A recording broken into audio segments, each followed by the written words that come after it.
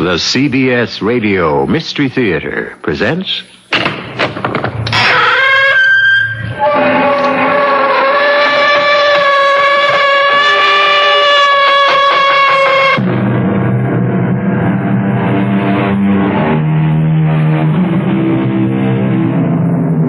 Come in. Welcome. I'm E.G. Marshall. Happy to have you with me. It gets lonely in here sometimes when it's dark and quiet, and there's no one for company except the strange and brooding spirits. But we're not staying here for long. We're on our way to Connecticut to visit a little house on an out-of-the-way dirt road called Chimney Lane. If you're interested in country property, you might be interested in it. But then again, you may not. You see, the house is vacant. Not because nobody wants to buy it. The owner is afraid to sell it.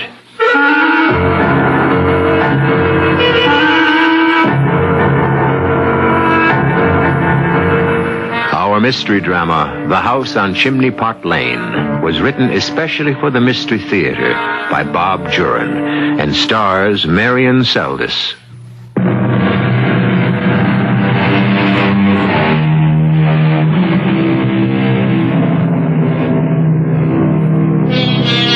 I'd like you to meet two friends of mine, Jim and Marion Sage. They're a playwriting team who have just had a hit play open on Broadway.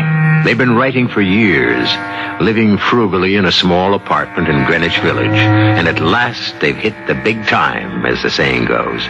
Their new financial security is making a dream come true, the dream of a house of their own in the country, where they could enjoy life while they continued to write their plays. And that's what led them to Connecticut and the house on Chimney Pot Lane. I'm Mrs. Green. Can I help you? Yes. You seem to be the only real estate agent in town, and we're interested in knowing something about a house. Oh, sit down, please. Thank you. I'm Jim Sage, my wife, Marion. How do you do? Hello. We are the only realtors in this village, and we do have a lot of beautiful listings. We're interested in one particular house. We passed it this afternoon, peeped in the windows. It seemed to be empty, and we wondered if it's for sale and if you might have a key. We usually have our sign out in front of the houses for sale. Did you see it? Oh, no, there was no sign. Do you remember where it was? Oh, yes. It was the end of a narrow road called Chimney Pot Lane. Chimney Pot Lane? That house? Yes. We fell in love with it, and we were hoping... That house definitely isn't for sale. Oh, dear. Why is it vacant, then? The owner closed it up and moved to Florida. Well, I thought houses were at a premium around here. The house on Chimney Pot Lane can never be lived in again. Oh, now you're going to say that it's haunted.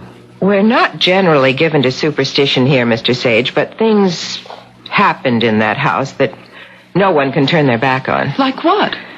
We don't talk about it anymore, but... Please. Well, there was nothing wrong until 5 years ago when a group of cultists moved into the house. No one knows what kind of things they were up to, but they left, and then things started. What kind of things? Well, the next family that owned it disappeared entirely. Just like that. I mean, water still in the tub, breakfast things on the table. Never heard from again. And, there was more? The next owner just abandoned it. Wouldn't tell anybody what happened. And finally, Ed Hagen, who owns it now, tried to burn it down, and, well, that was the capper. Capper? Now, the place wouldn't burn. Fire started in the kitchen, burned for almost an hour before the fire department was notified, and no more damage than one kitchen wall. That house is bewitched. Can you give us the address of this Mr. Hagen? He won't sell. Well, we'd at least like to ask. Very well. But you're wasting your time.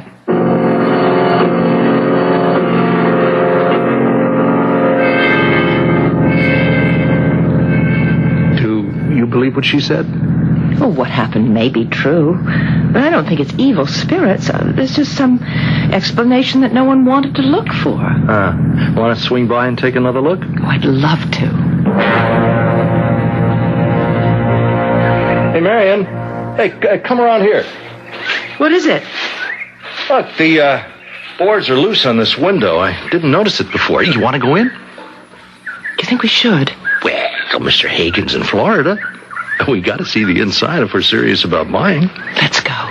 Good. And now this ought to come off easy. There you go. And I give you a hand up. It's not high. There. That's easy. Yeah. Well, here I come. We're in a pantry. Yeah, light's kind of dim. Come on. Hey, here's the kitchen. Oh, that's where the fire was, huh? It was strange, wasn't it? I mean, that the whole house didn't burn. Well, I still don't think black magic had anything to do with it. Look how charming. A sunken living room. Hey, with a fireplace. Paneling's in good condition, too. And a den, Jim. Look over here. Hey, yeah. Might make a good workroom for us. Oh, isn't it perfect? And a fireplace in here, too? Oh, I'm falling more in love with it every minute. Hey, check that circular staircase, huh? I can't imagine a better place for us, Jim. Oh, let's see if we can get in touch with Mr. Hagen. I'm with you. I'm ready to take it, evil spirits and all. And maybe we'll even write a play about it. Look, let's get back to the city. I'll try to call Mr. Hagen tonight. Okay. Yeah, thanks very much, Mr. Hagen. We'll have our attorney handle things. Thanks. Goodbye. It's ours? Well, that was Hagen's son. Old Mr. Hagen died last year. His son's only too glad to get rid of the house. How long will it take? A couple of weeks, maybe. I'll get Fred to handle the details. Oh, I hope we're in by Christmas. I'm going to ask Georgia to give us some advice on the decorating. Broadway's #1 set designer ought to have some good ideas for a country house with a resident evil spirit.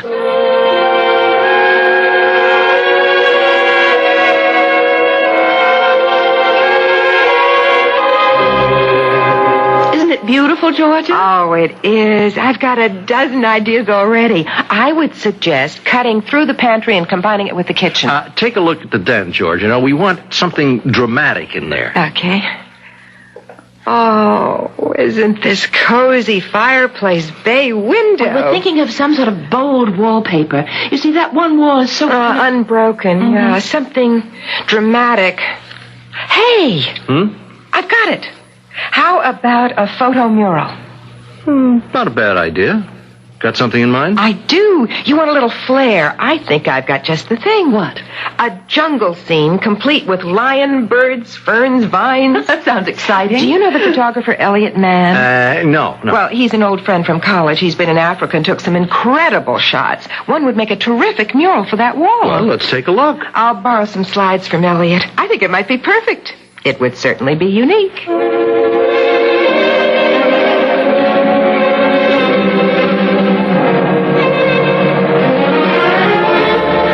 It's really sensational, George. Oh, I'm glad you like it. I was having some doubts that it might be too overpowering. No, I love it. It makes the whole room seem larger. Yeah, it's like having an indoor garden, you know, with all those vines and ferns. And that lion on the rock. And the tropical birds. Oh, it's so dramatic.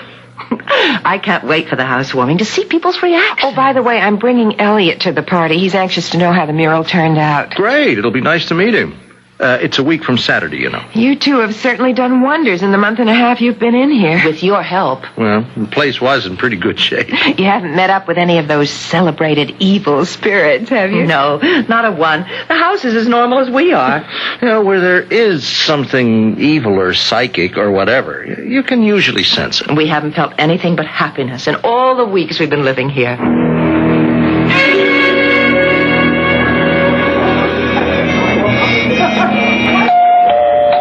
I'll get it.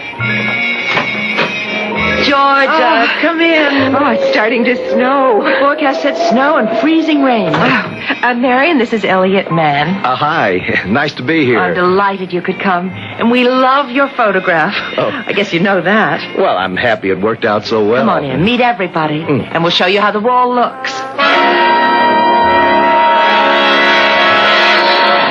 That is impressive. The details held up beautifully in the blow-up. Yeah, the feeling of realism is incredible. Everybody's talking about it. Well, I'll never forget shooting that photo. The stupid lion attacked us a second after I snapped. Chased our car for almost a mile before he gave up. Well, you have to expect those things when you gallop around Africa. The animals weren't as dangerous as the natives. They were a wicked bunch in that part of the bush. They're headhunters, primitive, superstitious, and utterly ruthless. I'll stay in the good old USA, thanks. They refuse to be photographed, if anyone's foolish enough to get close enough to try. Why? Well, it's a common belief among many primitive people that the camera captures their soul. They're deadly afraid of cameras. Yeah, I've heard that. Needless to say, you didn't get any shots. Oh, not of the headhunters. It wasn't worth the risk. Hold on a minute. I think you might be mistaken, Elliot. What do you mean? I've never noticed it before. We've had the mural up for 2 weeks, but I just didn't see it till now. Look, through the leaves down in this corner. It's the face of a man. Let me see that. Oh, it's a face, all right. You probably didn't know he was there when you took the picture. Well, he couldn't have been. There wasn't a native for 10 miles around. Anyway, I would have seen it on the slide. Well, maybe the blow-up brought it out. It's just a trick of the lighting. You're right, Marion. It does resemble one of the bushmen. When you stand back, it looks like a face. It's just the pattern of the leaves and ferns. There's no real face there. Oh, yes, I see it now. It looks like the real thing to me. Well, you probably can find lots of images in those leaves. The dappled sunlight does it. Looking for things in the mural will give Jim and me something to do when we hit those writing blocks.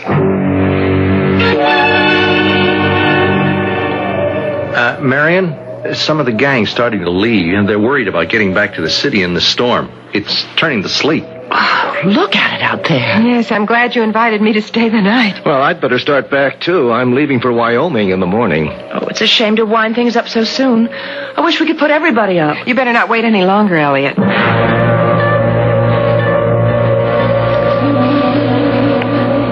It turned to sleet, all right. It's a fairyland. Everything is ice. The sun on those trees. It's fantastic. And we're without a phone. Branches are down all over the place. I'm going into town. Ah, the joys of winter in suburbia. I hope the crowd made it back safe last night. Well, I'm sure they did. I'll be back as soon as I can. I've got to get the phone company out here, and then I'm going to get a haircut. I'll see you later. Drive carefully, dear. Let's take our coffee into the den, Georgia. Okay. I'll stir up the fire. There's some embers left from last night. Oh, it really is beautiful out there. The scene through the bay window almost looks like a painting itself. Georgia. What?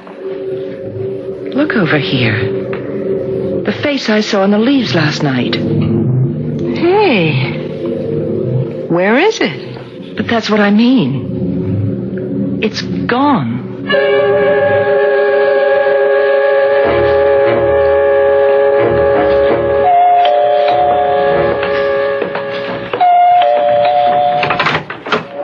Good morning, ma'am. Your phone company. Yes, come in. I saw you working on the wires. That was fast. Well, I was in the area when I got the call. Weather like this keeps us busy. Oh, I can imagine. Well, I've got to check the instrument now. Of course, this way.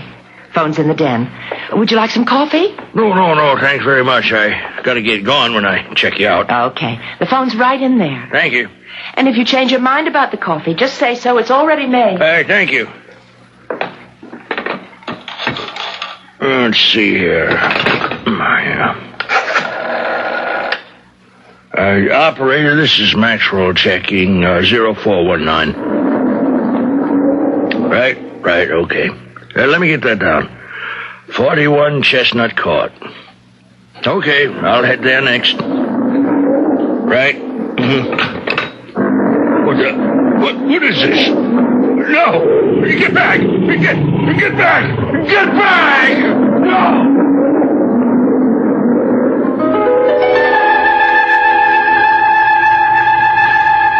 Did you hear what I think I heard? In Jim and Marion's den? Perhaps we were mistaken. What really happened, of course, was that the phone man turned around and saw... Well, come to think of it, what did he see? Perhaps we'll find out about that and more about this house on Chimney Pot Lane when I return shortly with Act 2.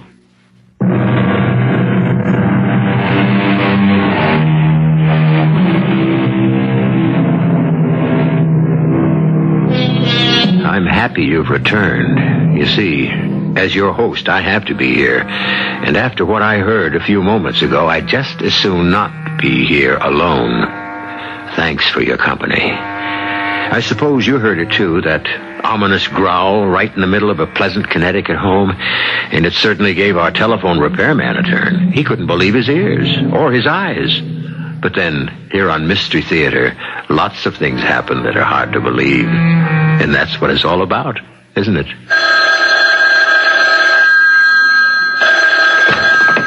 Hello?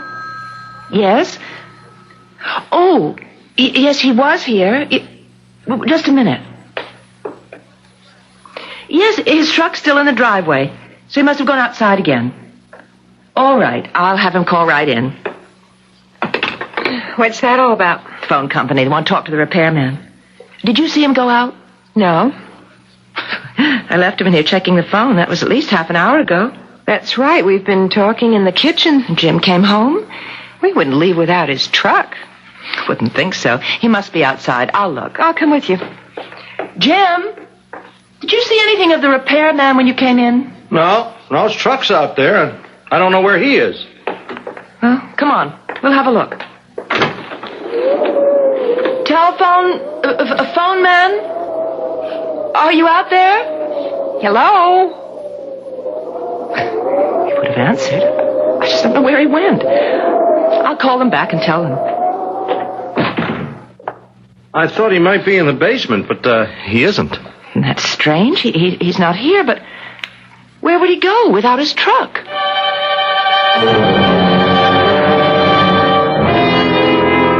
It's been 2 hours, and the truck's still there. Oh, there's a car pulling in the driveway. It's a police car. What in the world? It must have something to do with the repairman. Jim, the police are here. Yeah, I see. There's someone with them. You better go out, Jim. They're looking at the truck. Well, that other man must be from the phone company. Hello, officer. Mr. Sage, Yes? I'd like to talk with you for a minute. Well, of course. Come on in. This way, officer. This is my wife, Mrs. Sage, and Hello. a friend, Miss Kane. Well, how do you do?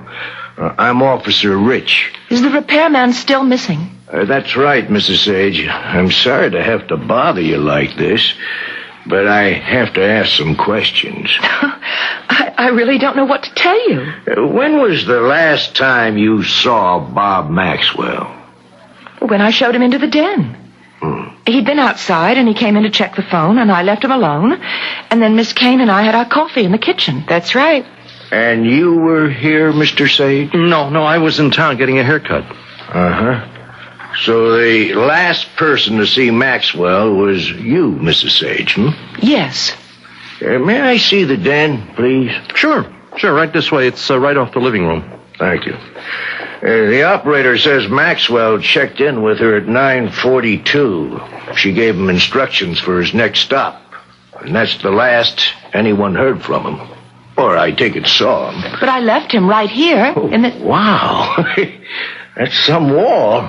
Yeah, a friend of Miss Kane's took that photograph, and we had it specially made to fit the wall. And neither of you heard or saw Maxwell go out. No, but we were in the kitchen. I mean, he could have left without us knowing it. Well, I don't know what else to ask. We don't suspect foul play, obviously, Mr. Sage. But this house, well, it has had a reputation. Oh, we've been here 2 months and haven't had one single strange thing happen. Until now. Oh, now, look. Don't tell me you think that anything... I don't know what to think, Mr. Sage. It wouldn't be the first time someone disappeared from this house without a trace. Yeah, so they say. I have to admit superstition has no place in a police investigation, except that this man isn't around, and his truck is. And my wife was the last to see him. Exactly. Well, we're as baffled as you are, officer. Well, I'll make my report, and we'll see where we go from there. The phone company's taking the truck back. Oh, and Mr. Sage, if anything out of the ordinary should happen, something that would give us any kind of clue, you'll let us know immediately.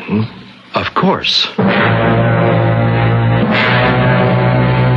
Put another log on the fire while you're up, Jim, will you? Right, and I'll freshen the drinks. Oh, this is so warm and cozy. I wish I didn't have to go back to the city tomorrow. You're welcome to stay as long as you want. You know that, Georgia. Oh, I know, and I appreciate it, Marion. Oh, here you go, Marion. Georgia. Thank you. Well, it's been quite a weekend. Between last night's party and today's little episode. It's so curious about that man from the phone company. To disappear like that. Well, he certainly didn't meet with any foul play here. Marion? What? Marion, I've been looking at the mural. It seemed to me the lion had his mouth open, like he was snarling. Yes, I think so. Yeah, well, look at it now. The mouth's closed. And his head is raised as though he were sniffing the air. Yeah, I could swear the lion looks different now than he did when the picture went up. Well, maybe it looks different. We don't remember. But it can't be different. Listen, when I get back to the city tomorrow, I'll look at Elliot's original slide. Yeah, that's an idea. Well, that ought to settle it. Fascinating the way the firelight makes the foliage seem almost to sway. Hypnotizing. Yeah, that's probably why we think we see things that aren't there. Like the man's face I saw last night. It was gone this morning in the daylight. Well, there's more in that picture than meets the eye. Looks like we'll have no end of fun with it.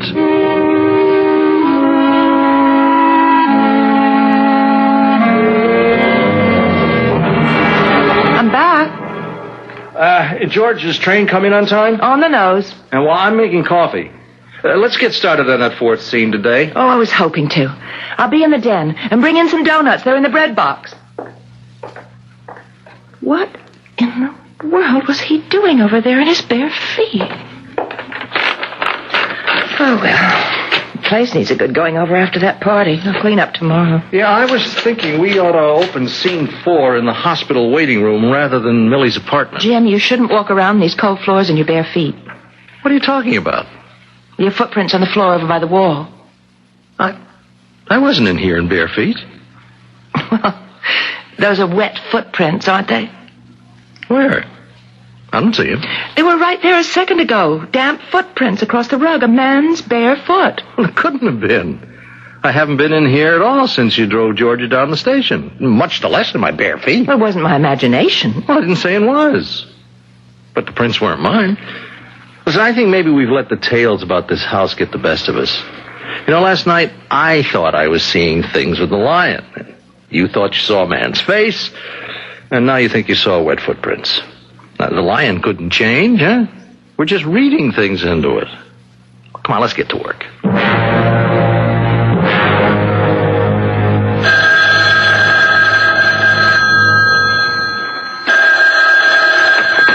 Hello? Marion, it's Georgia. Hi, Georgia. Listen, I've meant to call you for days, but I've been up to my ears in work. I went over to Elliot's and looked at the slide. Oh, yes, we were wondering about that. Must have been the firelight. The slide's the same as the wall. The lion has his head in the air and his mouth is closed. Yeah, I'm looking at it now. It hasn't changed. Is that funny? We should have thought that it was different. How are things with the house? Did that telephone man ever turn up? No, not that we know of. We haven't heard. By the way, Georgia, could you come up this weekend? Jim's going to Philadelphia to doctor a new tryout. I'd love the company. Sure, I'd love it. I need a break. Georgia? Hold on a minute, will you? Sure. Yes, it is. Georgia? Yeah, what's up? The face is back in the mural. What? I've been staring at the wall while we've been talking. It's there.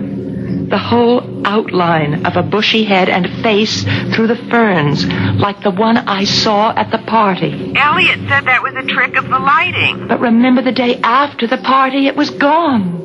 You didn't see it again, you mean? Yes, that's what I mean.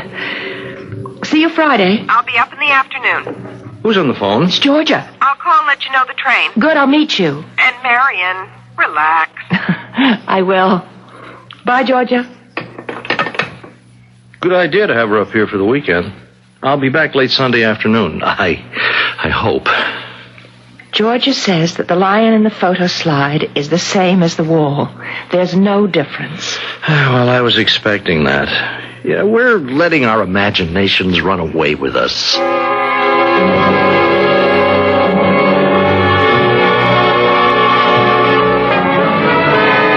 Leave the dishes, Georgia. Let's have some brandy by the fire. Oh, you don't have to twist my arm for that. It's probably Jim. He said he'd call when he got to Philadelphia. Well, he made good time. Oh, bring the coffee into the den. The brandy's in the liquor cabinet. I'll be right in. Say hi to Jim for me. Hello? Hi, honey. I thought it would be you. How are things with you? Just finished dinner. Everything is all right, isn't it? Of course. Well, I'm glad George is there. See you Sunday. We'll be here. Bye, darling. I put on a fresh pot of coffee. It'll be ready in a while. Now, how about that brandy, Oh, yes. It's in the lower cabinet and the glasses are there, too. Oh, well, let me get them. Nothing like a swirl of brandy. Well, now, where in the world did this come from? What is it? It's a feather. A blue feather. I don't have anything with feathers. Where was it? On the floor. I picked it up right here. Exactly under that bird in the mural. What do you mean? There has never been a feather in this house. I can't stand them. You think that... Oh, Marian, it can't be. Look at the bird. Look. That feather is from that bird in the picture. Oh, now, Marian, come on. You've got me doing it. I could swear I saw those ferns move. Where? Over there in the right-hand corner. What is happening? Unless we're going crazy. You do hear drums. Yes. We've got to get out of this house. I don't know what it is, but we've got to get out. I knew there was something about that picture. Come on, Georgia. Hurry. Marian! Marian, look! It's moving. Oh, the lion is coming into this room. Run, Georgia. Run.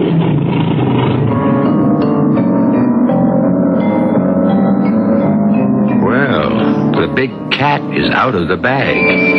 Now we know that all those things Marian was seeing, the face of the man, the different face on the lion, and most recently the feather, weren't figments of hers or anyone's imagination. Something strange is happening in this house on Chimney Pot Lane, and I'll join you there shortly in Act 3.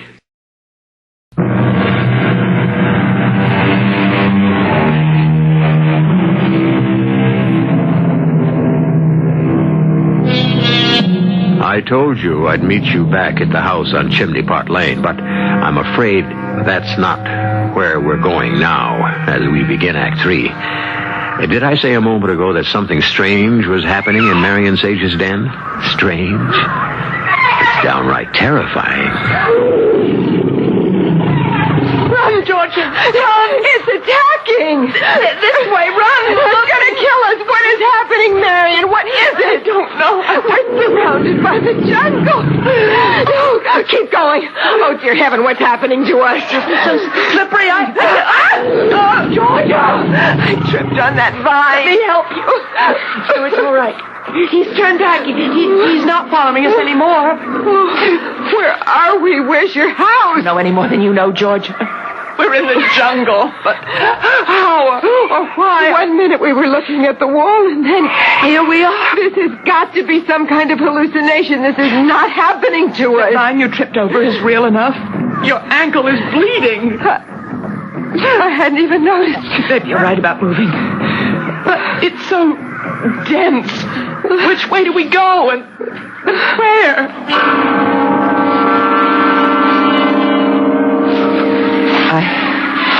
I can't move another step. I'm scared to death. I want to lie down and go to sleep and wake up from this nightmare. There seems to be a path leading off that way. We have got to keep moving, Marian. Come on. George, is that smoke? Yes, it is. Up ahead. The path we're on. I never thought about it. What? This path has to be made by someone or something coming and going. See what you mean? Try not to make a sound. We're coming to the top of a hill. Shh. Stay back up there. Georgia, look, down there. It's a village. We're on the road into town. Look at those people. It's just like the man I saw in the picture. Look at the top of those poles. Are they? They're skulls. Come on, back down the path before they see us.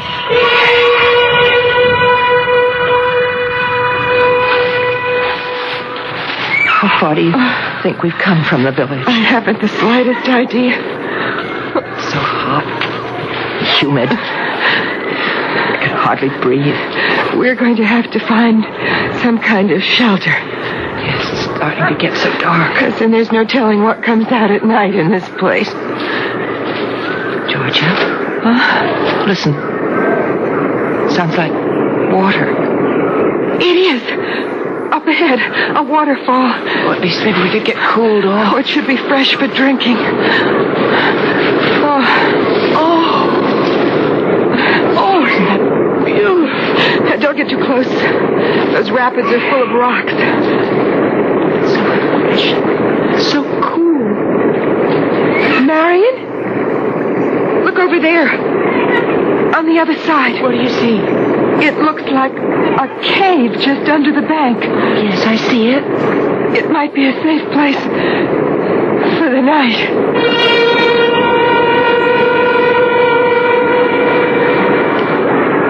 Here we are, down on the rock.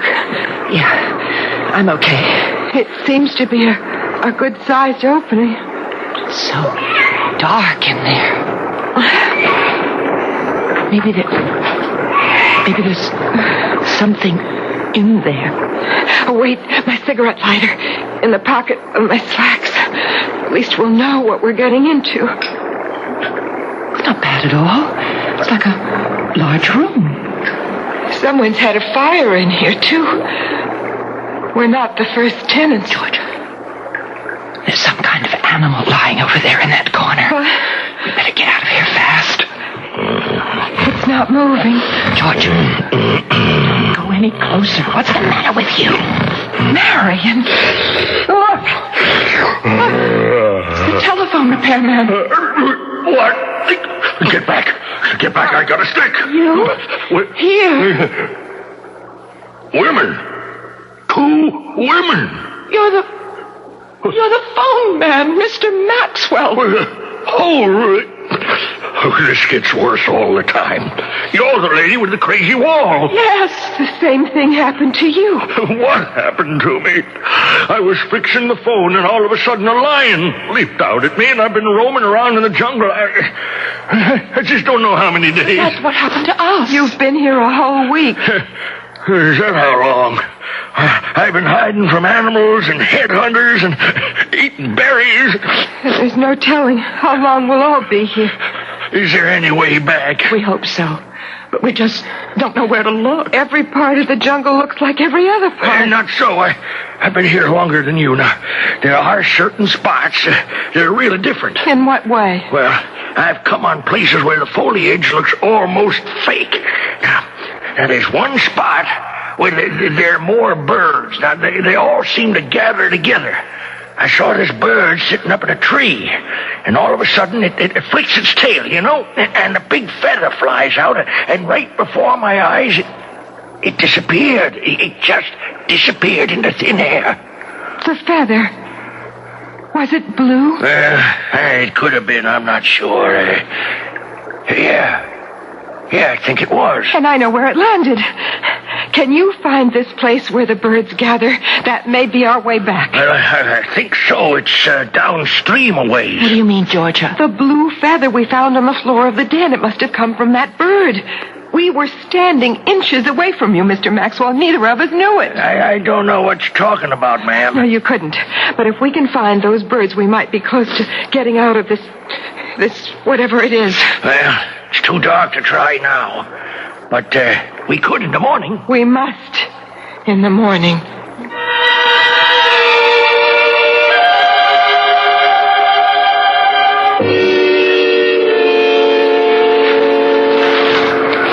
Is it much further to where the birds are? See that clump of tall trees in the distance? Well, it was just to the right of them that I saw the birds, and down below was where the ferns and things looked different. But do we have to go that far? I'm exhausted. What's that large dark area up ahead? That beats me. Must be a bog or something.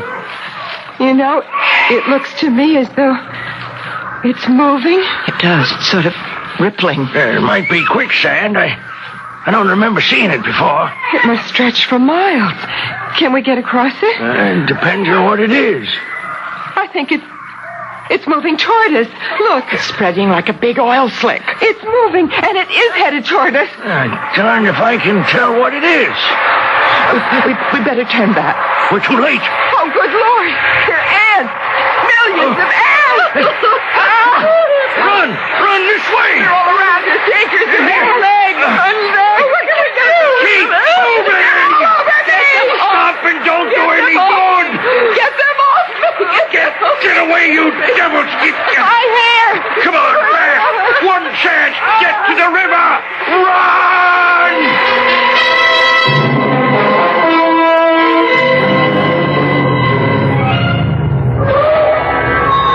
Hello?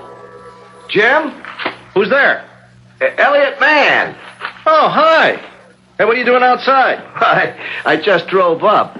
Georgia told me she was spending the weekend. I wanted another look at that mural. No one answers. I guess the girls are out. Probably antique hunting. They said they were doing that today. Come on in. Door's open. Not like Marion to leave without locking the front door. Well, I got back a day early.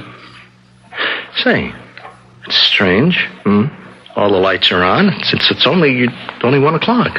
Yeah, it looks like they were having a party. Coffee and brandy. Elliot, something's wrong.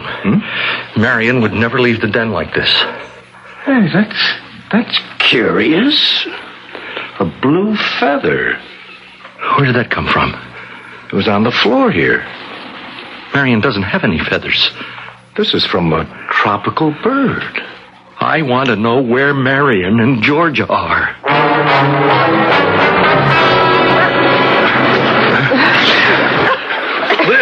We're almost to the river. I don't think I can go another step. Oh, you can. Help.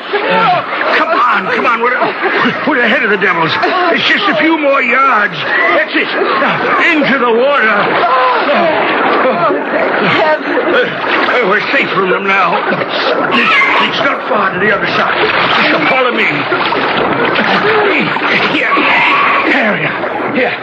Here, I'll help you out. I'm up. Thanks. Oh, any idea where we are? No, not anymore. I'm going to take a look over the top of the bank. I'm so tired, George. I think I'm going to die. No, you're not. We're going to get out of this. We don't know where to go. I don't know what to do. All this wandering around and being chased for nothing. Marion, look. Through the ferns. Is that a man? Crouching? Yes. It's one of the headhunters. Well, there's nothing familiar on top of... Look over there. There's a headhunter looking at us through the ferns. Oh. What'll we do? Stay still. He's alone. There he goes. He's running away. Yes, he's probably gone for help. We better get out of here before they get back. They know this place better than we do. We'll never escape them. Look, I don't want to end up on one of those poles. I wonder if we have any choice.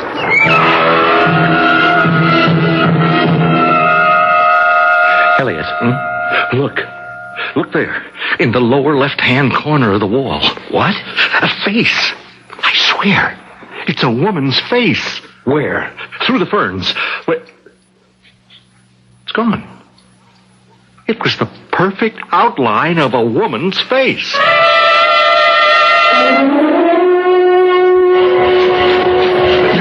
They're on their way. They'll probably try to circle around us and cut us off. They'll find us. They'll kill us. We have got to keep going. We can't get away from them. We can't. Up ahead. Look, the bird. birds! That's the spot I told you about! We might find a way. No! I spear! I'm hit! No, help me, he's hurt. Past those trees! Past the trees! There it is! Lord, Marion, help me! We've got to help him! The house, the den is right through those trees. Yes, you're right. We found the way. Help me drag Maxwell. Take his arm. Hurry, please. We found it. Lord, help us get there. Please help us. It's Jim. Marion! We're coming through. We're here. Oh, help him. It's the phone man. Spear in his back. They're after us. The headhunters. Stop them. Do something. There's one thing that might stop them. My camera's in the car. I'll be right back. They're deathly afraid of this. I captured more than their souls when I took that picture 2 years ago. Pulling back. They've seen you. All right, you devils. I got your souls once before. I'll get them again. They're disappearing. Look. The whole photo mural just going. It's fading away every time you shoot. I don't believe my eyes. I don't believe it. The wall is white. There's not a trace of the mural left.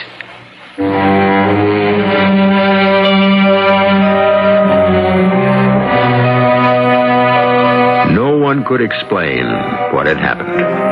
Had Elliot captured not only the souls of the natives, but the very soul of the jungle itself? Had the supposed bewitchment of the house brought it to life? Who can say? The mural is gone now, and so are Jim and Marion Sage. They put the house up for sale and bought a townhouse in the city. The last I heard, they still hadn't found a buyer.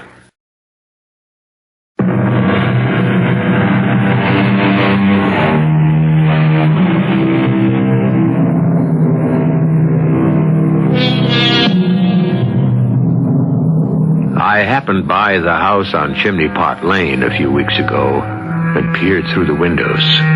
Curious. There was a pantry where I thought Jim and Marion had put in a breakfast nook, and one wall in the kitchen looked burned by a fire long ago. Well, perhaps they'll find a buyer soon. Any takers? Our cast included Marion Seldes, Terry Keane, Earl Hammond, and Sam Gray. The entire production was under the direction of Hyman Brown. This is E.G. Marshall inviting you to return to our Mystery Theater for another adventure in the macabre. Until next time, pleasant dreams.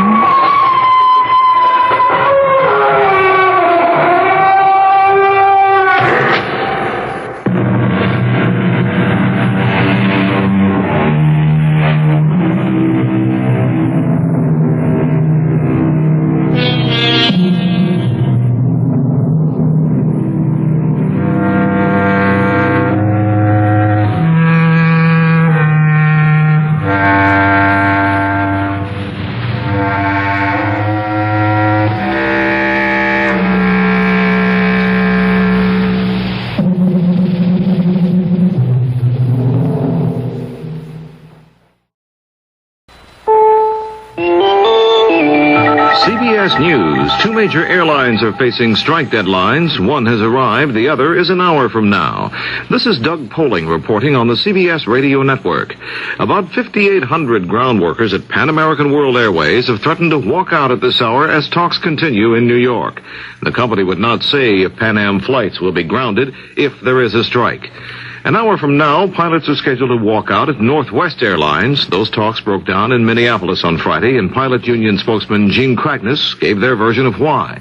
In actuality, the mediator delivered a demand by Northwest Airlines that we substantially pare down our list of open issues as a precondition to returning to negotiations.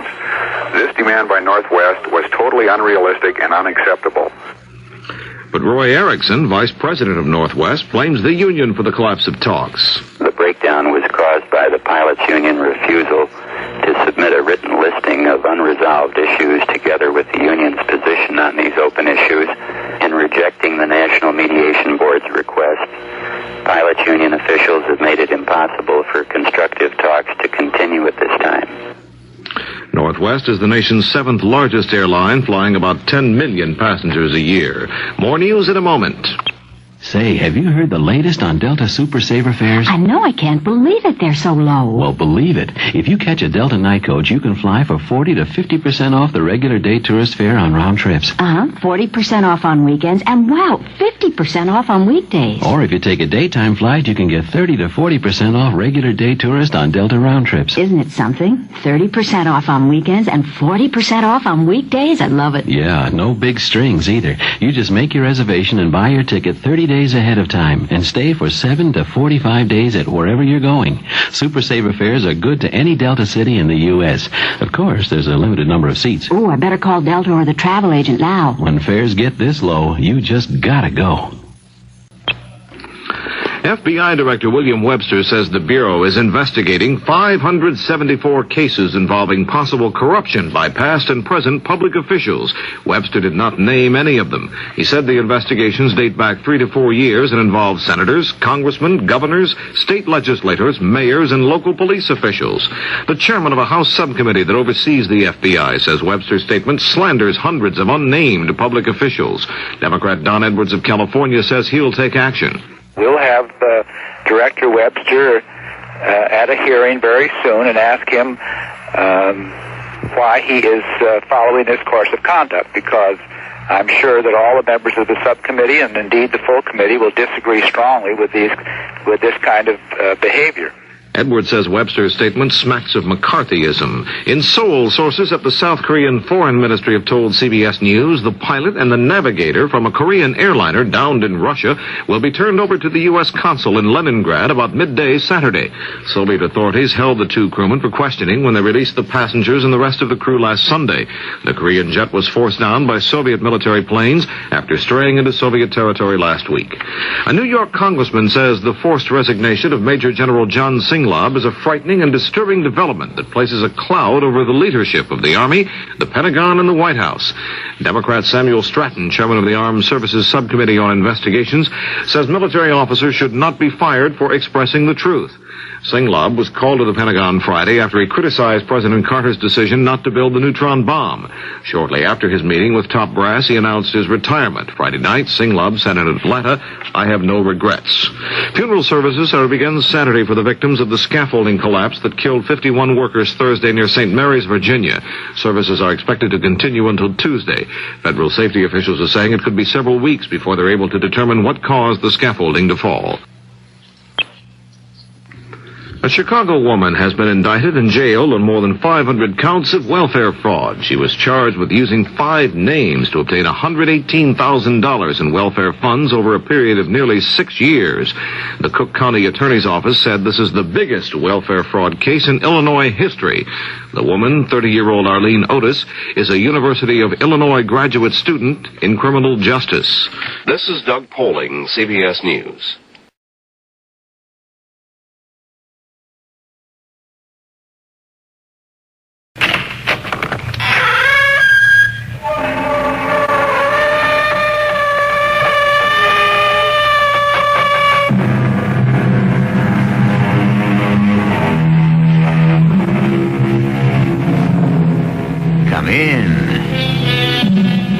Welcome. I'm E.G. Marshall.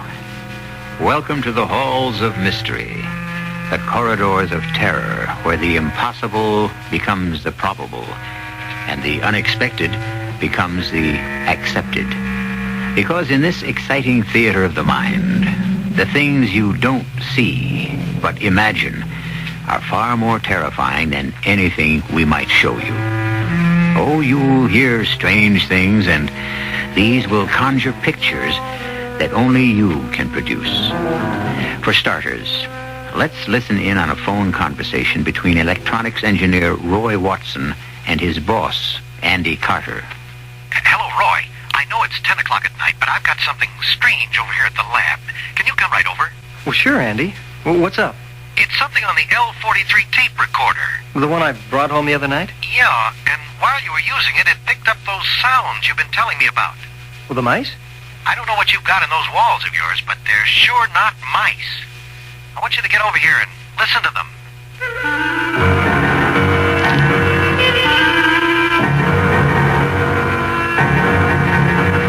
Our mystery drama, Sagamore Cottage, was written especially for the Mystery Theater by Bob Juran and stars Bob Caliban and Carmen Matthews.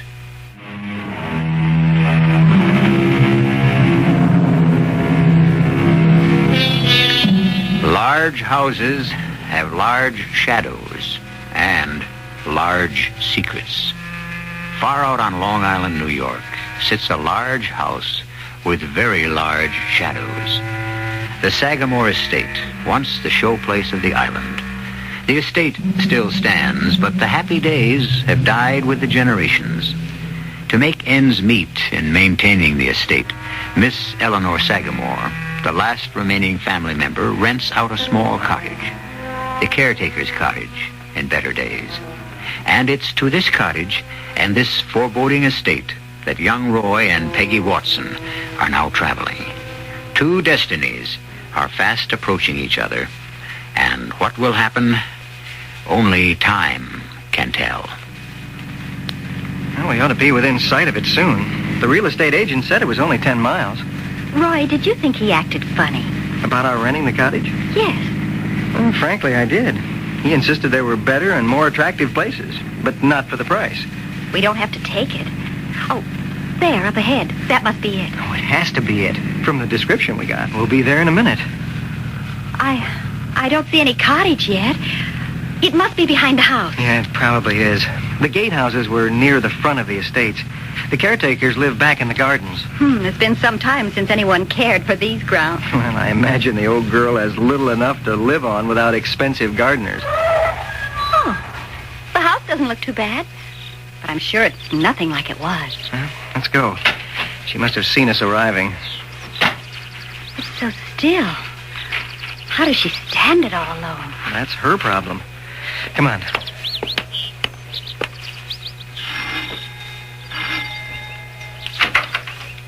You didn't have to ring. I saw you. Miss Sagamore, we're the people about renting the cottage. I know it. Who else would be coming up to Sagamore? Well, can we see it? You'll have to see Miss Sagamore first. She must decide if you're right for it. Well, then you're not... I'm Margareta. Show them in, Margareta. Don't stand there crabbing. You heard her. Come in. I'm Miss Sagamore. How do you do? That will be all, Margareta. Yes, Miss Sagamore. Shall we retire to the library? Actually, I could answer the door faster than Margareta, but she's been here so long I couldn't hurt her feelings. I have to allow her the chores. I understand. It's nice of you.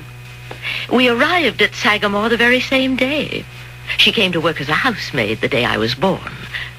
But you're interested in the cottage, not in us? Well, we would like to see it. Please sit down. What brings you to the island, Mr. Watson, is it? Yes. I'm starting a new job out here with Crown Electronics. Oh, that ghastly building 2 miles down. I've heard they do evil things in there. No, it's an electronics research firm. Ray guns and weapons. Not quite. We're experimenting with a new transistor. I've been hired to head a team. It's my specialty. I know nothing about it except it's evil. But I won't hold it against you. I like you both.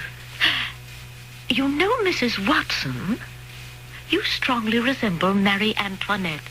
Has anyone ever told you that? Well, no. A striking resemblance. Turn your head a little to the side. Oh, well. Yes, even the profile. Perhaps we could see the cottage? Oh, of course. I get carried away sometimes. That's all right. I knew I married a queen. It's quite remarkable. Quite.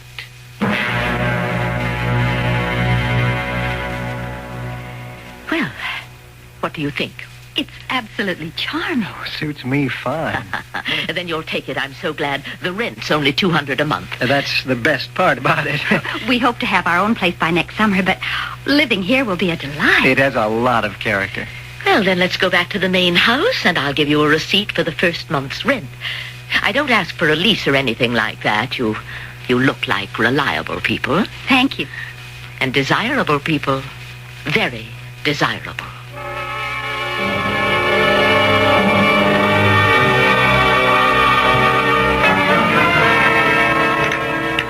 Oh, even the china's expensive, Roy.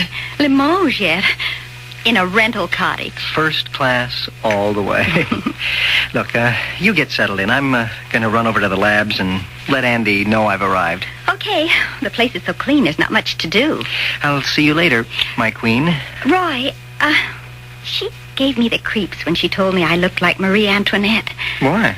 I thought it was a compliment. Well, probably was, but the way she looked at me, scrutinized is the word, I felt so uncomfortable. Forget it. She probably won't mention it again.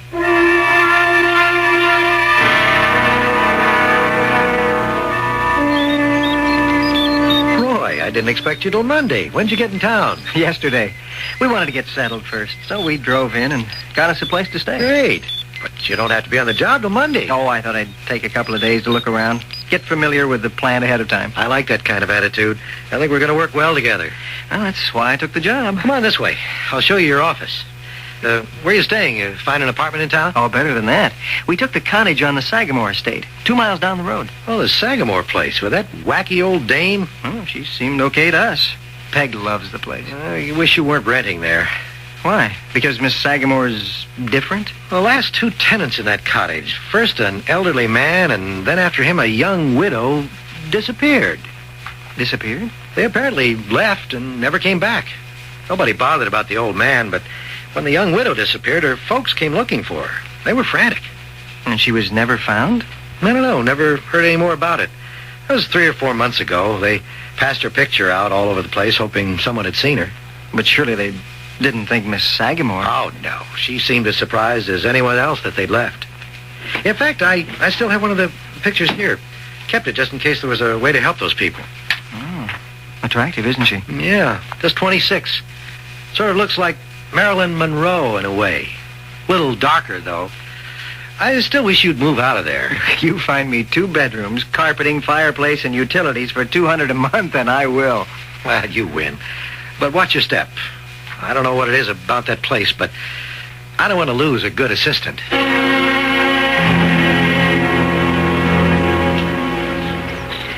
Hello.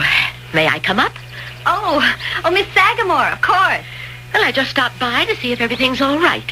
Just perfect. It's beautiful. Yes, it is a charming cottage. And it's so nice to have someone in it again. It's been vacant for several months. I can't imagine why. It's so lovely. People around here have strange ideas. Oh, I did want to mention, Mrs. Watson, not to let Margaretta bother you.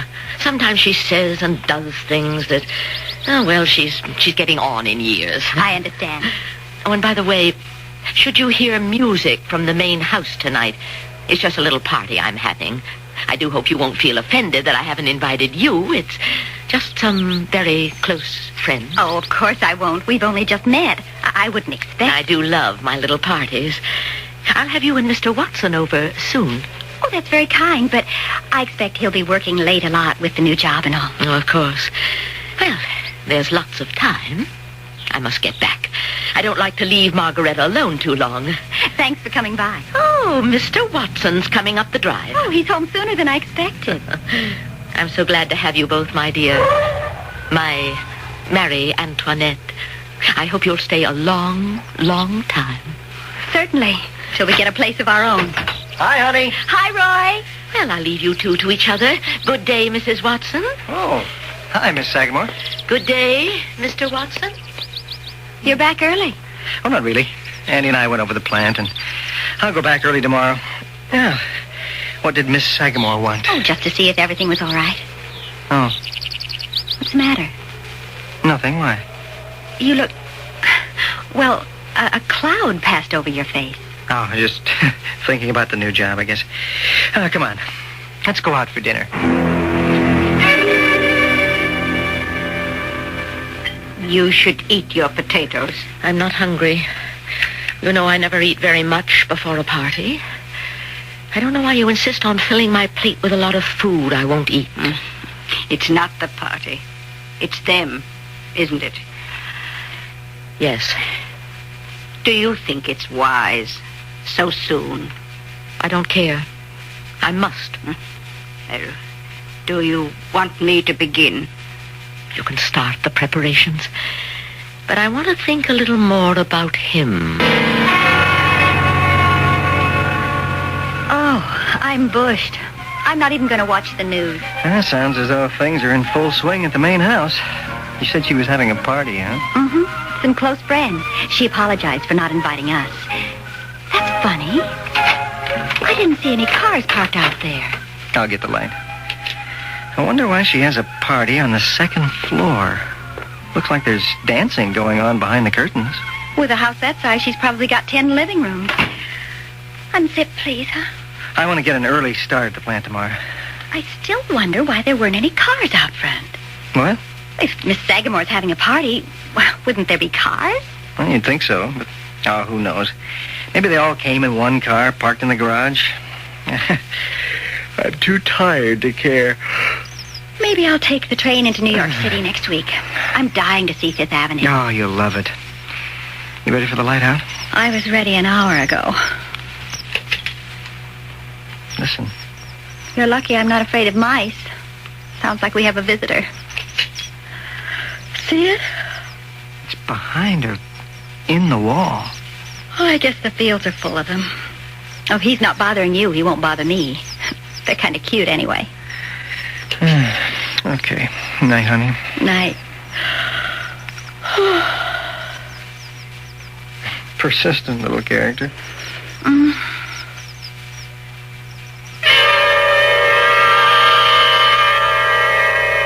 It seems that Sagamore Cottage has more than Peggy and Roy Watson for tenants. But then, as Peggy said, field mice are kind of cute. They're really not undesirable, and they generally mind their own business.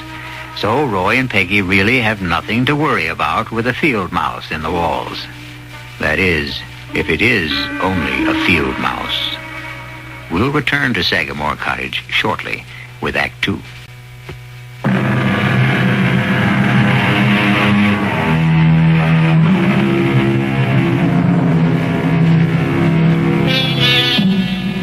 Skittering in the walls of your bedroom is not exactly conducive to sleep. And for Peggy and Roy Watson, it was a restless night. The rustling in the bedroom walls stopped after a while, but the next day at Roy's office... Morning, Roy. Hey, why the long face? Oh, not much sleep last night. Oh? Mice kept us awake half the night. Mice? In the walls, rustling and squeaking. Yeah, I told you shouldn't have rented that place. And Peg's going in to get some traps when she goes shopping. A cat's better. If they're field mice, and they probably are, they can grab that bait without setting off the trap. They don't weigh half an ounce, you know. But a cat, now he'll take care of them. Yeah, maybe you got a point. I'll talk to Peg about it tonight. Feel like starting on that transistor scheme today? Sure. Fine. I'll have Jim McDonald set you up. And say, you might check with him about a cat. His house usually has a litter or two. His wife has a soft heart for strays. Okay, I'll get me a cat. Aw, isn't he sweet? Hey, Jim said he's almost a year. Just right for mousing. Well, the traps didn't catch anything in 2 days. Maybe just having the cat around will scare the mice off. Oh, you're beautiful. I'm going to call you Tiger because you're such a ferocious-looking fellow. I love you already. There, down you go. And scare some mice. You want some help with dinner? Nope, everything's ready. Mix us a cocktail. What's the matter, Tiger? Oh, he's backing away from something, but what? Oh, great. Our first cat, and he's afraid of mice. Oh, come here, Tiger. What's the matter? Well, he seemed to be calming down a little. Something frightened him. Well, he's supposed to do the frightening. The sounds haven't been too bad for the past couple of nights, though. You seen anything of Miss Sagamore? Oh, she dropped by this afternoon with some flowers. Pathetic little violets she said she grew herself. I think they're growing wild all around the property. She talks too much, but she's really very pleasant. That housekeeper gives me the willies, though. I don't know how she stands her.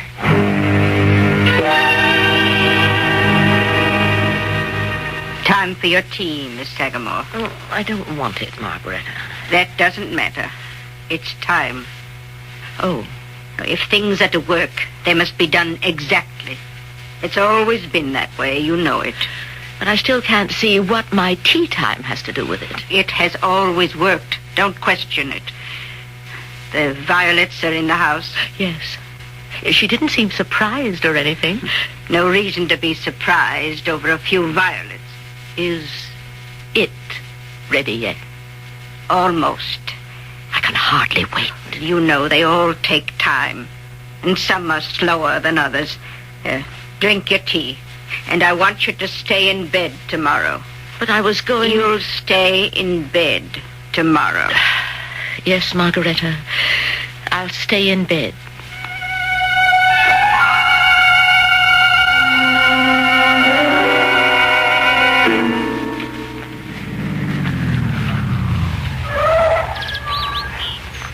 That's strange. I was sure I closed the house door behind me when I left. Oh, hello, Tiger. Hey, you didn't open the door, did you? Well, it's a good thing I came back for the tape measure. I'll be sure to lock it this time. Margareta. Oh, Mrs. Watson. What are you doing here? Well, I just came to see if everything was all right, if you needed anything. I am the housekeeper. I keep my own house, thank you.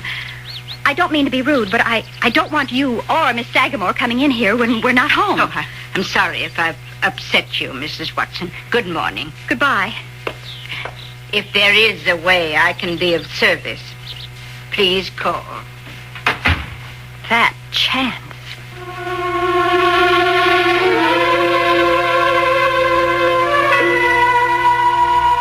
I don't like that woman. The sooner things start working, the better. It can't be too soon to suit me. I wish she hadn't surprised me in the cottage. It's just liable to make her too suspicious.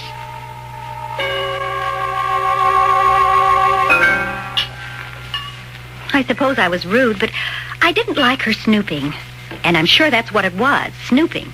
You want me to speak to Miss Sagamore? Oh, no, I don't think we'll have any more trouble with Margareta. I let her know how I felt. What's the matter, dear? Do you notice a funny odor? No, not really. Sort of like seaweed. Well, a little, now that you've got me thinking about it. But this is Long Island. Nothing but salt air and seaweed. Yeah, I suppose. I just hadn't noticed it before. Here's your drink. Thanks. Good grief, my rings. I've heard of throwing your weight around, but not your rings. That's never happened before. My engagement and my wedding ring, both. They just slipped off when I reached for the glass. Here they are. Oh, they're usually too snug. Roy, look how they slide on my finger. I don't understand it all of a sudden. Beats me. I don't see how they could get larger just like that. You'll have to have a jeweler put those doohickeys on them to make them smaller. Well, I'd better keep them off for now. I'll lose them if I try to wear them like this. I have some work to do tonight. I thought it'd be easier to do it here. Uh-oh. There they go again. Oh, I've given up on Tiger. We're just going to have to live with those noises. Here. Look at this. Looks like a watch. No, a tape recorder. You're kidding. That small? Oh, this is nothing to what we expect to do. Someday a recorder smaller than a diamond in that ring of yours. This one actually works. Microphone, tape, speaker, all in this little case, no bigger than a pocket watch. Fascinating. But you have to work. I better get dinner. I'll have my second drink in the kitchen. Oh. Honey, take it easy. I'm all right. My right shoe just slipped off when I stood up.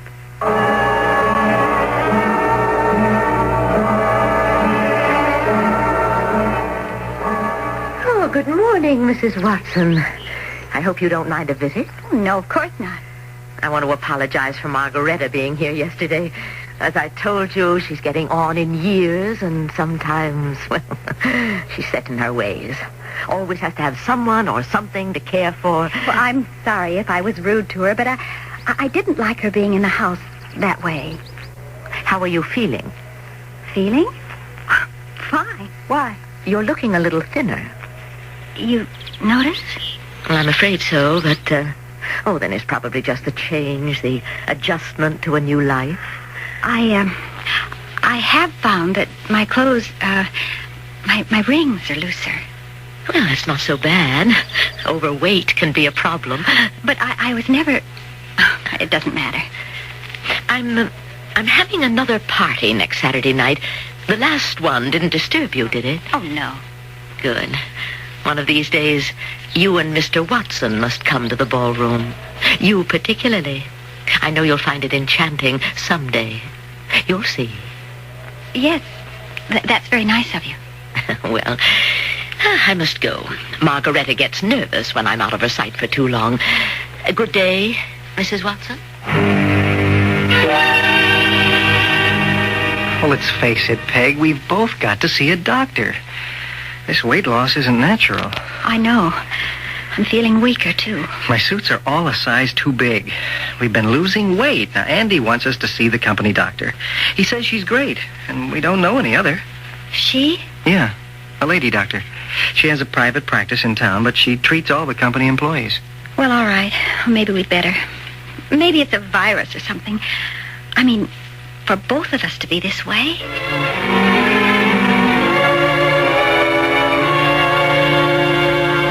Every test is negative, Mr. Watson. No anemia, no tumors, no blood infection, no problem in the digestive tract. Nothing that would produce such a weight loss in you and Mrs. Watson. Well, it's encouraging, Doctor, to know we're healthy, but we are getting thinner. Yes, well, the only thing I can suggest is going into the hospital for extended observation. Oh, no. I can't do that. Well, Andy will give you the time off if I feel it's necessary. I don't see what more you can do. You've made all the tests, and there's nothing wrong. Oh, there is something wrong, but we have to search further than the lab tests and x-rays. There seems to be no pathological cause for your condition. Well, I don't want to go into the hospital now. We'll wait a while. If we keep losing, well, then we may think differently, but it's probably just fatigue. Roy starting the new job and the change for me. Mm-hmm. It's possible, but look, if the condition persists, I urge you to do it my way.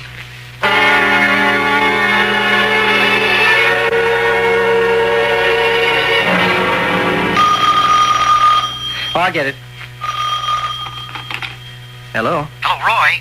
I know it's 10 o'clock at night, but I've got something strange over here at the lab. Can you come over? Well, sure. What's up? It's on that tape in the L43 tape recorder. Well, the one I brought home the other night?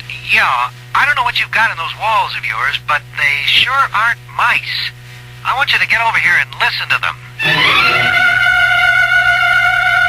Hi, Peg.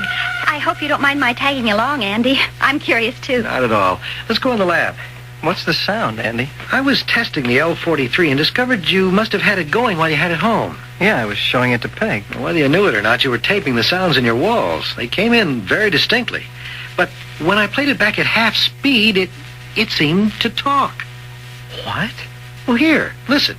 Now, this is the sound at normal speed.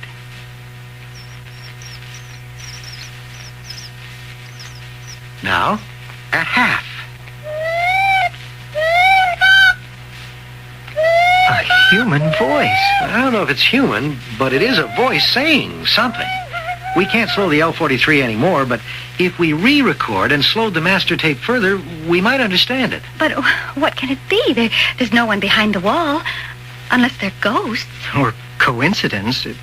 Variable speeds on tape recorders can produce curious sounds. I'd like to do some more taping in the cottage, Roy, with more refined equipment. Well, I have no objections. Well, how about tomorrow night? The sounds get going at nighttime, don't they? Usually. I'll bring over the M2400 model. It's the most sensitive recorder we've got. Okay. Well, there's no harm in experimenting. If you two insist, then come for dinner, Andy. You can have your fun over brandy.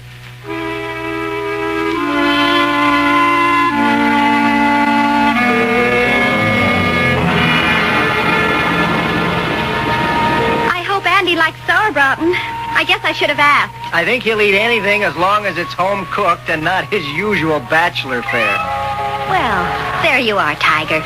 Your dinner's in the corner. Oh, His Highness finally showed up, huh? Well, he's not wet. He must have been in the bedroom. Look. Wait, he's got something in his mouth. Oh, I'll bet he finally caught one of the... Oh, what would he catch? Well, let's see. What you got, Tiger? Come on, drop it. What is it? Tiger, that's no way to act. It's nothing but a hunk of straw. Oh. Well, there's your seaweed smell. Well, let's see. It's a little straw doll. Oh. I wonder where he found it. Well, he seems to like it. Well, it's his toy. Look at him play with it. Well, I've got to look at the potatoes. Oh, there's Andy. I'll get it. Hi, Roy. Not too early, I hope. No, never. Come on in.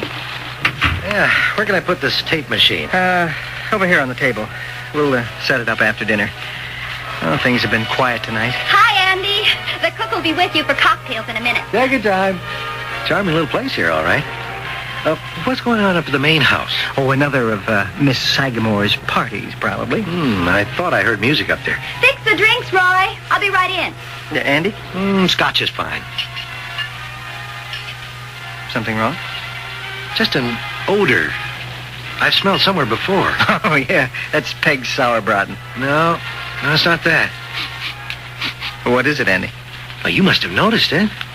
Oh, that damp seaweed smell. Yeah, we have it all the time. We've gotten used to it.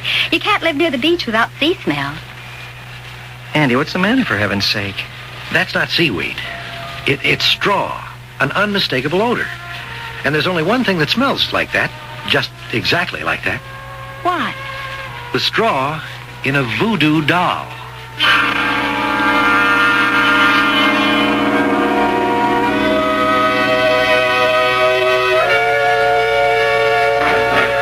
Things at Sagamore Cottage seem stranger all the time. Noises in the walls, the Watsons' weight problem, and now voodoo? In the 1970s on Long Island? Well, they tell me it's not limited to Haiti.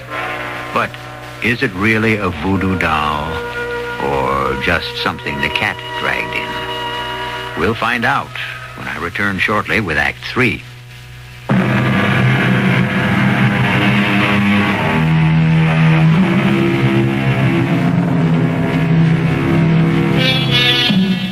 Good rentals are hard to come by these days.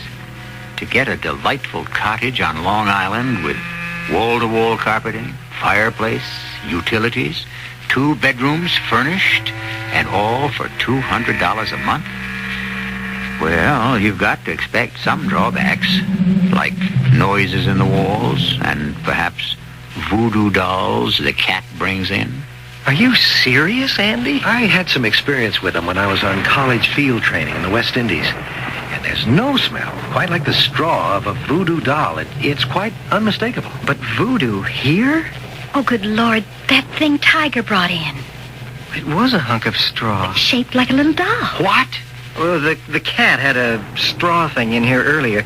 We didn't think anything about it. Where is it? Well, Tiger was playing with it like a toy. It must be around here someplace. Well, forget dinner for the moment, please. I must see that thing. Well, I'll see if Tiger's in the bedroom. He brought it into the kitchen first. Let's try there, Andy. Now, you may think I'm making too much of this. Well, I don't know what to think, but you don't expect me to believe Miss Sagamore and that weirdo maid of hers are bewitching us.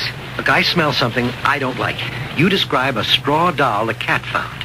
Now, that's a hex, no matter who's pulling it off. Somehow, I just can't take this seriously. Tiger's in the bedroom sleeping, but I can't find that thing. I don't know what he did with it. You say it's not doing you any harm, Roy. What about your weight loss?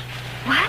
Just tension and fatigue. Dr. Mason didn't think so. She wanted more tests. You're suggesting our weight loss is due to a hex? I suggest you both get out of this cottage as fast as you can. Now, forget the recording we were going to do. Forget looking for the straw thing. Pack up and get out tonight.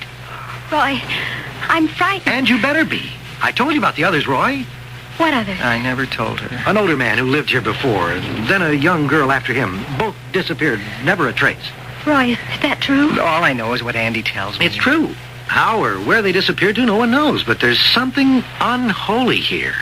And I want you two out of it. Roy, that odor we thought was seaweed. We first noticed it the day after I surprised Margaretta in the cottage. Do you think... She was planting the doll here? It could be. It's been hidden in here all the time, until Tiger found it. Okay. Let's not lose our scientific heads. I wouldn't wait, Roy. Just leave. You're paid in advance. Take my apartment. I'll bunk in with Jim McDonald. Okay, Andy. We'll get out, but one more night's not going to make any difference. Okay, that's up to you. But you'll leave in the morning? I'll tell Miss Sagamore. First thing.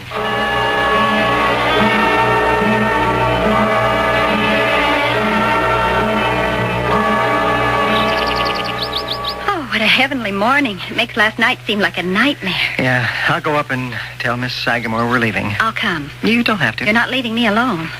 It's too bad we couldn't get any more tapings last night. Not a sound in the walls. Frankly, I don't care. I'm sorry to leave this charming cottage. We won't find another one as pretty, but I hope we don't find another one as sinister. Oh, come on, Peg. I don't think there's anything sinister here. I really don't understand Andy. For a scientist like him to go ape over what he thinks might be voodoo. That is what frightens me. Andy's a reasonable, logical man, and he's concerned. He's no superstitious kook. Well, we'll have done with it. Goodbye, Miss Sagamore. I looked all over for that straw thing this morning. I couldn't find it. Oh, Tiger probably took it out in the rain and it's gone. I can't believe neither of them aren't home. I'll try the door. It's not locked. Miss Sagamore? Hello? Still as a tomb. Miss Sagamore? Should we go in? Oh, no reason to. I'll leave a note in the cottage. Well, they're evidently not here. But I would love to see upstairs before we go. Now who's snooping? You're right. But let's just take a peek, huh? Okay. Maybe they're upstairs and didn't hear us. Yeah, I still think we should leave a note. Miss Sagamore! This place is like a museum. Oh, I can't imagine living here. How does she stand it? I guess in its day it was fantastic. Now it's just old and dingy. Let's go upstairs. I've just got to see that ballroom.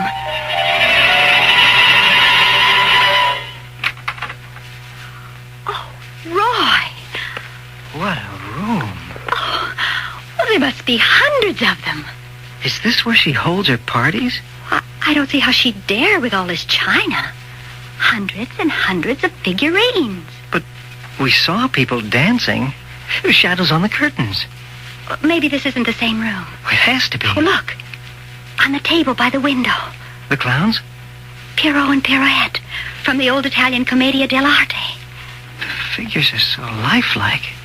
So smooth. Oh, I wouldn't touch it if I were you. Oh, it's a music box. They dance. Those must have been the shadows we saw against the curtains. These are Miss Sagamore's party guests? Oh, she's an old woman lost in her memories and souvenirs. I think we ought to get going. These things are all so beautiful. Oh, this table seems to be all fairy tale characters. And over there, a complete English drawing room. Well, look, even Bo Peep's sheep look real. Except for the size. Oh, I'm going to take a chance and hold Bo Peep. Oh, it's just perfect. But no name. Usually the designer's mark is on the bottom. But such perfect features. She sort of looks like Marilyn Monroe, only darker. What? What's the matter? You've gone white as a sheet. Let me see that. Well, be careful with it. It can't be. Roy, what is it, for heaven's sake? When Andy told me about the girl who had the cottage before us, the one who disappeared, he showed me a picture her parents had sent around. Come on. We got to get out of here fast. And I mean fast. Hurry. Just hurry. Don't pack. Just get the stuff out of the car as fast as you can. I'm hurrying. Oh, get out of the way, Tiger. Oh, Roy! What is it? In the drawer. Another doll. Don't touch it. It wouldn't matter. The spell is cast. Oh. How did you get in here? There is no escape. Roy, what's happening? There is no escape. Roy, I'm shrinking. We're both shrinking. Maggie, run. Try to get away. I can't. The cat. Tiger. It's gigantic. Run. Hide. There is no escape. Help me. Roy. Maggie.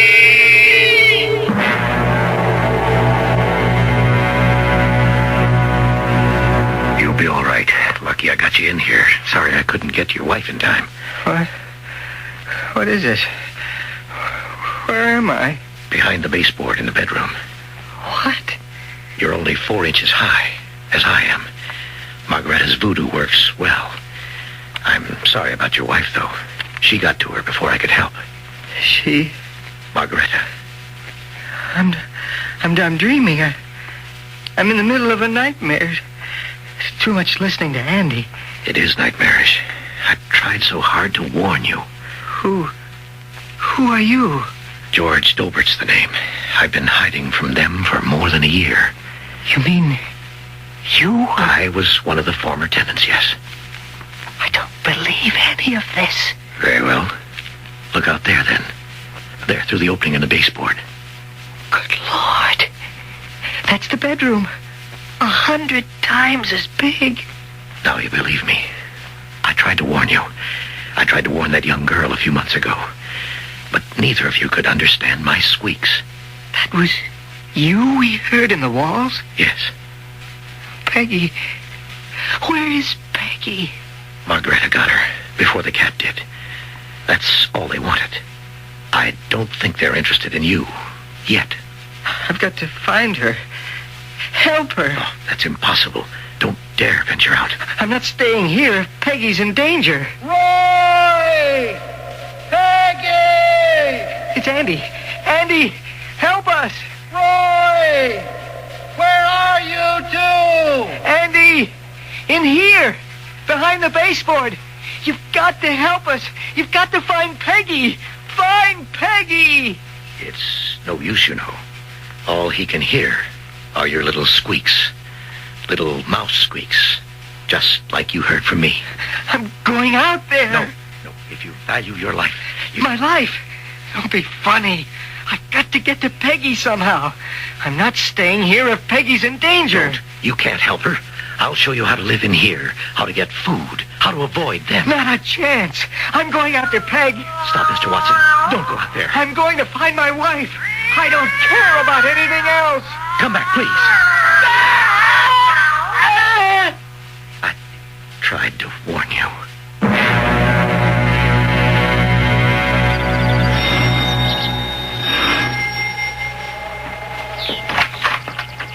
Yes? Miss Sagamore? Oh, you're from the weapons factory. I remember you. Forget about our past differences. I want to know what happened to the Watsons. What happened? What do you... Don't play games, Miss Sagamore. I was there in the cottage last night. I know about the voodoo doll. And now they're gone. Gone? I warned them to get out, but all their things are still in the cottage. They didn't leave of their own accord.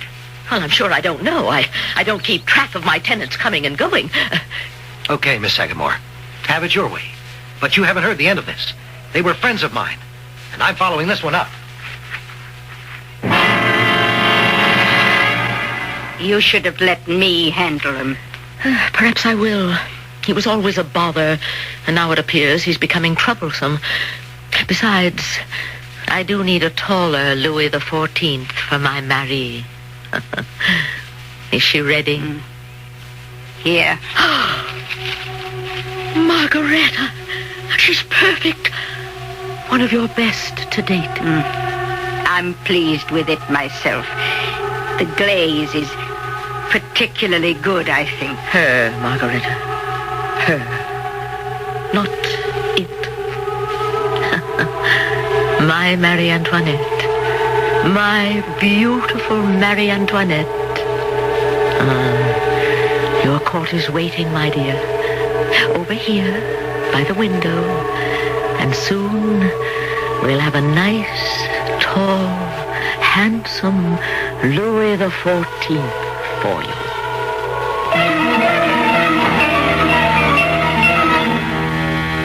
Well, at least this Marie Antoinette won't lose her head, unless, of course, she happens to fall to the floor, which seems unlikely under Miss Sagamore's watchful eye and loving care. Her figurine collection is her life. I suppose for Peggy Watson, it was her fate. She ended as she did for two reasons, really. The first, she was the spitting image of Marie Antoinette. The second, she made the mistake of renting Sagamore Cottage. I'll be back shortly.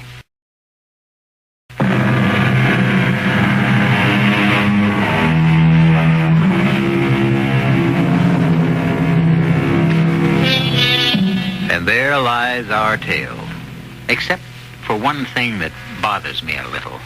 Tiger. Now that Roy and Peggy won't be around to care for him, he's going to find it tough going.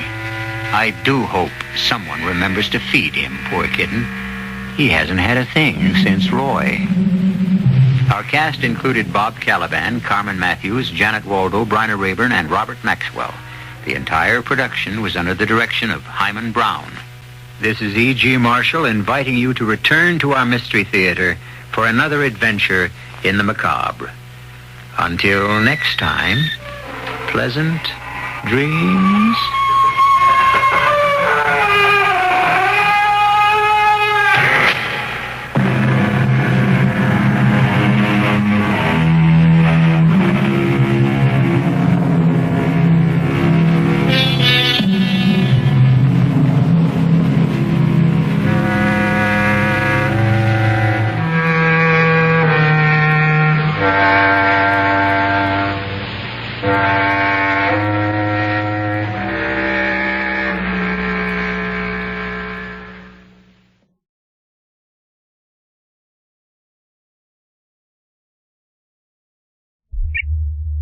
The CBS Radio Mystery Theater presents...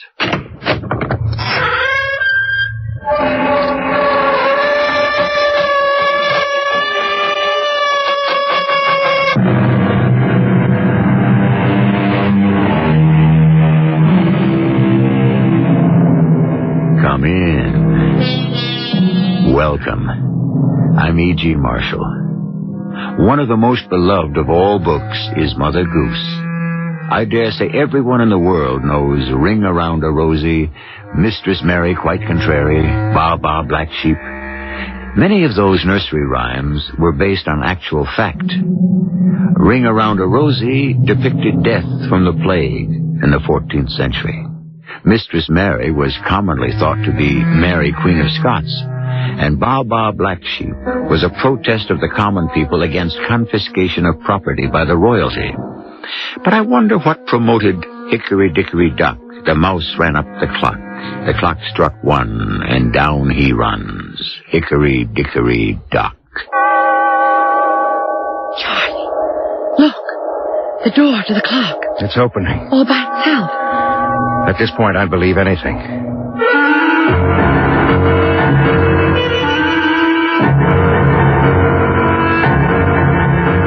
Our mystery drama, Hickory Dickory Doom, was written especially for the Radio Mystery Theater by Bob Juran and stars Tony Roberts and Patricia Elliott.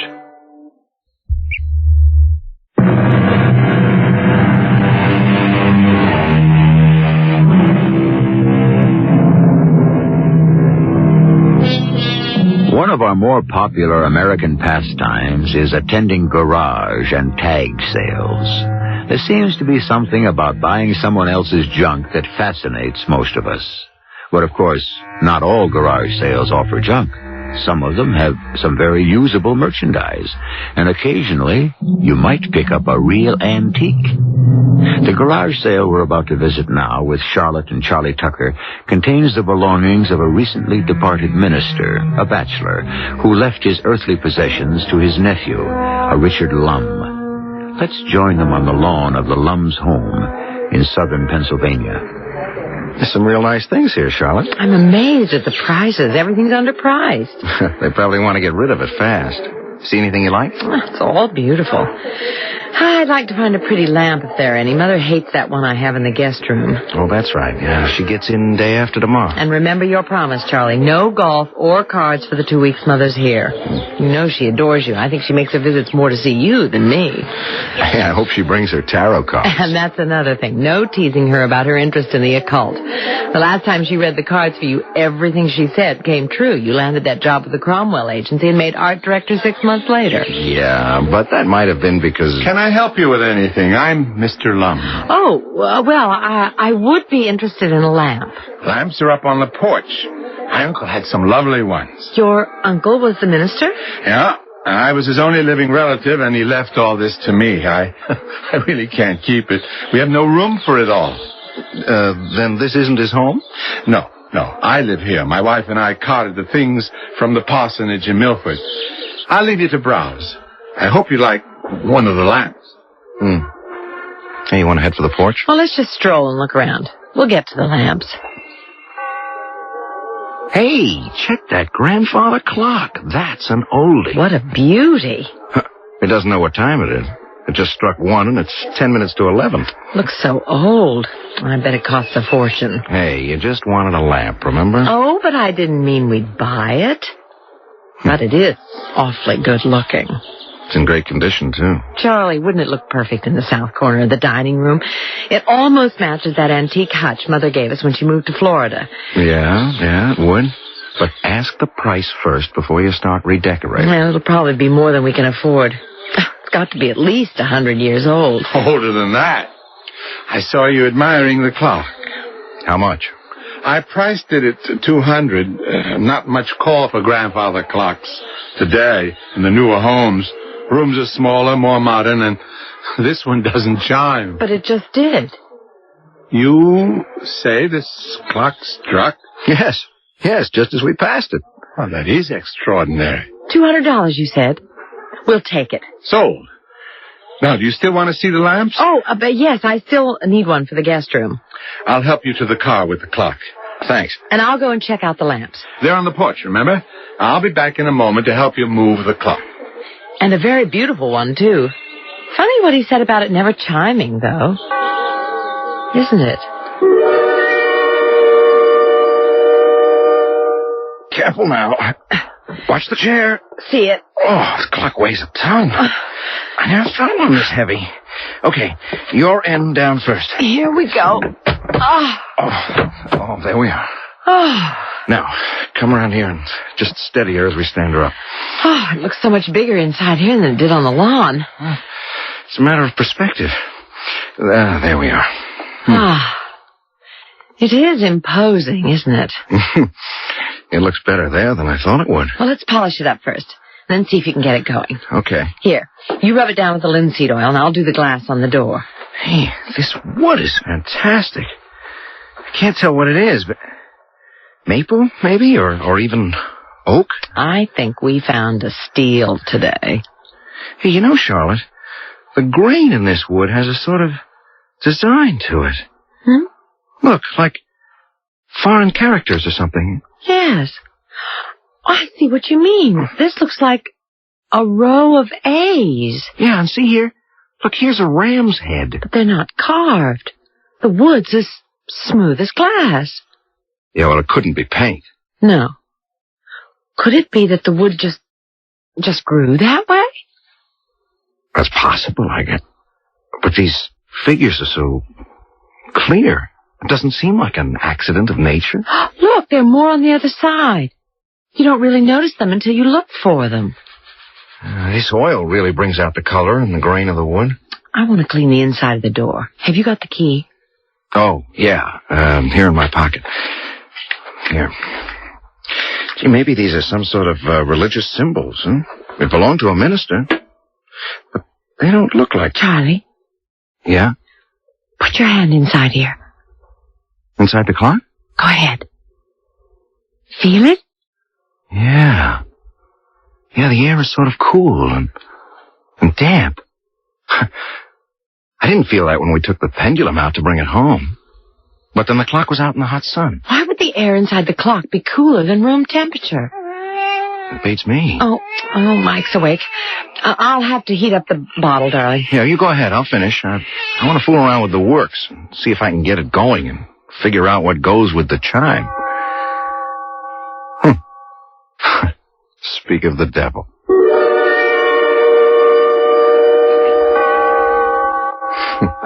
There it goes again.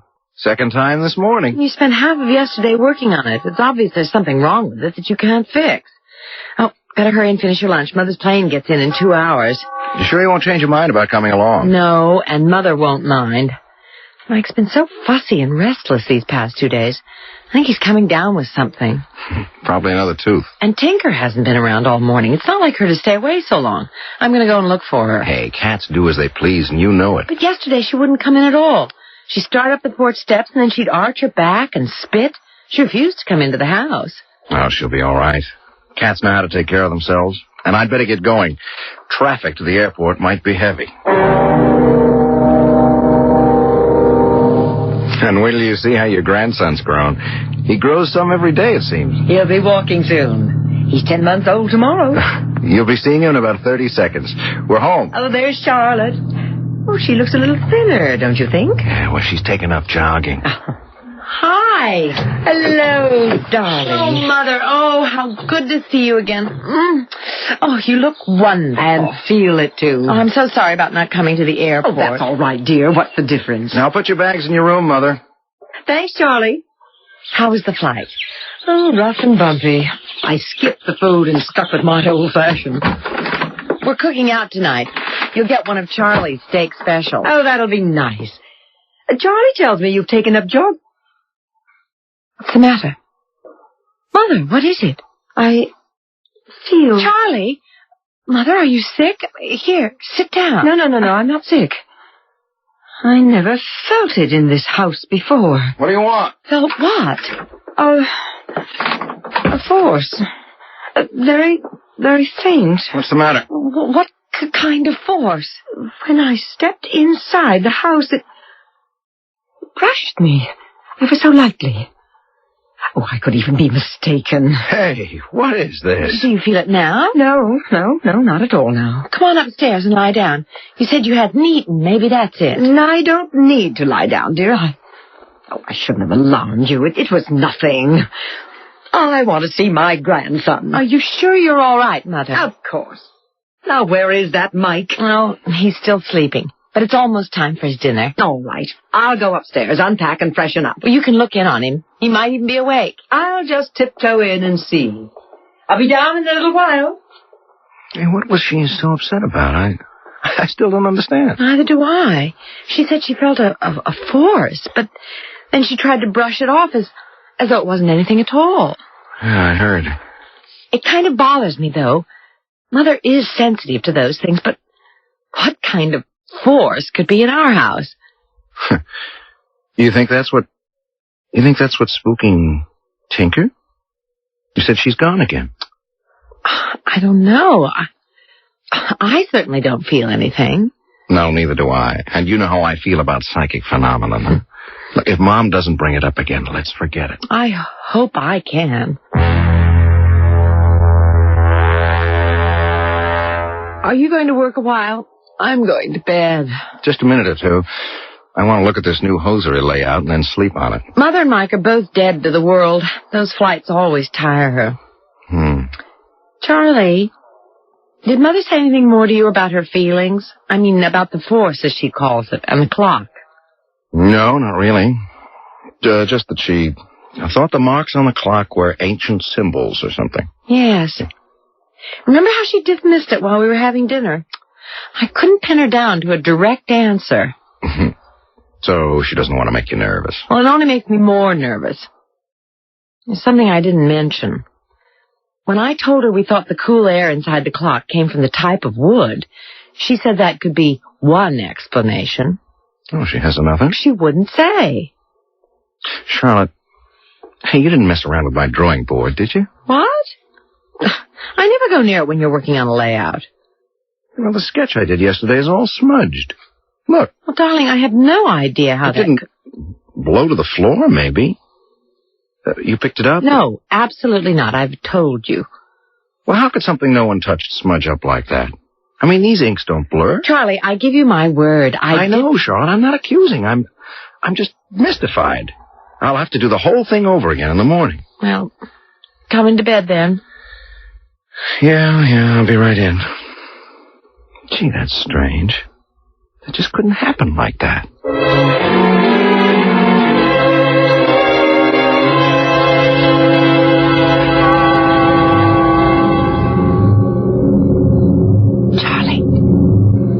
Charlie, wake up. Charlie. What? What's the matter? It's the clock. Listen. It hasn't stopped. Usually it's only 1 or 2 strokes. Charlie, I'm scared. So what time is it? 2 o'clock. Well, I'm going down. I I just don't hold with that supernatural You're stuff. going down there? Of course. I'm coming with you.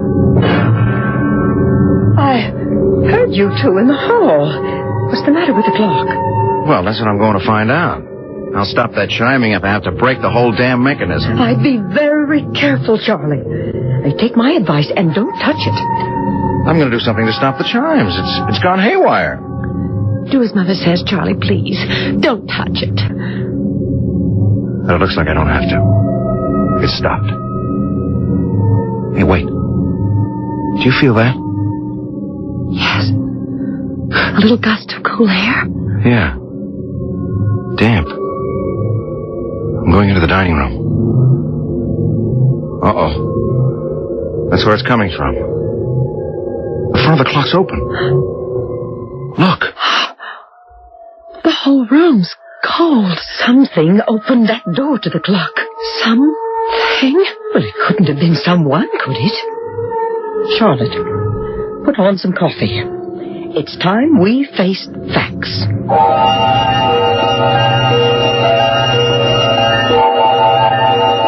And high time, I'd say, wouldn't you? Whether Charlotte and Charlie want to admit it or not, there's something strange going on in their home. Charlotte's mother realizes it, and realized it the moment she set foot in the house. So while the coffee's brewing in the Tucker household at 2:15 a.m., we'll take a short break ourselves and join them shortly in Act 2.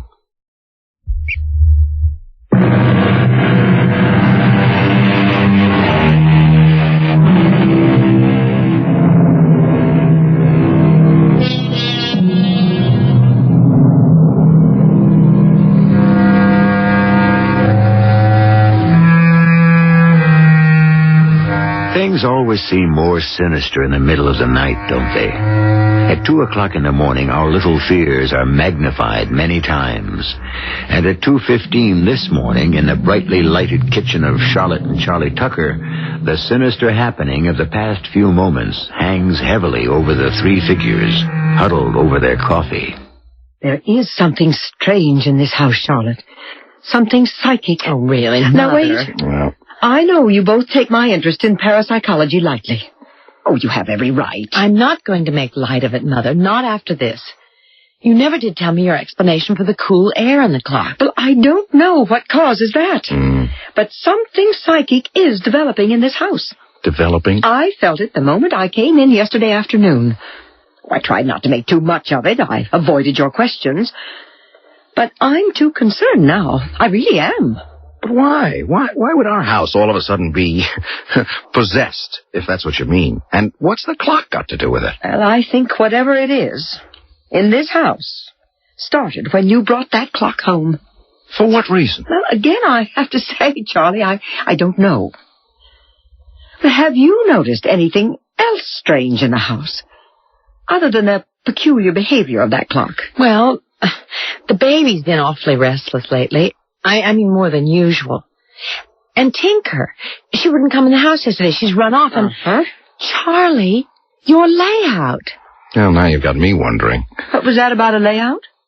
Oh, it's a hosiery ad I've been working on. It's been smudged, and nobody in the house could have done it. Except perhaps a spirit. Oh, Mother. Well, now that seems even more unlikely. How could a spirit smudge a physical drawing? Poltergeist can actually hurl furniture around. Oh, we've got poltergeists? Charlotte, I'm very serious. I think you should call in a psychic investigator, a ghost breaker. You are serious? Very much. Now, there's a particularly good one I know of. Oh, I don't know him personally, but he has an international reputation. Now, he might be interested in this. I thought these guys just prowl around old English mansions. No, far from it, Charlie. They're willing to make a preliminary examination almost anywhere, and they can usually tell right away if there's a hoax involved, or if it's just coincidental events. But I personally think there is nothing coincidental here. Well, how would we get in touch with this investigator? His name is Paul Carlton. Yes, the American Society for Psychical Research could get in touch with him. Oh, they'd be sure to be interested, too. Charlie, do you think we should go that far? It scares Charlotte, me. the sooner this thing is brought out in the open, the better. Well, I'm with you, Mother Lee. I'm all for this poor Carlton having a look, if he's willing to come. Would you like me to get in touch with him? Yes. All right. I'll call the society for you first thing in the morning.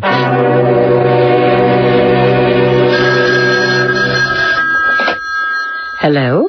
Mrs. Lee? Yes? Paul Carlton. The society gave me your message. Oh, yes, Mr. Carlton. Thank you for calling. Not at all. I'm very interested in all you told them. When may I examine the house and the clock? Oh, just a minute, please. Charlotte, he wants to see the house. When can I tell him? Well, the sooner the better. Tomorrow, if he wants. Mr. Carlton? Yes? Any time is fine with us. Well, I have a speaking engagement in Philadelphia tomorrow night. I could be there day after tomorrow. Say 10 in the morning? Yes, any time. And Mrs. Lee, today and tomorrow, be very alert to anything else that occurs in the house. The more details, the better. I understand. I'll see you Thursday morning.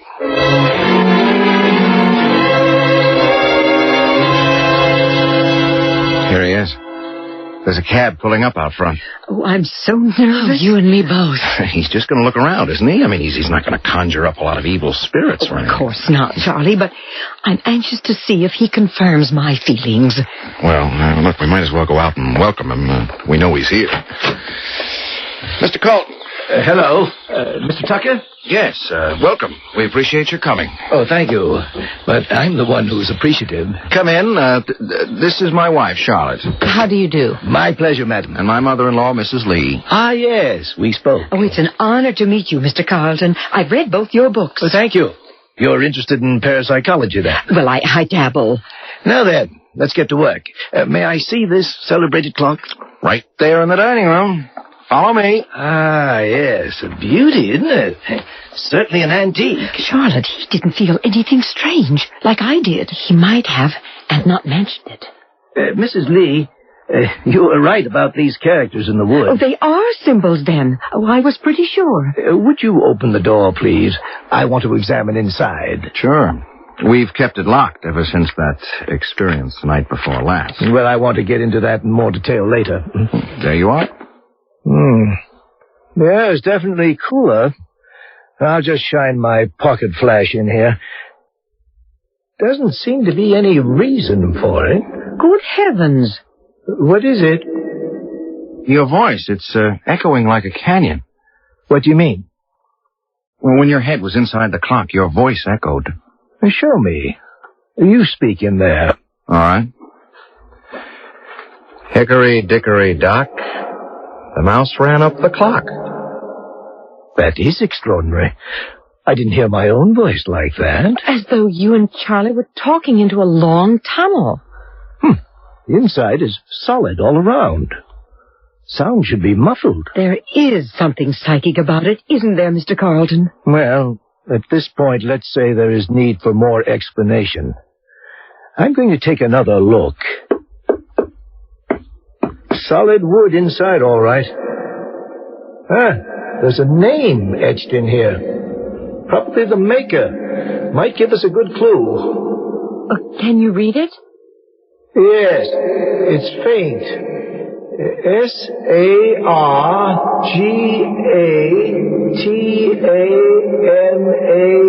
S-A-R-G-A-T-A-N-A-S. Saga something? It's either a wry joke or... What is it?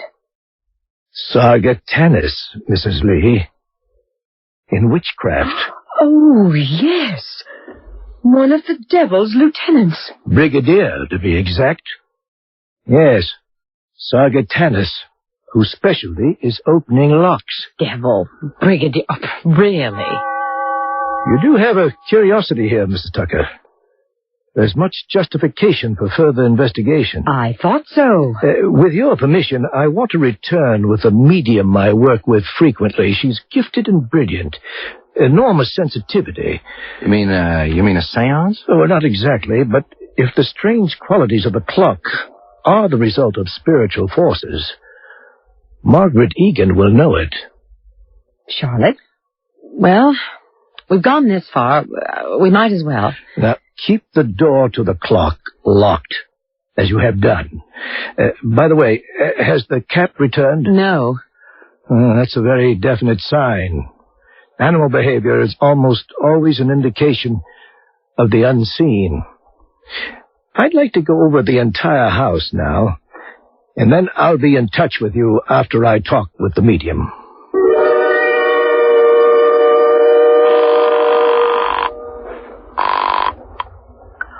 Hello? Margaret, it's Paul Carlton. Oh, hello, Paul. How are you? Fine. I have a job for you, a fascinating case. It's a home in Pennsylvania. Everything centers around an old clock with the name Sargatanas etched on the inside. Sargatanas? I thought that would impress you. The devil's locksmith. When can you work with me? Oh, any time. Perhaps the sooner the better. Good. We'll drive down tomorrow. I'll fill you in on the details on the way.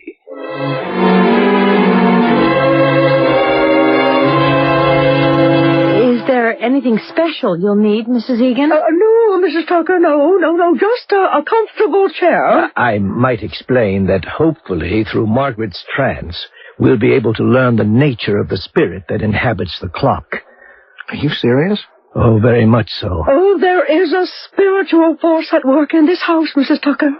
I felt it the moment I entered. We believe it's the only explanation for the phenomena you've experienced. But you're not going to make anything appear, are you? Oh, no, Mrs. Tucker. This is not a seance. No hand-holding or dim lights. In my trance, if I can contact my guide, we may be able to learn how to deal with whatever force is in here. Why don't we get started, Margaret? Well, I'm ready. Just let me relax a moment. Leona, we need your help, Leona.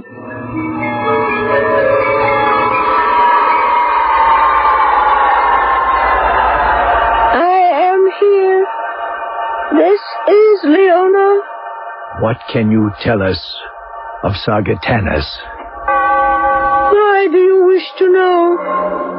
We believe he's at work. Sargatanas is imprisoned. He has been imprisoned for 103 years. We have reason to think he's at work. Impossible. We have in our possession a clock with his name etched into the wood. Subrit, therefore Dundee. What?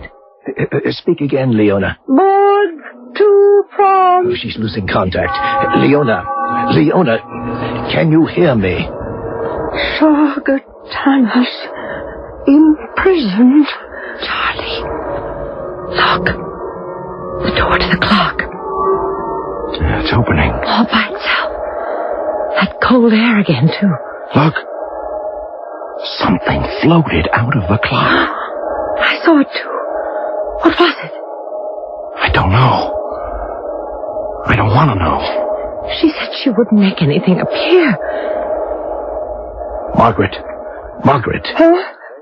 What? Oh, did I make contact? Briefly. We lost her. Mr. Carlton, look at the clock. Yes, I saw it opening during the trance. Then you saw something float out while you were talking to Mrs. Egan. Something floated out of it? Yes. An ectoplasmic manifestation? There was a manifestation of some sort. But all we got from Leona was gibberish. Except at the beginning, when she said Sargatanas was imprisoned. Oh, I've got more work to do. I don't have the strength for another trance now. But I want to consult my books and my charts. I've got to do more research on Sargatanas. And that does seem to be the key to this. Yes, I think so. But what was it that came out of the clock? Is it still here? Very likely. Look, I think we're going too far with all of this. Oh, it would not be wise to stop now. Are you going to get rid of these spirits for us? Well, we cannot promise that. What we are trying to do now is identify them. But we don't care how they're identified. We want them out of our house. I know how you feel, Mrs. Tucker, but try not to be frightened or discouraged. So far, There seems to be no evil spirit involved. Playful, perhaps. And often they'll simply leave a dwelling of their own accord. But we do want to continue our investigation. All right. We'll go along with anything. Only please, the sooner you can clear this up, the better. Oh, yes, we will be in touch in a few days after my research. Is there anything I can do to help? I'm so fascinated by all this. Thank you, Mrs. Lee, but at the moment I don't think so. Just be alert to anything that may happen. You'll hear from us very shortly.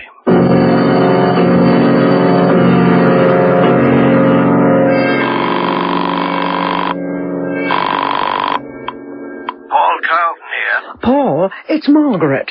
I think we have stumbled on the case of the century. Explain. Sargatanus is the key, all right.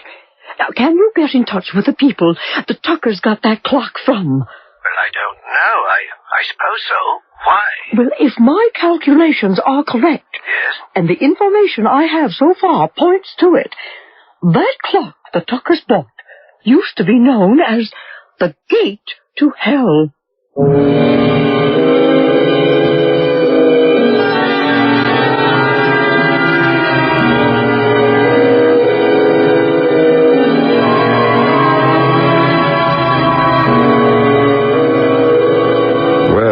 Certainly glad she said used to be. Although, with all those strange goings-on at the Tucker household, I wonder if someone or something is trying to open the gate again. But why? Why now, all of a sudden? And why pick on the innocent Tuckers? I don't have the answers, but perhaps someone or something will when we return with Act 3.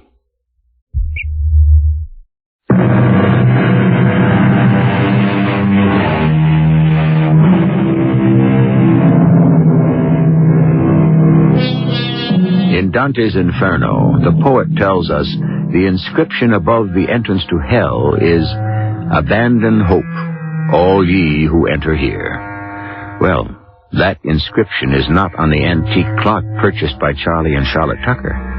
Only the strange name Sargatanus, supposed to be a disciple of the devil.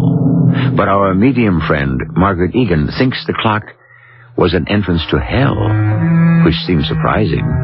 For if I were to imagine an entrance to hell, I'd picture it in some deep jungle, Arctic waste, desolate mountain range, or perhaps even a New York City brownstone house.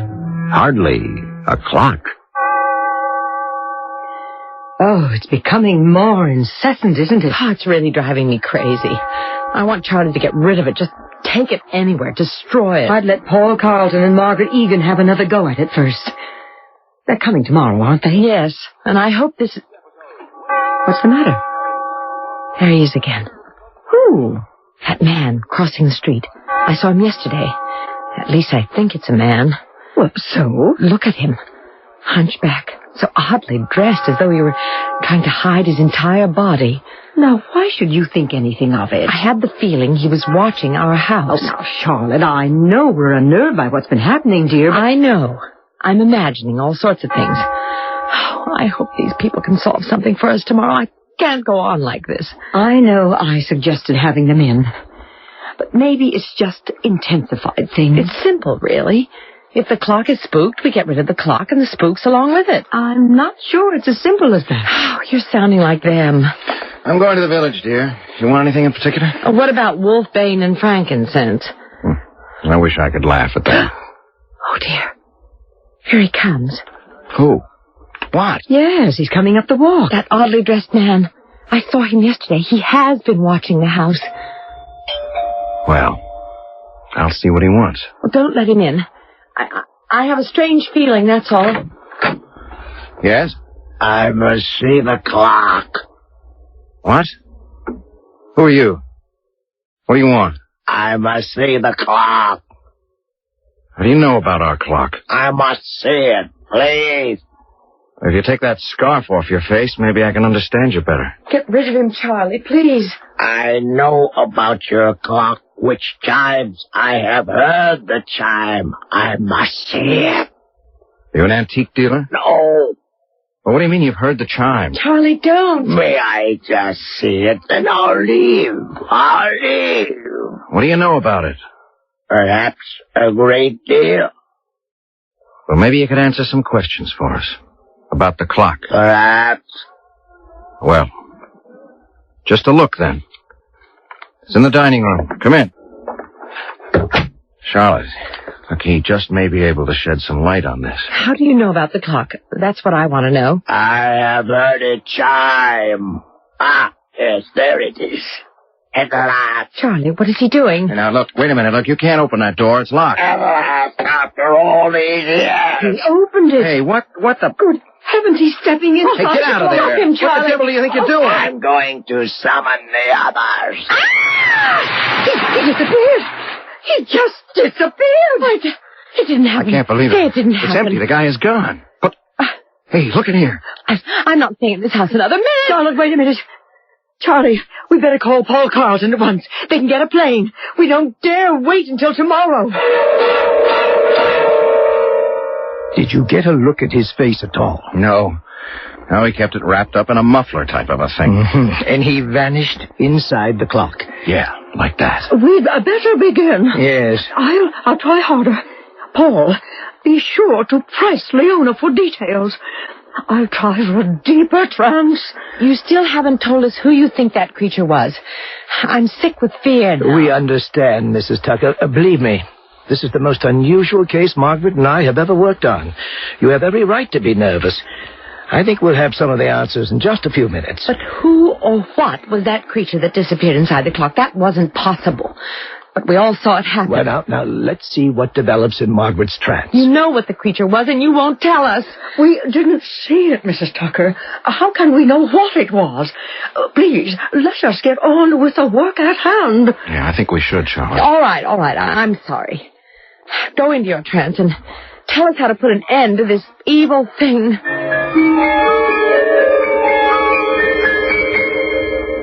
Leona? Leona, are you there?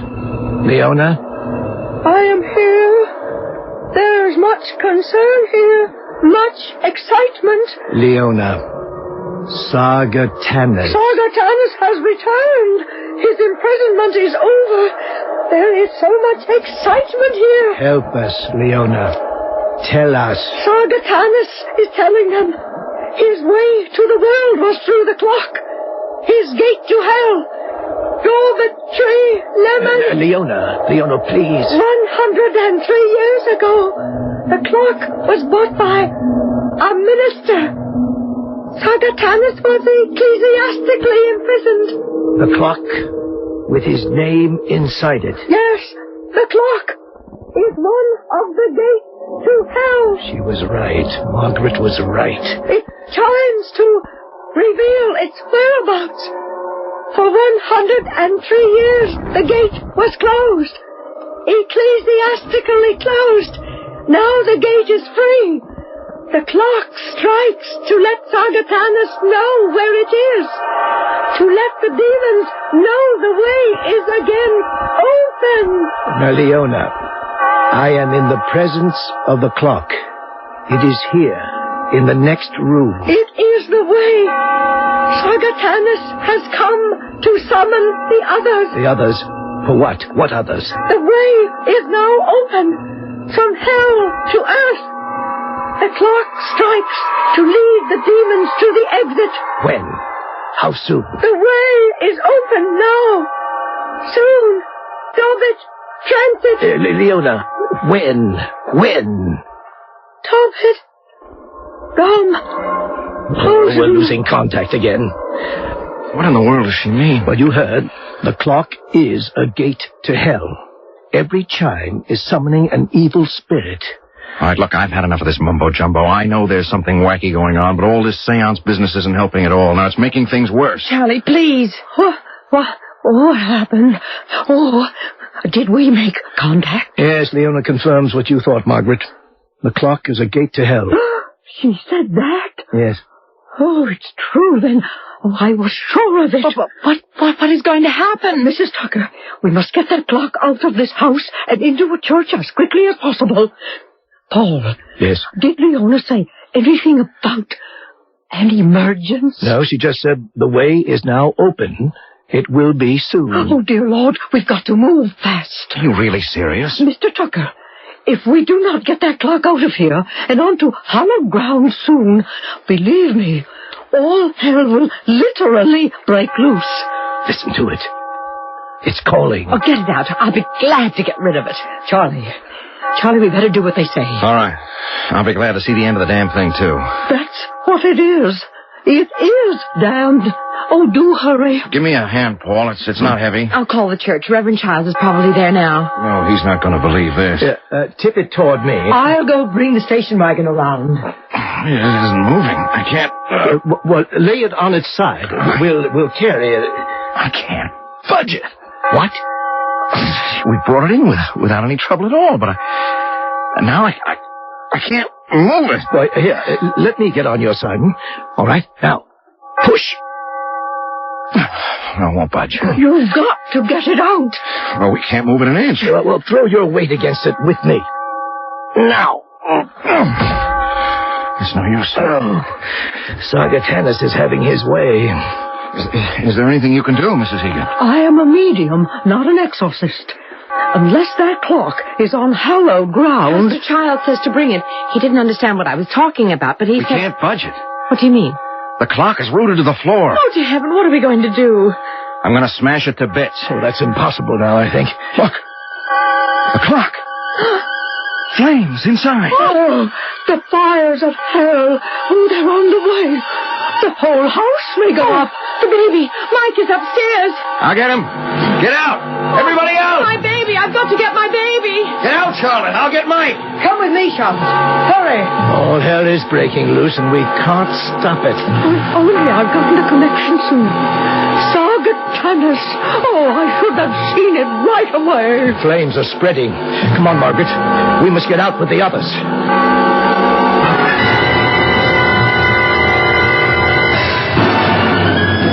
Everything's gone. Everything. This is only the beginning, I'm afraid. My baby, we're safe now. Shh. We're safe, Mrs. Tucker. But I wonder for how long. What do you mean? This is not the end of it. Look! Oh, my. The Andersons' house, it's going up, too. There is no escape. It's too late. The world is doomed now. Hell hath triumphed.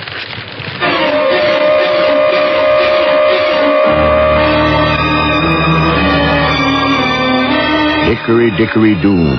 A clock stood in a room. The clock struck well to summon hell. Hickory, dickory, doom. I couldn't resist a little parody on the popular nursery rhyme. Something to bring us back to the real world. To realize that such things just don't happen. Do they? Uh-oh. I'll be back shortly.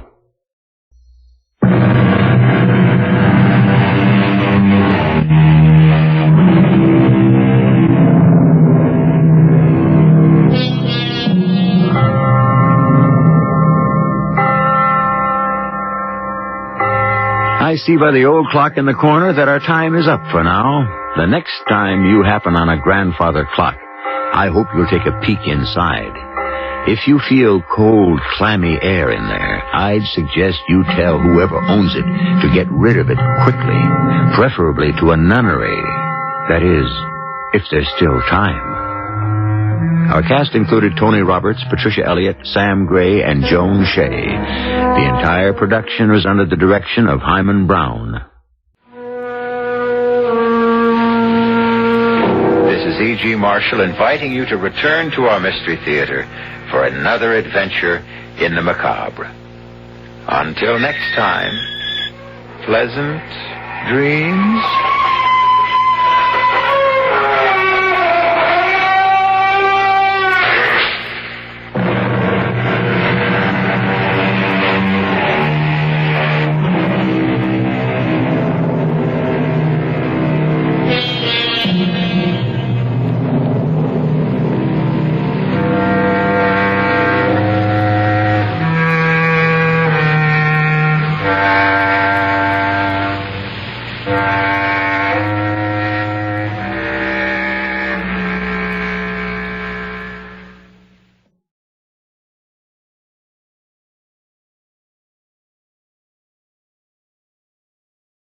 The CBS Radio Mystery Theater presents...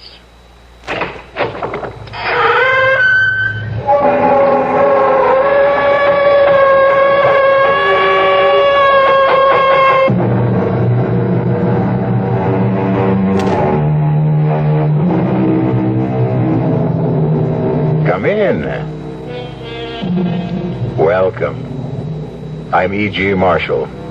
Welcome to the terrifying world of your imagination. Vampire. Perhaps in the safety of your home, the word means little to you. Oh, you've heard of vampires, of course, but do you believe that they exist? Not you. Well, all I can say is Minna Harker didn't believe either. Nor did Dr. John Seward. Not till that night in the graveyard, when they gazed horror-stricken into that coffin and heard Professor Van Helsing say, "No, Miss Harker. John, don't turn away. Look. See for yourselves the truth." Horrible. It's horrible. What? Van Helsing, what can be done? A stake must be driven into the body, straight through the heart, and then the head cut off. Oh. Can you bring yourself to do that, Van Helsing? That is not the question, John. The question is, can you?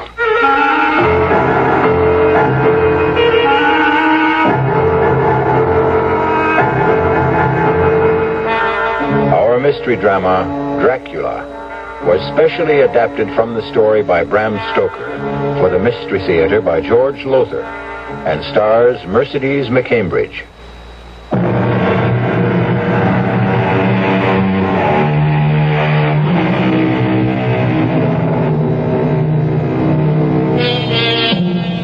Horror, in its purest form, lies ahead for us.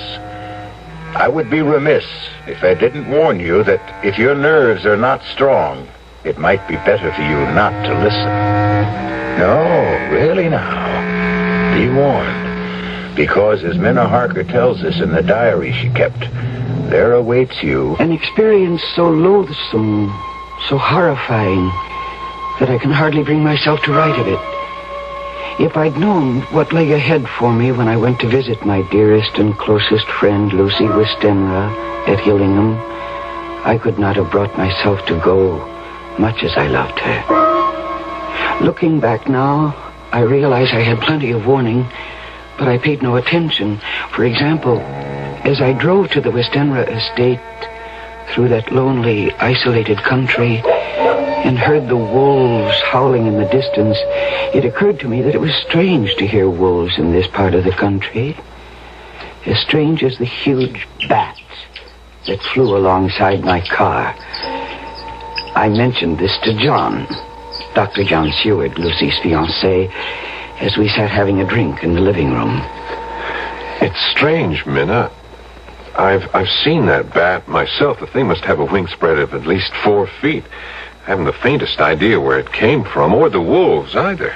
Even Lucy's letters seemed kind of strange to me, John. What is the matter with her? Oh, I don't know. I'm completely baffled. I've had 2 other doctors look at her, colleagues of mine, and they can't figure it out. I'm desperate, Minna. I'm so desperate I've called in my old friend and teacher, Professor Van Helsing. Van Helsing? Yes, he's one of the finest diagnosticians in the world, John. Yes, he'll be here from Amsterdam in a day or 2. Amsterdam, Holland? Yeah. All the way from Oh, John, you must be desperate. Lucy is dying, Minna. I'll do anything I can to save her. We must find a way to stop her from losing blood. Losing blood? Well, it's this constant loss of blood that's killing her. Transfusions help for a time, but only a short time, and each transfusion is less effective. John, when can I see her? Oh, she's sleeping now. Our mother's with her, watching her. We take turns. As soon as Mrs. Westenra lets us know she's awake... Listen, those wolves, they're at it again. John, hasn't anyone looked into this wolf thing? How they suddenly come to be in this part of the country? Well, according to the paper, the town police have looked into it. Well, that's peculiar, too. What? Well, they haven't been able to spot one single wolf. Oh, excuse me, we have a visitor. Come in, Count, come in.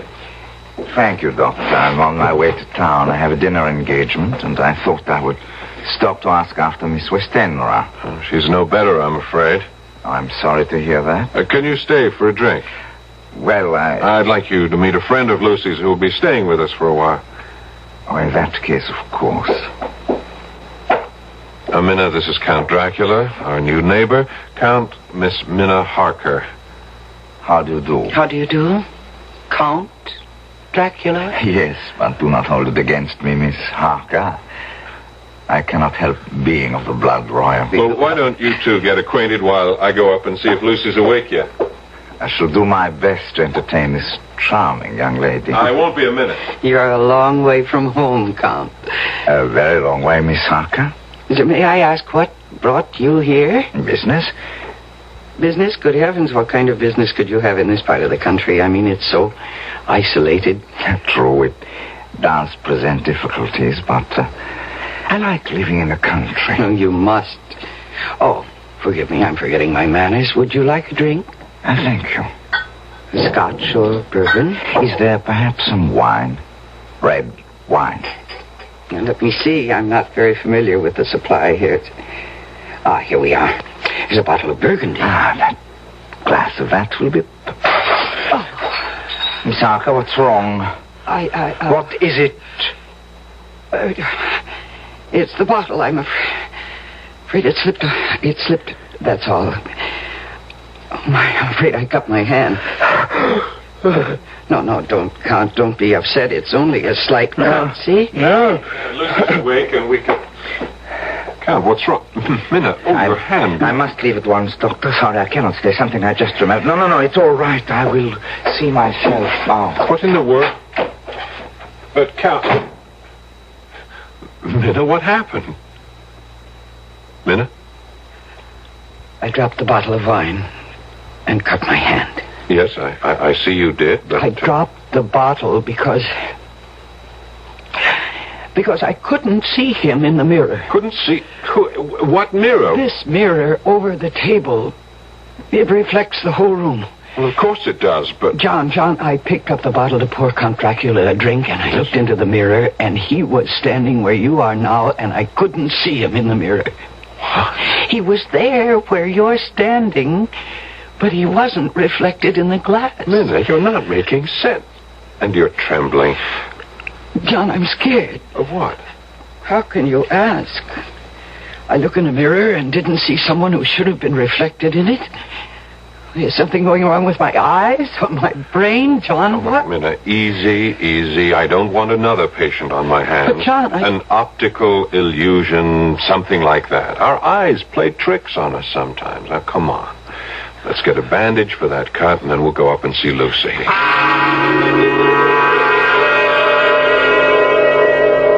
I believe, John, it must have been, it had to be a trick my eyes had played. What else? Well, we got a bandage for the cut on my hand, and then John took me to Lucy's room. I can't find words to describe the shock I felt when I saw her. She was white as new-fallen snow, and so thin, she almost seemed transparent. She's dying. That was my first thought. She's dying, and nothing can save her. And I know she read the thoughts in my face. I could see the sudden fear in her eyes. I am dying, Minna. Oh, you mustn't even think that, Lucy. You do. It was in your face when you looked at me.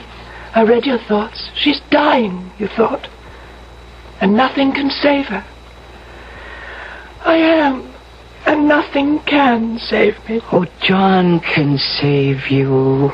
And he will. He hasn't so far. You mustn't despair, Lucy. Despair, Minna? I don't have the strength to despair. You better go now, Minna. Go? Lucy, dear, I haven't seen you in nearly a year. We haven't even started to tell each other everything that's happened. Later. Not now. I'm tired. I want to sleep. Oh, well, in that case, I'll come back later. No, not till tomorrow. All right, whatever you say. But I'll just look in on you later. No, Lucy.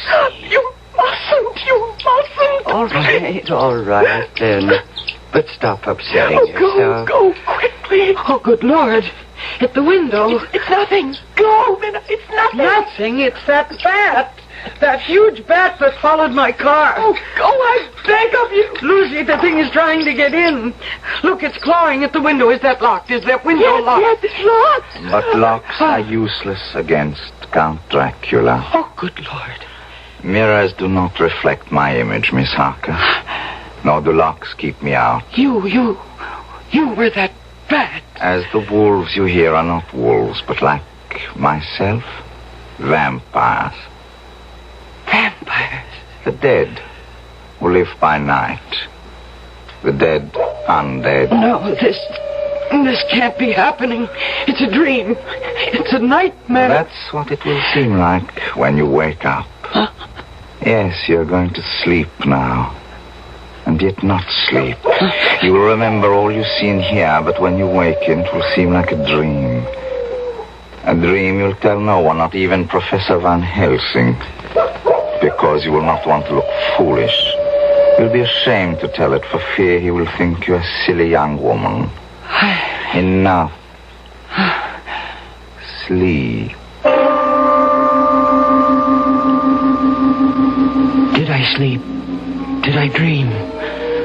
No. My sleep was a hypnotic trance into which he had placed me. And what I dreamed was reality.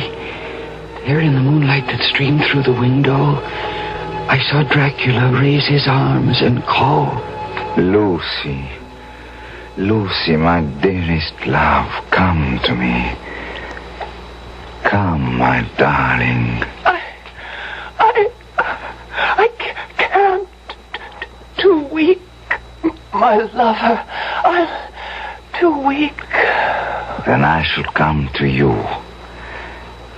Embrace you.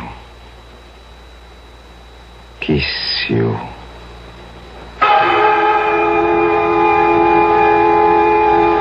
And now the strangest thing of all happened to me.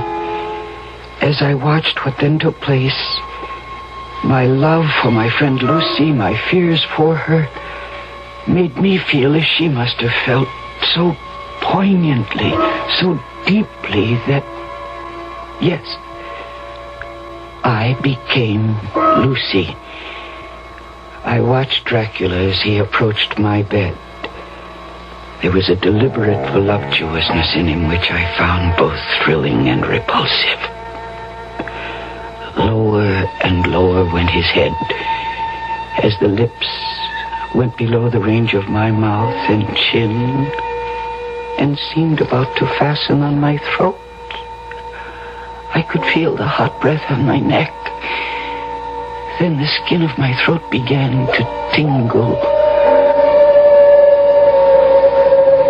I could feel the soft, shivering touch of his lips on the supersensitive skin of my throat, and then two hard dents of two sharp teeth just touching and pausing there.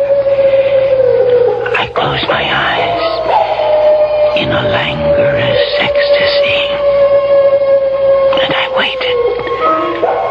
waited with a beating heart.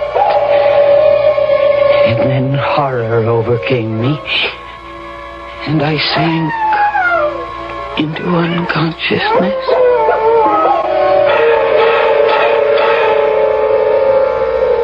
I promised you horror. Have I kept my promise? Here then, another promise, another warning. I promise that the horror you have just experienced is nothing compared to what is to come. Think twice before you return with me shortly with Act 2.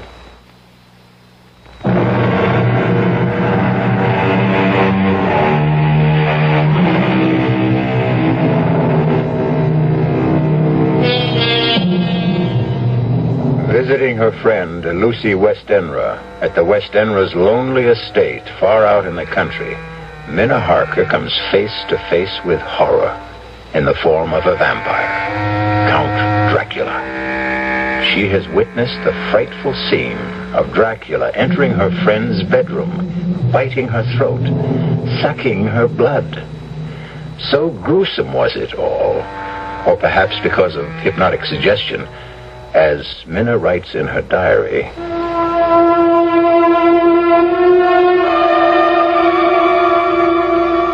I thought it must have been a dream, a nightmare, for nothing so vile and revolting could be real. But though I tried during the next day or two to persuade myself it was only a dream, there were signs, warnings all about me that told me I was lying to myself. There was the nightly howling of the wolves, the screeching of that huge bat around the house. And yes, the scarf that Lucy kept wrapped round her throat. It's such a hot afternoon. How can you bear to wear that scarf around your throat? Hot? I feel cold. But Lucy, you're perspiring. Your forehead is damp. All I want to do is sleep. I'm so tired. I'm so deathly tired. I'll leave you for a while then. I'll look in on you later to make sure you're all right. Oh. Sleep well. Minna? Yes, dear?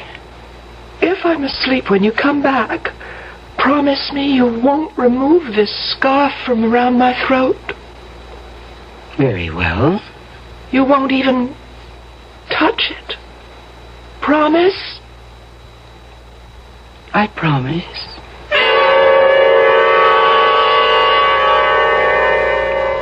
Later that afternoon, toward evening, Professor Van Helsing arrived from Holland. When John introduced me to him, he stared at me suddenly and hard, his eyes boring into me from behind his thick-lensed glasses. You are frightened, Miss Harker?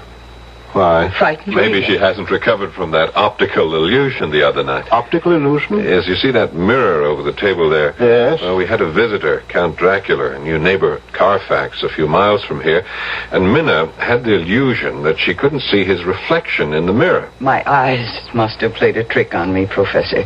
Yes. This Count Dracula, John, he's new here, you say? Yes, he arrived from Hungary about 6 weeks ago. I see. Take me to see your fiancée, John. Oh, she's sleeping, sleeping. We'd right better wake her up. What is it? You seem suddenly concerned. I am. Take me to Lucy at once.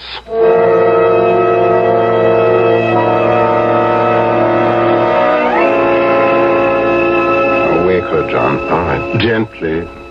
Very gently. Lucy? Lucy, dear. Come on, wake up. Here.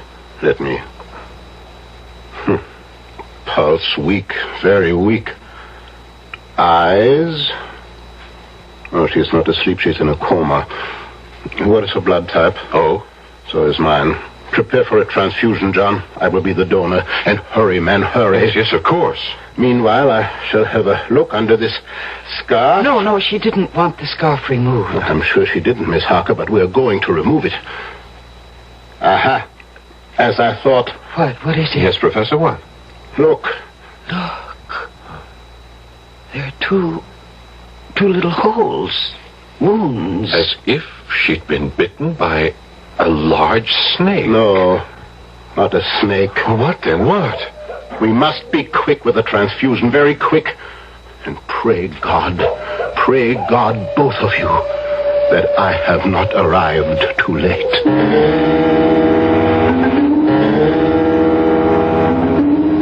But he was too late. The transfusion revived Lucy a little. When we'd made her as comfortable as we could, the three of us, Professor Van Helsing, John, and I, went back down to the living room. And it was here that Professor Van Helsing told us the truth. The truth that made John Seward cry out. Vampire? You say we are dealing with a vampire? Professor, have you gone out of your mind? My dear John, I don't blame you. Blame me? I should hope not. You ask me to believe me, a doctor, a man of medical science? Science? There's more to this world than science. But, Professor, a vampire? I can't believe that there's a vampire. I tell you that witches exist. That warlocks exist. that vampires exist. And we are dealing with one here. But if what you say is true... It is. Ask her. Ask Miss Harker. Me? You had an experience in this house that you are concealing. You choose to think it was a dream. When did it happen, child? Last night? No. The night before. Where? In Lucy's bedroom. Minna, what happened? I dreamed... No, it was no dream. All right, then. I saw... Oh, heaven protect me. I saw... You needn't tell me. No need to put you through that. I would if I didn't know who our vampire is. But I do know. Who? The man whose reflection she could not see in that mirror. Your new neighbor, Count Dracula. I don't believe you. I cannot believe you. If you can't believe me, at least trust me. Oh, I'll answer that. Wait. Yes, Professor. If that should be Count Dracula, you did say that he calls about this time each evening, John? Yes. Say nothing, do nothing to give away the fact that we are onto him. This is nonsense, sheer Do nonsense. as I tell you. You may answer the door now, Miss Harker. Yes. Good evening, Miss Harker. Count Dracula? Come in. And how is Miss Westenra today? Not too well, I'm afraid. She had to have another transfusion. Oh, I'm sorry to hear that, John. Very sorry to hear that. Thank you, Count. I do not believe I have met this gentleman. Oh, I'm sorry. No, you haven't. Let me present my old friend and teacher, Professor Abraham Van Helsing. Professor, this is Count Dracula. How do you do, Professor? How do you do, Count? Well, I wished only to inquire about your fiancée, John. I'm sorry indeed to hear she is no better. If there's anything I can do... Thank you. Meeting you, Professor, has been a pleasure. Good night. Oh, Count. Yes?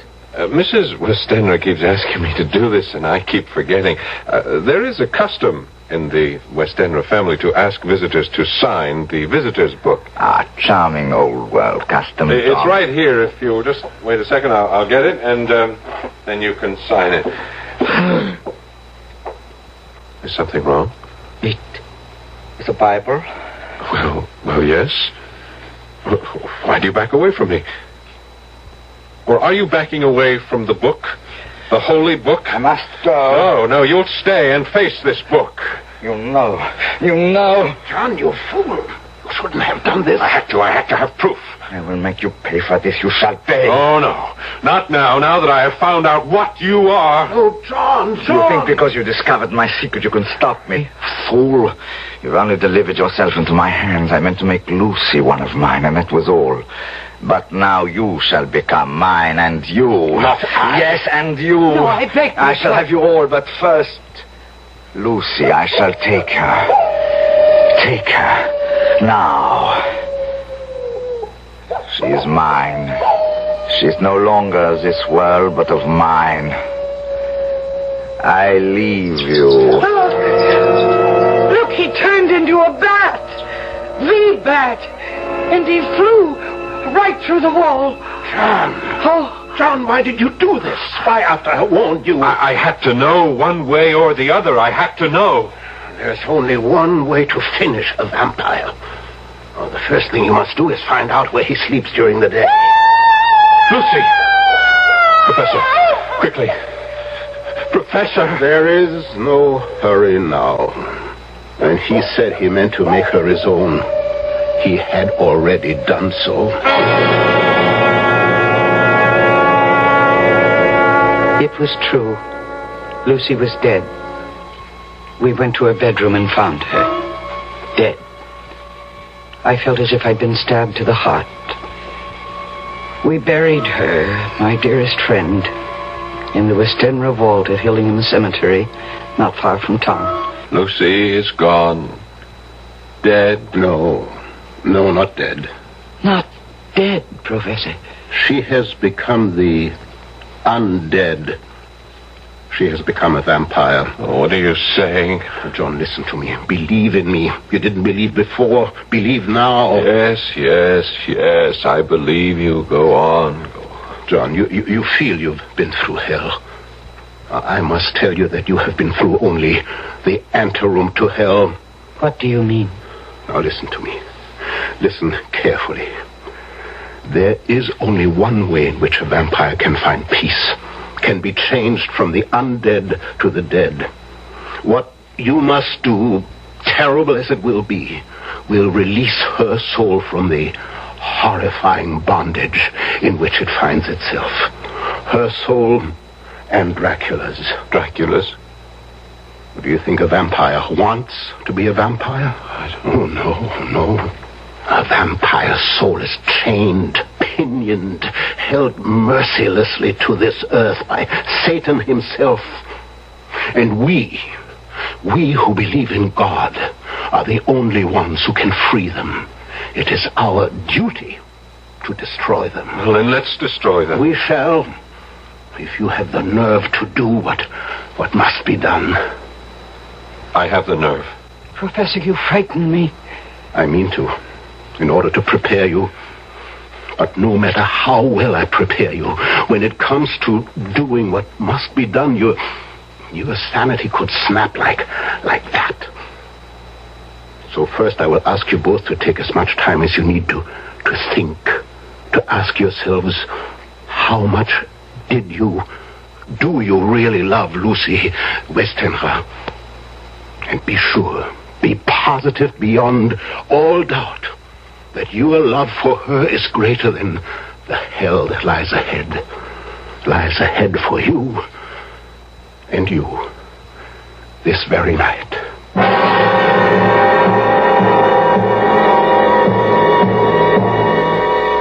One section of Minna Harker's diary ends at this point. I've read the next and final section, and I can tell you this. Van Helsing said that John and Minna had only experienced the anteroom to hell. He was right. Fearfully right. I'll be back shortly with Act 3.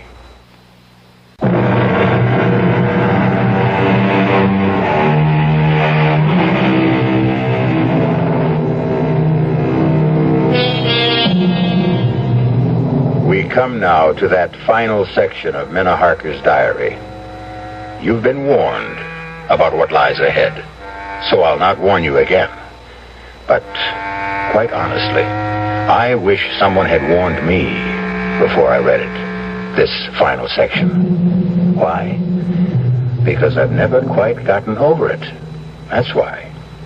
I thought I knew what horror was until I read it. I changed my mind. You will, too. I'm ready, Professor. I knew you would be, John. We'll wait now for Miss Harker. No, there's no need to wait. I love Lucy enough. More than enough. She was my dearest friend. Is your dearest friend. For she is not yet dead. She is as yet the dead undead. It's nearly sundown. Let us go to the cemetery at once. The cemetery? It will be dark by the time we get there. She will have left her coffin. Left it? Like Count Dracula, she cannot go on living, or let me say, being the undead without drinking human blood. To find it, she must, of course, leave her coffin. The instant the sun goes down tonight, she will be on the prowl for little children. Children? Yes, children are innocent, gullible, naive, make easier victims. And the inexperienced vampire must practice. Yes, she will be seeking children. Oh, it's revolting. Revolting? Well, that is only a word to you at the moment. In a short time, it will be reality. Do you really think you can bear what is to come? I can. I must. Good. I have preparations to make. So do you, the two of you. Dress warmly. Warmly? But it's hot out. Child, there is no chill like a graveyard chill.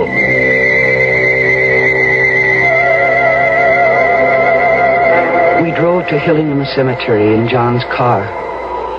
I'd never been in a cemetery at night. How many people have? I found it a very unsettling experience, to say the least. It was a moonlit night, the moonlight spilling like milk over the gravestones, which in turn threw long black shadows. An owl hooted, and dogs barked, or I couldn't help thinking, were they wolves? And then we reached the West End vault, the vault where we'd put Lucy's coffin that afternoon. Now what do we do, Professor? We go into the vault. Why? And how? I have the key to the vault. How did you get it? I asked the undertaker for it, or rather told him to give it to me. He assumed I was a member of the family. You need not come with me. Not now. But why shouldn't we come? I wish to save you as much shock as I can. She will not be there in the coffin. It will be a shock for you to find it empty. On the other hand, it will be less a shock than what is to follow. Yes, it will prepare you. Come then. I shall open the coffin now. If she isn't in it, how could she have got out? I could tell you, but it is better that you see for yourself later. Now, this won't take long. I need only unscrew the top part. There. Well, now to lift off the top of the lid. Yes. Empty. She's gone. Where? Gone where, in God's name? Where? In search of the life-giving blood, John. In search of a small child. Oh, it's horrible. It's horrible. John? Yes? Come. We go outside the vault. Now to lock the door. That's most important. And now, what I must do will take a little time. Yes, make yourselves as comfortable as you can. Make ourselves comfortable. Professor, what must you do? Well, I have here a paste made of garlic, flour, and water. I must seal off every crevice with it. Seal all around the door so Lucy cannot get back into the vault, into her coffin. She could? Through the crevices, yes. How do you think she got out of the coffin? I can't believe it. Yes. It is unbelievable. But it is so. Now, forgive me. I must get to work.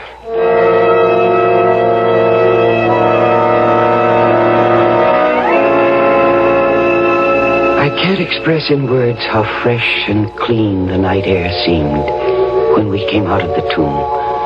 How sweet to breathe the fresh air that held no taint of death or decay. John was silent, and so was I. As for Professor Van Helsing, he was very busy sealing the door. 10 o'clock. I hope both of you took my advice, dressed warmly. We have a long wait ahead of us.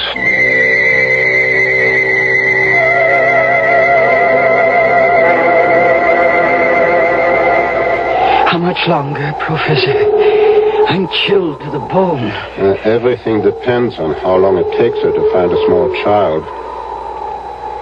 Nearly 2 o'clock. Has been gone several hours. Soon now, I think... Shh. What? She comes. Where? See there? Amidst the headstones? Yes, a woman. Dressed in white. Lucy. Shh. Make no move, no noise. See, she is carrying something in her arms. A child. I feel sick. Control yourself. There. Yes, she's coming toward the vault. See, she draws back. The mixture I used repels her. Why are we doing this? Why are you keeping her out of the vault, her coffin? Because I hope... Yes, she is leaving, hurrying away from among the headstones. Come, we must follow. Follow where? To Dracula, I hope. Unless I'm mistaken, she's going to him for help. Hurry. We must keep her in sight. No, wait. What is it? She is heading for for that tomb. Dracula must be there. Good. Watch. See, now she's putting the child down on the ground. And now... Where is she? She's vanished. She simply slipped into the tomb through the crevice around the door. Oh, wait here. Yes. What's he doing? He's picking up the child, I think. Yes. See, he's coming back now. Here, Miss Harker. You take the child. Keep it warm. Oh, this poor thing. Poor little thing. Look, it doesn't move. It doesn't make a sound. It's lifeless. No, only in a trance. It will recover.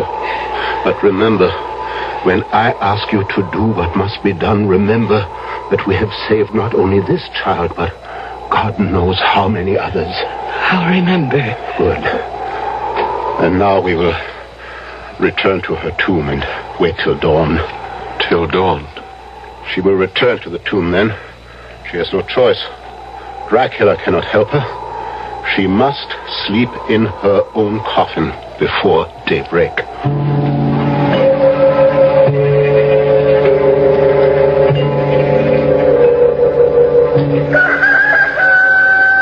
How do you feel, Miss Harker? I'm all right. Thank you. John? I'm okay. It's almost dawn. Why doesn't she come? Soon now. How's the child? Still asleep, if it is only sleep. It is.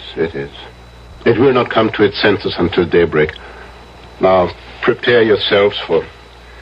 In a very short time, now Lucy should... there. Yes, she's coming.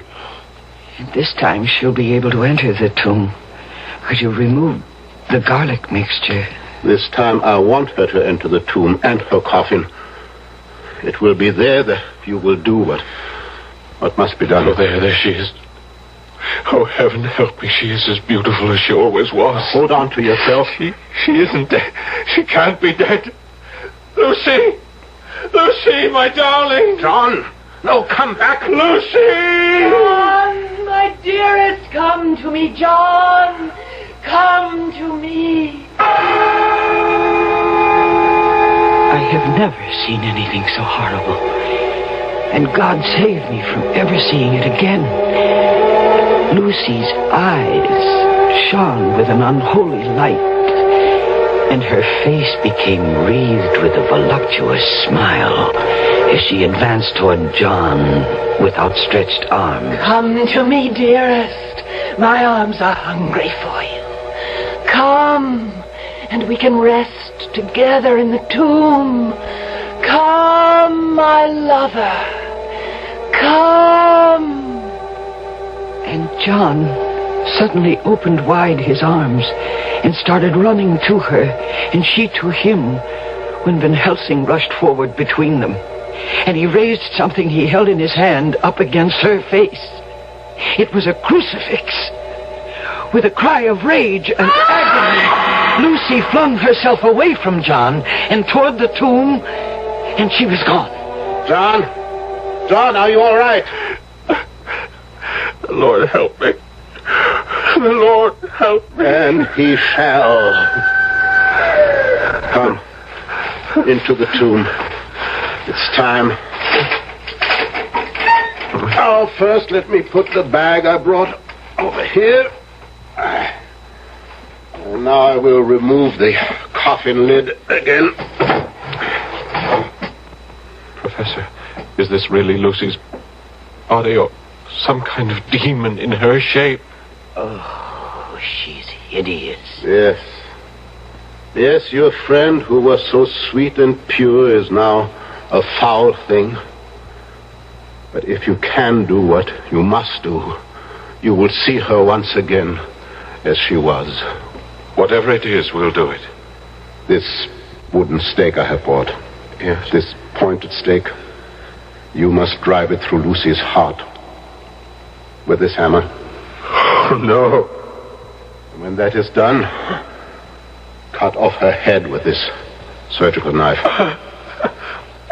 I don't... You must do it. For her sake, John, for the sake of the woman you loved.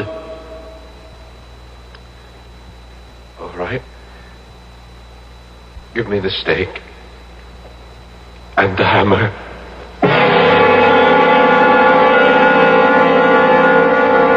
John took the stake in his left hand, the hammer in his right.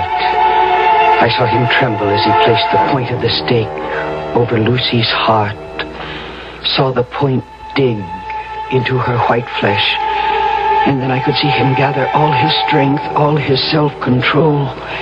He raised the hammer high above his head and looked at Van Helsing. Yes. Ow! John struck with all his might. The thing in the coffin writhed, and a hideous blood-curdling screech came from the opened lips. The body shook and twisted in wild contortions.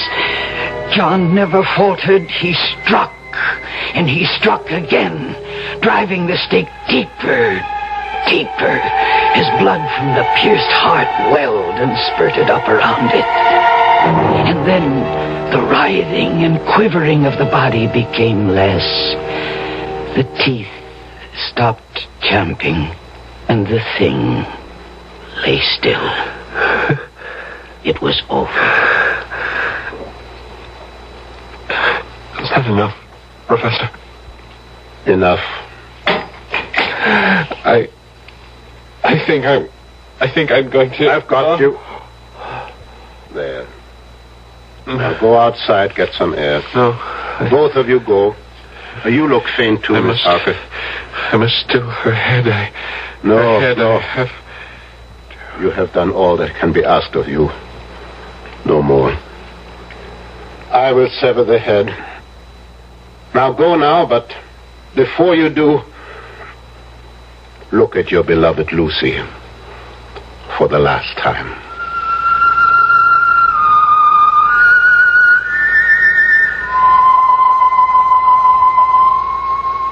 There, in the coffin, lay no longer the foul thing we dreaded, but Lucy, as we had seen her in life, her face as beautiful and pure as it had been then.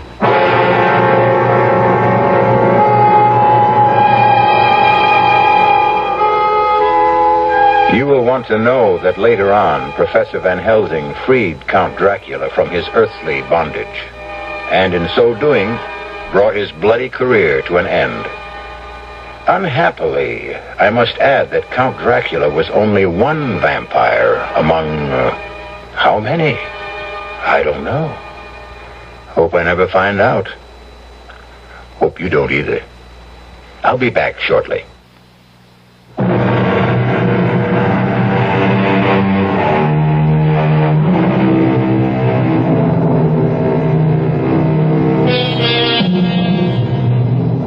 I've been asked, do vampires really exist? No one will deny that strange, bizarre, and, yes, gruesome things happen in this world which no one can explain. As Professor Van Helsing himself said, what science cannot prove, science claims does not exist. Well, anyhow, I play it safe. Use plenty of garlic.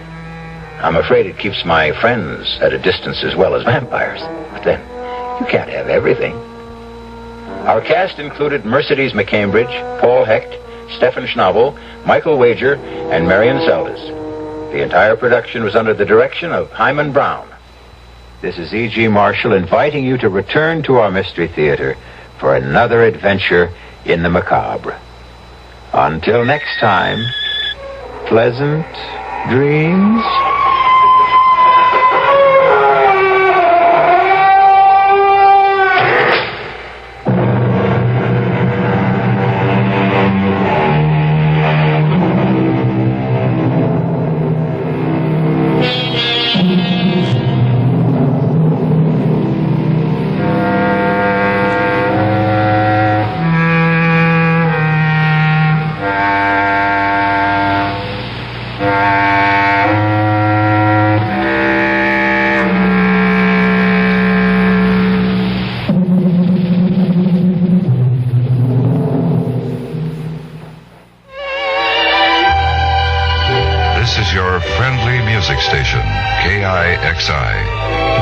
91 AM or 96 FM. Seattle.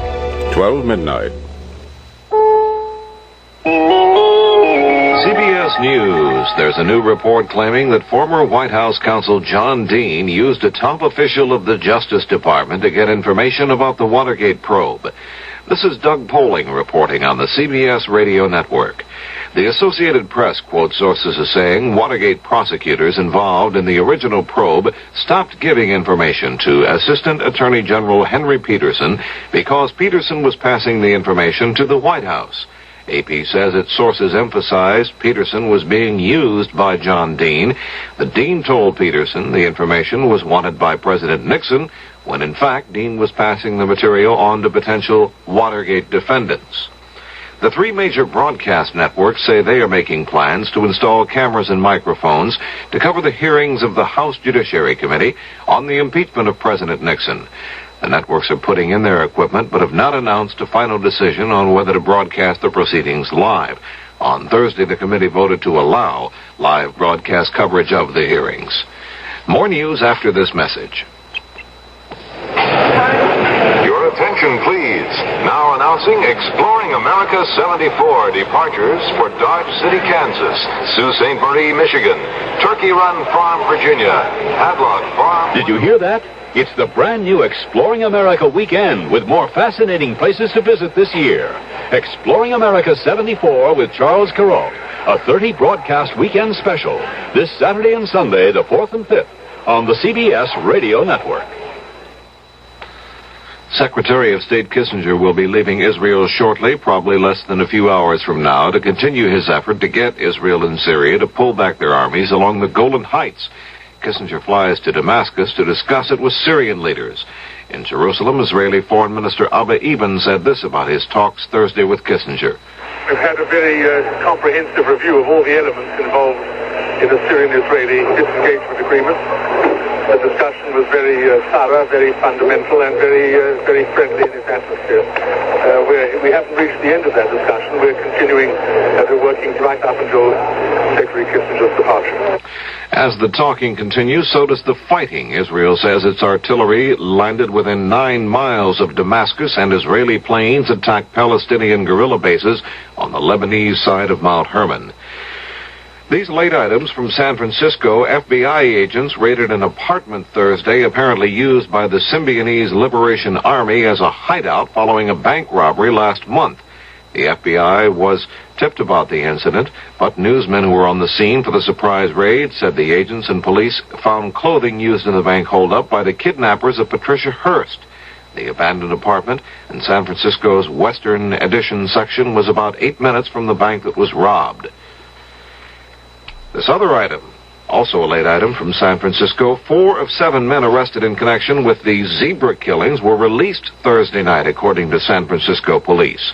Police Sergeant William Kearney said the men were freed because it became evident during the course of the investigation that no further proceedings against them are feasible at this time.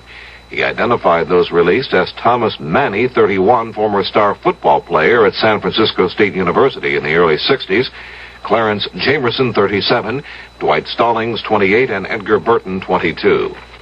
The Soviet Union has demanded China immediately return a Soviet helicopter and its 3-man crew forced down over China in mid-March. In a harshly worded statement, the Russians said if China does not return the chopper and its crew, Peking will suffer what Moscow terms the inevitable consequence. Now this message. Even if someone served them a slice of beef, they couldn't bite into it. Their teeth are too weak. I'm not talking about some people off in Africa or Asia. I'm talking about Americans, American children. It's tragic how many thousands of them are in this country whose teeth will literally rot in their mouths because they'll never receive basic dental care. They may not even own a toothbrush. What hurts is that it takes so very little for any one of us to help them. The same dollar, for instance, that buys you 2 packs of cigarettes can buy 3 American children the first toothbrushes they've ever owned. I'm Cliff Robertson. Won't you give up some cigarettes so some American children can have their first toothbrush? Send your dollar to Americans for Children's Relief, Box 5050, Stamford, Connecticut. Box 5050, Stamford, Connecticut. $1. course, if you can afford more, give more. Trivia fans, take note of this item. The New Jersey State Legislature has a bill pending to make the honeybee the official state insect. State Senator Joseph Merlino says there are more than 45,000 honeybee colonies in New Jersey, more honeybees per square mile than any state except California. Merlino may be buzzing with excitement over the bill, but other lawmakers might take the sting out of it. Doug Poling, CBS News.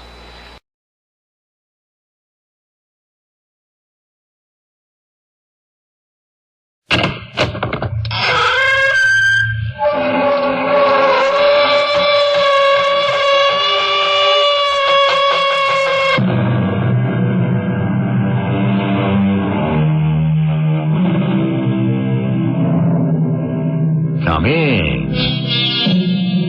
Welcome. I'm E.G. Marshall. The eternal optimist is often ridiculed for his hopeful vision, his lofty ideals, and his unrealistic advice. Consider the optimistic cliche, it's never too late, or better late than never. Is that always the case? Or do some occasions exist where we might fare better with a more negative piece of advice?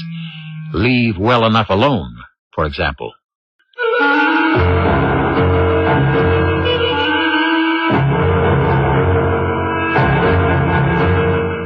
Our mystery drama, Postage Due, was written especially for the Mystery Theater by Douglas Dempsey and stars Ralph Bell. I'll be back shortly with Act One.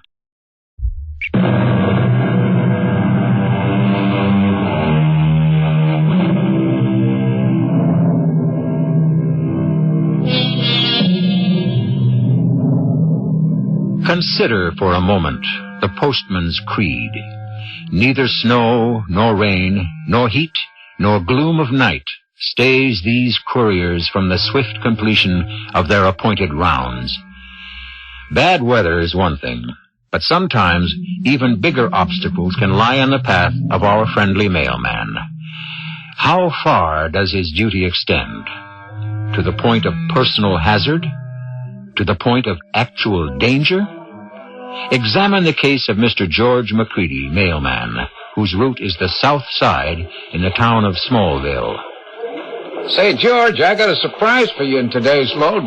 A surprise from the postmaster? You're notifying me of a raise in salary, huh? No, something for you to deliver. A letter, postmarked August 1st, 1941. Come on. No, really, I'm serious.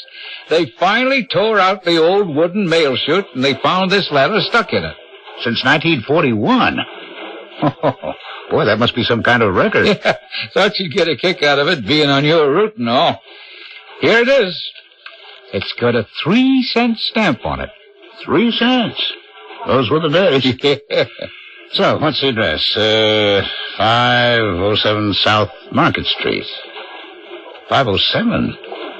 No one's lived in that place for years. Hey, wait a minute. Not that house all the kids say is haunted. Yeah, that's the one. I don't even deliver the junk mail there anymore. It's all overgrown. Well, look, if you want, I'll turn it over to the dead letter office. Oh, no way. After all this build-up, you think I'm not going to try and deliver it?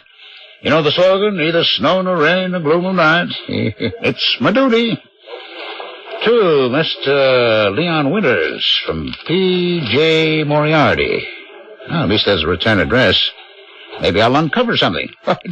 just as long as you don't uncover anything haunted. Listen, the only frightening thing about this job is the backache I go home with every night. 507 South Market. Well, what do you know? A car in the driveway. Must be someone here after all. I should have left my bag at the curb. It's a regular nature hike here. Hello? Anybody in there? Mailman. Hi. Somebody upstairs. It's the mailman. Hey. Who's in there? I've got a letter. I'm here out front. Yes? Huh? Oh. You live here? No, I'm the owner. Just trying to stay ahead of the vandalism. Come in. Well, this place looks pretty good inside. I figured I'd find a real mess. Why don't you rent this place out? Nobody wants... no one would want to live here. It's not really fit. So what brings you here? I've got a letter to deliver. I haven't used this address in years. Must be some old-timer trying to reach me. Oh, real old-timer. It's postmarked 1941. We found it stuck in an old mail chute down at the post office. 1941? The whole family was here back then. Who's it to? It's addressed to Mr. Leon Winters. Leon? You know him? Yes. Yes, of course. He's me. I just haven't gone by that name in such a long time. Well, I'll bet this brings back some memories. You couldn't have been much more than 20 when it was written. I was 17 in 1941. Who could it be from? Mr. Winters, before I turn it over to you as a kind of formality, I'd like to see some identification, a driver's license or something. I don't have my wallet with me. I'd hate to give this to the wrong person after 40 years and all. Listen, I'm not really Leon. Leon was my older brother, but he's dead now. I'm Elroy Winters, and I am executor of the family estate, so... Well, that does complicate things a bit. If I have an identification for Elroy Winters, right here... No, it's not that, Mr. Winters. If this other Mr. Winters, Leon, that is, has passed away, then I should try to return this letter to its sender. And who's that? A P.J. Moriarty. P.J. All right. Yeah, that must be Pamela. Well, you won't have any luck finding her, Mr. McCready, George McCready. Miss McCready. She had some connection with Leon years ago, but she dropped out of sight, and we never heard from her again. Well, nonetheless, I think I'd better try to return the address and see what I find. That would be Cliff Manor. One of those mansions over on Society Hill. Oh, that's right. 1540 Society Hill. I think you'll be wasting your time. That family moved away long ago. Listen, Mr. McCready, this letter may have something to do with my brother's estate. A lot of financial matters were never cleared up. I can understand your anxiety, sir, but postal regulations dictate my course. Here, this is my boss's number. Call if you can give me any leads, and I'll get back to you if I reach a dead end. Fair enough? Bit overzealous, aren't you, McCready?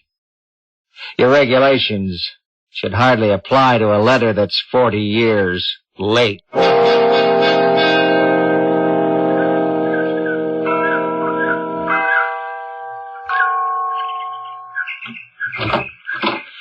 May I help you? Yes, I've got a letter here that I'm returning to sender, a P.J. Moriarty. Oh, goodness, no. The Moriartys haven't lived here for ages. They were the original owners. I must try to locate a Pamela. Yes. Well, you might try Adolf, the old groundskeeper.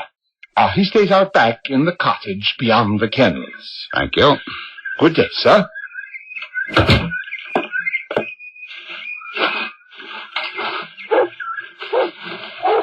Excuse me, you wouldn't be Adolf, would you? I wouldn't be if I had a choice.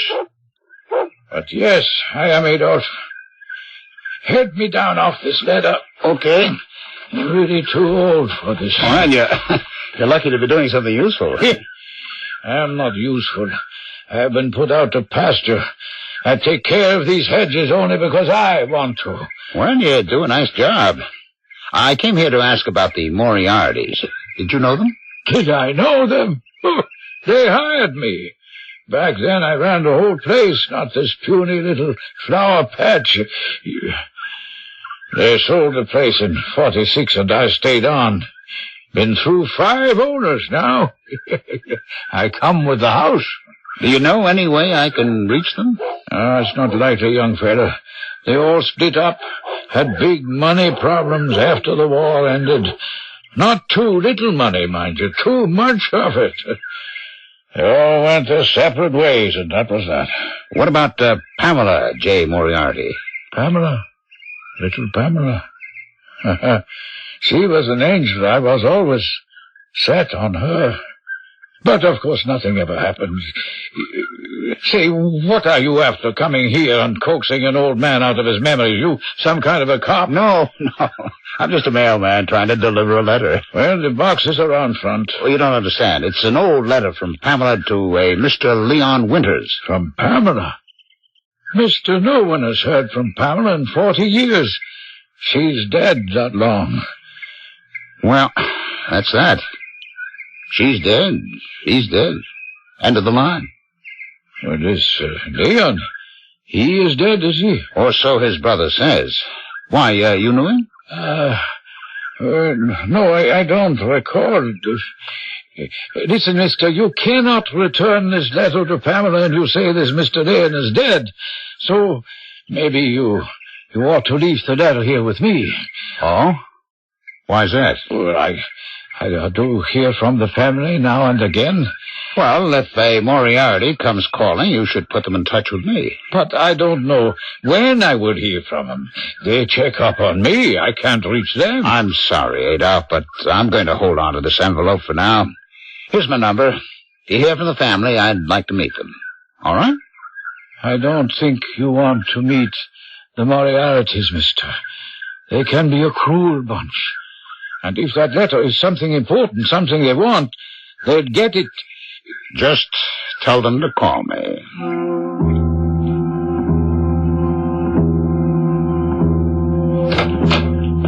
That you, George?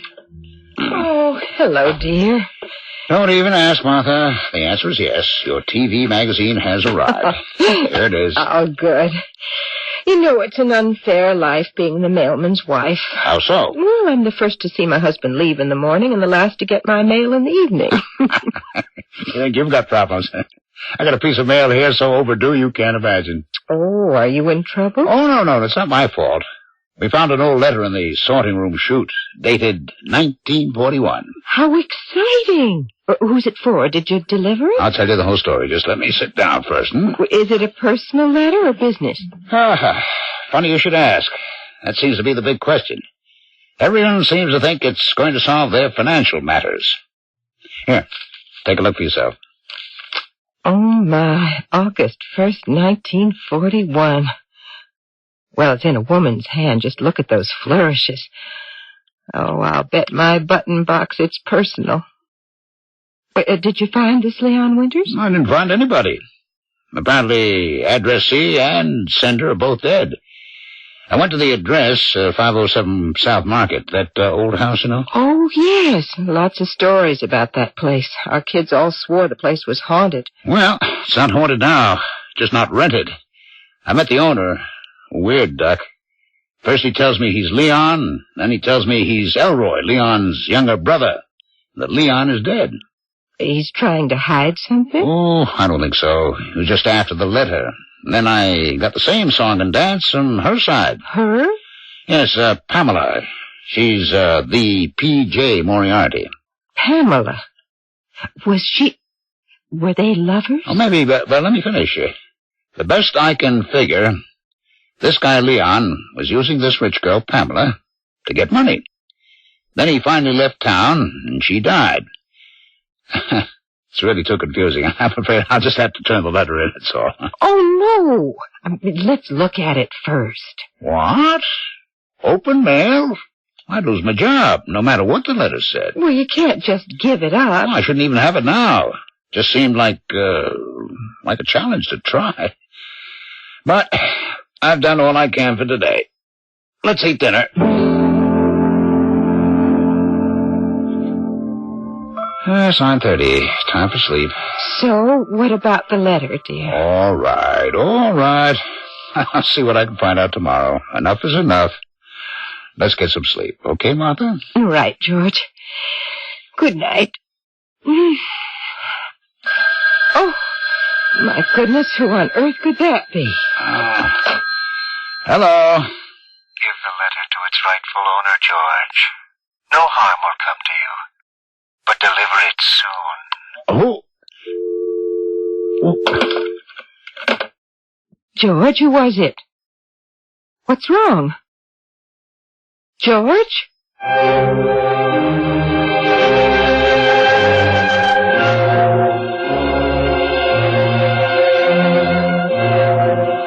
Is this nocturnal phone call the Moriarty threat, or is it Elroy trying to claim his brother's long-lost paperwork?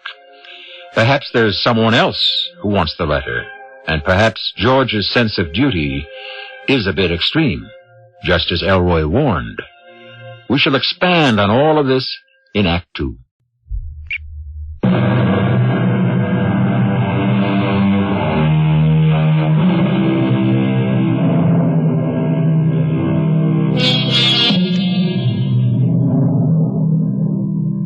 Postman George McCready has committed the working man's cardinal sin.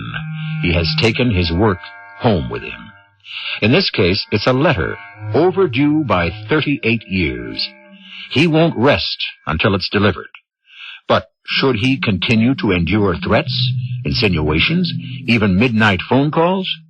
For once, perhaps, George may be taking his job too seriously. And that can be dangerous.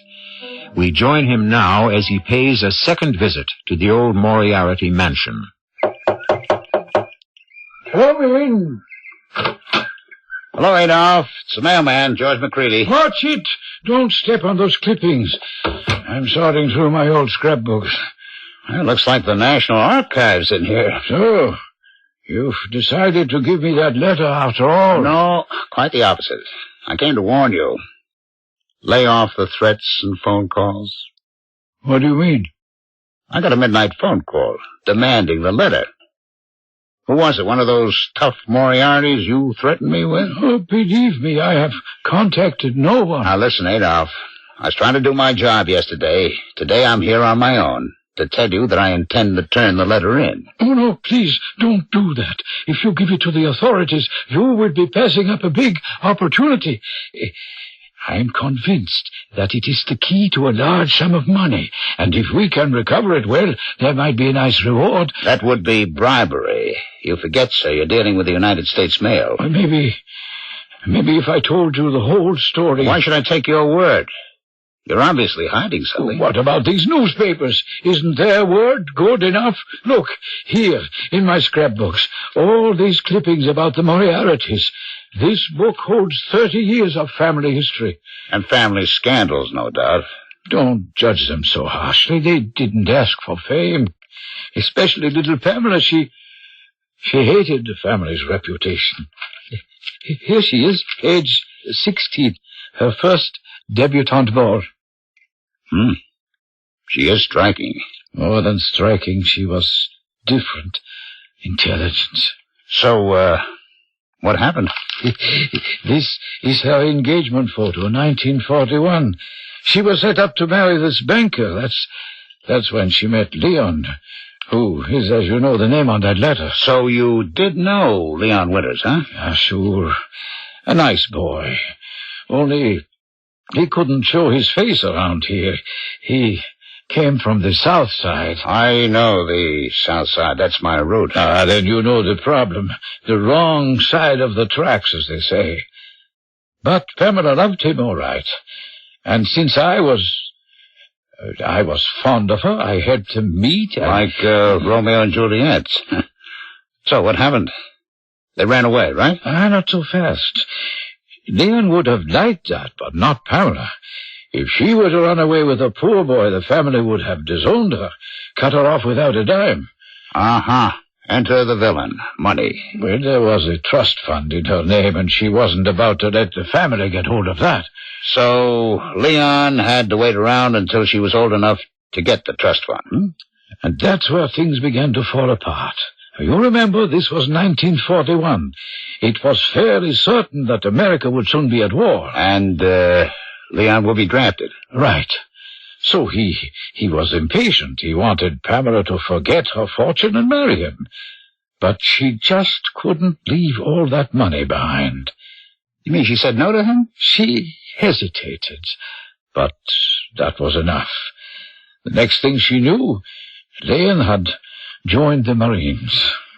That's too bad. But you still haven't explained why some old love letter could be so important. Now, be patient. Once Leon went off to war, that's when the scandal, as you call it, began.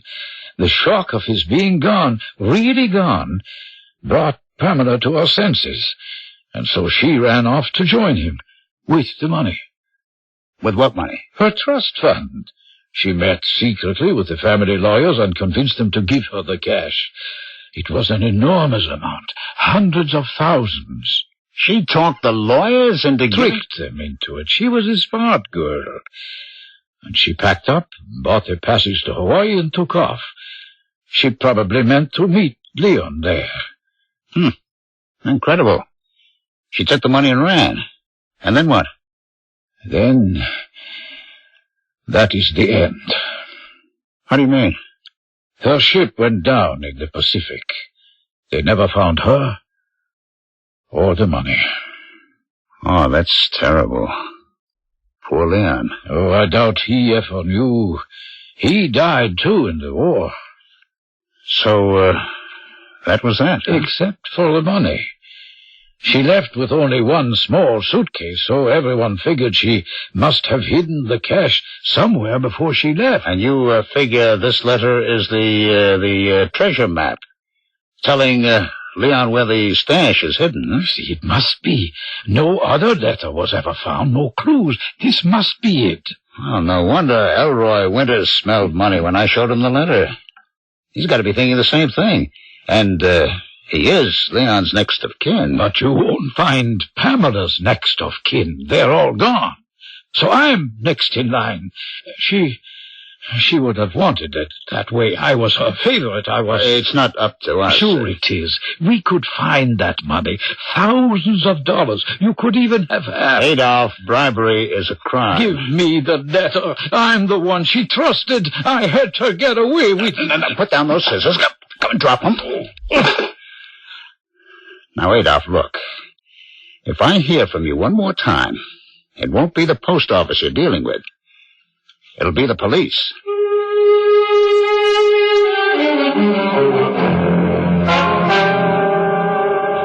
Hey, you're running late, George.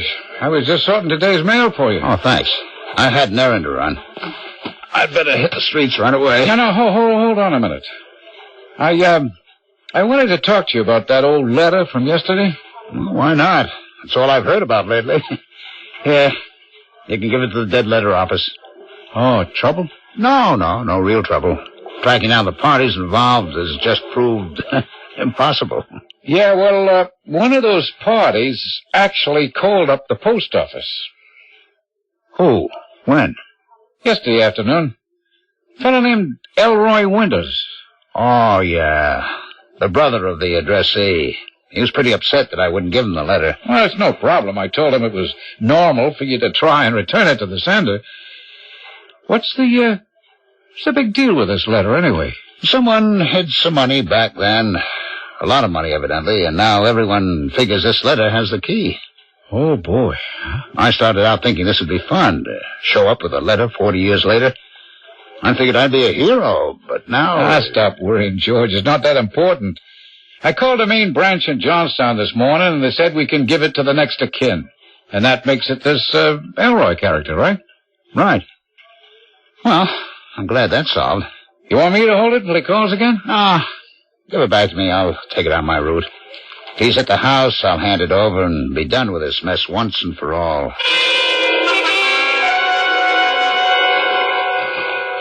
507 South Market Street. Here we go again. Hey, Elroy, wait. It's me, George McCready. Hold it. Hold it a minute. I need to talk to you. Mr. Winters, you're as white as a sheet. You all right? Say, maybe we should go in the house and talk. No, we'll talk out here. You may get in the car. You don't look well. What happened? I've just spoken to Leon. What? When? Just now. In the house. In person. Oh, you're not suggesting you saw a ghost in that house? Call it a ghost, a vision, a dream, whatever. I just spoke to my brother. Well, maybe there's some kids in there. I'll go take a look. It was Leon. I saw him. He wasn't a day over 20 years old. Elroy, if this melodrama is an attempt to scare me into giving you the letter, don't bother. I came here to give it to you anyway. I don't want it. You don't want it. But it's yours. Pamela's dead and you're Leon's next of kin. You're supposed to have it. It's Leon's. Give it to him. Look, Elroy, this is really crazy. Yesterday you wanted this letter so badly you were ready to call a lawyer. Here, will you take the letter? I won't bother you anymore. Thank you, but no. There's nothing in that letter for me, I know. Well, then, I'll leave it in the mailbox. You, whoever wants it can pick it up whenever you... No, you mustn't. You've got to deliver it to Leon himself. Okay, Elroy, as you wish. The letter goes back to the post office. Martha, I'm home. Hello, dear. So, did you solve the big mystery? Not entirely, but it no longer matters. I'm turning the letter into the dead letter office tomorrow, and that'll be the end of it. Maybe it's just as well. The whole thing sounded a little suspect to me. But just for fun, tell me what you found out today. And the whole story is one big misconnection. In a nutshell, rich girl Pamela meets poor boy Leon. They fall in love. Leon wants her to elope with him, leave her family and fortune, but she wants to wait until she inherits her trust fund. How foolish. Leon goes off to war. Pamela decides to take off after Leon. Only her ship sinks and she dies. And then Leon is killed in the war. Can you believe that? Oh, what a terrible tragedy. Oh, George, I'm dying to know what's in that letter. You and everyone else, except Elroy. He sure changed his tune. Thinks he saw his brother's ghost. Wants nothing to do with the matter. Maybe he's scared. Well, he sure looked it. But, what makes you say that? Well, I heard some more haunted house stories. Recent stories. One of the girls from the church circle lives near there. Oh, no. Here we go with the ghosts and the monsters. It is a strange house, dear. Nobody ever moves in. Every so often you hear tales. Lights on and off. Old radio music. It's just kids. Elroy said so himself. Let's forget it. Go to bed. And, take the phone off the hook. Off the hook? Why? Is there something you haven't told me? I just don't want any cloak and dagger business tonight. If someone needs to speak to me, they can visit me in my dreams. Good night.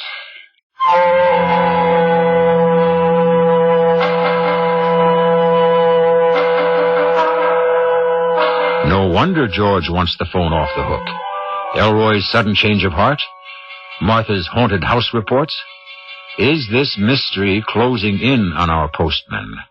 Will he make it till morning and be rid of this curse once and for all? We'll find out how it all ends in Act 3.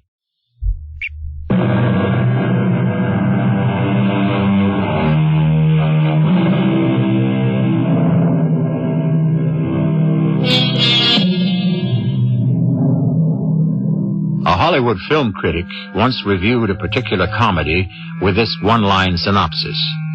Man returns from the beyond to straighten out his financial affairs.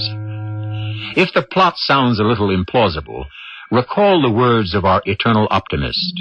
It's better late than never. One thing is certain. Both that story and ours raise the same question. Do spirits really lurk about on Earth, finishing up their unfinished business? It seems that George and Martha are about to learn the answer to this and other questions. I can't sleep. Me neither. George, can't we read the letter? No way. I can't do that. But I can. I won't lose my job. No. I'll steam it open. Take a quick peek and seal it right up. No one will ever know. I can't let you do that. Oh, fiddlesticks. How about this? The letter is right over there on the bureau. Now, suppose while you're asleep, I go over, pick it up, and just look at it from the outside. Now, is that a crime? That's okay with me, although I can't imagine what good it would do you. Oh, good. Oh, my. Well, she really loved him. You can see it in the handwriting. You should be a palm reader. This woman's stationery. practically transparent. All you have to do is hold it up to the light. I'm surprised you haven't done this already. Now, let's see if I hold it up at just the right angle. I can almost... Can you see any kind of a map in it? A diagram, maybe? No, they're just words. Dearest Leon... Martha, I'm not listening. Dearest Leon, I hope this letter... Oh, my goodness. Oh, George, you've got to read this. What's wrong? Nothing's wrong. It's just that... Well, do you want me to tell you or not? No, never mind. I think you better put it back in my pouch. What's that? I thought you took the phone off the hook. I did. Maybe it's the phone company. Don't answer it. George, you should. It might have something to do with... You know. Hello. Hello, George. This is Leon. Leon Winters. Don't you think it's time you delivered my letter? Bring it to my house, 507 South Market Street, tonight. I'll be here all evening. No harm will come to you, George. George? Who was that? It was Leon, wasn't it? It can't be. I don't believe in that stuff. But who else could call you with the phone off the hook? It's some sort of trick. Elroy's scare tactics. What did he say? They said to deliver the letter tonight to the house. Let's do it, George. We should. I can feel it. Well, I can't. I still think it's some kind of trap. What makes you so anxious to send me over there? Because I know it's all right now. Why? I can tell from the letter, from reading it. Trust my intuition. Oh, I don't want to drive over there at this hour. I can go in the morning. When it's light, huh? You're scared. I am not. Well, come on. Now, let's get dressed. I'll drive you right now. We'll drop it off and be done with it. Well, okay. Okay, I'll go. But not because of that call. Because I trust your instincts.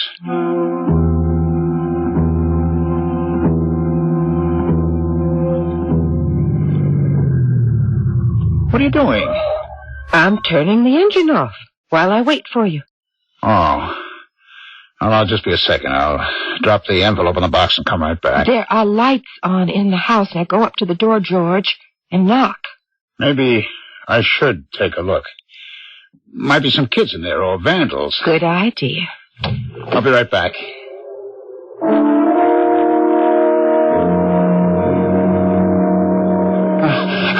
George, now you scared me. Why were you running? There's a guy inside. A young fella, early 20s, sitting in an old chair. There's a lamp and a table and a fire in the fireplace. It's him. But yesterday that place wasn't furnished. What does he look like? Dark hair, wavy, a thin mustache, and he's wearing old clothes. Rags? No. Some kind of a uniform. Jungle fatigues, like an old war movie. And he didn't see you? Well, of course not. Well, so go back. Knock on the door, George. Oh, this is silly. It's not, dear. He's waiting for you. I know it. I'll be back in a minute. Well,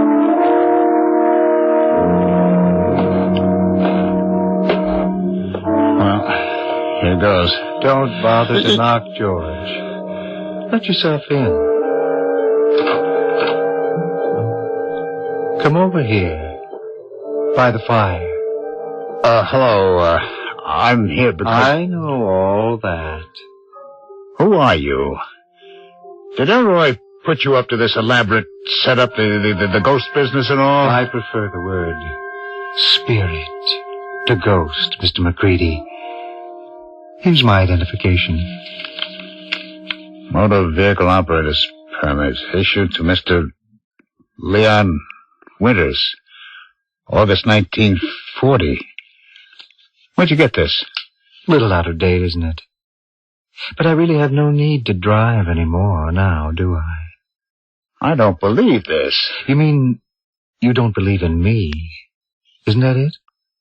You're convinced that a soul can't be trapped here on Earth, restless, waiting for something. But then, why did you come, George? I came only because my wife talked me into it, because I trust her instincts. Look, let's get this over with. Here's your letter. At long last.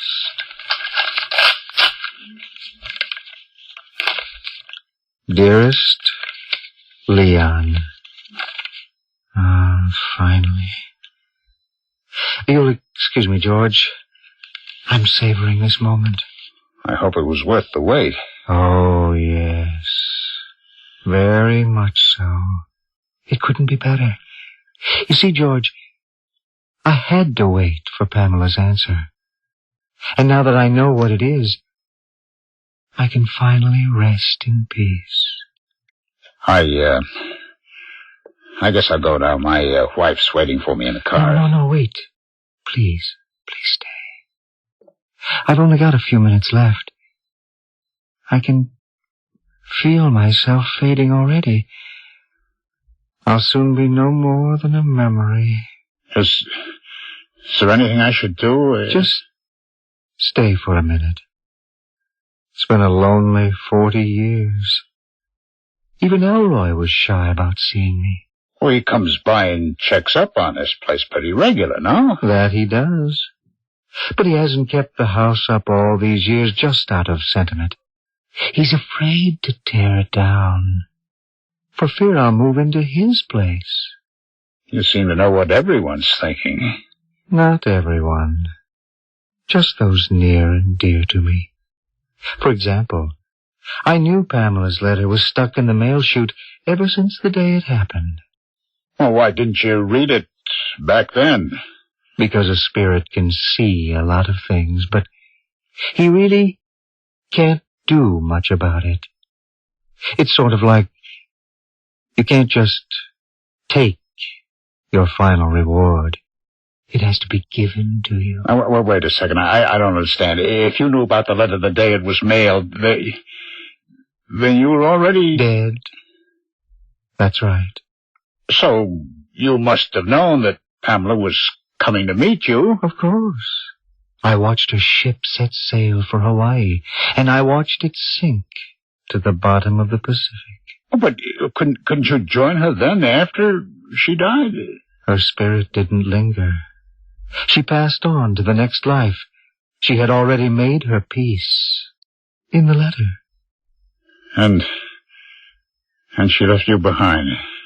Well, I had deserted her in life. I ran away and got myself killed. I robbed her of her dream, of our meeting. So I was doomed to wait until now. It's all kind of hard to explain, but it's really very fair. Well, that's a comfort. But what about Elroy and Adolph and the money? Don't worry about Elroy. He's always resented Pamela. He wanted her money as some sort of revenge. And as for Adolph, he was jealous. Remember that he was my age when Pamela ran away. In a way, he lost her to me. So the money seemed like compensation, I suppose. But they never found any money. There is no money. Well, Pamela tricked us? In a way, yes. But you'll understand everything once you've read the letter. Oh, I'm fading away now. Thank you for... Wait, where are you going? Don't you want to take your letter? You keep it. I'm leaving the physical world. Goodbye. Leon?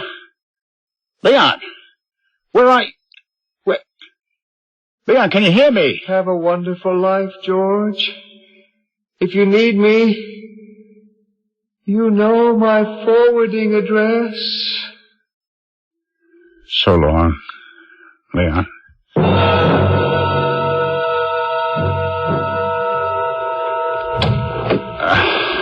Hi, honey. You were in there forever. What on earth happened? Here. This is for you. The letter. Well, it's open. Didn't you give it to him? Of course I did. And after he read it, he gave it back. He doesn't need it anymore. You mean because he's a ghost? A spirit, dear. But what does it say? I don't know yet. I saved it for you.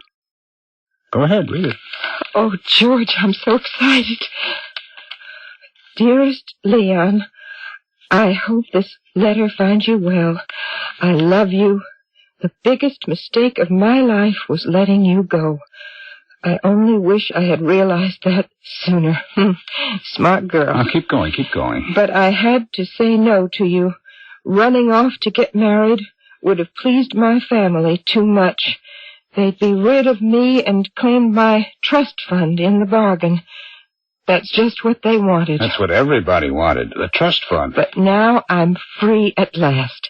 I've turned my inheritance over to various charities, anonymously. So, Leon wasn't kidding. There is no money. Shh. Now, this is the part I read through the envelope. And now my answer is yes. I'm on my way to Honolulu. I'll wait there until you can join me. I love you, Leon. I'll wait forever. Yours, Pamela.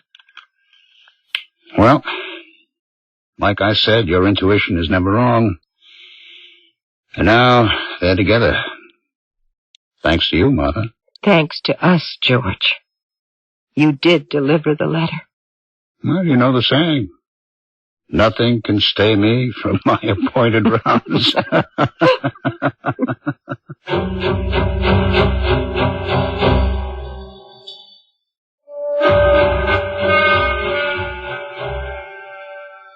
With George's sense of duty and Martha's sense of destiny, the letter is finally delivered.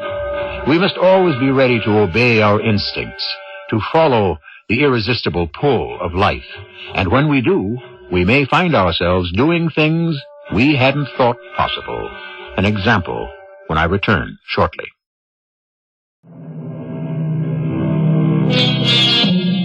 Some say that reality is all in the mind.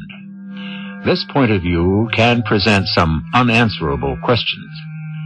Did George actually deliver the letter to a spirit? Examine the facts. An off-duty mailman enters an abandoned house late at night. He clutches a 40-year-old piece of mail in his hand, torn open in a moment of emotional stress. Did he tear the envelope himself? Did he imagine the entire drama? To George, it was real. Beyond that, we can never know. Our cast included Ralph Bell, Terry Keane, Bob Caliban, and Ian Martin. This is E.G. Marshall, inviting you to return to our Mystery Theater for another adventure in the macabre. Until next time, pleasant dreams.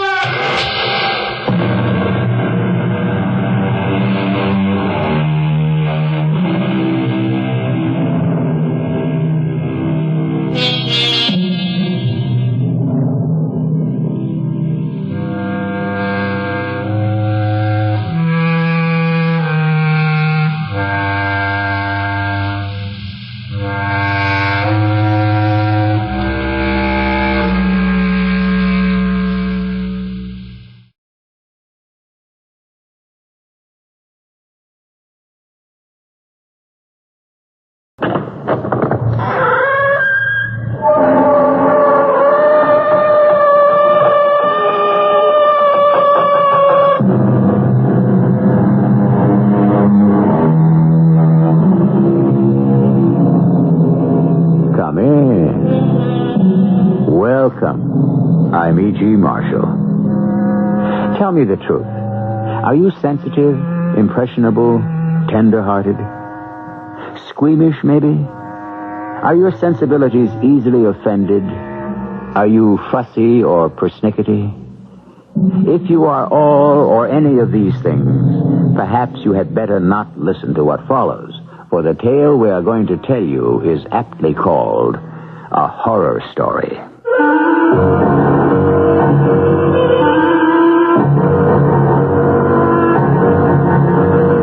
Our mystery drama, A Horror Story, was written especially for the Mystery Theater by Elspeth Eric and stars Robert Dryden.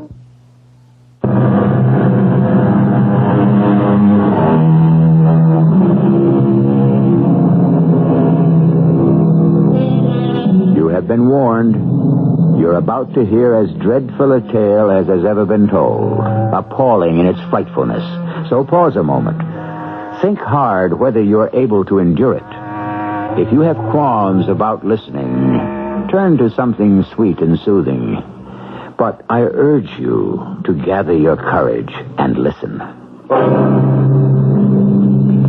Nothing on the first floor, nothing on the second. Only the third floor remains to be explored. Why do I bother? Why do I persist? Well, if anyone cares, this place fascinates me. Has for 20 years. Ever since I first came to New Orleans in 1829 and saw a crowd of frightened people gathered outside this building on Common Street. By eavesdropping among them, I learned that they thought the place haunted by a collection of gruesome ghosts. Now, let's see what's in here. Oh, I declare, if the third floor yields no more than the other two, ooh, I say, what an exquisite fireplace. So delicate, pure Adam. As a world traveler, I've become something of a connoisseur. Still, Oh, what's this? Looks like a loose brick in the chimney breast. Oh, really, the town should take better care of... Let's see if I can pry it loose. Oh, yes, I can. Oh, why are people so neglectful? Still, no one comes here anymore. They're too frightened, I suppose. Imagine being afraid of ghosts. Got it. Good. Now, what may I find here? What could there be in the space behind the... Oh, yes. There's something. Yes. There's a little book. A little book bound in red Morocco leather. And then... Wait, what have we here? Oh, good gracious. A pair of shoes. Oh, how sweet, how dainty. Now, back to the little book. Oh, my word. It's a diary. And the name embossed on the cover is plain as day. Gaston Donnet. Gaston Donnet. Monsieur Sauvinet? Come here immediately. Something wrong, Monsieur Sauvinet? An emergency. The Count is coming for dinner. It's his first visit to the Palais Sauvinet, and what do you think has happened? The head chef has had an accident, and he's in the hospital. Oh, what a pity. Well, you know who the Count is, don't you? Oh, I know. What's to be done? There's nothing to be done but turn the whole thing over to you, Gaston. What? But I've been engaged as assistant chef. I don't have the capacity, the experience. My friend, there is no help for it. I'll tell you what. I'll give you Pierre all to yourself. Pierre? The scullery boy? Well, he's been with me for 2 whole years. Pierre, come here. You'll see Pierre is very knowledgeable. Yes, Monsieur Sauvinet. Pierre, my boy, who do you think will dine with us tonight? The Count himself, friend to the king. But the head chef, he's at the hospital. Unhappily, but we must not let that affect us in the least. Monsieur Gaston Donnet here will be in charge. Oh. And you, Pierre, you are to leave everything else to others and devote yourself to him. Do you understand? I understand. Now, what shall we prepare for the Count, huh? Perhaps a leg of lamb Eslington with the proper vegetables? A Normandy sole before that. Oh, and for his particular pleasure, truffles served in the silver cocotte and wrapped in our finest linen napkin. Oh, the poor Gaston Donnet, poor chap. It's no small thing to prepare a superlative dinner for an important client. I know. I've wandered the world. I've been in Paris, more than once. Well, let us read on in the diary what happens next. when the Count has eaten his dinner of truffles, of Normandy sole, of lamb Eslington, and all accompanied with the best wine, and all finished off with an exquisite plum brandy, what then? Success, Gaston. Oh, what a great success. I'm so happy, Monsieur Sylvain. He raved about the souffle. He was ecstatic over the leg of lamb. He all but kissed the vegetables. Oh, let the head chef stay in the hospital. You, Gaston Donnet, you are the best chef in all of Paris. Oh, Monsieur Sauvinet, surely not. Now listen, dear chap. The Count intimated to me just before he departed. He plans to come back soon. It's too much. Now, dry your eyes and get on home, because that's where I'm going. Pierre? Monsieur? You'll close the place, won't you, so that our heroic friend here can go home? Yes, Monsieur Sauvinet. Then good night, my valiant Gaston. Good night until tomorrow. Good night. Oh, what a glorious night it has been. Aren't you going home, Monsieur Donnet? What? Home? To tell your wife about your success. I have no wife. Oh, there must be someone you can boast to. Monsieur Sauvinet said the Count adored the souffle and the lamb. All but kissed the vegetables, he said. But he said nothing about the truffles. No, he didn't. The beautiful truffles in the silver cocotte. Pierre, did the Count enjoy the truffles, do you think? Well... If so, why didn't Monsieur Sauvinet mention it? Well, they were a little overcooked. Overcooked? You said overcooked? I heard the Count remark to his lady friend that they were slightly overdone. After all, they require only 7 to 8 minutes in the oven, and yours were in there for 10. That's not so. Oh, yes, I noticed. At least 10 minutes. Why, you dirty little beggar. Why, you... Keep away from me. Keep away from me. That knife. No, the knife. Put down the knife. Please.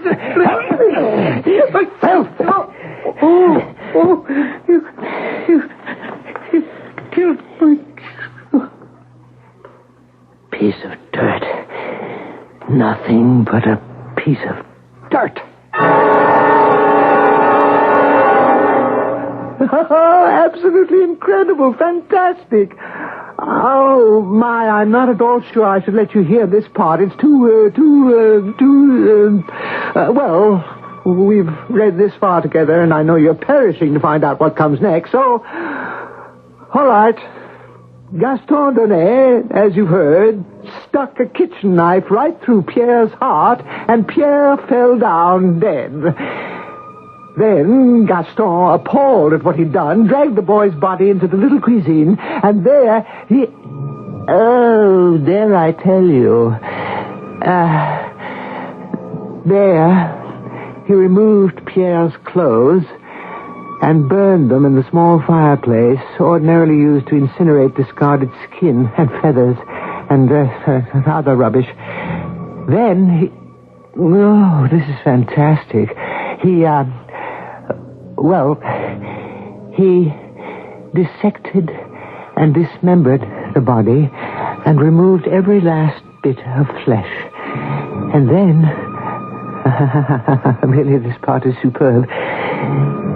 He prepared the flesh in any number of ways.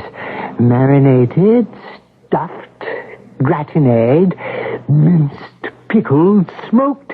Oh, you do have to admire the man's ingenuity. Oh, say you do. Then the following day, there was such an outcry in the kitchen. Where is he? Where is that boy?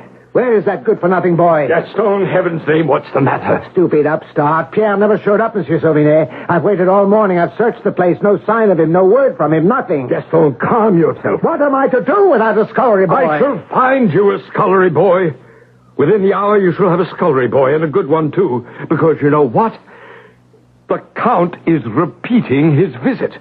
The Count? Yes. He's enamored of your cooking. Who knows? One day he might invite the king to be his guest. Would he come? Who knows? Now, what shall we serve the Count tonight, huh? Monsieur Sauvinet, Is it true that the Count did not appreciate my truffles? I heard something to the effect. Oh, that was nothing. A trifle overcooked, he said, but it was nothing. Now, for this evening, first, some scampi, perhaps? Leave the menu to me, monsieur. I shall prepare something incomparable, something new. You don't want to tell me what you have in mind. I want to work from my own inspiration, my own invention. I want it to be a surprise. Oh, I don't have to tell you, do I? That evening's repast was a mad success, a wild triumph, start to finish. Such fragrance, freshness, such combinations of flavors, 8 courses, and each one better than the last. The Count and his dinner guests agreed to a man that never in their gastronomic lives had they enjoyed such a repast, and they sent a great storm of compliments to the genius chef. Oh, isn't it marvelous? Isn't it divine? For, of course, you know what they had eaten with such gusto. Oh, my dear Gaston, let me kiss you. Both cheeks. Oh, I kiss your hands. The Count and his friends enjoyed their dinner? Enjoyed. They were rapturous, Gaston. They were ecstatic. They were beside themselves. Ah, I'm so glad. And the new scullery boy, Francois, he served you well? Well enough. Francois is a good boy, but you need no one but yourself and your incomparable talent. Ah, you're very kind. Gaston, I cannot keep a secret. I must tell you. What secret is that? The Count is coming back. Oh? And this time, tomorrow or the night after, but certainly within the week, he hopes to bring a guest, a solitary guest. A lady? Oh, I think not. A gentleman, a high-born gentleman. The most noble gentleman of them all. What you mean? A royal gentleman, Gaston. Him? Of course, he will come disguised. It wouldn't do. Oh, no, of course not. No. And the Count wants you to prepare for this noble, this royal gentleman the same dinner you prepared tonight. The same? The very same. Oh, my reputation is made. Just wait till everyone hears.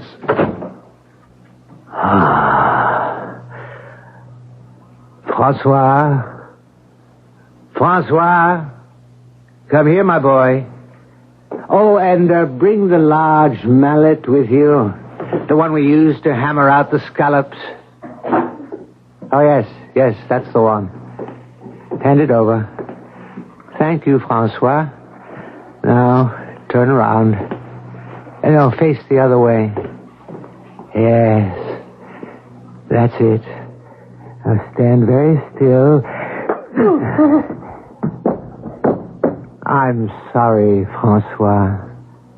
But what else could I do? It doesn't say in the diary if the Count's guest was actually the king himself, although it does say that both gentlemen enjoyed their dinner immensely and sent the most effusive compliments to the chef. However, according to what it says here, shortly thereafter, great outcries were raised by the mothers of the 2 vanished boys, and Gaston Donnet suddenly left Paris, never to return.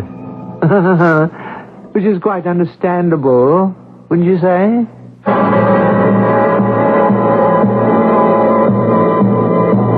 Ready to continue? Be very sure, won't you? Because there's more to come. And if your heart stops or your hair turns white, don't blame me. I warned you, didn't I? Yes, I did. I told you from the very beginning, this is a horror story.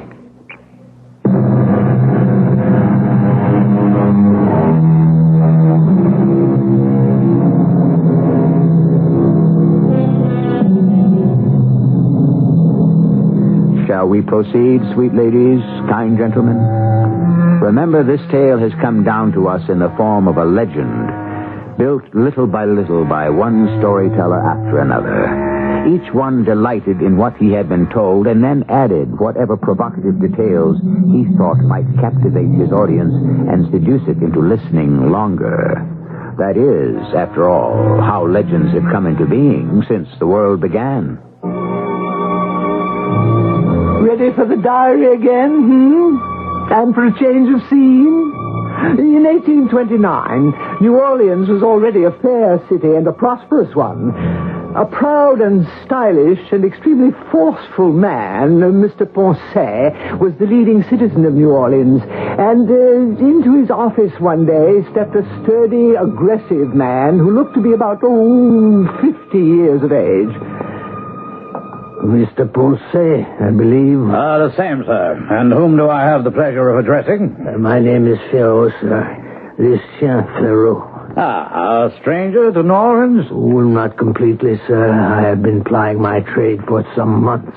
And your trade is? I am a shoemaker.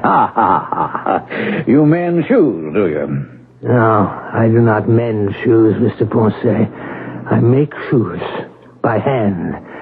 I cut every piece of leather. I sew every stitch with these two hands. I see. Well, now, what can I do for you, Mr. Ferrot? Everyone tells me you are the most influential man in New Orleans. I want to buy that building on Common Street. Which one do you have your eye on? The one with 3 stories, 6 chimneys. It's the only one vacant at present. And you want to move your shoemaking enterprise into that building? I do, sir. Isn't it a bit large? 3 floors? 1 floor. The first one will suffice for my workroom. The 3rd floor, that will be my home. I have walked through it. The light is wonderful. And the exquisite fireplaces in every room. But do you need so many rooms, a man living alone? Nah, but I shall not be living alone. I got married yesterday. Did you now? Well, that's splendid. Congratulations. As soon as Camille said yes, I made up my mind that the building on Common Street must be mine. You're married?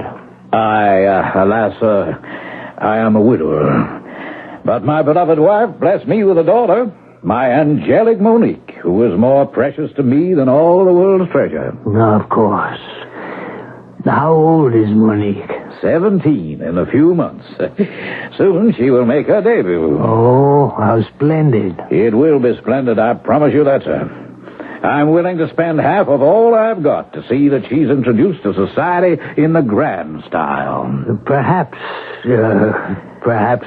when she has chosen her gown and had it made, perhaps you would come to me for the shoes. Perhaps I shall. By the way, Ferrot, what do you propose to do with the 2nd floor? You'll have your little shop on the 1st, you'll have your living quarters on the 3rd, but what about the 2nd? What'll you do with that? Oh, I'll find a use for it.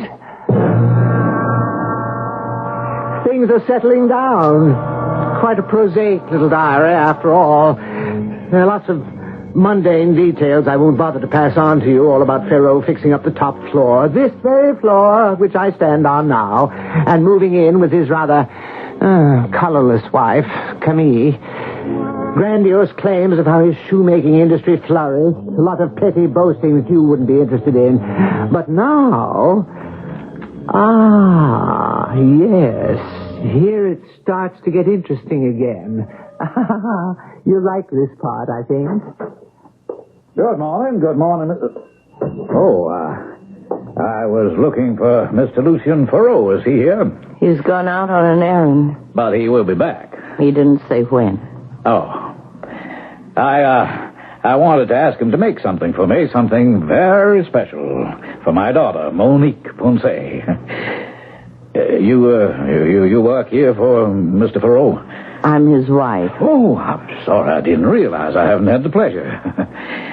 Tell me, Mrs. Ferrot, are you enjoying your new home? It's very nice. Your husband's fame is spreading, you know, all over New Orleans. So he tells me. Everyone says his slippers are the softest, the most pliable, so flexible. The ladies who worn them say they can dance all night and on into the morning. So I've heard. I'll tell you why I'm here, Mrs. Farrow. I wanted to order a pair of his wonderful slippers for my daughter, Monique. Look here, I brought a swatch of the material her dress is to be made from. My daughter has dark hair and dark eyes. Well, you can see. This is the material. Damask, isn't it? I believe that is what they call it. White damask, with just the faintest little thread of gold running through it. Beautiful. Beautiful. Now, if your husband can make shoes to match, will he be back soon, do you think? I've got no way of knowing. He never tells me anything. Oh, well, I'll wait a bit. Suit yourself. Tell me, your husband has rented out the second floor, hasn't he? Yes, he has. To a restaurateur, I believe. A private dining salon, they say. So they say. Small, but elegant. So I've heard. Oh, forgive me, Mrs. Farrow, but you talk as though you'd never seen it. I never have. Well, I am surprised. Your husband makes an excellent investment, and you don't even care to see it? Oh, I care. It's grown famous all over New Orleans. The cuisine, everyone raves about it. So he tells me. But you have never dined there. Oh, no. Here's my husband now. Ah, Mr. Ponce. Well, glad to see you, Mr. Farrow. Mr. Ponce wants to order a pair of slippers. Oh, fine. For Monique, for my daughter. I showed your wife the material her dress is being made from. You see, this is a small swatch. Very nice. I can get more if you'd care to make the slippers to match exactly. No, that wouldn't do it at all. Well, I simply thought... I have my own materials. Well, if you insist. I do insist. My materials are 1,000 times more pliant than this damask. Oh, whatever you say, Farrow. Well, good day, Mrs. Farrow. Good day. How long was he here? Only a few minutes, Lucien. That's all? We chose to wait for you. What did you two talk about? Oh, your success for the most part. He mentioned the restaurant on the second floor. He asked if I'd ever dined there. He asked you that? Of course I said I hadn't. I said I'd never even set foot in the place. Why can't I see it, Lucien? Because I say you can't. But why can't I? I'd like to so much, Lucien. I've already told you why you can't. Because you say I can't. Precisely. I see. But I'd certainly like to. I hesitate to tell you what the next few pages of the diary hold. Oh, I don't think I can read on. Yet I must, if we're ever to finish this macabre tale. So I'll just tell you straight out. The secret material Pharaoh used for his extraordinary slippers was human skin. There, I've said it. And the source of his supply was the slave market. Oh, my word, what a really terrible fellow he was. Yet you do have to admire his enterprise and his courage in setting it all down here. You do have to respect that, don't you?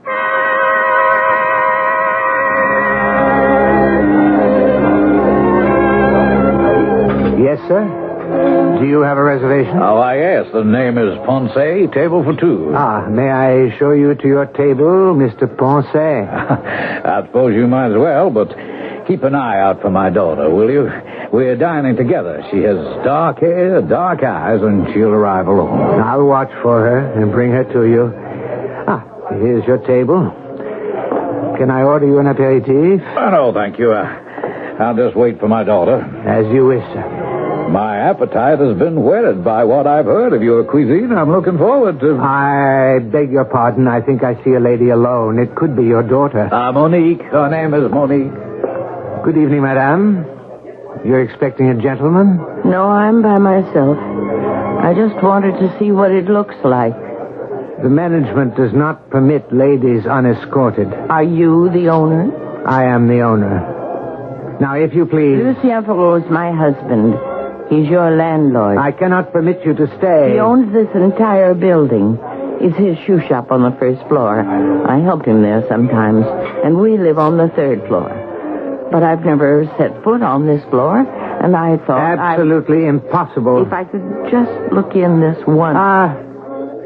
On the other hand, come with me. I'll show you the whole place. Oh, it's lovely. I'll show you everything. You're very kind. Through this door here, if you please. Is there another room? Yes. Through here. Oh, but...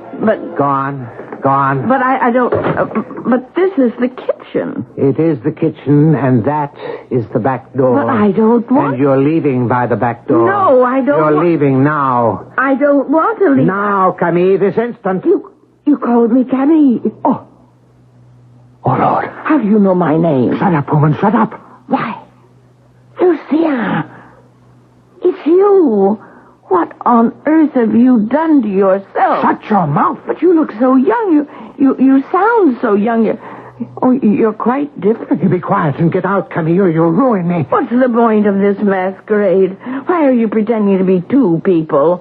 You're a fine shoemaker. Why do you have to be a chef as well? Why should I be one man when I can be two? But which is my husband? What is my name? You can't go on with this deception. You must stop. Never. We shall be so rich, Camille. No. I won't go on this way. I can't. I don't know who I am, who you are. I'll tell everyone. You'll tell no one.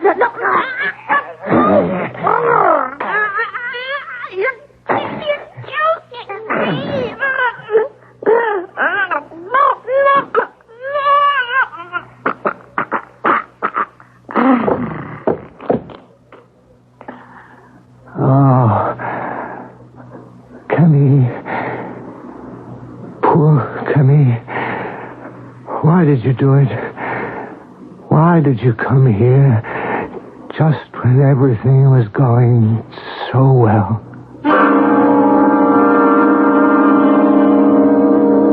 Poor Camille, indeed. For her desperately ambitious husband strangled her right there in his own kitchen. And then... Oh, merciful heavens, I hate to tell you what comes next, what it says here. As he looked around him, and the pots and the pans and all the accoutrements of his profession, the thought crossed his mind that... Oh, how can I say it? He thought to himself, what a fantastic dish I shall serve my customers tomorrow night. The strange, the weird, the grotesque, the bizarre. We so seldom encounter such things in our ordinary lives. They are confined to the world of fantasy, of fiction, of fable. And for my own part, I am perfectly content that such should be the case.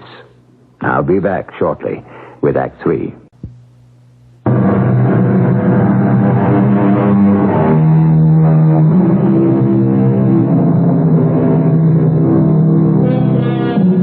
Back to our legend, which was invented to curdle your blood and freeze the marrow in your bones.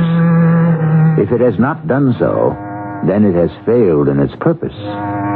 For to make you gasp, exclaim, to make the hairs on your body stand on end, why, that is the very proper purpose of a horror story.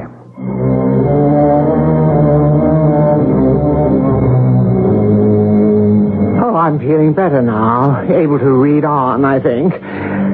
There's a passage here that reveals what you must already have guessed. The proprietor of the restaurant on the second floor was not only Lucien Ferraud, he was likewise Gaston Donnet from Paris.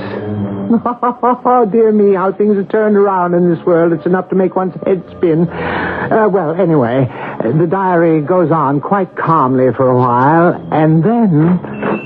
Ah, Mr. Ferraud. Mr. Ponce, welcome to my little shop. You're looking extremely well. Oh, thank you. I never felt better. And your charming wife, is she doing well? Satisfactorily, thank you. I'm sorry not to see her. She's elsewhere. You know, it was to your wife that I first showed the little swatch of damask. She admired it so much. And I told her about Monique's debut. She seemed most interested. Yes, I'm sure she was. Oh, yes, we had nice little chat. We spoke of your tenant. My tenant? The man to whom you let the second floor. Oh, yes. And the restaurant that he opened. Why, it's become almost as famous in New Orleans as your delectable little slippers. Has it indeed? Yes, well, shall I fetch the slippers, Mr. Ponce, for your daughter? Ah, Monique's slippers. Yes. Of course. That's what I came for. I have them right here. Here. Here they are. Oh, Mr. Ferraud. Oh, my friend. You like them? Like them? I have no words to convey what I feel. How white they are. How pure and white. Yes. Oh, they are like jewels. Royal jewels. I call them my masterpiece. Has your wife seen them? Jenny? No. I haven't shown them to her. It'd be so nice if she were to come in right now. That is unlikely. Before I take them home? You might have a long wait. Yes, you're right. I must take them home and show them to Monique. God bless you, Ferraud, and give you continued success. Have you guessed it? Has your clever little mind penetrated the secret of Lucien Ferraud's latest adventure? Have you succeeded in following the intricacies of his criminality? If so, I don't have to tell you that the soft and subtle slippers which Mr. Ponce carried home in triumph were made of the white, young skin of Camille Ferraud.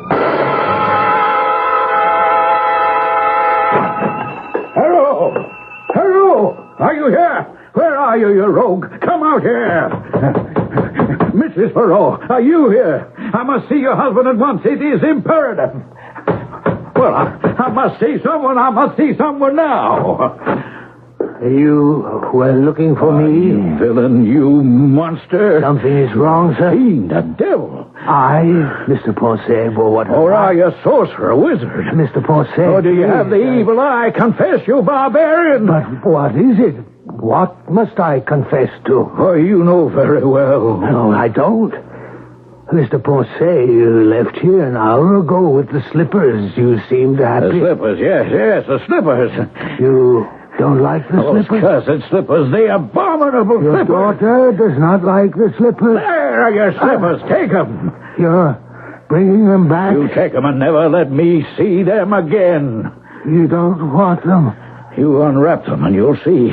Unwrap them and see what you have created. Unwrap them and behold your masterpiece. I shall. Not in my presence, you won't. Wait till I'm out the door and never come near me again.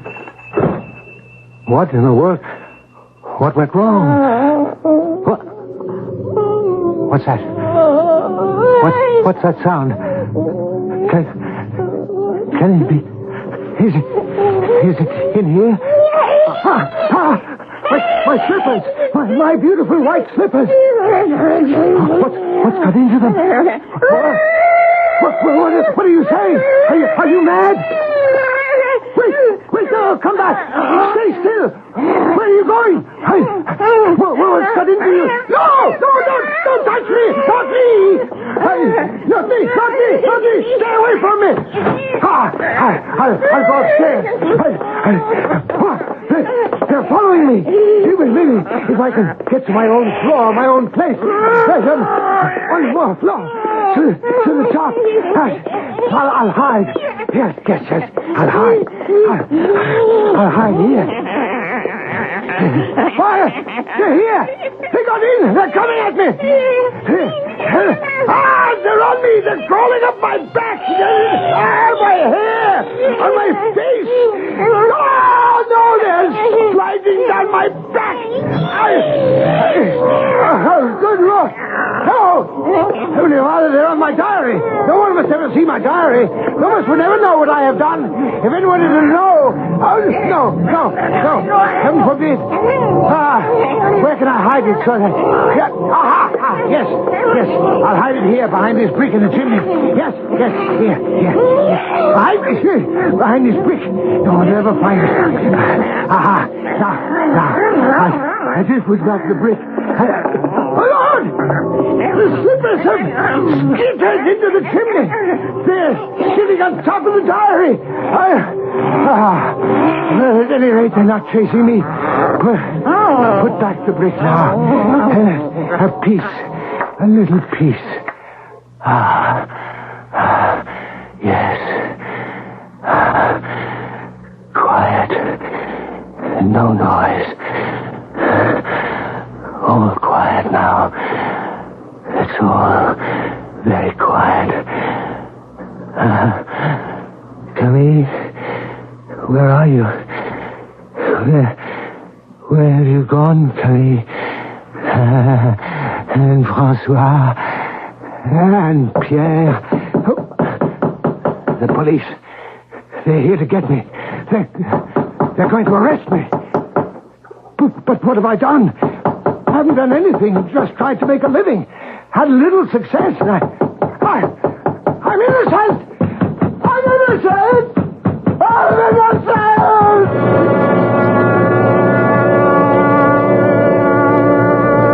Dear friends and citizens, may I have your attention? I know you expect from me some explanation of what was found in the place on Common Street a few weeks back. The authorities have said that I might tell you all that is known, though how it all came about is a matter for conjecture. When the police broke in on the third floor of the Common Street building, they found... be brave, my friends. Be prepared for something horrendous. They found a dead man. They think they recognized him as the owner of the building, though, to be brutally honest, they could not be absolutely sure because the body, good people, had been skinned. Yes, my friends, they have concluded that this poor man went mad and flayed himself alive.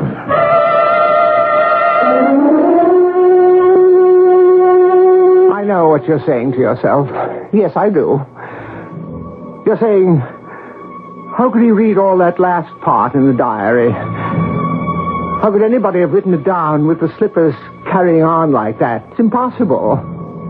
Well, you're right. The reason I know what happened is that I am Gaston Donnet, later Lucien Ferraud. That is to say, I am his astral, his etherical body, vulgarly called a ghost. So I know all about it. Oh, and that banging at the door that poor Donnet Ferraud thought was the police? No, not so. It was two ordinary men who knocked. One wanted to buy the restaurant for an astronomical sum. The other had come all the way from Paris. A certain wealthy count had died and left a quantity of money to Gaston Donnet in memory of a marvelous meal he had cooked for the count some years before. All All that work for nothing. Where did I go wrong? Where?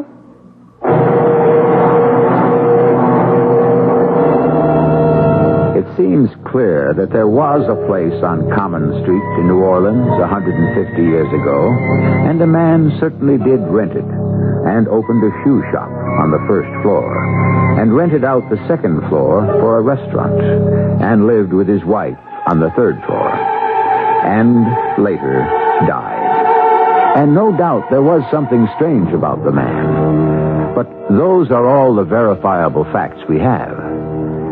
As for the rest, well, you know how people talk. And as they talk, legends are born.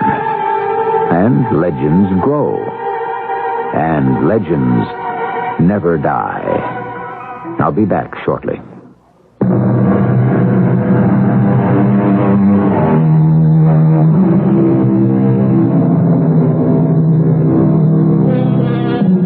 The horror story in modern literature started with The Castle of Otranto, written by Horace Walpole, quickly followed by The Mysteries of Udolpho by Anne Radcliffe. Honoré Balzac took up the form and improved on it in France. Bulwer Lytton rivaled him in England. And in America, it was brought to a peak by our own Edgar Allan Poe. Let's face it, the horror story is here to stay. Our cast included Robert Dryden, Mary Jane Higby, Ian Martin, and Arnold Moss. The entire production was under the direction of Hyman Brown. This is E.G. Marshall inviting you to return to our Mystery Theater for another adventure in the macabre. Until next time, pleasant dreams.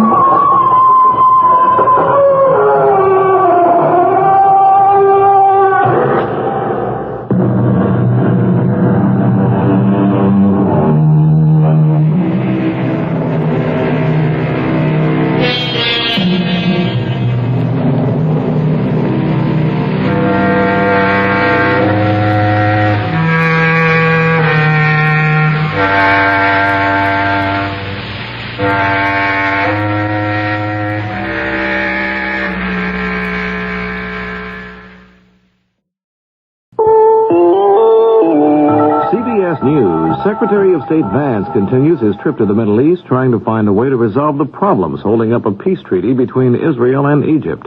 This is Doug Poling reporting on the CBS radio network.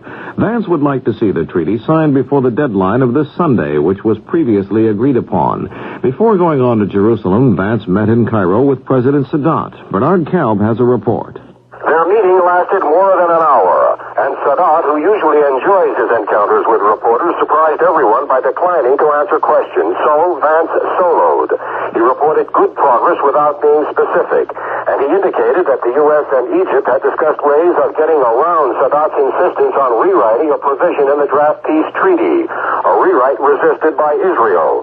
Vance saying that he and Sadat were considering the possibility of interpretive notes or the exchange of letters on a number of items. As for whether the December 17th deadline can be met, Vance was characteristically cautious, saying that while he was not making any predictions, the effort should be made. Vance then flew to Israel specifically for Golda Meir's funeral, but his trip here can also be seen in the context of unofficial shuttle diplomacy. He had an opportunity to meet informally with Foreign Minister Dayan at the airport, possibly relaying Egypt's latest thinking on a peace package. Bernard Galb, CBS News, Jerusalem. More news in a moment. This is Johnny Carson. You got a lumpy head from being hit with too many appeals to the old wallet? Well, keep your hat on for this one. It won't hurt. Just a reminder that every day is a holiday someplace in the world, and there's a good excuse to send someone a greeting card. Holy Day or holiday, your best bet for the greeting card is from UNICEF, United Nations Children's Fund. They've got the cards, terrific cards for every occasion. So send your donation to UNICEF, United Nations, New York, 10017. The State Department said Monday the United States continues to hope that the Shah of Iran can maintain authority and retain control of his government. But officials in Washington refuse to say whether they think the worst is over for the Shah. In Tehran Monday, an estimated 2 million anti-Shah demonstrators staged a generally peaceful rally against his rule. Violence was reported in 2 other Iranian cities, with 5 people killed in one incident. In Boston Monday night, neurosurgery was performed on 83-year-old Arthur Fiedler, the famed Boston Pops conductor. Hospital officials say the operation was intended to correct problems which have been affecting Fiedler's mobility and gait.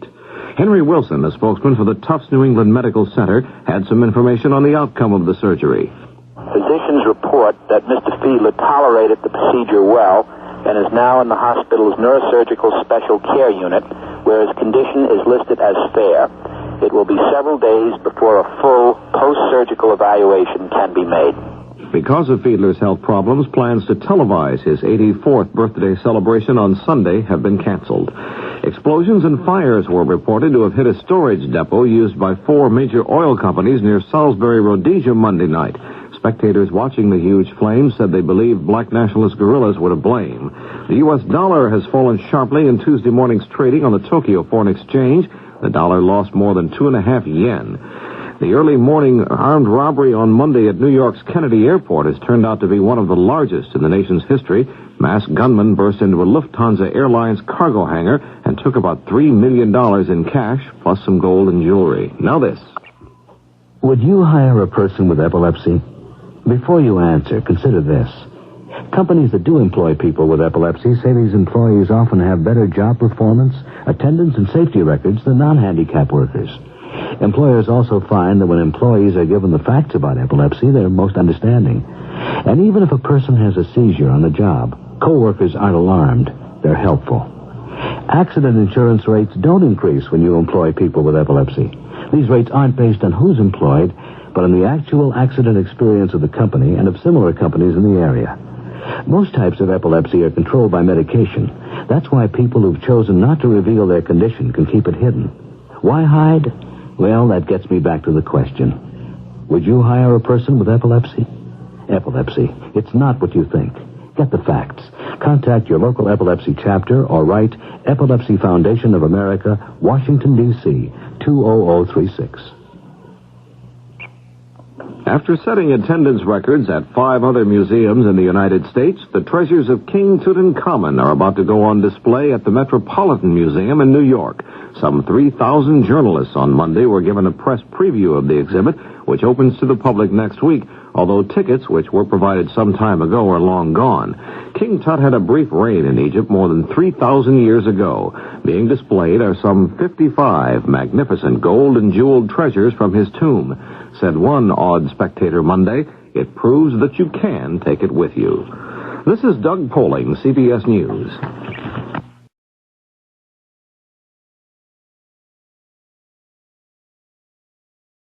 The CBS Radio Mystery Theater presents...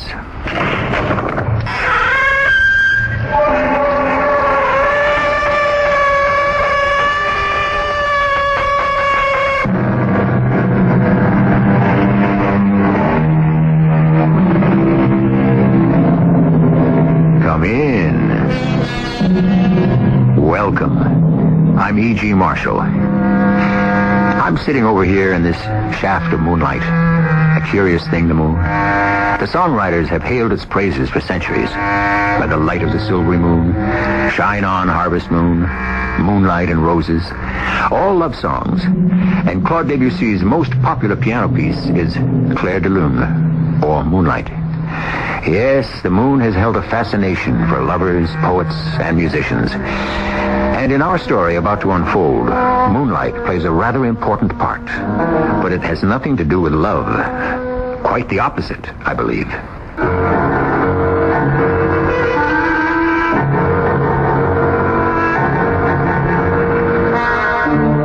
Our mystery drama, Garden of the Moon, was written especially for Mystery Theater by Bob Juran and stars Kim Hunter. I shall return shortly with Act One.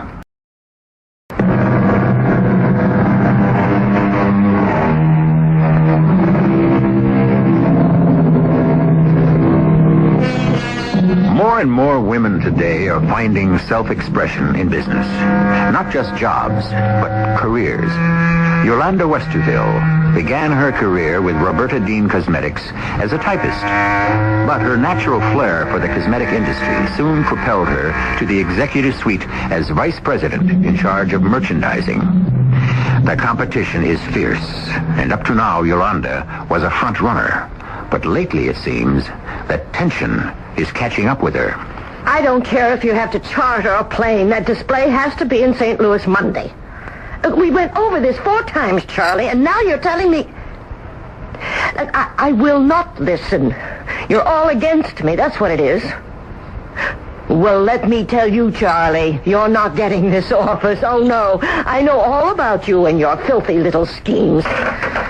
Roxy! Roxy, get in here with your pad. Mrs. Westerville, you've got to calm down. Don't tell me what to do. Here, take this.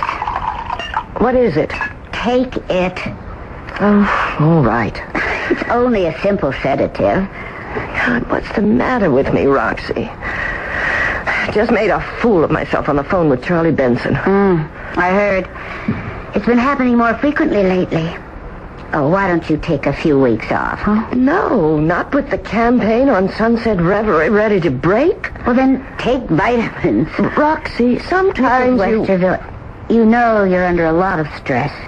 Diet, exercise, vitamins build you up. You know, you cope better. Is that how you put up with me? I enjoy working for you, Mrs. Westerville. But I'll be honest. Lately, you've become a bit of a shrew. Oh, I know. I've been spouting off at home, too. Bill's unhappy. Oh, I think you're just run down. That's why I'm serious about the diet and the exercise. Roxy, you're a friend. But I don't think wheat germ and yogurt are going to make much difference. Look, a new health food store opened on Lexington Avenue at 45th Street last week. It's called the Garden of the Moon. I haven't been there yet, but why don't you try it? It's a restaurant as well as a store. So why not go there for lunch or at least look around? Well, why not? I'm sick of those martini and steak lunches. Garden of the Moon.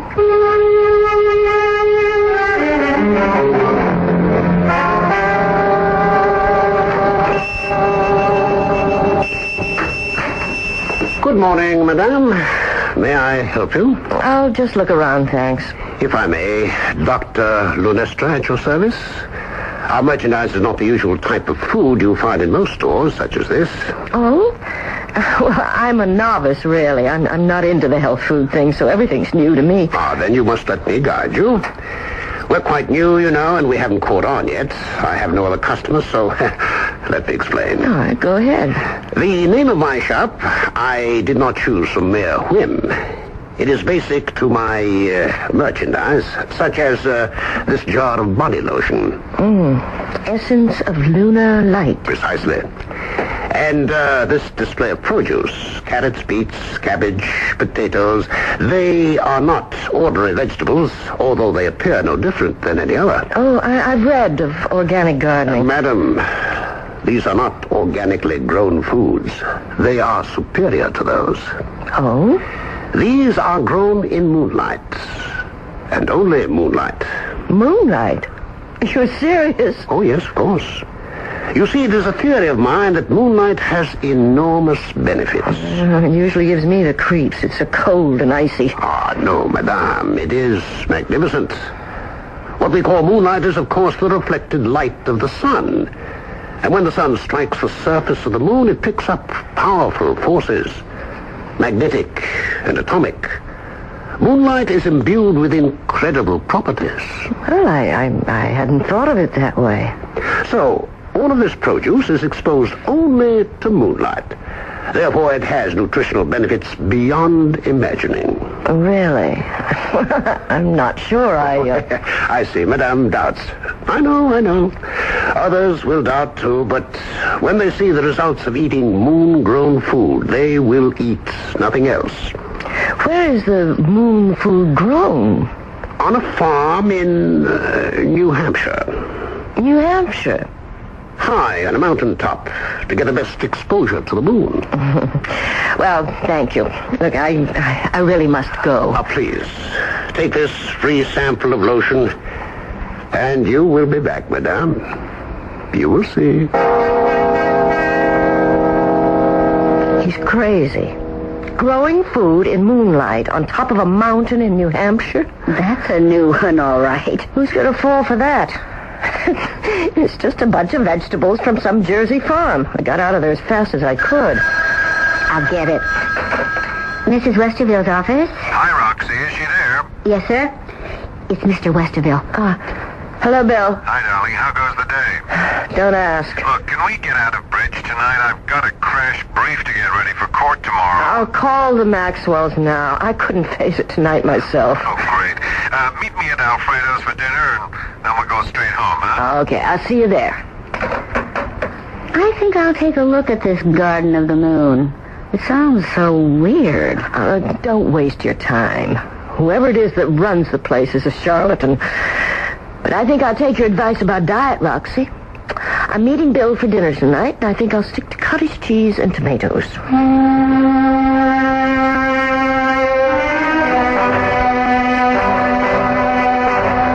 What's with the cottage cheese and tomatoes? Roxy thinks I need a diet. She says it'll help my nerves. Yeah, well, they could stand some help. I know, Bill. I've been a bear lately. It's been the strain of the Sunset Reverie introduction. Yeah. Still, a diet wouldn't do you any harm. I'll get Roxy to work out a schedule for me. She's a health nut, you know. Oh, and speaking of that, I went into the strangest shop today. Oh, yeah? A new health food store called Garden of the Moon. You in a health food store? Well, Roxy suggested it. Bill, I think there are grounds for prosecution or something there. Oh, why?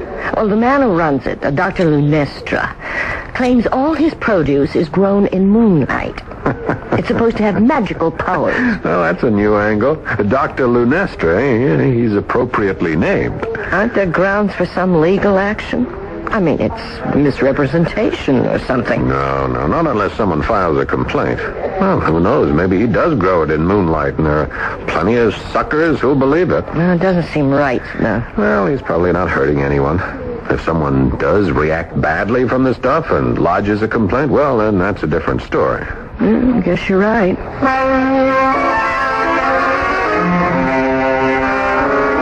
Good morning, Roxy. Good morning, Mrs. Westerville. Any calls?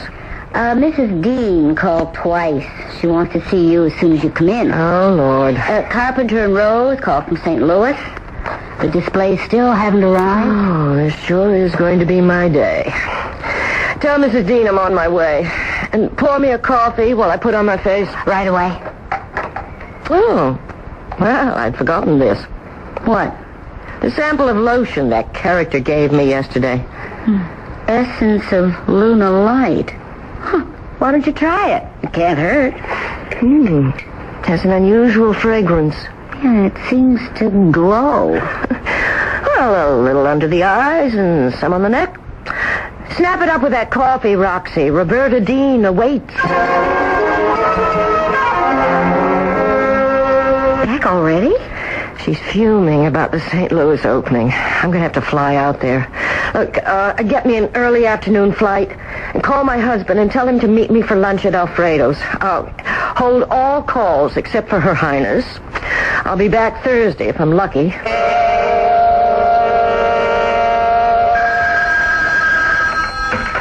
Westerville here. Hello, Bill. It's me. Hi, darling. How's it going out there? Smashing. I finally traced the displays to St. Joseph, but we got them here in time. The opening was a huge success. Great. When are you coming home? I'll be in Sunday night. Good. I'll meet you. No, don't. Roberta and I are going to the office first. I'll see you at home. Okay, I'll be there. Hey, you sound as though things are great. They are. Wait till you hear the compliments I got. See you Sunday. Things must have gone well. I haven't seen you this radiant in years. One of the best line introductions we've had. Well, maybe it's the firelighter. Not having seen you for 5 days, but you do look different, Yolanda. Yeah, I've noticed it, too. Hey, your skin seems so much smoother. I mean, well, particularly under your eyes. It's It's like a younger woman's. What is it, a new Roberta Dean transformation? No. In fact, I'm not wearing any makeup. Oh. I've been using a bottle of lotion I got in that strange little store I told you about. It has a marvelous tightening agent. I'm going to try to make an exclusive deal with him for Roberta Dean. You're going to market this stuff? I mean, a week ago you were practically calling him a charlatan. Well, I still don't believe the moon nonsense. But chemically and cosmetically, his lotion works. I'm going to have our labs run an analysis on it. If we can't duplicate it, we'll talk business with him. What does the great Roberta think about it? I haven't told her yet. There's a new moon tonight. It looks so picturesque over the Empire State Building. Where are you going? Just out in the balcony. It is beautiful up there. What is it, darling? Something the matter? Just a tingling in my face.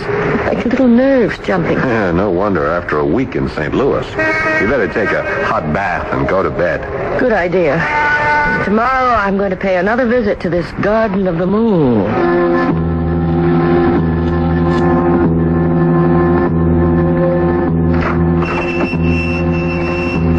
Good morning, madame. I thought you'd be back. Well, business certainly has picked up. Oh, yes. In only one short week, I am becoming known. I can hardly provide enough produce to meet the demand. Well, I think I'll try some of your vegetables. Certainly. Did madame use the lotion I gave her? No, not yet. But I've been thinking about your moon-grown food, and, well, all these other people seem to enjoy them. Here, let me give you a small assortment to try, and be sure to steam them. Don't boil. Takes away all the flavor. Yes, of course. 2 carrots, 1 parsnip, a potato, and 4 onions. I think you'll find them quite different from the vegetables you've been accustomed to. And remember, we serve lunch and dinner, too. Perhaps you'd like to have luncheon with us sometime? Perhaps. Speaking of the lotion, what's in it? Moonlight, madame? I mean the ingredients. Oh, nothing but a little oil of roses, water, and gelatin. And moonlight. But water and gelatin can't... I mean... Well, that's very interesting. I'll really have to try it. Here are the vegetables, madame. I guarantee you'll notice a decided difference in how you feel after eating the produce from the Garden of the Moon. How much do I owe you? $2. That's fair enough, I guess. And be sure to steam them. Here you are. Thank you, madame. Enjoy them in good health.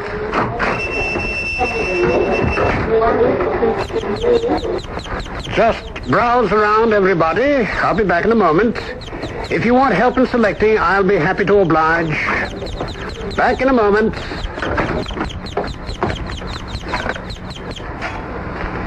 Lunestra here. How are things going? We haven't heard from you for more than a week. Splendidly. The merchandise is moving beautifully. People are coming back for more. In fact, I'm running low on supplies. We can take care of that. When will the next harvest take place? On October 30th. Good. Word is spreading. I'm getting new customers every day. Excellent. We'll keep in touch and see that you get more supplies. By all means. I don't want to have to turn anyone away just when we're beginning to get a name.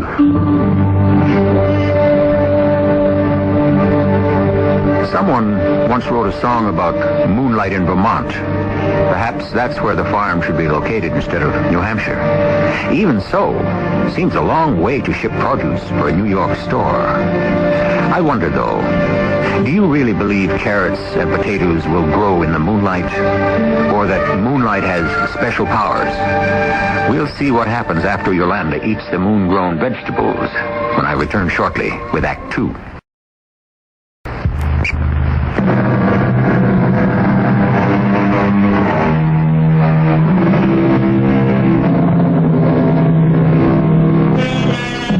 Moonlight can be different things to different people. Some find it soft and romantic. Others think it cold and eerie, like Yolanda Westerville. But I doubt that moonlight can add nutrition to vegetables. They need sun to flourish. It is curious, though, that the lotion Yolanda used did seem to make a difference in her appearance. Both she and her husband noticed it. And what did Mr. Lunestre say was in it? Oil of roses, water gelatin, and moonlight? You're actually going to eat those carrots? Well, look at them. They're absolutely no different than any other carrots I've seen. And they taste superb. And they were grown in moonlight. Well, I still don't believe that nonsense.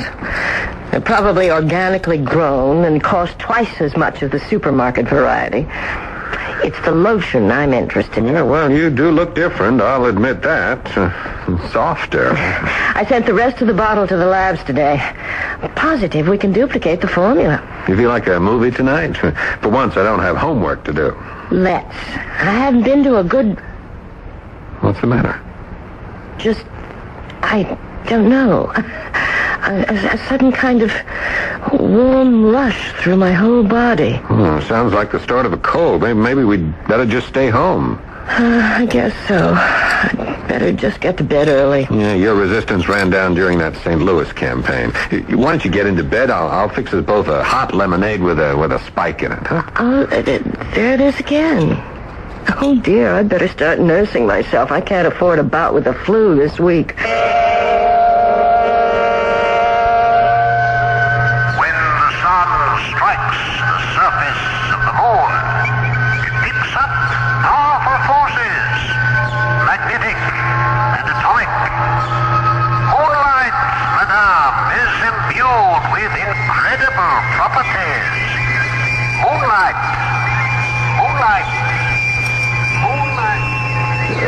What?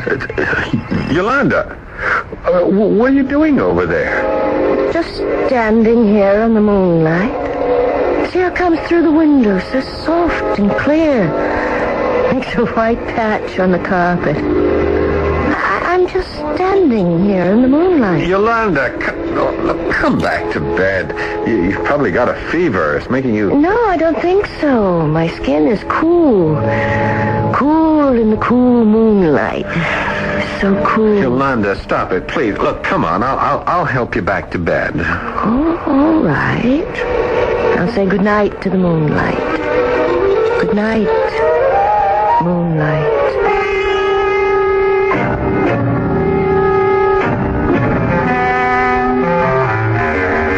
Good morning, darling. Ooh, thanks for making the coffee. Well, I didn't expect to see you up so early this morning. I feel marvelous. Good night's rest made the difference. I chased that flu bug right away. Good night's rest, indeed. You were out of bed, standing in the moonlight. You were talking to it. I was what? You were standing by the window, talking in your sleep. But that's... I don't remember it at all. Oh, I'm sorry I disturbed your rest. No, there's nothing to apologize for. I'm just glad you're feeling okay. You got a busy day ahead? Not really, but an interesting one, perhaps. I should get the lab analysis back on that lotion. Morning, Roxy. Morning. Any calls? Not one, believe it or not. Hey, you're looking good this morning. Better than I've seen you in ages. Had a good night's sleep. No, it's more than that. I don't know, there's something different about you. Oh, this arrived by messenger this morning. Confidential from the lab. Oh, great. I was hoping that would come in today. I had the lab run an analysis on that lotion I got at the Garden of the Moon. I hope we can duplicate it. Oh, you think it's good? Oh, look what it's done for me. That is why you look different. Younger. I used half the bottle. It definitely works. Well, Auntie, what's the matter? The analysis of the lotion. Oil of roses, water, and gelatin, just as he said. Oh, that's easy to duplicate. But those ingredients haven't any cosmetic value. There must be something the lab missed. No, they're pretty thorough. I'm going to call them. I can't believe that combination of elements could be so effective. I'll see if they can duplicate. Laboratory, Harrison. Eric, it's Yolanda Westerville. Hi, good morning, Yolanda. Did you get the analysis? Yes. I'm wondering if you missed something. Missed something? What do you mean? Rose oil, water, and gelatin. Are you sure that's all? Yeah. Where did you get this fluid anyway? Oh, I'll tell you that later. Look, I'd appreciate another test. If it turns up the same, we'll forget it. Sure. You'll be hearing from us. Thanks. Bye, Eric. Well, they're rechecking. I know what I'm going to do. I'm going to that place on my lunch hour and get myself a bottle. Look, I'll come along. I'll treat you to lunch at the Garden of the Moon.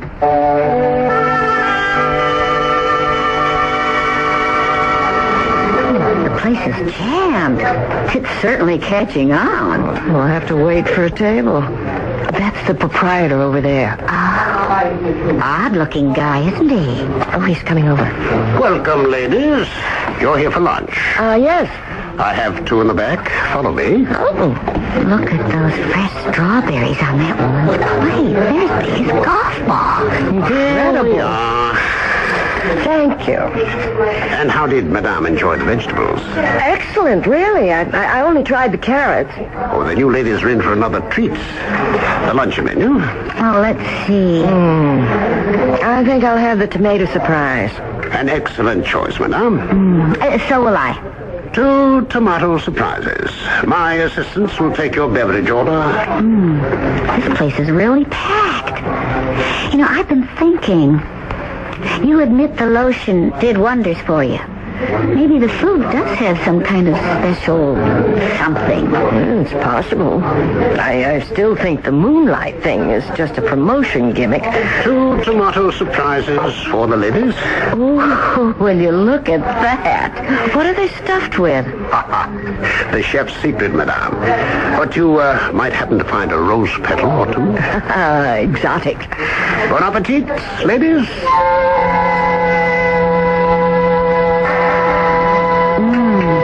Simply marvelous. Oh, I agree 100%. Oh, it was so light and tasty, yet so satisfying. Yeah, I'm going to take some more vegetables home. Bill won't touch them, but... Roxy, what's the matter? Oh, nothing really. Just a sudden warm feeling. Not you, too. Oh, it's the flu bug going around. I had the same thing last night. No, I'm okay, really. Look, you take the rest of the day off. Go home and get into bed. Oh, now that I won't turn down. I do feel a little dizzy. Let's pay the check and go. I want to get a bottle of that lotion. Oh, do that. And give me a few drops for the lab. I'd like another test from a different bottle. Did you enjoy the luncheon? Excellent, yes. I'd like a bottle of Essence of Lunar Light. Yes, of course. Shall I add it to the check? No, I'll just... Oh, yes, put it on the check. It all goes on the expense account, Roxy. Thanks. I guess I better get on home, Mrs. Westerville. I feel kind of funny.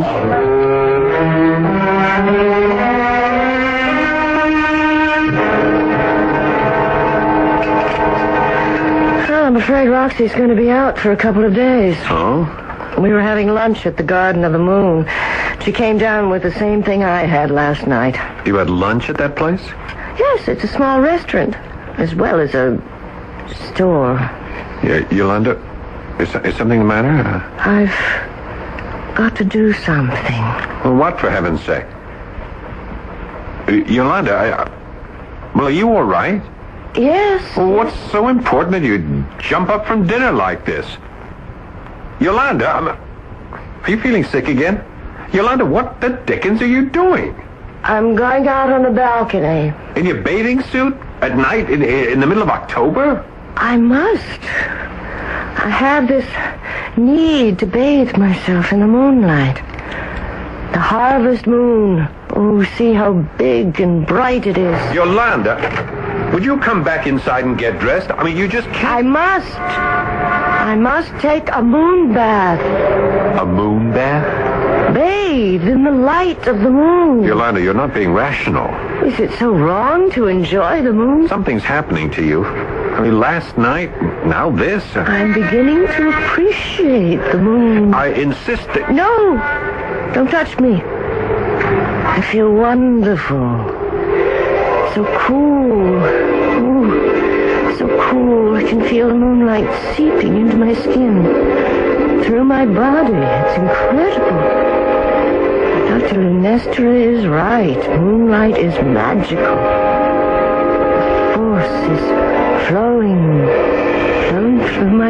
nutrients. Vitalizing, purifying, cleansing me, every cell, every atom of me. Washed by the moonlight. Yolanda, come inside. Yes, it's too chilly out there. But the moonlight felt so good. Do you know what you just did? I took a moon bath.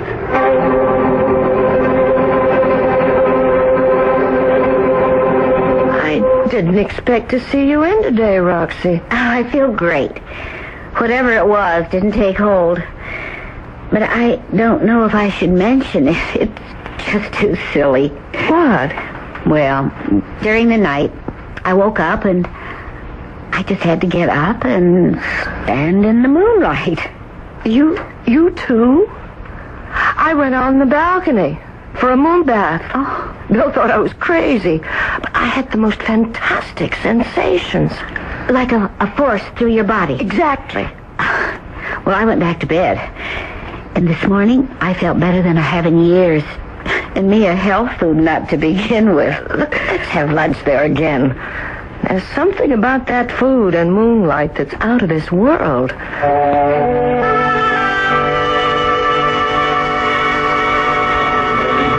Welcome, ladies. Apparently the Garden of the Moon agrees with you. I have to admit that it does. Then you and your friend will be interested in this invitation. I'm passing them out to my regular customers. Garden of the Moon Weekend Retreat. Yes. To the farm and resort in New Hampshire, where all our produce is grown. We've scheduled it for the October 30th weekend. There'll be a seminar on the power of the moon, and we'll have lots of time for meditation and study. What does it cost? Oh, no cost at all. We'll go by chartered bus, and naturally, everything in the farm is already provided for. Oh, it sounds fascinating. We'll have to think about it. Do not hesitate too long, madame. I've had many reservations already this morning. And I promise you, it's a weekend you will not want to miss.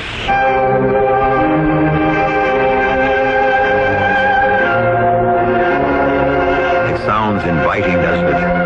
A weekend in New Hampshire would be a welcome relief from the New York City pace, no matter what the circumstances.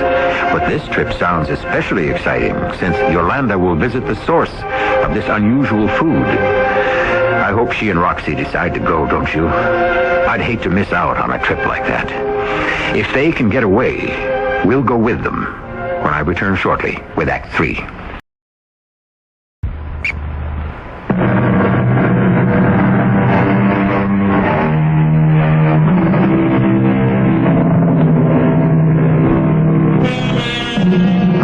Weekend in New England sounds like a great idea. And it seems that Yolanda Westerville has her heart set on it. Of course, it's a perfect opportunity for us all to learn more about how this food is grown, to visit the farm and see firsthand where these unusual vegetables come from. But Yolanda's husband, Bill, has some very understandable misgivings. Are you out of your mind, Yolanda?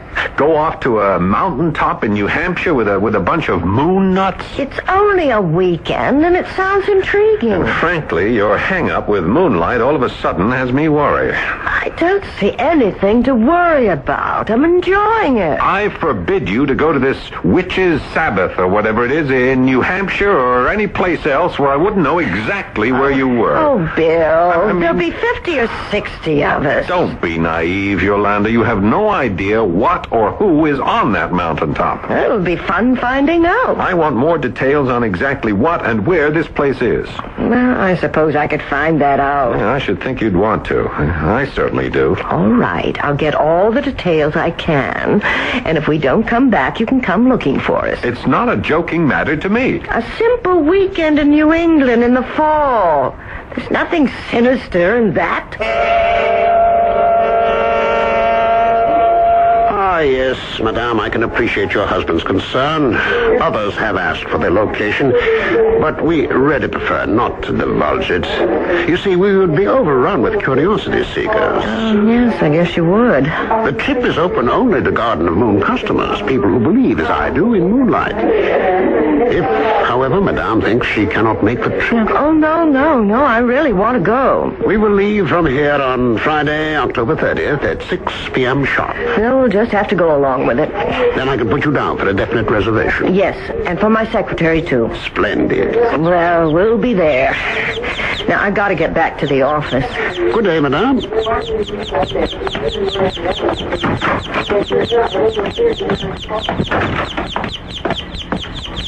Lunestra here. We're ready for October 30th. Are you? Almost, yes. I have 4 more open reservations, but I know I'll have them filled. Good. The harvest is splendid this month. We're looking forward to your arrival.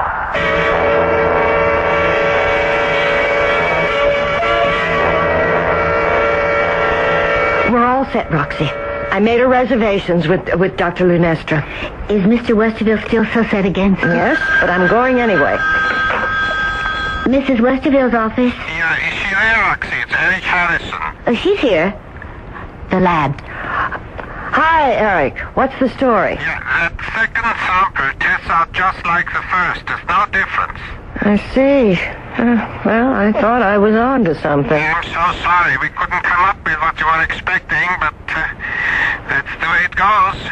It's okay. Thanks, Eric. Bye. Well, I'm going to have to make a business deal with Dr. Lunestra.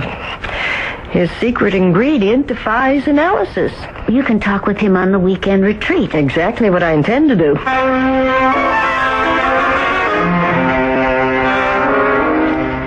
Still set on going to New Hampshire, eh? We leave day after tomorrow. Great. I'll come down and see you off. Well, you've had a change of heart. I don't think there's anything to worry about. I was concerned about that stuff you were eating. I thought that's what was giving you hallucinations. Hallucinations? Yeah, but the carrots from the Garden of the Moon are just plain old garden variety carrots. How do you know? Well, I had one analyzed. You what? Yeah, I took one of those carrots to an old college chum. He's with the Department of Agriculture. And what did he tell you? Well, no higher nutrients. Nothing special about it, except one thing. He said it had been grown in very poor soil. So I asked him if it could possibly have been grown on a mountaintop in New Hampshire. And? Well, he gave me a strange look and said, yes, it could have. I told him the story, and he just laughed. I don't think you're in any danger.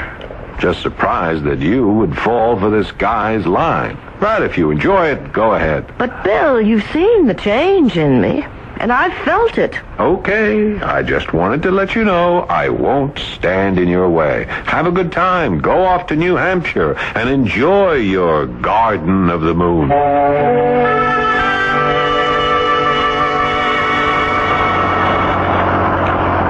This is the first time I've been out of town for a weekend in years. Too bad it wasn't earlier in the month. The foliage up here would have been glorious.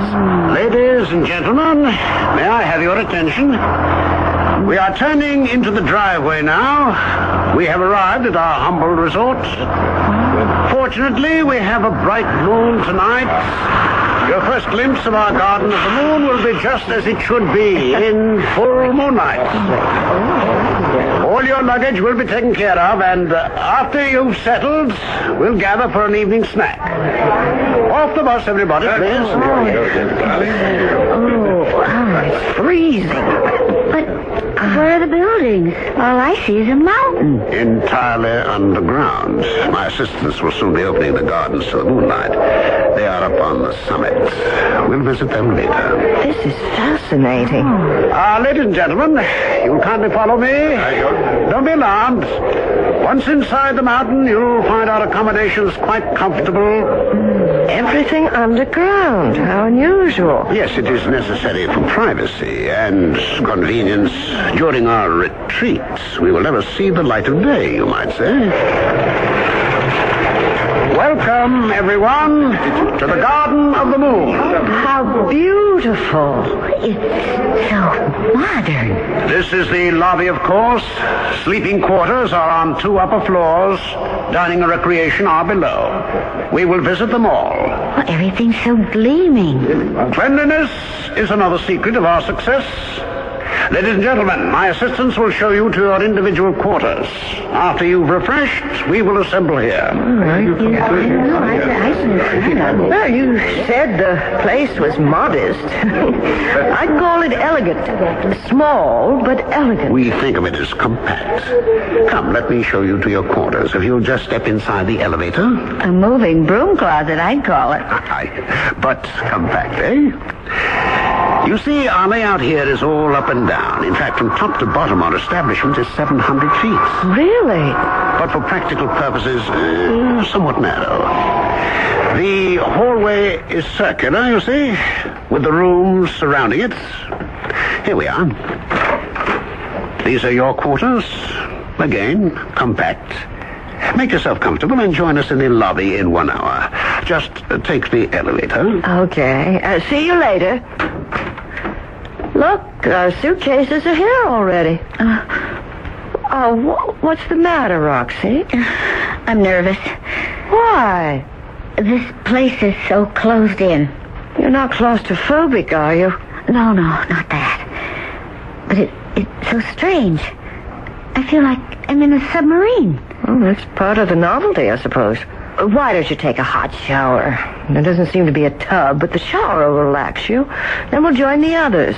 Yeah, maybe I will. And cheer up. We're here to enjoy ourselves.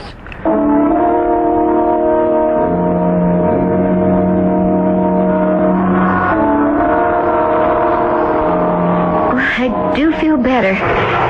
Just the excitement of the trip, I guess. Just in time, ladies. We're just about to start the evening. You mentioned a snack. We're famished. Yes, of course, in a little while. Ladies and gentlemen, your attention, please. As you can see, the wall panels are sliding up to reveal a circle of seats. Would you all kindly be seated? We are going to start our weekend with a short explanation of why we are here and what to expect. Now, you may think it strange that each of the seats has a belt. Kindly fasten yours across your lap. It's just part of the experience. We are now lowering a screen on which we will vividly demonstrate tonight's experience. Let me know when all belts are in place. This is weird. I don't get the belt bit. For some weeks now, you have all enjoyed the produce from our humble lunar garden. And this weekend, we'll top off that experience. All belts in place? Yes. Good. What's happening? The whole place is shaking. Is it an earthquake? And now for the explanation you all so well deserve. If you will look at the screen, you will see the planet Earth from half a mile up. Oh, my God. You see, my friends, we are in a spacecraft on our way to the planet Lunaris. I am a Lunarian. The planet Lunaris lies undiscovered on the far side of the moon. Oh, I can readily understand the disbelief on your faces. Is this some kind of joke? Some theatrical trick? I'm afraid not, my friends. You are all destined for the planet Lunaris with me. You see, in dining on our moon-grown foods, you have been purifying yourselves. Tenderizing might be a better word. For this is harvest time in the Garden of the Moon.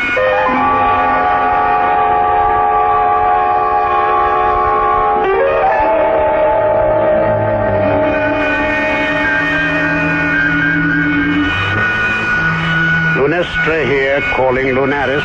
Come in, Lunestra. We are on our way. A fine harvest aboard. Landing preparations are completed and waiting. I suppose I'll be going out again shortly. I am afraid so. The director wants to lay in something oriental.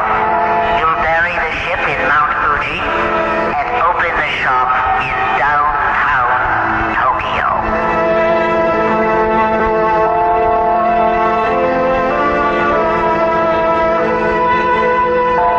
All I can say is that the Lunarians seem to have the gourmet flair.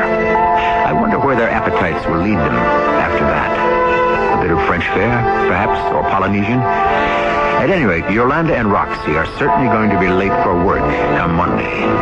It's all very well to follow a new fad, but it's mighty dangerous to follow people you don't know to moonlight retreats in New England. I'll have some more thoughts on the moon when I return shortly.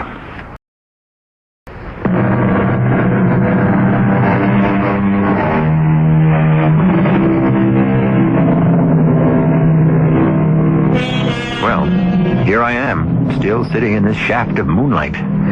If you don't mind, I think I'll move over next to you. I felt a sudden chill. The next time I look at the moon, I'm going to wonder about that undiscovered planet that lies behind it, and whose people cultivate gardens here on Earth. I wonder if the Lunarians could have something to do with all those unexplained disappearances we hear about every year. Our cast included Kim Hunter, Paul Hecht, E.V. Juster, and Ralph Bell. The entire production was under the direction of Hyman Brown. This is E.G. Marshall inviting you to return to our Mystery Theater for another adventure in the macabre. Until next time, pleasant dreams.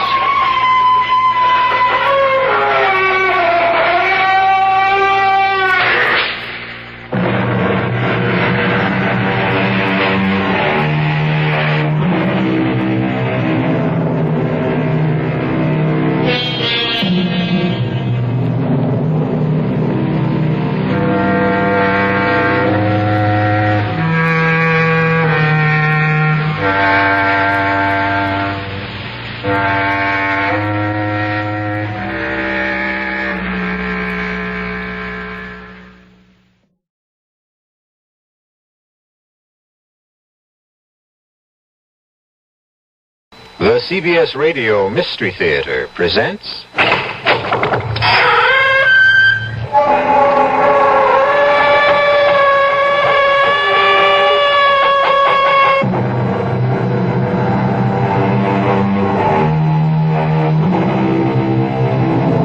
Come in. Welcome. I'm E.G. Marshall. Welcome to the terrifying world of your imagination. I have an unusual story for you about a crack in a cellar wall that resists all efforts to repair it.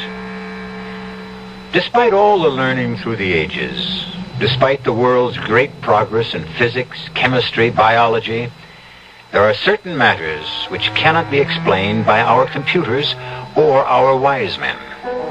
Matters which may never have a logical explanation. Mr. Carroll, the contractor, was the first to admit that the crack in the wall was beyond him. I'm not a superstitious man, Mrs. Sanford, but something is happening here I can't explain.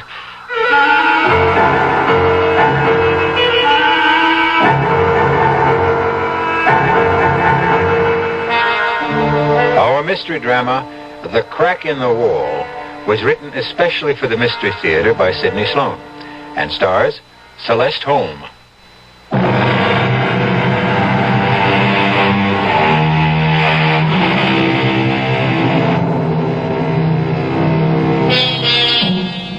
It was a cold, rainy, windy day when Paul and Nora Sandfort laid their child to rest in Green Tree Cemetery. Despite all the soothing words of friends and relatives, Nora's despair was inconsolable.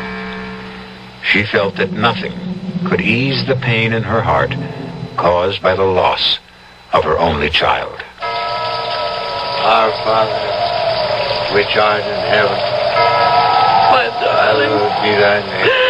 My baby. Why did she have to die? Laura, darling, please.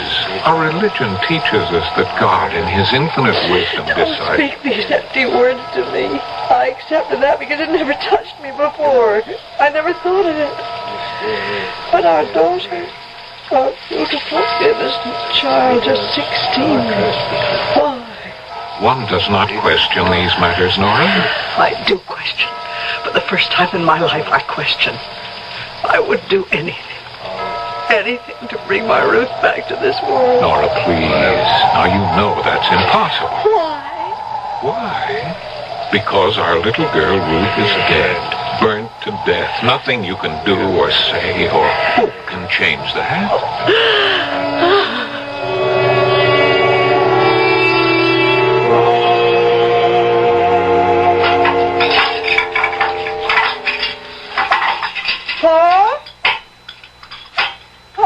Yes, Nora?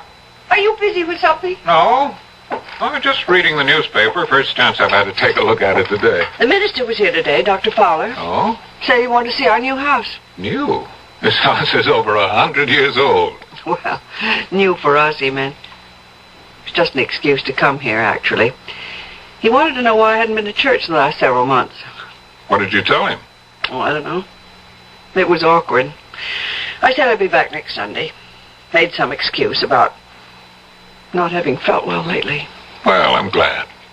About my going back to church? Yes. But more important than that, it means that you're getting over this depression, getting out into the world again, beginning to forget.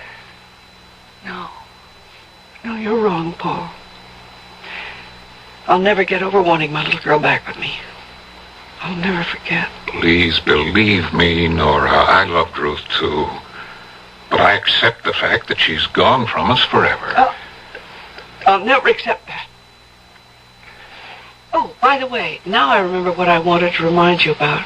What? It's about that crack in the cellar wall, right in front of the washer and dryer. There's a terrible draft that comes from it. Well, there's no crack there, Nora. No crack? I thought I'd get rheumatism from the cold draft when I did the washing today. It hit you right in the back. I had that repaired. I paid for it. It's on the general bill for the repairs we had to make on the old house before we could move in. Well, then they cheated you. Charged you and never did the job. You sure? Seems to me that I remember. It's never been done. Those contractors will try. You know, it's Mr. Caro, isn't it? His number's on the telephone stand. Why don't you call him? Oh, it's 7:30, Nora. Well, come to think of it, the only time I could possibly reach him would be at night. He'd be busy all day out on the job. Hello, Miss Caro? Paul Sanford. I'm sorry to bother you, but one of the items on your bill to me for repairs on my house, item 28, repair crack in cellar wall, north side interior, $45.60. You never closed up that crack. You what? Hold on a minute. Nora, he says he supervised that item himself, mixed the cement for it. Well, just tell him that he's got it wrong. Mr. Caro, my wife says the crack is still there. It hasn't been repaired. Okay, sometime tomorrow morning? Right, thank you. It's kind of funny. He said he's willing to bet $100 that he completed the work.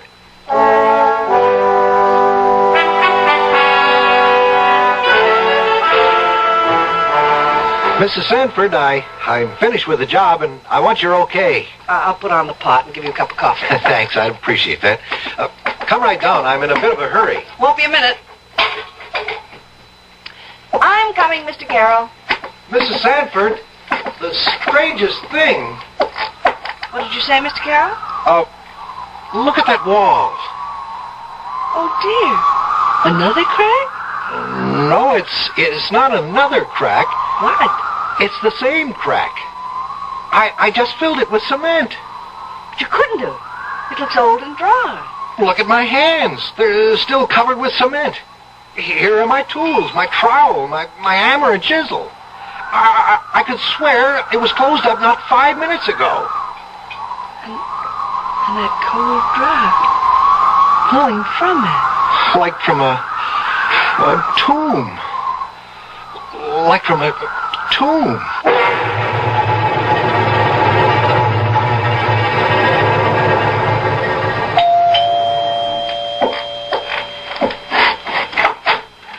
Oh, Mr. Sanford. Come in. Thank you, Dr. Fowler. Well, come into the study. We won't be disturbed there. Now, right this way. Sit down, won't you? Thank you. Please forgive me for interrupting you at this hour. I don't quite know how to begin. As you know, we've been through a horrible experience. Yes. Losing your daughter in that fire. It's our only child. Just 16. Mr. Sanford, you must get hold of yourself. Yes.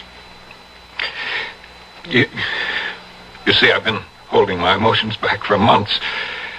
I had to be strong for Nora's sake. She's taken this very hard, yes, I know. She hasn't gotten over it. It shook her to the very foundation of her belief.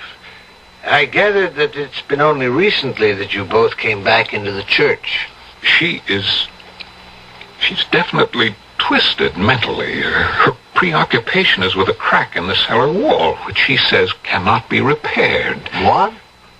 Well, there's a long, jagged crack in the cellar wall. It's been there since we bought the house earlier this year, after our other house burned down. Have you tried to have this crack filled with cement? Oh, yes, we tried. The way you say that is very strange. Well, I paid Carroll, the builder, for repairs on the house. He was certain that he'd repaired the wall. However, he came back and patched up the crack again when he asked for my wife's okay on the job after he'd finished. They went down to the cellar and looked.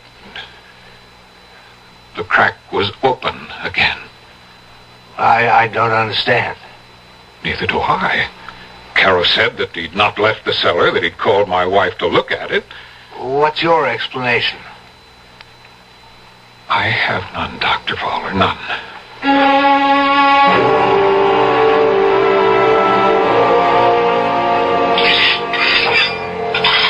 Is that you down in the cellar, Paul? Yes, Nora. I'm filling up the crack in the wall with cement. Do you think that's wise, Paul? Wise? Well, I thought you wanted the wall repaired. Carol won't come here anymore, so...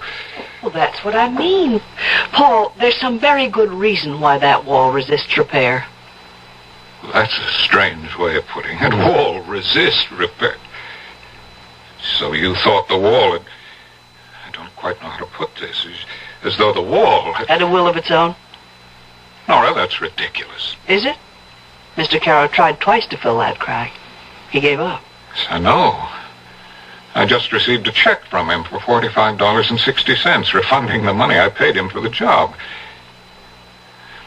Come on, let's go upstairs. This old cellar gives me the creeps. Oh, look! My God. It's disappearing. The cement I just put into the cracks dissolving into thin air.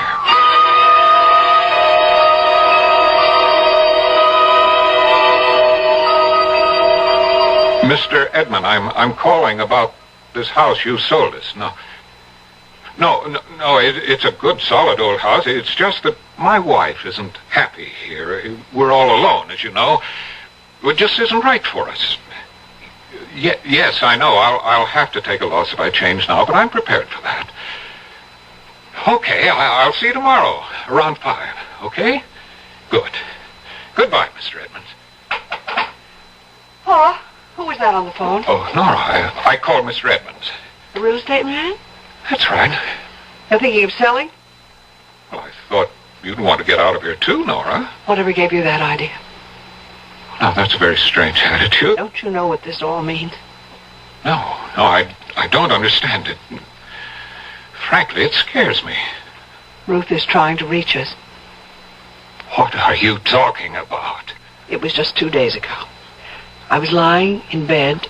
You were sound asleep. I heard the clock chime 3. I felt something urging me to leave the bedroom and go down into the cellar. Nora, I've got to take you to a doctor. Paul, I'm not out of my mind. I tell you, our daughter is calling to me. She's trying to get to me. Darling, Nora, listen to me. What you're saying doesn't make sense. Our child is dead, Nora. Burnt to death. I spoke to her. I spoke to her through the crack in the cellar wall. You what? I spoke to our Ruth, and she spoke to me.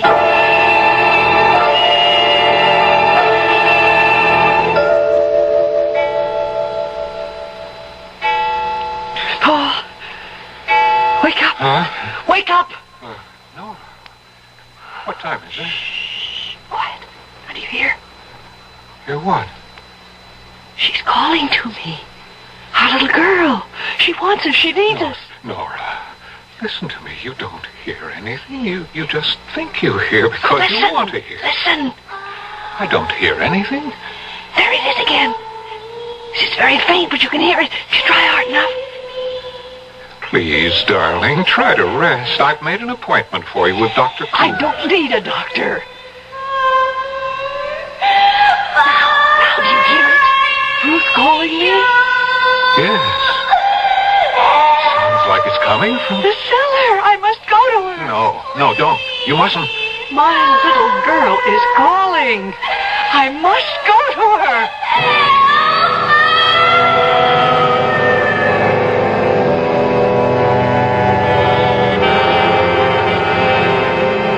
Was Ruth calling to her mother, or was Paul Santfort falling into the clouded supernatural obsession that controlled Nora's life? He thought he heard the voice of his dead child calling to her mother. He couldn't be sure, but Nora's certainty was so strong that he was almost convinced that he heard it too. I'll be back shortly with Act 2.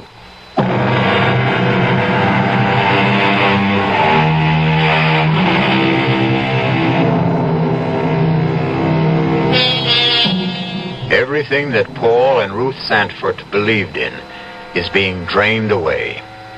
They are living in a nightmare of twisted emotions, pulled farther and farther from the normal life they had known into a tangled, dreamlike world in which they hear the voice of their dead child calling to them. You're not going down into that cellar, Nora. It was Ruth's voice calling. Are you coming with me, Paul, or shall I go down alone? Nora, please. Now, we're dreaming this. It isn't happening. I heard her voice. You said you heard it. She was calling to me for help. Are you coming with me, or shall I go alone? I'll come with you, dear. Just to prove to you that there's nothing there. Nothing. How could there be? I know there is something there. Come. Now, wait. Don't try to go down those steep cellar stairs in the dark. Turn on the light. It's out. It's not working. Here, let me try. Well, I'm not going down there in the dark. There's some candles in the cupboard just outside the door. Get them. Well, candles won't do any good. Get them. Oh, I just remembered. I've got a flashlight in the kitchen table drawer. Hurry! Here we are. Now stay right behind me. I'll go first. Flash the light around. Oh, there's nothing. Nothing but that crack in the wall. Let's go back upstairs, Nora. Good evening. Oh, what? Who are you? Oh, I'm sorry if I frightened you. What? Who are you? What are you doing in our house? Doing? I am inspecting the wall. The wall that needs repair. And who are you? Why, I'm the helper. What are you talking about, helper? Whom are you helping? You? I don't like this, Paul. Please make him go away. If you want me to, I'll go. But I thought you needed me. Now, I want you out of here, or... I see you have a hammer in your hand. You're afraid of me. Believe me, I came to help you. Who sent you? My, employer. Who? Your friend. Your friend who knows of your sorrows. He sent me to seal up the crack in the wall. Well, I've tried. Several people have tried to do that. It won't stay closed. I can close it for you if you want me to. I repeat, if you want me to. You may not want it. Why? You will not hear the voice of your daughter ever again. No. Don't seal it. Please. Nora.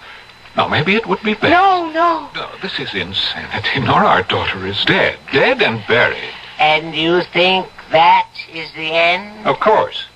It's the end of mortal life. And do you share your husband's beliefs, Nora? No. Ruth was calling to me. I want her back. I want to hold her in my arms. Am I dreaming? This can't be happening. What are we doing, standing here talking to this... Paul, please, don't. There's no one here. He was here? Where is he? He couldn't get past us up the stairs. Nora, where did he go? Oh. Nora, darling. What's happened to you? Speak to me, dearest, speak. Oh. What are we doing here in the cellar? How did we get here?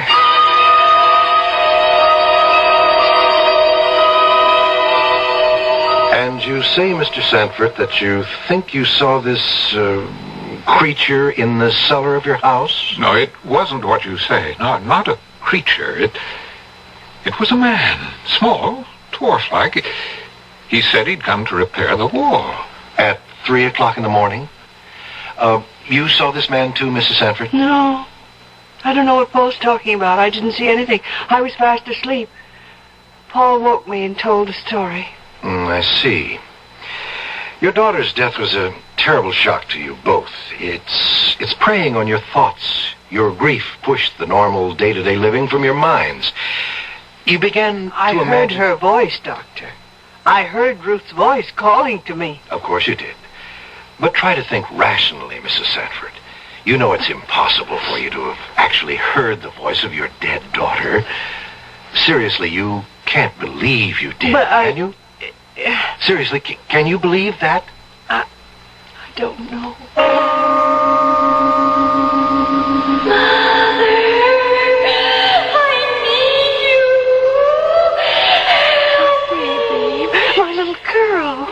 It's all so simple if you will recognize the true authority.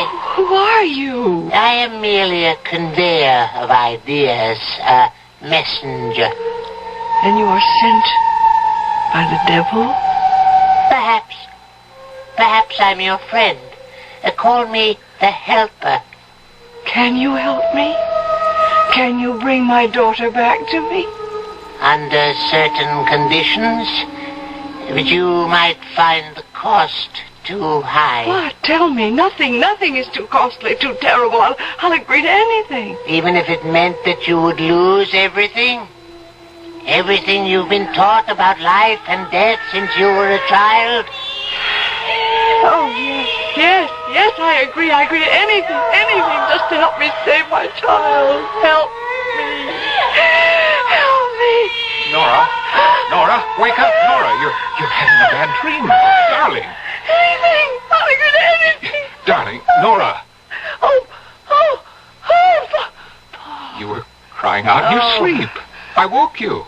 Oh, he came to see me and told me that Who, darling? That ugly little creature. I'd seen him before, but I can't remember where. The helper. That's what he calls himself. I heard Ruth calling to me. Then he appeared. I don't know what it is. I don't want to know. We're getting out of this house and we're not coming back. Oh, you go, Paul, but I can't. But don't you see what's happening to us here? Something evil is pursuing us, either to destroy us or drive us insane. No, I can have my daughter back. He'll help me. You can't believe that. I believe it. What does he expect in exchange? I can't tell you, Paul. I just can't tell you.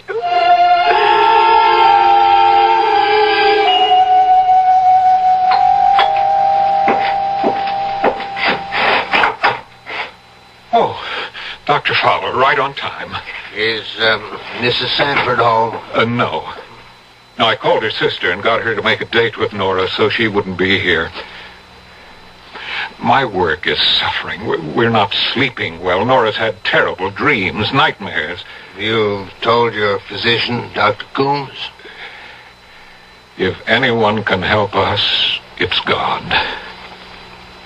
Dr. Fowler, we have seen the evil one. What? We have seen him. We have spoken with him. It's either the devil or one of his emissaries. He calls himself the Helper. My good man, in this enlightened age, when we speak of Satan, it is usually, what I mean to say is we think of the devil as the embodiment of all evil, but not as an actual being. I see. Well, Dr. Fowler, if you can't help us, we may have to go to someone who can. There are groups where they believe in the devil. Mr. Sanford, Paul, please understand. I cannot believe in the devil as being other than an abstract name for evil. If I can show him to you, will you believe me then? I saw him. I have seen the devil and the devil's work, and I'm frightened to death.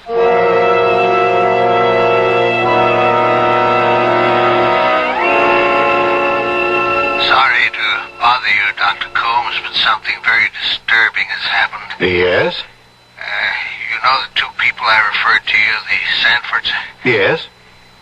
In your opinion, Dr. Coombs, would you say that they were insane? Well, I don't know, Dr. Fowler. The word insane is a legal one, not a medical one. Well, deranged and mentally ill.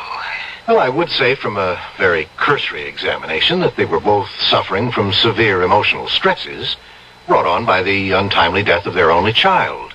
Well, would that explain their hallucinations? Hallucination? To put it bluntly, Doctor, they think they have been speaking with the devil. Have seen him, in fact. Not exactly a common delusion in this day and age. If they need medical help, they must come to me. I can't solicit. Yes, I realize that, Dr. Coombs. Perhaps the sanitarium would be the best place for them. They could be taken care of and have a change of scene to get over the grief that they feel. An excellent idea, Fowler, but who's going to commit them? Can you get them to commit themselves voluntarily? I don't know. I'll try.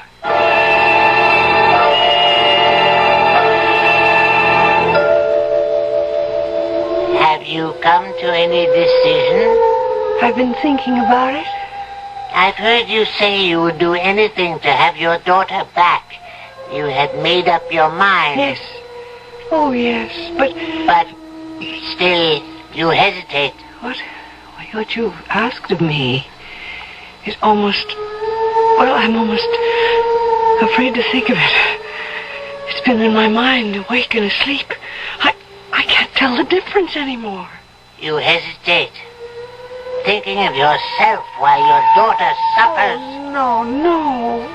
I will leave you now, perhaps never to return. This is your last chance.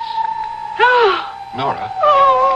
Nora, darling, listen to me. You're having bad dreams. I'll do anything. Wake up, please. Nora, it's me, Paul. What? Open your eyes. No, You're all no, right. no. You're safe with me. Darling, it's me, Paul. Yes. It's all right now. Paul, I've made my decision. What decision? About Ruth. I am going to bring her back. Bring her back?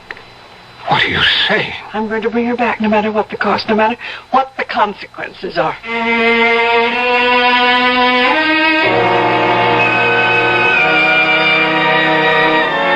Nora and Paul have come far along a tortuous, a frightening path. Now Nora is determined to see the matter to the end, despite the consequences. I'll be back shortly with Act 3.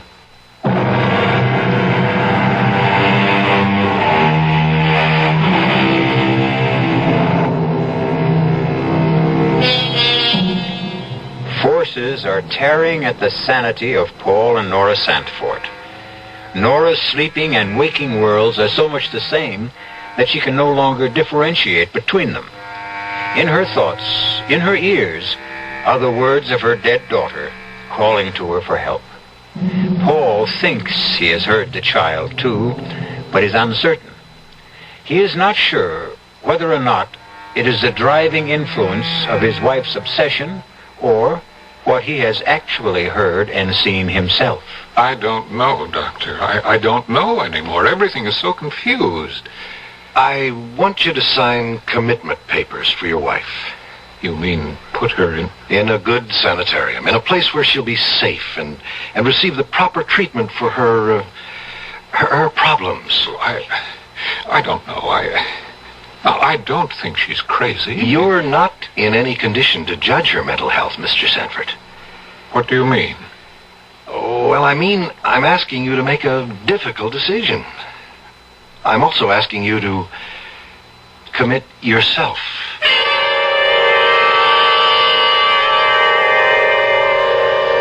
No! I won't think of it. Send him away. Send the doctor away. Paul, how can you do this to me? You know I'm not insane. You heard her. That night, we both went down into the cellar, and that little man, you remember? The helper? You saw him, too. You know I'm not crazy. I won't go. I won't. You can't make me. She's gone into the bedroom, Dr. Coombs. Is there a lock on the door? No. Well, suppose I go in. Perhaps a sedative to quiet her. No, please, Doctor. Let me speak to her first. She'll listen to me. Very well. I'll wait out in the car if you want me. Yes, please go. I think she'll listen to me if you're not here. Nora? Nora? May I come in? Is that doctor still here? No, he's outside in his car. Paul, how could you do this to me? Deceive me, try to put me away. But I explained everything to you. I will never consent. I'm going with you, dear. I'm going in, too. What? Why? Paul, why do you want to do such a thing? Because I'm frightened. I've never been afraid in my life before, but this is all beyond me, beyond any rational explanation. And you think you'll be away from your fear in that place? Oh, Paul, I'm not out of my mind, and neither are you. How much longer can we stand this? Listen to me. What? I can tell you. Only you. What? I've made a pact with the helper. Oh, Nora. He has given me the power to bring Ruth back. You don't know what you're saying. Oh, yes, I do. That's impossible. Now, don't be foolish. Don't tell anyone else what you've told me. Now, you think I'm insane, too, don't you? Well, I don't know what to think. He has given me 2 wishes. 2 wishes? Yes. He said that I would need 2. Actually, all I need is 1. To bring my dear child back. Yes, Nora, of course. Now, I want you to do something for me. What? Don't fight me now. Go along with me for a little while. Perhaps this nightmare will stop. We'll be able to get out when we want to. I have the doctor's promise. Can you trust him? Yes, darling. Since we're committing ourselves, we can get ourselves released merely by asking to be released. And our poor tortured child? Who will be here to hear her call? Who will be here to comfort her, Paul? We're running away. Deserting her. Darling Nora, our Ruth will be with us always, no matter where we are.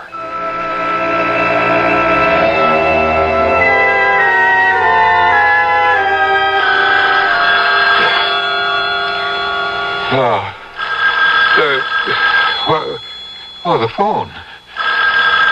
Oh. Hello? Hello, Mr. Sanford? Yes, Dr. Coombs? I'm calling from the sanitarium. Is there anything wrong? Yes, your wife has disappeared. You mean walked out? Nobody saw her leave. As a matter of fact, it's a bit of a mystery. Her room was locked. Perhaps one of the attendants or nurses unlocked the door for her. No, we've questioned the entire staff. At 1 o'clock, the nurse assigned to that section entered her room to administer a mild sedative. Your wife had complained she was worried because you weren't there. Well, I was just cleaning up a few urgent matters here. I was coming to commit myself tomorrow morning. I told her that, but it didn't seem to have any effect. When was Nora last seen? Not more than 10 minutes before 1 a.m. Another nurse on the floor answered her ring. She told the nurse about her anxiety and her inability to sleep. She hasn't returned home, has she? No. What do you want me to do, Doctor? Stay where you are. She may come home. It's very likely that she will come there.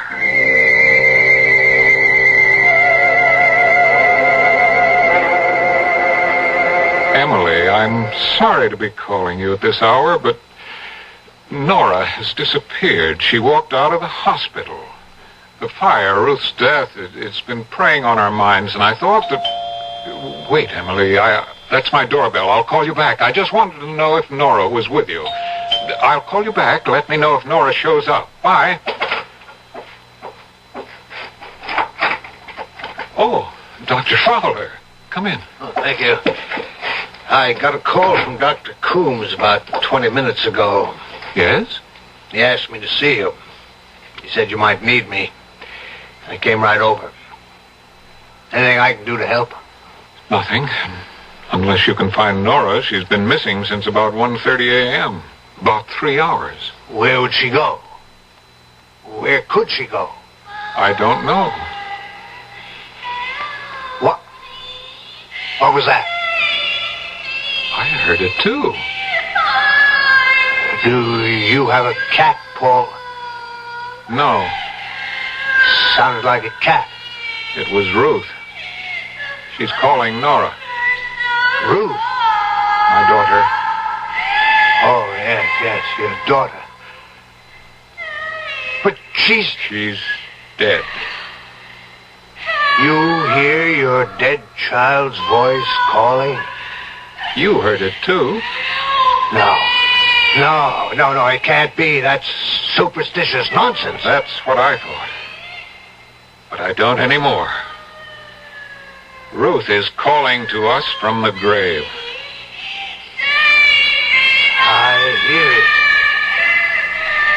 I hear it. Paul, pray with me. Pray to God to make her go back. No. Nora will be here. She will come here in answer to her child's cries. Her mother's love is so strong that Ruth's outstretched hand will reach across the void of death and touch the hand of her mother.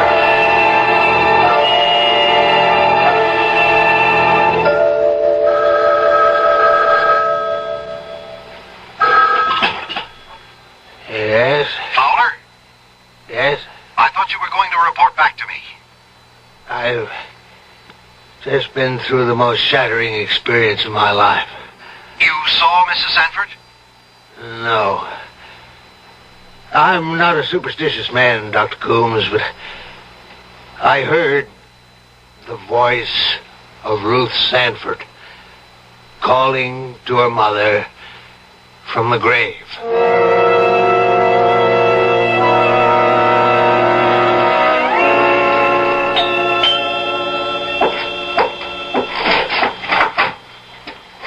Oh, Dr. Coombs, I thought it was Nora. She hasn't returned yet, huh?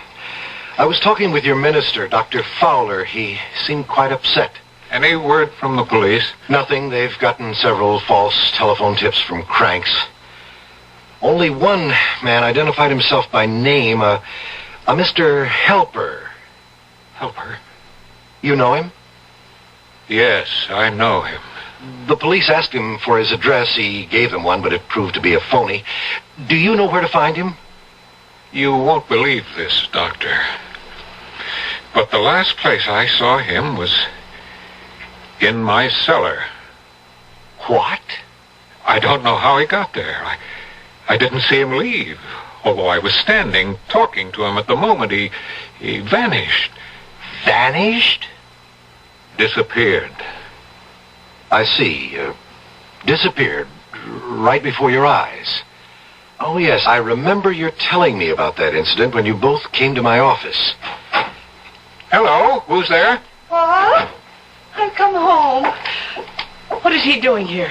I won't go back to that place. He can't make me go back. Nora, dear. Send him away, Paul. Paul, make him leave. We don't need him. Mrs. Sanford, as your doctor, You're not my doctor anymore. Please go.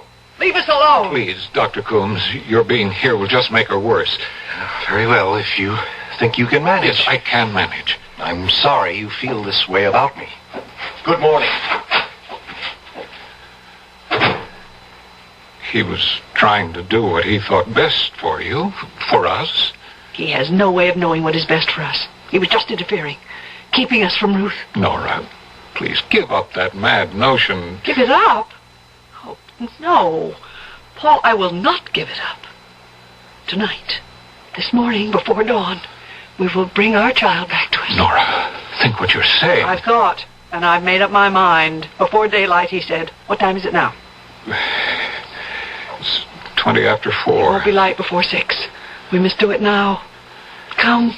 We'll go together. Go? Where? To the place I first heard her voice, calling to me, the cellar, the crack in the wall. Are you sure you want to go through with this? I think, Nora. I've come too far to turn back now.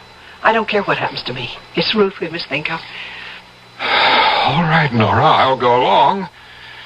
I'd better get my flashlight. The light's still out in the cellar. No, Paul. What I must do must be done in darkness. No lights. Now, let's go down the stairs.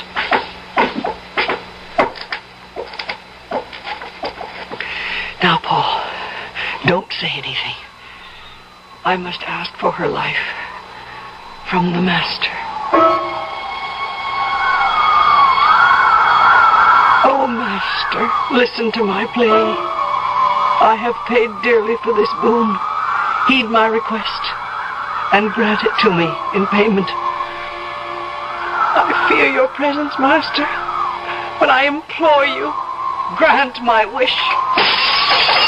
I wish my daughter were alive and with me now. My daughter, please give me back my daughter. Ruth, where are you? Come to me.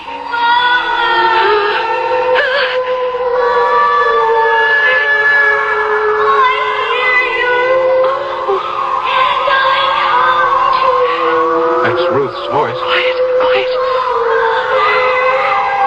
I'm coming back to your arms. Paul is crumbling. I see her. Nora, I see. Oh, my God. Oh, no. No, Nora, stop this. Make her go back. Oh, horrible. She's burned. Her face. Nora, please. Can't you stop? Nora, send her back. Send her back. Baby. Oh, what are you wearing? She's mutilated. She's mutilated. Disfigured. Nora, you can't bring her back into the world. You must send her back to her grave.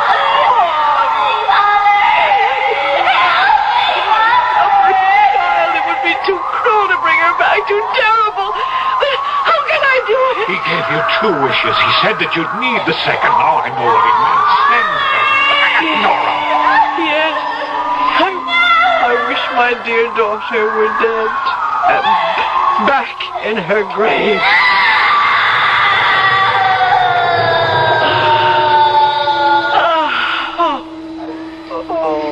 Nora. It's over. It's all over. Our child is gone. Forever. Paul. May our dear child rest in eternal peace.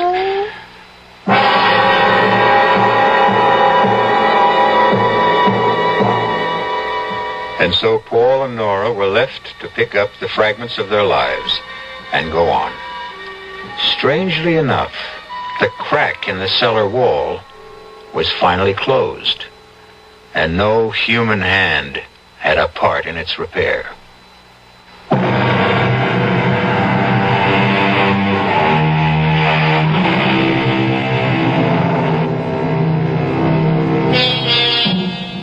The power of a mother's love cannot be measured by any instrument known to man. The supernatural strength to reach out into the void of darkness and bring back to life the child of her heart defies all the natural laws of nature. The answer can only be found in the terrifying world of the imagination, a world where anything the mind can conceive can happen. Our cast included Celeste Holm, Wes Addy, Robert Maxwell, Robert Dryden, and Ann Costello. The entire production was under the direction of Hyman Brown. This is E.G. Marshall inviting you to return to our Mystery Theater for another adventure in the macabre. Until next time, pleasant dreams.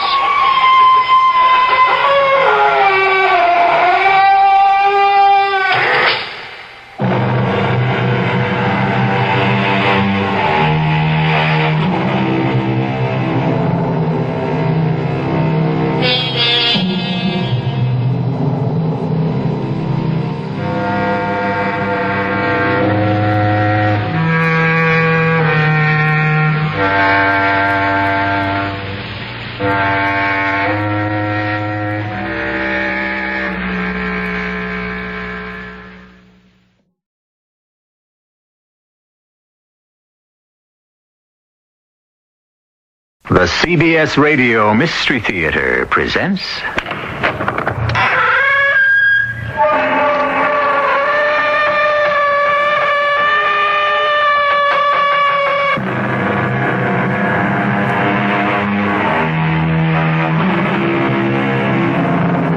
Come in. Welcome. I'm E.G. Marshall. Many famous writers have been seduced by the charms of the ghost story. Certainly you know the names of Rudyard Kipling, H.G. Wells, Bram Stoker, Conan Doyle. But there have been others, dozens of men and women, not so well known, who have likewise been infatuated with the terror summoned up by ghosts. I give you, for example, Fitzjames O'Brien, Amyan Northcote, Mrs. Henry Wood, but the list goes on, and we had best cut it short and get to the tale which we have chosen to call Once Upon an Island.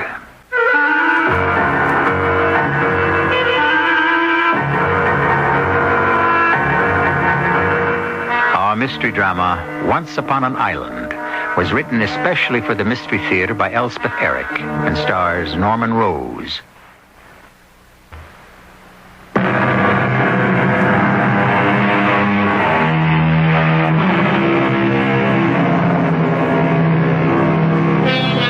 The tale which you will hear with, we trust, delicious horror was published in 1899 as part of a series called Real Ghost Stories.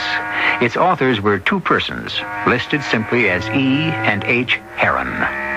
We confess in advance to having toyed with it a little, modernized it slightly, changed the locale, and even introduced a character not found in the original, and impertinently altered the title. But the essentials remain the same. My name is Jasper Lowe. At the age of 65, I resigned my position as professor of philosophy at a well-known university and bought a large tract of land on one of the Caribbean islands, which I had visited several times during summer vacations and for which I had developed a great fondness. I put up a modest house and settled in quite contentedly. Since I had never married, I planned to leave it intact to my great niece, Betty, daughter of a nephew whom I had known little and liked less. I remembered Betty as a child, and I was delighted beyond measure when I heard from her that she was about to be married and that she and her fiancé intended to visit me in my island home as part of their honeymoon trip. Hello. Hello there. Uncle Jasper! Betty, is it really you? Really and truly. Oh, come, let me have a look at you. Oh, Jack's paying the taxi. Oh, Uncle Jasper. Jack is your young man, huh? He's my husband, Uncle Jasper. For 2 whole days, I've been Mrs. Jack Turner. Isn't that marvelous? Positively marvelous. Here he comes. Isn't he beautiful? Positively beautiful. Jack, come meet Uncle Jasper. Young man, Delighted to know you. I'm delighted to know you, Mr. Lowe. Betty's told me a lot about you. Oh, what could she remember about me? It's been 10 years. Whatever she remembered, it was all good. Yes, well, come inside. I've got a good rum drink waiting for us and something to eat. Oh, good. We haven't eaten a thing since we left the mainland. And you'll be ready for some excellent flying fish with breadfruit and sliced cold mangoes. Sounds marvelous. Yes, after you. Oh, it's lovely. You've got it all set out. Yes, ready and waiting for you. Sit down, Jack. Can I help you, Uncle Jasper? Oh, no need. Well, now tell me, how was your trip? Perfect. Wasn't it, Jack? Oh, I don't remember a thing, except you. Oh, we got married in Duluth, then we flew to Miami, then we took a little plane to Puerto Rico. Hottest airport in the world. And then we took that dear little boat to this dear little island. And a taxi to this dear little house. Drinks, everybody. My own concoction. Made with native rum, of course. Yummy, yummy. Hey, it's delicious. Now for the flying fish. Caught it myself this morning. Mr. Lowe... If you want to please me, you'll call me Uncle Jasper. Or just Jasper, if you like. All right, Jasper. On our way here from the boat landing... Now, just hold out your plates. Yeah, okay. Just before we got here, we passed an interesting old house. And here's the breadfruit, staple of the islands. It looked as though nobody'd lived in it for 100 years or more. And the mangoes, ice cold. You're going to love them. Do you, know anything about that old house, Mr. Lowe? Jasper? Oh, yes. I know a great deal about that old house. You see, it's on my property. You own it? I suppose I do. It's on my property. But you don't do anything with it, rent it or anything? Oh, no. I mean, who would rent it? Well, of course, it would need a little fixing up. No matter what I did with it, no one would rent it. Well, then why not sell it? Get rid of it. No one would buy it. Once they'd heard its history. Oh, what history, Uncle Jasper? Oh, no, you don't want to hear it. Of course we do. You're not going to tell us the house is, haunted, are you? You know, I'm not going to tell you anything. Oh, Uncle Jasper, come on. Well, maybe some other time. I suppose the old house has a ghost in it, at least one. Now, don't joke. Well, I'm sorry, sir. I didn't mean to... Well, you see, I'm a psychologist. I have my degree, and when Betty and I go back to the States, I'll set up practice there. And these fables, these old tales are fascinating to me. Well, I myself, of course, don't subscribe to any of them. No, nor do I. I believe in natural law. Oh, yes, so do I. Phenomena of the, shall we say, the supernatural realm are no more than projections or extensions of natural laws. No, I agree. Well, then? Oh, there are things, I'm afraid, about the old house that won't fit in with any natural law that I know of. Things impossible. Absurd. Such as? Such as the shining man. I bit my tongue as soon as I'd uttered those words. For now, of course, the two young people were all over me, demanding to know what I meant by the shining man. But no matter how they begged me, I would not go into further detail. Such a gruesome story was not meant for the ears of two young and beautiful people, embarked upon the greatest adventure of their lives. But after dinner that night, Jack Turner was at me again, and Betty, too. And at last I relented. There is a tragedy connected with the old house that goes back a century and a half, when the sugar plantations were worked by slaves. The owner was a certain James Mackian. He'd been a merchant of sorts in Honduras, and when he'd made himself a small fortune, he came here and settled down in that house with a pretty daughter. It must have been a lovely place in those days. I hope she was happy there. Oh, yeah, I believe she was, for a time. Mackian had a number of servants, slaves they were, for this was a long time back. They worked in the cane fields. Some worked in the house, and they were well treated.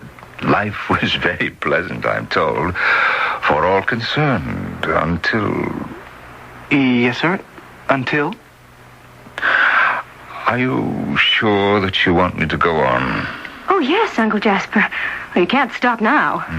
Well, after 2 years of comfortable, pleasant living, Mackian had to go to, I believe it was Central America to finish up some business there, leaving his young daughter in the house with only the servants for company.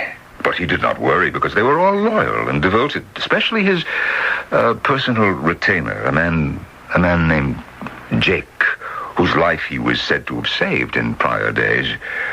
But, well, when Mackian returned, he found his daughter dead. Oh, how awful. Poor man. Dead. In her bed. But how? Well, an overdraft of sleeping medicine.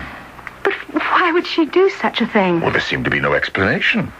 And there is none to this day.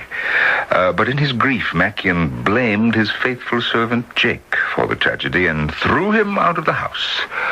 After a violent quarrel, so they say. At any rate, Jake disappeared and was never seen or heard of after that. As for Mackian, he fell into a deep melancholy and later... Yes, Uncle. Finish the story. Well, later he was found lying on the couch in the library, quite mad. A hopeless imbecile, in fact. Of course, that was a long time ago. There's been nothing since? Nothing recently? Well, there's the story of a descendant of Mackian's who wanted to clear up the mystery, and the agent allowed him to spend the night there. This was just before I came here. And when he did not appear the next morning, they went looking for him, and they found him lying on that same couch in the library. They took him away, and he has not spoken a rational word since. Mere physical fright, acting on an overwrought brain. Such things happen. Perhaps. What about the shining man? Oh, that. Well, it is said that a shining man haunts the place. A shining man? Yes, and that a light can be seen from time to time in the library. How fascinating. Oh, you think so, do you? Of course I do. Well, there's no light there tonight. Come to the window and look if you don't believe me. Uncle Jasper. You're not trying to tell us that you have seen this light? Oh, yes, many times, from this very window. And the shining man, have you seen him too? Oh, yes. Once I went into the house. It was after dark, and I saw him standing at the top of the stairs. What did he look like? A tall man, absolutely white and shining. I never saw his face, for his back was toward me. But his wide, hunched, muscular shoulders gave an impression of such hostility, such animosity, that I left the house in a hurry. And I have never gone back. Now there. Now you know it all. They didn't believe me. I could tell that. And I cursed myself for having let them drag the story out of me. They quickly changed the topic of conversation, and a few minutes later I excused myself to make us some rum drinks. When I returned, both young faces were smiling and friendly. But I knew that in their secret hearts, they considered me a madman.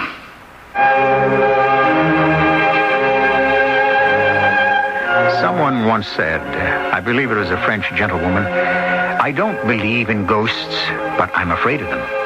Jasper Lowe might well echo the lady. He does not believe in supernatural phenomena such as a shining man and a light in the window of an empty house, but he is afraid of them. I'll be back shortly with Act 2.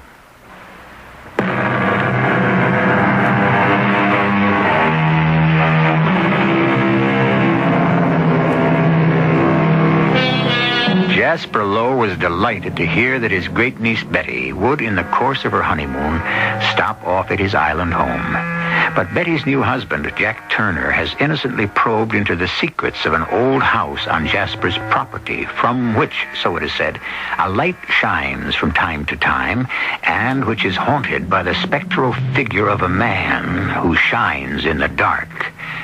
Now Jasper has confounded the young couple by confessing that he has himself seen the light from the window, and, on one occasion, the shining man himself.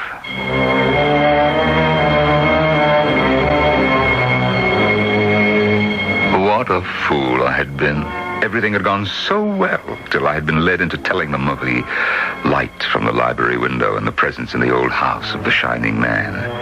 Had I been content to leave such freaks of nature in the realm of superstition, all might have passed off well. But to admit to them that I had seen them both myself, with my own eyes, well, I can scarcely be blamed if the next morning I eavesdropped at the door of their room. He's such a dear old man.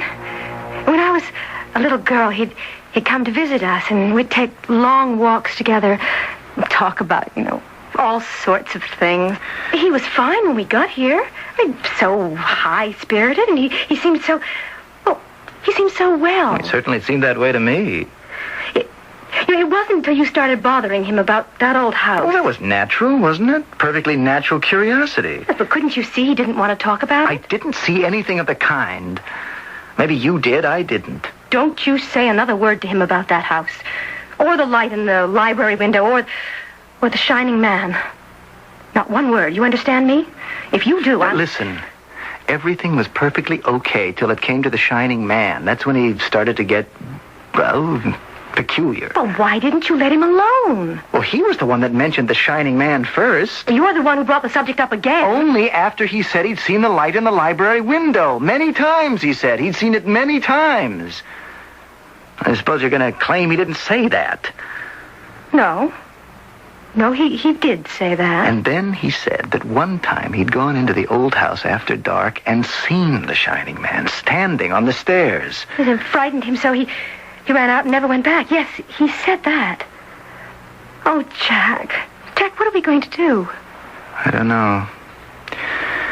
But we'll do something. You can depend on that.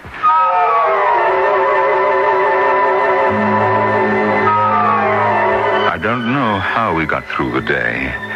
Breakfast was taken up with the discussion of how they would spend the rest of their honeymoon, a cruise through the islands ending up in Barbados. And then we went sightseeing again, had luncheon in the only decent restaurant the island afforded. All pleasant, homey. We spent the afternoon in my really splendid vegetable garden, picking all manner of things for our dinner. And then we all retired for a nap, because the next morning Jack and Betty would fly to Puerto Rico to pick up the cruise ship that would take them on the rest of their honeymoon.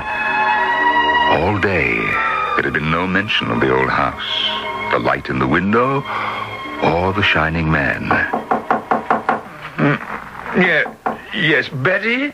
You awake, Uncle Jasper? Oh, yeah. Yes, my dear. Come in.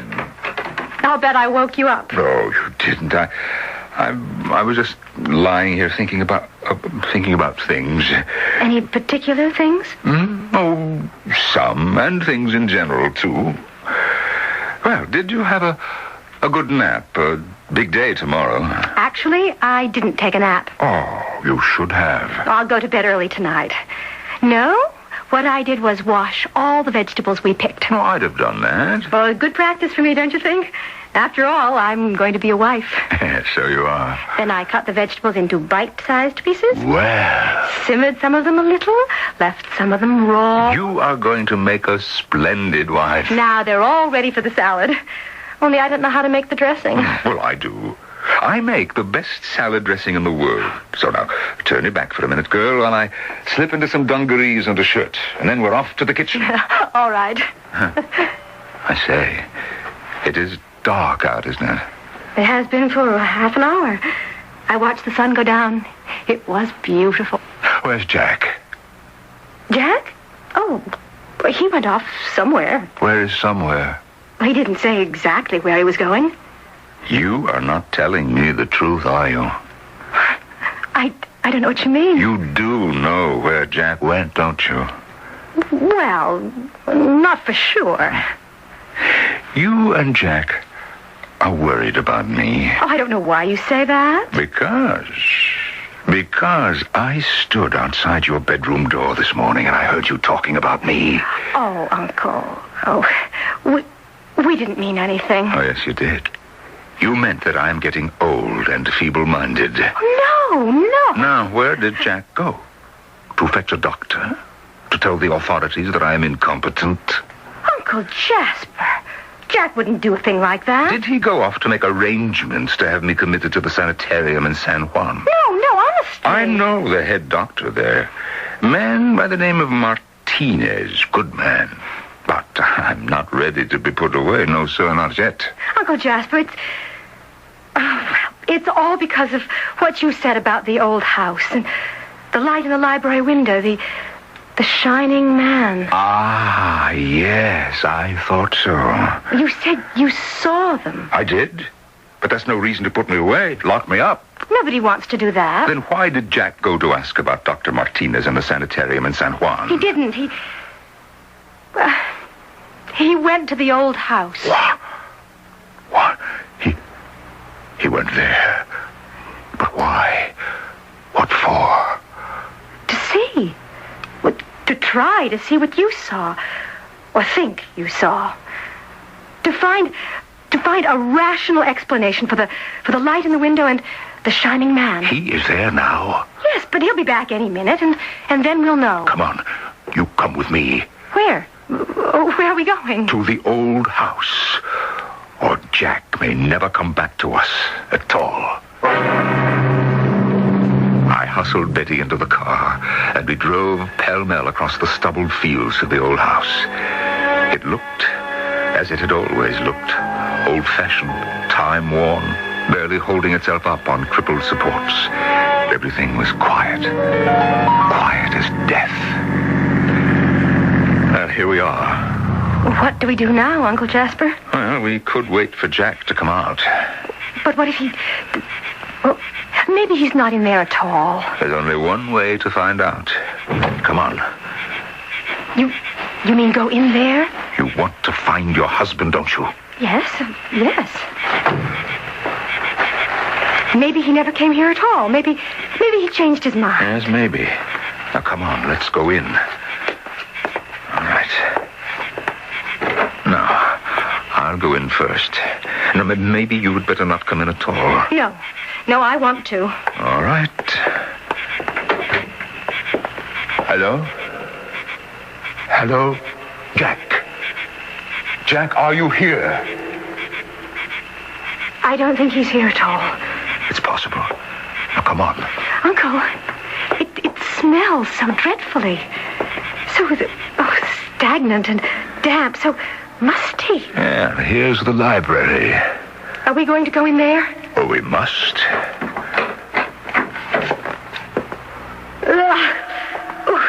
The smell's even worse in here. It's nauseating. Wait. There's Jack. There on the floor. Jack. Darling. So still. So quiet. Just an awful silence. Jack. What is it? But there's something here, something in this room.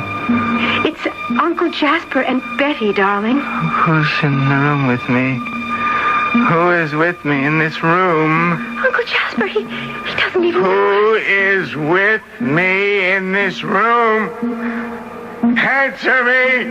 What are we to do? It's a delirium. Nobody heard me come in. I didn't make a sound. I went to the couch. I laid down on the couch. Yeah. Oh, Jack. And that awful taste in my mouth. Bitter. Pungent. Was it from the dust? Tell me, somebody. What shall I say? Just let him talk. Everything's so still. Empty and silent. The whole house.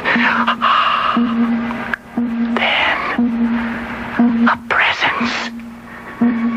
there? No answer. No noise. Nothing. Oh, Jack. Then a little light trickling down from above. A patch of pale phosphorescent luminosity. Growing brighter and brighter. Pale green. Strong as moonlight. But the dust rises like vapor when I move. A clogging weight, like a nightmare, presses upon me, and I'm exhausted and disgusted by the terrible odor. And the atmosphere thickens and cloaks the walls with drowsy horror. But now, the brightness dims, and dark smears begin to show through it. And then they begin to run together until out of them emerges a face, a fat, evil face, and the face sinks nearer and nearer to my own, and the light changes to black, dripping fluid, and the drops begin to fall. Uncle Jasper, help him. I don't know what to do. I can't save myself. I can't fight back, but my hands reach up to the face above me and pass through it. And I see the glazed skin quiver, and I fling myself from the couch and fall into emptiness, into a great red vacancy, down and down and down, and I am lost. Forever lost. Uncle Jasper, what was he trying to say? Well, I think he was reliving everything that happened once he set foot in this house. He's so pale, so still. Is he... He's not... Not dead, no. Oh, thank God.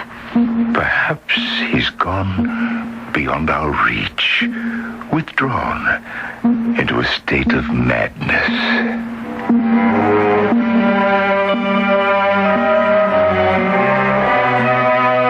Not a pretty tale, is it? But ghosts never pretend to be pretty, though maybe they are to themselves or to one another. And it is only to us that they appear grotesque and horrible. And that's not their fault, is it? No. It is only a limitation of our own. The fault lies not in our ghosts, but in us. Don't you think? I'll be back shortly with Act 3.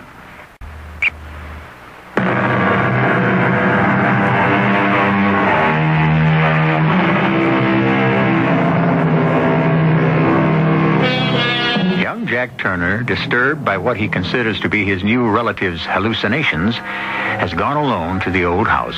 Betty and her great-uncle Jasper have followed him there and found him stretched out upon the library floor, babbling unintelligibly of what they take to be his venture into the old house. Now he has lapsed into insensibility.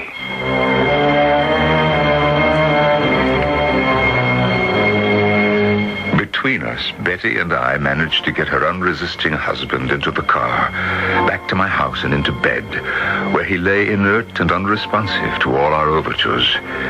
Clearly, this was an illness beyond my poor powers to correct, and I had to tell Betty that we must get her husband to Puerto Rico, to the sanitarium and Dr. Martinez. She concurred, and somehow we got Jack onto the little inter-island boat and finally into the office of Dr. Martinez, where we told our story. And I told you no, eh? That is all, Doctor. He only went there because he and Betty here were worried about me. But I assure you, Dr. Martinez, I did on one occasion actually see the shining man. And I've observed the light in the window of the old house several times. The house is on my property, just across an open field, so I've had a clear view of it. But you never went back? No, once was enough for me. And I regret, Doctor, more than I can say, that I ever told Betty and Jack about that one and only visit. You see, if I hadn't done that... It wasn't Jack's fault. We kept badgering him about it, wanting to know more. See, my husband's a psychologist. He was terribly interested and then concerned for Uncle Jasper and what might be... well, hallucinations. It seems now that they were not. Dr. Martinez, you will keep Jack here, won't you? I will keep him. Oh, thank you. I shall do what I can for him. But I warn you, I can promise nothing. But there must be something. Jack is young. He's always been healthy, and he doesn't believe in the supernatural, the occult. That's why he went to the old house. To prove to Uncle Jasper that the things he'd seen, must have their basis in reality and in natural laws. Mr. Law, you remember the descendant of the original owner of the house who gained admittance some years ago? Spent the night there to establish the very same thing? Yes, they found him the next morning, lying on the couch in the library. Took him away. And brought him here. Here he has stayed. That is, he was here until last night. You mean he left? Was he well enough to leave? No, I do not mean that. I mean, he died. Mr. Law, would you care to see the body? Why, yes, I would. Then come with me. Mrs. Turner, you will stay here. The body is not a pretty sight. Come, Mr. Law. This way. Of course, the original owner of the fatal house, Mr. Mackian, I believe his name was. Oh, yes, that's right, James Mackian. He was here long before my time. This man, his descendant, whose body we're going to look at, he too was brought in before I took up my post. But I've taken an interest in the case, even though I could do nothing to help. In here, Mr. Lone. You will see that this body was once a very powerful one with noble features. There. See for yourself. Well, what do you say? You're right. He must have been handsome once. But now the disfigurement is quite pronounced. The discoloration extends from the center of the forehead to a place behind the right ear. When this man was first brought here, he had a small dark spot on his forehead, but it spread rapidly over his entire body. Cancerous, do you think? Of a cancerous character, I should say. Likely to occur after a shock, and perhaps after severe mental strain. Such as a visit to the old house. The first result of the shock in the case of this man here was imbecility. Then, an increasingly lethargic condition of the body. Finally, coma and death. Dr. Martinez, I know very little of such things, but on close inspection, this discoloration would appear to be the result of a fungoid growth. Could I be correct? You may very well be. Perhaps akin to the Indian disease known as mycetoma. It attacks the underlying tissue and eventually the bones. Is there any hope for Jack Turner? Well, there is always hope, my dear Mr. Lowe.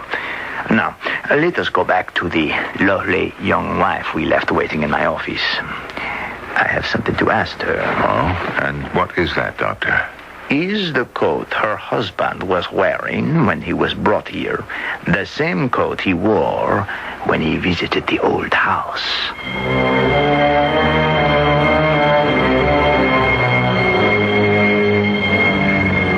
Betty said yes, it was the same coat. There'd been no thought of changing. Our only wish was to get him to the hospital in San Juan as quickly as possible. Dr. Martinez refused to enlighten us on the reason for his question and asked us to go home and wait for his phone call.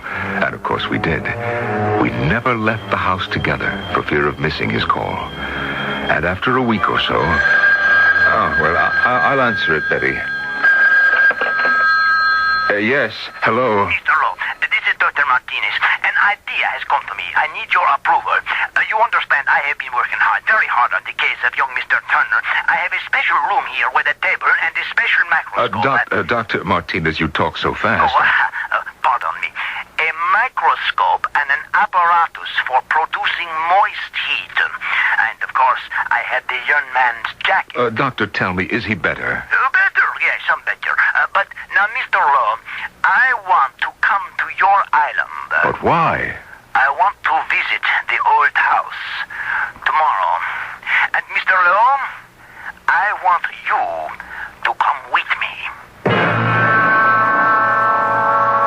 I decided to tell Betty nothing of the doctor's call, except to say that Jack was showing improvement. I did not tell her that the doctor was coming to the island and what he planned to do on his arrival. But late in the afternoon of the following day, I invented a plausible excuse and went to the pier to meet the boat which brought the doctor to the island. In my car, we drove immediately to the old house. Dr. Martinez stared at the library. That room there. I get the feeling there is someone in it. But why? What makes you think so? I have the impression, that's all. Come, let's go in. You'd best put your handkerchief over your mouth and nose before we go into that room. Oh. Yes, you see what I mean? That is, you smell it. It is the dust. Poisonous dust. Look here. It is of a strange green color, the dust. And so much of it. All over the floor. Little hills of it. Most especially the couch. Yes. Oh, look there. Look up. On the ceiling. Above the couch. A stain. A blood stain. Yes, I remember seeing it before. But it's grown larger. No. Not a blood stain. A patch of mold and fungi that grows and grows. Look here. A cat has been walking over the couch. Not a cat, no. No animal at all. Drops from the stain. But it is the dust. Such a quantity of dust which interests me. Turner's coat was covered with this fine green dust. And on the collar, I found some gummy drops which I'm willing to swear will match these drops. From the dust on his jacket, I have cultivated no less than 4 specimens of fungi. 3 belong to non-African species. The 4th has never been described. But it is like, very like the Phaleodes. With this fungus in the drops, they mature very rapidly and decay as they mature. They liquefy into a kind of dark mucilage full of spores. They drip down and give off this dreadful odor. In time, the mucilage dries and leaves the dust of the spores. Doctor, please, I cannot follow you. What about the light? The light from the window, which I swear I saw more than once. It happens that the 3 species of African fungi have well-known phosphorescent properties. These are manifested not just during decomposition, but during the period of growth. The light is only visible from time to time. Probably climactic conditions admit an occasional efflorescence. So Jack was poisoned by fungi, but he escaped. The others died. Because the fungi only touched his clothing, not his skin. The unknown fungus is singularly malignant. It acts through the skin with terrible rapidity, afterwards penetrating all the tissues of the body, eventually causing death.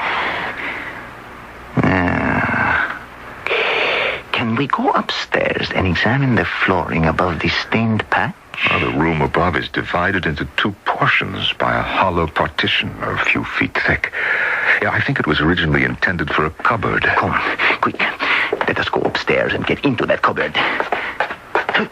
Wait. Look. Did you see the light? It was dancing, quivering on the 4 walls of the staircase landing.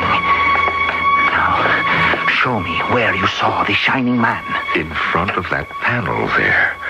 There must be some way of opening that panel. If there's a cupboard behind it, they would need some way to ventilate it. Ah, yes. Here's a little metal knob. Now, I'll turn it. It's opening. Stand aside, please. Let me look. Oh, my Lord. What is it, Martinez? Your shining man. Tall, Jack is toward us. He is covered head to foot with luminous white mold. See? See? Oh, good Lord. It must be... It can only be the slave, Jake, the servant Mr. Mackian drove away years ago. Or perhaps Jake hid himself here in order to cultivate these spores. That could be a dangerous occupation, I assure you. Especially an airless space like this. It is quite clear to me that either by accident or design, he became infected by the fungus poison, which in time covered his entire body. Even as you see him now.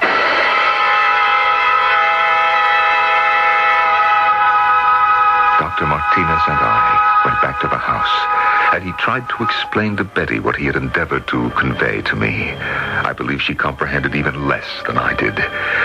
But we both were heartened by Dr. Martinez's prognosis for Jack. He predicted that within a few weeks, Jack would come back to us, rejoin his bride, and after a few days, the two of them could continue on their honeymoon. And indeed, less than a month later, the doctor called to say that he himself was bringing Jack home. We should have gone to the pier to meet the boat, Uncle Jasper. Dr. Martinez was very insistent that we do no such thing. He's bringing Jack to the house in a taxi. He wanted it that way. Look. Oh, look, here they come now. Ah, yes, there's Dr. Martinez. Yes. But where's Jack? Jack's not with him. Uncle Jasper, what's happened? Now, wait until the doctor has a chance to tell us. Dr. Martinez. Hello, how are you? Oh, and you, Mrs. Turner? Doctor, where is my husband? Is he all right? Oh, quite all right. He'll be along presently. Yes, but where is he? We thought he'd be with you. Now, I must tell you, when Jack and I were on our way here, I explained in detail how he fell ill and why. And she said to me, how can this horrible old house with its deadly dust and poisonous fungi be got rid of? And I said, only by burning it down. Burning it down? Oh, look, it's on fire. Look there. That's what he's doing now. Look at that old house burn. Betty, look. Where's Betty? I believe that is she running across the field to meet her husband. Oh, by the way, Mr. Lowe, I trust you will forgive my presumption in allowing the young man to set fire to the old house? Yeah, of course. After all he's been through, I could not resist denying him the pleasure. You have done a good thing. You have exorcised a ghost.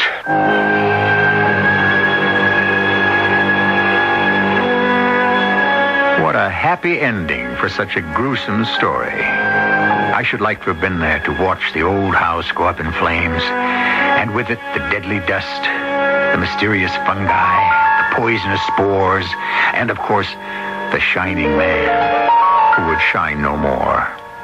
I'll be back shortly.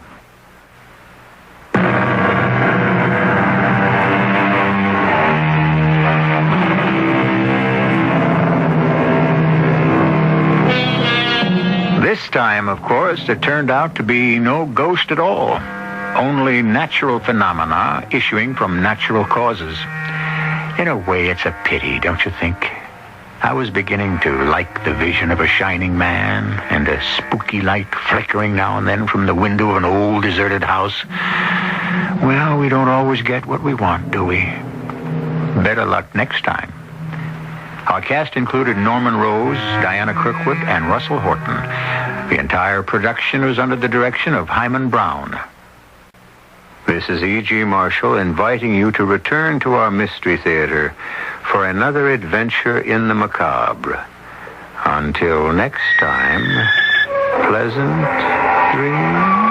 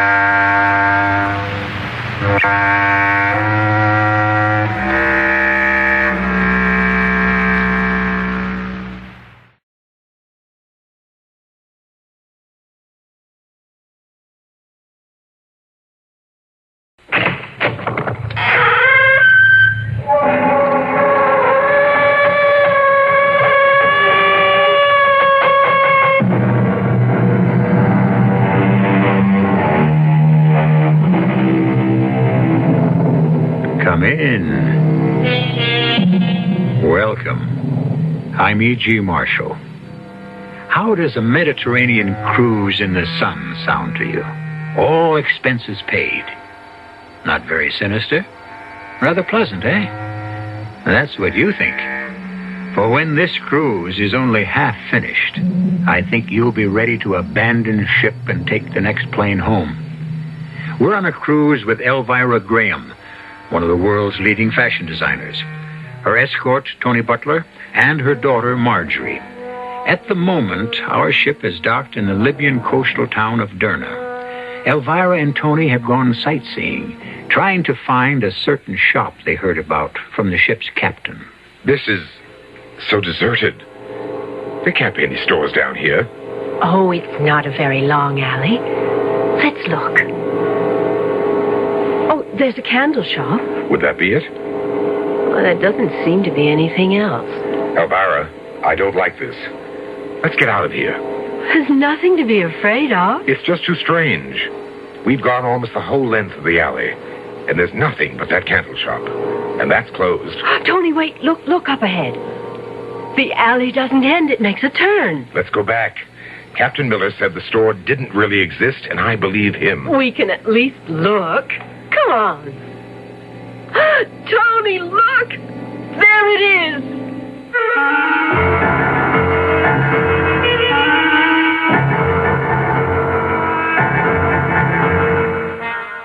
Our mystery drama, The Devil's Boutique, was written especially for the Radio Mystery Theater by Bob Juran and stars Joan Loring and Robert L. Greene.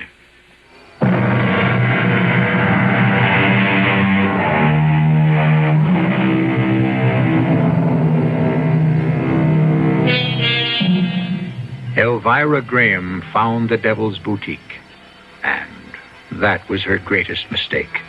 She found it on a sunny afternoon in Derna on that Mediterranean cruise. And what happened after that, well, Tony Butler will have to tell us. A year has passed since that fateful afternoon, and at the moment, we're in the office of Lieutenant Morgan, 31st Precinct. Come in, Mr. Butler. Sit down. Thanks. Sergeant McKay says you can identify the body, the lady of the earrings. Yes. Oh, good. We'll go right down to the morgue and... I don't have to see her, Lieutenant. I know who it is. Well, a viewing is absolutely necessary, but we can do it later. Who is she? Elvira Graham. Was she a friend of yours, a relative? A friend. Elvira Graham. We put her age at about 50. If you'd seen her in life, you'd have thought she was 30. But you were close. She was 52. I'd appreciate your giving us a statement, Mr. Butler. Tell us all you can about her. Cause of death was drowning, no marks on the body. We have it down as suicide, but we still can't rule out murder. I'll make a statement, but would you do me a favor? Keep it out of the press. Well, it's already news, Mr. Butler. I know that. It was the item in the paper that brought me in here. Ordinarily, when unidentified body floating in the river isn't that much news, but a nude woman in earrings and fantastic lipstick. That's why I know without the shadow of a doubt it's Elvira Graham. And that's why I wish you could keep what I'm about to tell you out of the papers. Well, I'll do what I can, Mr. Butler, but well, they don't have to know every detail. We'll have to release her identity, though. Yes, I see that. A lot of people are wondering what happened to Elvira Graham, and now they'll know. But the woman suffered enough. Yeah, she won't suffer anymore. No, I guess not. She was admired, hated, adored, despised, envied. You say you're a friend. She has no relatives? Only a daughter. I'm here in her stead. The daughter's name? Marjorie. Marjorie Graham. Well, just relax and tell us all you can about Elvira Graham. I'll ask questions later. Elvira Graham was a fashion designer. At her peak, the best. And she had a knack of making sure that no one, but no one, ever looked better than Elvira Graham. It was almost a year ago, in June. She just had a showing of her fall line, and she, Marjorie and I, were starting off on a cruise to relax. I was Her escort of the moment. Roger! Bye! Bye!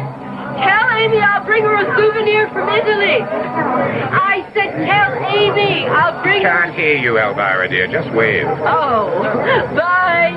Bye! Marjorie, give me a streamer, quick. You've thrown them all, Mother. Oh, it doesn't matter. Come along. Let's go back and finish up that champagne. I think you've had enough, Mother. How many times do I have to tell you, Marjorie? I'll be the judge of that.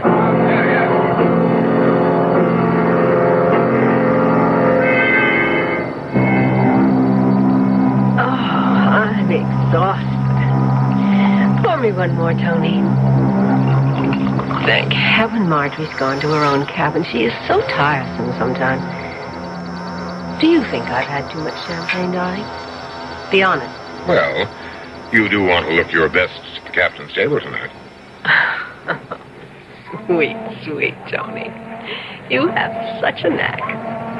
For what, I'm not sure yet, but a knack. You're absolutely right. You drink this. I'm going to take a nap. I think I'll go up on deck for a while. Tony? Do you think that dress Charlotte Remsen was wearing made her look slimmer? Maybe a little taller? Definitely. You designed it that way. Yes.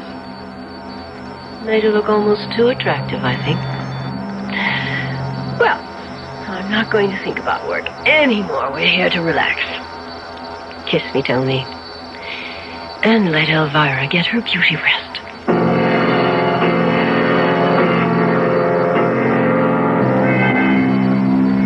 Marjorie, I thought you were in your cabin. Oh, it's too exciting to stay down there.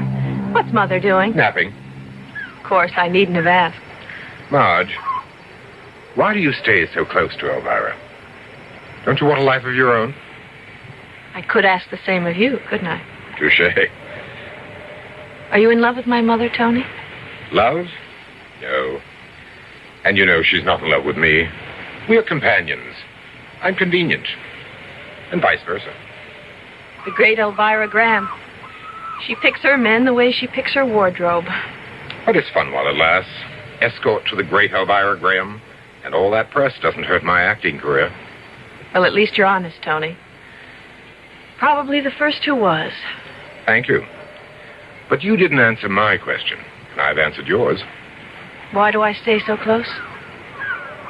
I admire her, too. But I love her. So many people are jealous of her, and I feel maybe I'm the one little sincere spot in her life. I don't always agree with her. And she wants you with her. I know that. I wondered about that. Why the glamorous Elvira Graham wants her 20-year-old daughter tagging along. Ever stop to think she loves you? Yes, I think she does. And let's face it, you add to her image. Who would believe that anyone as young as Elvira could have a 20-year-old daughter? I've heard that before. Mother's always been vain. Lately, Tony, it's becoming more of an obsession. She's the acknowledged queen of fashion. What would you expect? She's putting it before everything else. She sold her soul to vanity. Such profundity from one so young. Don't laugh at me, Tony. I'm worried. I'm not laughing at you, Marge.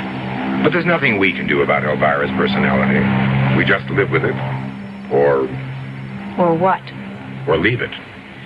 And for the moment, it suits me to live with it. Come on. Why don't you take a nap, too? You want to look your best? We're at the captain's table tonight. How could I forget it?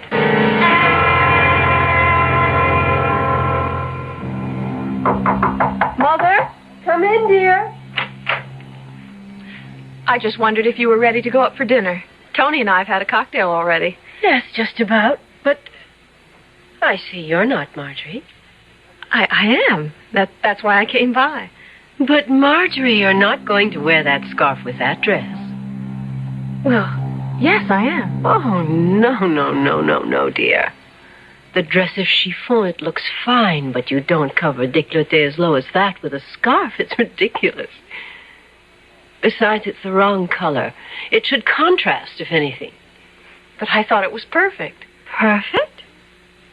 Marjorie, I cannot understand how the daughter of Elvira Graham can be so insensitive to style. Doesn't anything rub off? Mother, we're dining at the captain's table. It may not mean anything to you, but it does to me. I disagree with you about the scarf, but I'll give in to your superior judgment. No, darling, you'll find it's always right. Now, hurry and replace that dreadful scarf with a string of plain, simple pearls, and change your lipstick. It's too bright. I'll meet you in the dining room. You do understand. I just want you to look your best. Well, you must always look your best, my dear. But never better than Mother.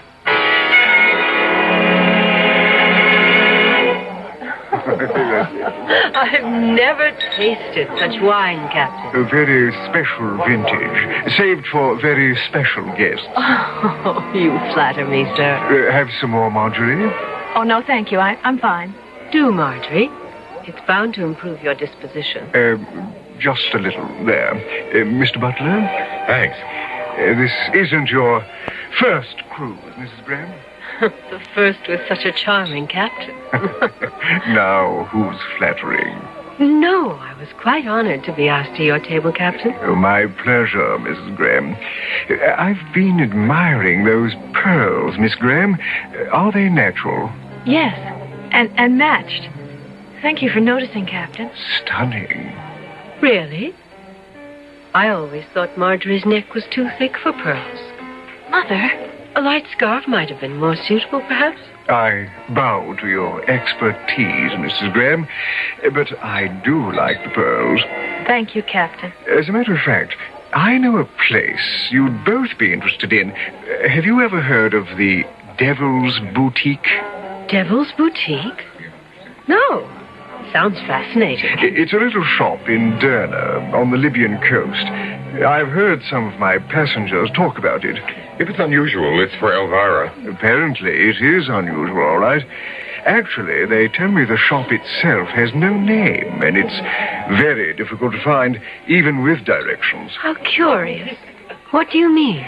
Well, I've had passengers tell me about the unusual things they've bought in this shop. Clothes, accessories, scented candles, everything. Oh, that sounds charming. But I've had others who claim they've never even been able to find it. That's apparently why it's called the Devil's Boutique. Elvira will find it. When will we be in Derna? In about 9 days. Oh, there's lots of cruise to enjoy before then. Yes, our first stop is Cadiz. Then we swing into the Mediterranean. Oh, well, here's to the Mediterranean. And the Devil's Boutique. The next few days were filled with sun, shuffleboard, and swimming. Elvira made sure everyone knew Elvira Graham was aboard. She'd spend a half hour deciding on just the right outfit for the time of day she'd make her appearance. Even the shade of her lipstick changed. One color for morning, another for cocktails. We stopped for a day at Cadiz and then slipped into the Mediterranean. There it is, on the horizon. Derna. We'll dock in about 2 hours. How long will we be there, Captain? We'll leave with tonight's tide, about 7 o'clock. Good. We'll have all afternoon for sightseeing. You'll excuse me, I have to get to the bridge. Certainly. I have such a strange excitement about this city, Tony. There's something about the name, Derna. And the challenge of finding that fascinating shop. And this was supposed to be a non-work vacation? There's no such thing for me, and you know it. If I don't keep ahead of the pack, well, besides, it's fun. We'll sightsee in Derna, and I won't leave until I find that Devil's Boutique.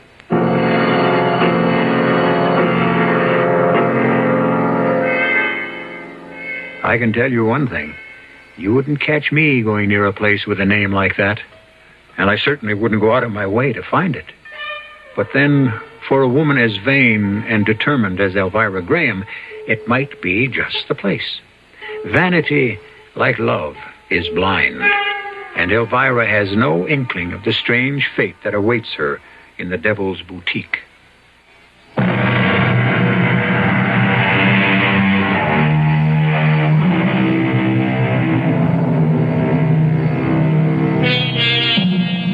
Most women are particular about their appearance, which everyone should be. But with some, it becomes an obsession.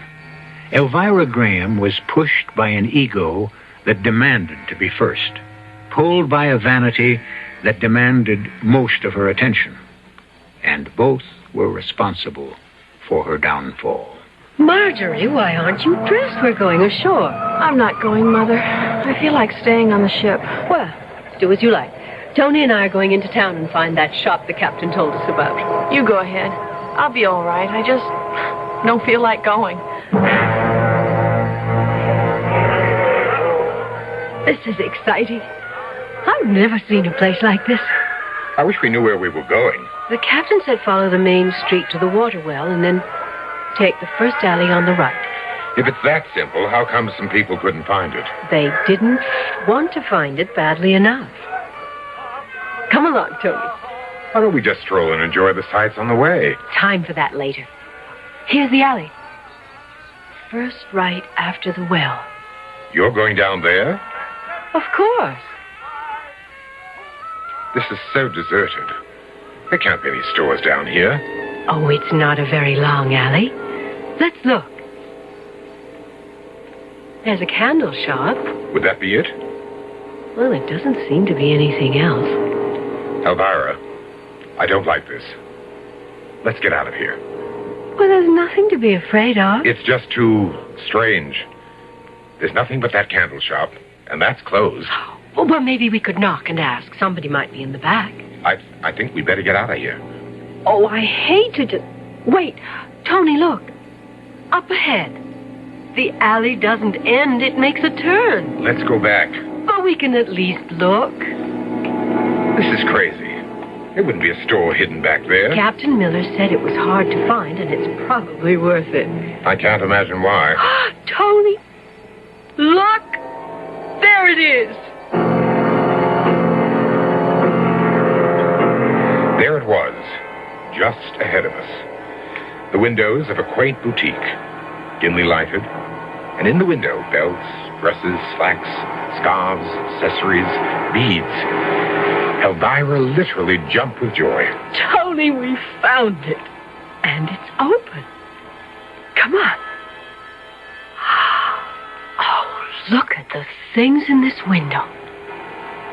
Tony, that belt. It is different. It's fabulous. I could design a whole suit around that. Let's go in. The captain was right. There's no name on it. There weren't on any of the shops in the main street either. Here it doesn't seem to matter. Fabulous. Just fabulous. Doesn't seem to be anyone around. I just want to browse anyway. Look at this jacket. There's not a seam in it. How do you suppose... Madame likes the jacket?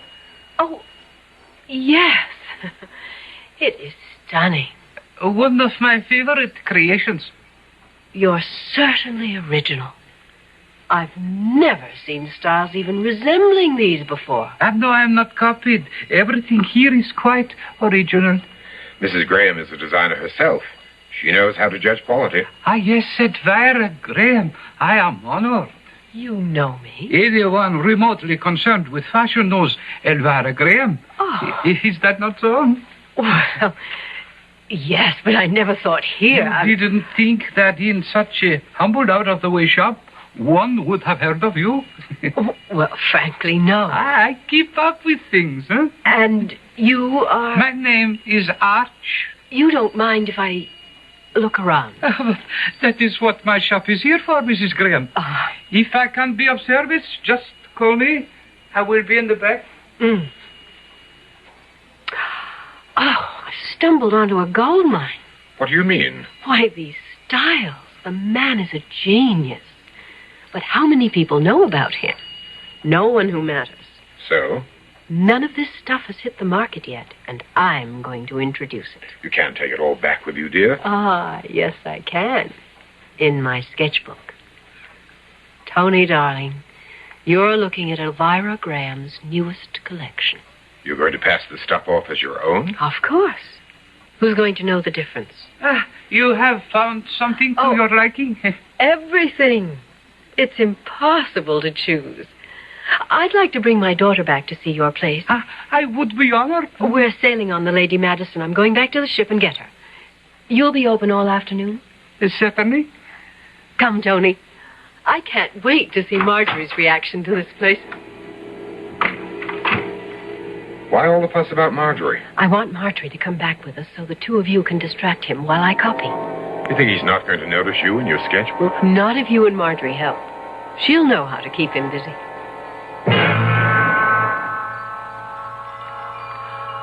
Mother, this is unbelievable. I told you it was sensational. I just wish there were other customers around. Now, you know what to do, Marjorie. Yes.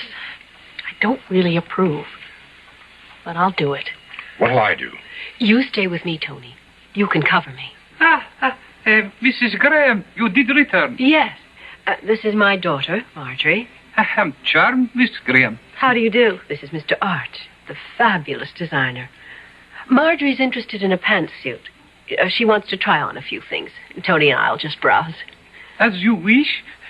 This way, Miss Graham. I have a few styles here I think might interest you. Oh, just stand close, Tony. We'll pretend we're looking closely at these things, and I'll get my sketches.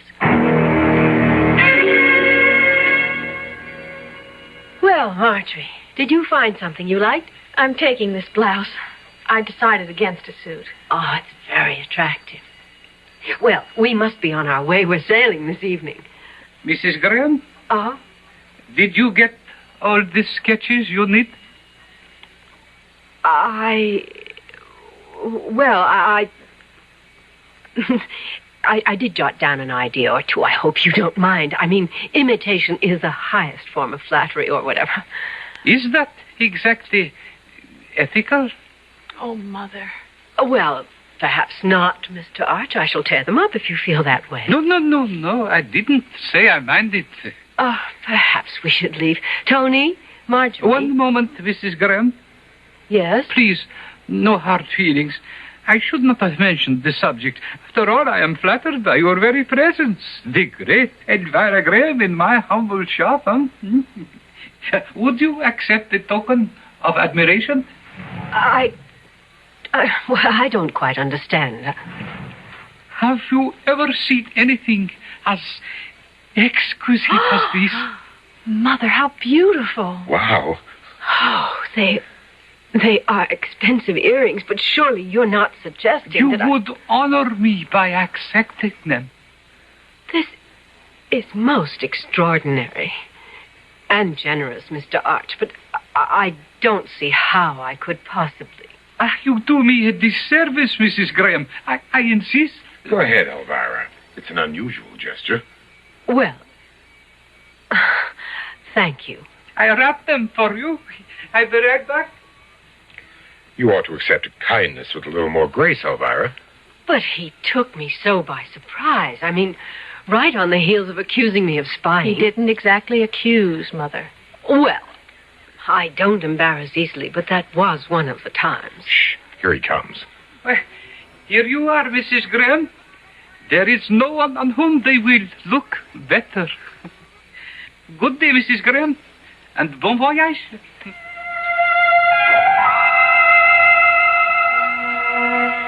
It was late afternoon when we got back to the ship. Marjorie went to her stateroom to dress for dinner. And Elvira stored her sketches in a secret compartment of her trunk. I'm not taking any chances with those, Tony. They are priceless. Speaking of priceless, let's see the earrings. Oh, yes. Here they are, in my purse. I'm so taken up with the sketches, I'd almost forgotten them. I still don't understand his generosity. Oh, but they are beautiful. Well, what's this? Anything wrong? Packed with the earrings. It's a lipstick. So? Oh, nothing really. He just didn't mention it. Let's see the earrings. They are extraordinary, aren't they? They seem even more brilliant than they did in the shop. Why don't you wear them at dinner tonight? I intend to. Curious about the lipstick, though. I wonder why he didn't mention it. Almost ready, Elvira. It's 8 o'clock. I'll be out in a minute. Is Marjorie there yet? She just arrived. I won't be long. She wants us to get the full effect all at once. The earrings. She's wearing them at dinner tonight? And the lipstick. The lipstick? The shopkeeper at that boutique slipped in a lipstick with the earrings. It seems to match the color of the stones. Well? Elvira. Oh, Mother. They're breathtaking. They are striking, Elvira. The lipstick is perfect, isn't it? It lights up your whole face. It's almost uncanny. I've never seen you quite so radiant, darling. Watch out, you two. You'll turn my head. That has been done by experts. Oh, you're dreadful, Tony. Come on. Let's go to dinner.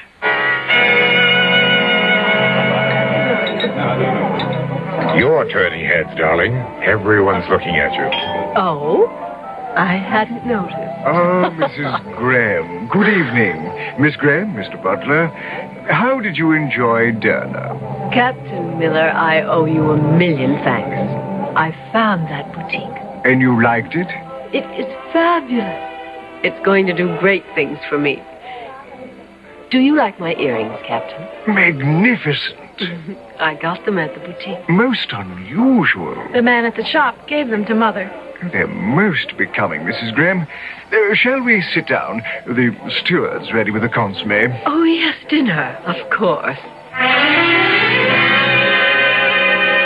Oh, Tony, it's been the gayest night since we left New York. I think I danced with every man in the room. Almost. Almost? Everyone but me. Oh, but... Well, you hate dancing. You could have sat one out. Be a dear and unzip me. I want to get comfortable and have a last champagne. Here, alone with you. Tony, darling. Damn. Help me with this earring, Tony. I can't get it off.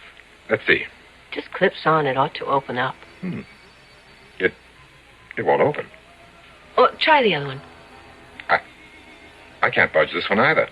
Well, this is ridiculous. It's just a little spring. Pull harder. Ow. Sorry, darling. Well, never mind. I'll get them off in the morning. I'm too tired to care. I'm going to bed.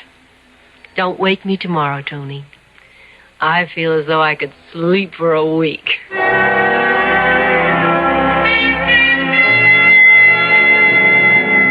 Good morning, darling.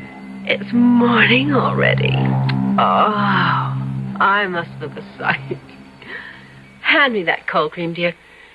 Here you are. Oh, I must have been tired last night to leave this lipstick on. You were quite the belle of the ball, you know.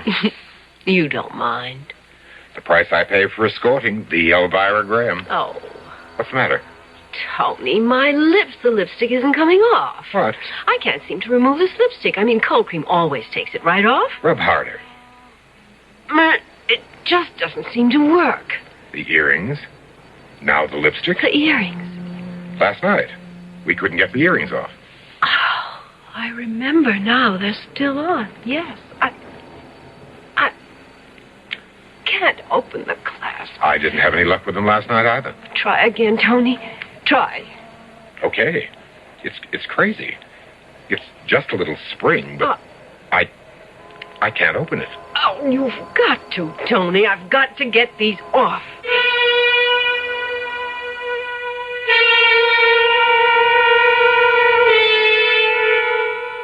I told you I wouldn't go near a place with a name like the Devil's Boutique. You never know what you're in for. The earrings and lipstick the little shopkeeper gave Elvira were beautiful, all right. And she was immediately attached to them, wouldn't you say?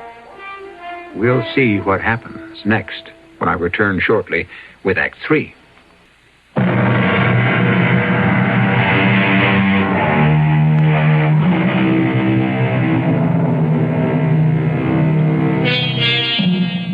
Let's return now to the stateroom where Elvira Graham can't seem to remove her lipstick or her earrings.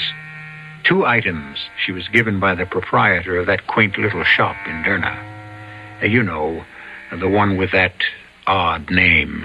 I've got to get them off, Tony. I can't be seen in the morning wearing these, or this lipstick either. It's just not done. Relax, Elvira. We'll get them off. Just sit still while I... Oh, there's no use trying that again. Maybe you could get some kind of tool, something to pry them loose. Where? Well, ask the captain. Oh, no, wait, don't. He'd think it's odd. No different from what I'm thinking. Mother, Tony, going up for breakfast? Mother, you're still wearing the earrings. Yes. Well, do you think they're quite the thing for morning? Well, of course not. But I'm having a little trouble getting them off. Want me to try? Well, you might as well. Tony and I haven't had any luck. Tony, maybe we ought to try and get a tool. Don't ask the captain. Try the purser or someone. Oh, I've never seen it clasped so tight. That's not the half of it. What do you mean? I can't get the lipstick off either. We tried everything. Cold cream and even alcohol on the lipstick. Wire cutters we got from the engine room on the earrings. But nothing would take away the color from Elvira's lips or those dazzling earrings from her ears. The metal clasps seemed impervious to the shears. Evening finally came, and Elvira decided she could put in an appearance for dinner. The lipstick and the earrings were appropriate after 6. Relax, darling. You're still the center of all eyes. Oh, Mrs. Graham, you're wearing those becoming earrings from the shop in Derna. They're quite extraordinary. They are indeed. We're having a piano recital tonight after dinner. I hope you're all planning to join us. We wouldn't miss it. In the lounge at 9. We never made the recital. On the way from the dining room, something happened that set Elvira off.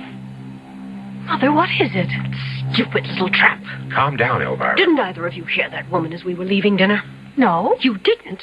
You didn't hear her say, how gauche, those earrings again. To you? No, to her whole table. I wish I'd slapped her face. Well, I can't leave the stateroom again, not until I find some way of getting these hateful things off. Maybe the man in the shop who gave them to you can help. Go all the way back to Derna. There's got to be an easier way.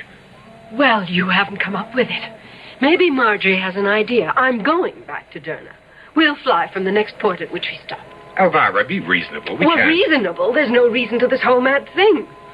Marjorie, you go on with the cruise. Tony and I will go back to Derna and then meet you in New York. Oh, no, I'm staying with you. Oh, do as you like. I'm too upset to argue. Tony, see the purser or the captain or someone and see what arrangements we can make.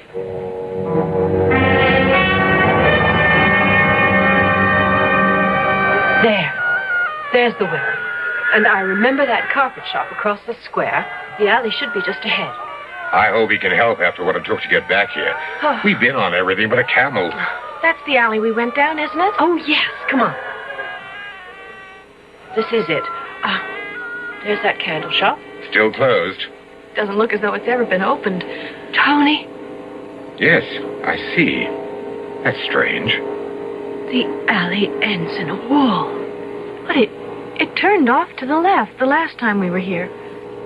That's where the shop was. An absolutely dead end. How could they have put up a wall? We were here only 3 days ago. This isn't a new wall, Elvira. Look at it. What? It's hundreds of years old. But this is the alley we came down, and it branched off, and we found the shop. I wasn't dreaming. You were both with me. Tony, this is frightening. Well, there's another way in, another alley. I've got to find that shop. I've got to find it. Come on, Marjorie, be quick. Which way did she go? I don't know. Well, she's disappeared in the crowd. Stay close to me. The street's so crowded we can't go fast enough. Oh, Tony, what are we going to do? We pushed through the crowded streets, and finally, after more than half an hour, we found Elvira. Mother! Marjorie! Tony, thank heavens I didn't know where to look for you. Elvira, get a hold of yourself. I've asked everyone I could find who spoke any English at all. No one, absolutely no one, ever heard of the shop. The only thing left to do was to go back to New York. We returned home, and Elvira went into hiding. Of course, everyone assumed we were still on the cruise, so no one called. But Elvira was getting more desperate. A plastic surgeon's my only hope. A friend of mine had some work done about a year ago. I could find out the name of his man. Oh, do it, Tony. Do it today. Now, Mrs. Graham, Mr. Butler, come in. Thank you, Doctor. You're a friend of Charlie Porter's. Yes, we've done some shows together. Well, now, How can I help you, Mrs. Graham? This lipstick I'm wearing, Yes? I can't get it off. Nothing works, so don't ask me how many things I've tried. I wouldn't be here if anything had helped. Oh, well, let me see.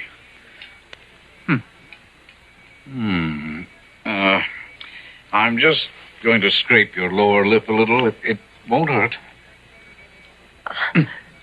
Yes, the color's embedded in the lip tissue. Seems to be a dye. Is there anything you can do? Well, I could try a bleach. It would be uncomfortable for a week or so, but probably effective. Do it. I'll do anything to get out of this clown makeup, but that's only part of my problem. There's more. Take my bandana, Tony. Those earrings, Doctor. They won't come off either. They're clasped completely around my earlobe. How long have you had this condition? It's been almost a month. I got the earrings and lipstick in a little shop in Libya, and frankly, they are bewitched. I know that now. Hold still a moment. Yes, the lobes are beginning to swell. We'll have to work on this.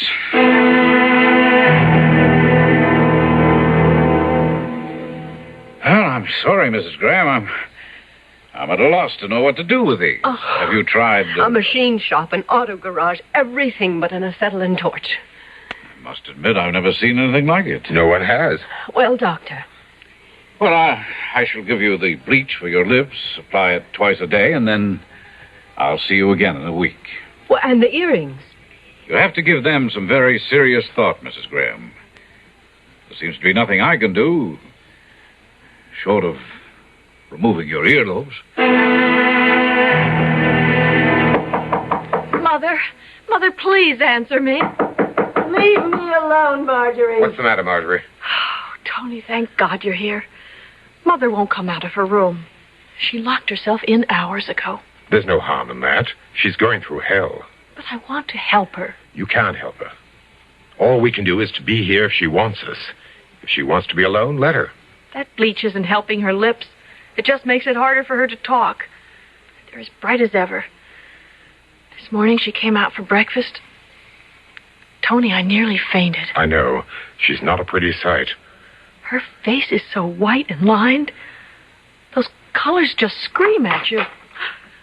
I thought I heard you, Tony. Where have you been? Down at the docks. The ship came in this morning.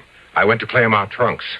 Oh, of course, the luggage we left on board when we flew back. I've never given it a thought.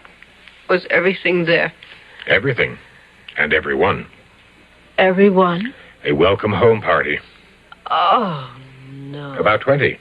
Oh. They assumed we were still on the cruise. Oh, Lord, Tony. What did you tell them? That you and Marjorie stayed on in Nice. Oh, that's good. Good thinking, Tony. No one will be calling up here. Oh, here are the trunks. Just put them anywhere for now. There's the one I'm interested in. Here you are. And this is for you. Oh, yes, I'd almost forgotten. What are you doing, Mother? My sketches. I may be in hibernation, but Elvira Graham isn't through yet. I'll fix that demon. Oh, yes, here they are. What is it, Elvira? Oh. Oh, no. No. Mother? What the... No wonder. Tony, they're blank.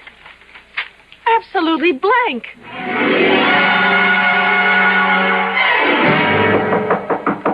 Elvira, please. Mother! You saw them. Blank. Every last page blank.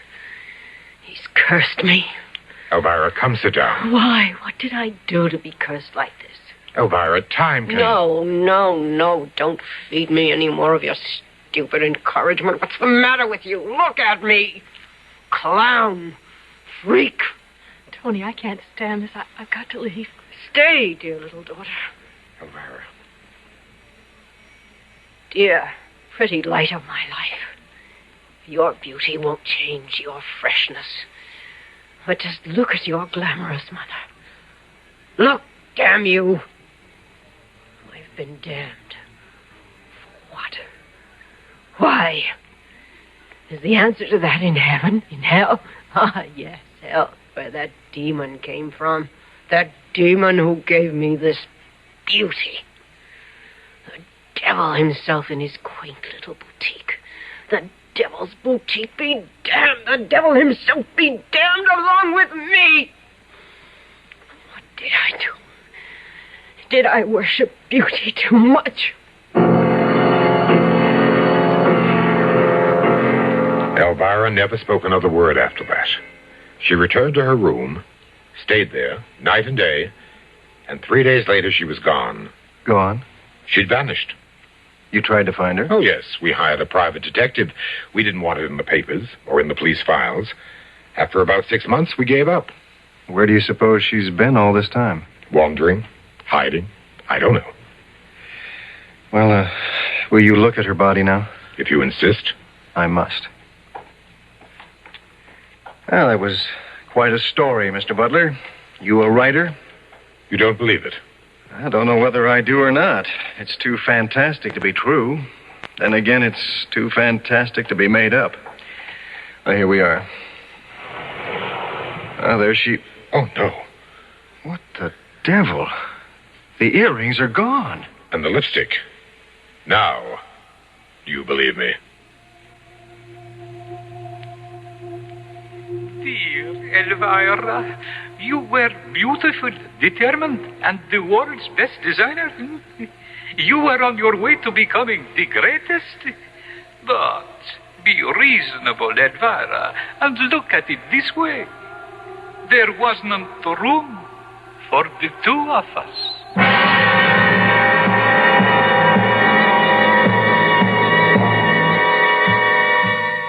There's nothing wrong in being beautiful to other people. It's when we start becoming beautiful to ourselves that we're in for trouble. Elvira's life wasn't a total loss. Considering her personality, she ended up in pretty good company. I'll be back shortly.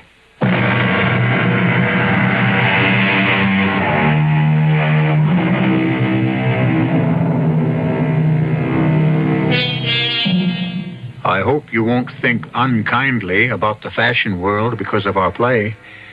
Those worthy institutions strive to keep us looking our best and do a wonderful job of it. Where would we be without them? In jail for indecent exposure, no doubt.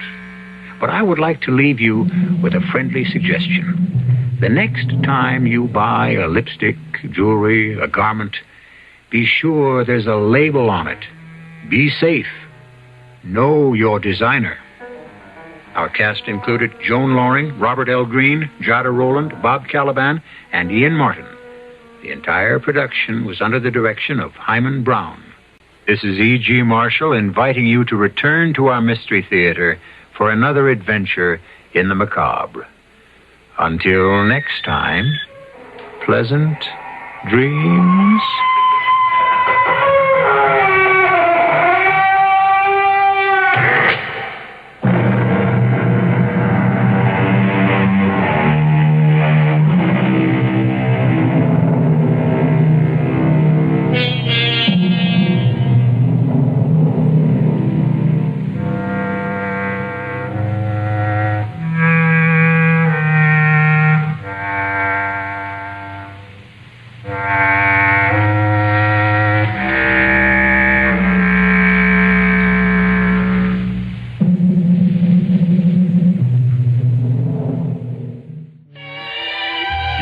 Hear the difference. Bright and beautiful music. KIXI, Seattle.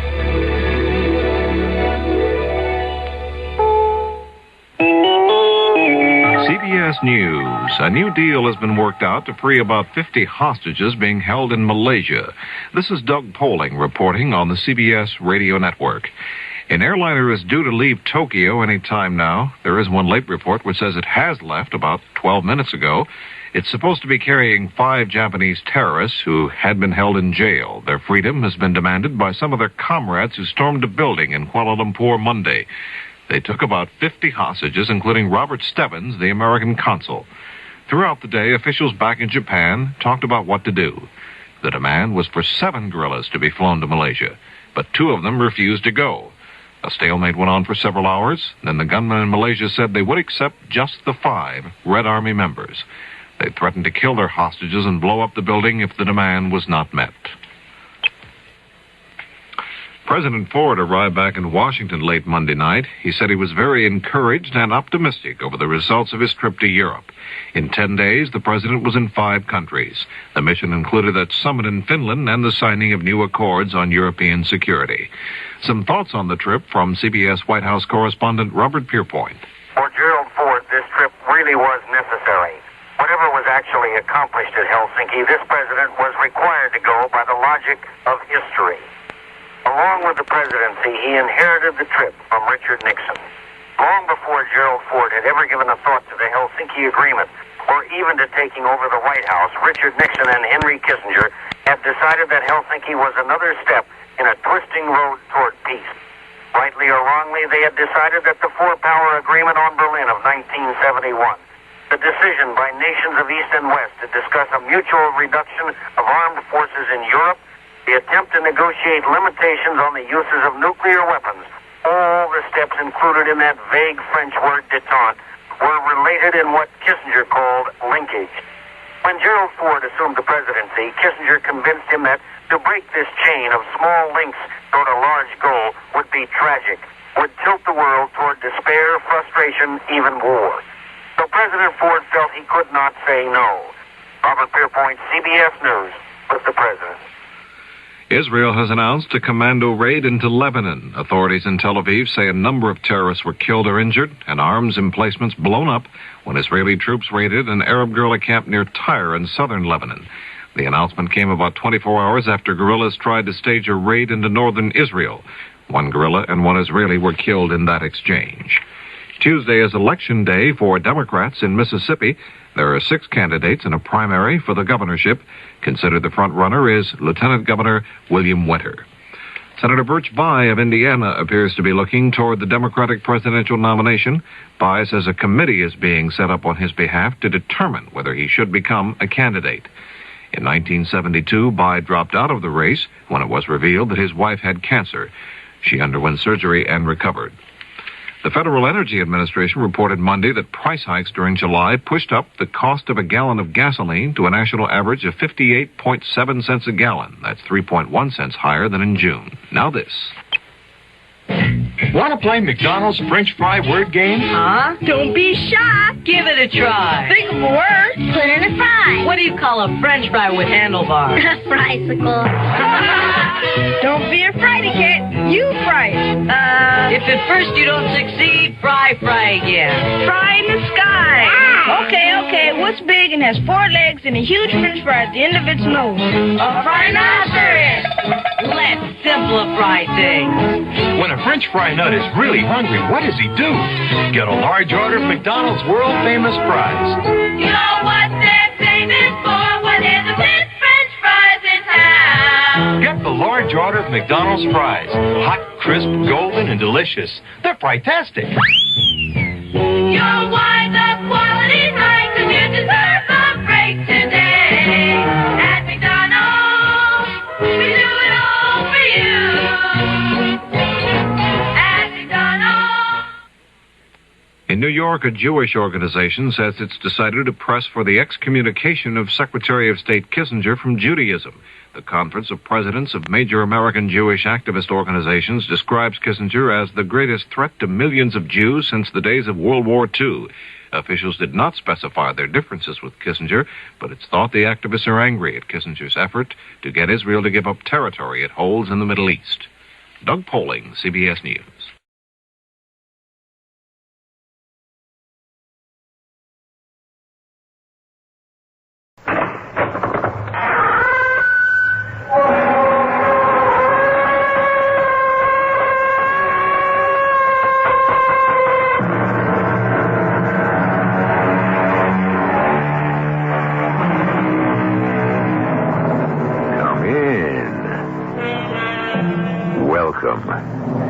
I'm E.G. Marshall with the greetings of the season. I hope you like the tree. I put up a bit of holly, too. And mistletoe, of course, right there over the door. There are so many things to enjoy at this time of year. The warm, friendly spirit, that's most important. The time to be with family and friends. There'll be a lot of holiday traffic, too, as people make the rounds of visits or travelers are making their way back home. On a lonely road in Ohio, 2 such travelers are about to have the most harrowing experience of their lives. Snow's getting heavier, Skip. I wish you'd slow down.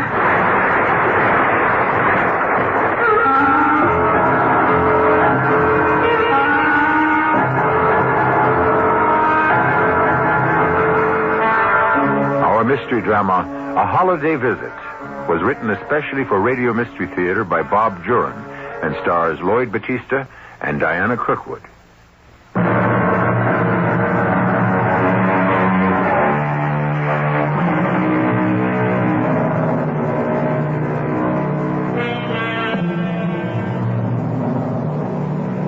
What are your plans for the Christmas holidays? Entertain friends or relatives? Going home to visit parents, perhaps?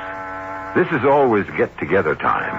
A time when people go home to the families they've left behind as they've made their own way in the world. Joan Bartram made her way from a small town in Ohio to New York, where she worked for a while as a secretary, and then married Skip Bartram, an oil company executive. She hadn't been back to her home in Ohio in 12 years, so it was a particular thrill for Joan when Skip came home one night and said, "How'd you like to go home for the holidays? See your folks." Oh, Skip, I'd love it.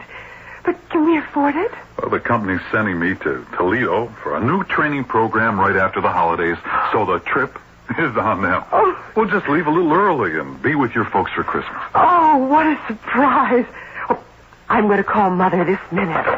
You don't want to just drop in on them and make it a surprise? And have them fade away? No, I want to give them something to look forward to. Well, maybe you're right. Oh, it's been 12 years since I've been home, and you've never... Hello? Hello, Mother? Oh, Joan! How are you? Just fine, dear. Mother, are you sitting down? No? Why? Listen, Mother, get Dad over to the phone. I want him to hear my news. Henry, come here. Joan, are you pregnant? Oh, no, Mother. All right, dear. Your father's listening. I'm coming home for Christmas. Coming home? Yes, Skip has to be in Toledo after the holidays, so we're leaving early, in time to be with you for Christmas. That's the best news I've had all day. Joan, your mother's doing her thing. She's starting to cry. Yes, so am I. I have to hang up now. I'll let you know when we'll arrive. Okay, darling. We'll be waiting. When can we leave? Well, I'd like to get away by Saturday. We'll have to drive. I'll need the car in Toledo. Let's see, we ought to get to Runyonville by, the 23rd.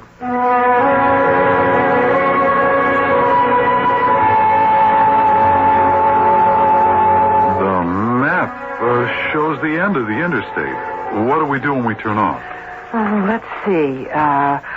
We go north on 84, it looks like. Yes, north on 84 to Hamilton, then 42A to Blue Mountain, and we keep on that to Runyonville. Oh, I don't know. It looks as though the interstate keeps on going. Well, look there. Yeah. According to the map, though, there's a proposed extension. Well, it's been finished since the map came out, I guess. What if we stayed on this? Oh, we'd go straight to Runyonville. It looks as though we'd save about 20 miles, too. So we're in luck. We'll stay on it. It looks as though, we may be at your folks a lot sooner than we thought.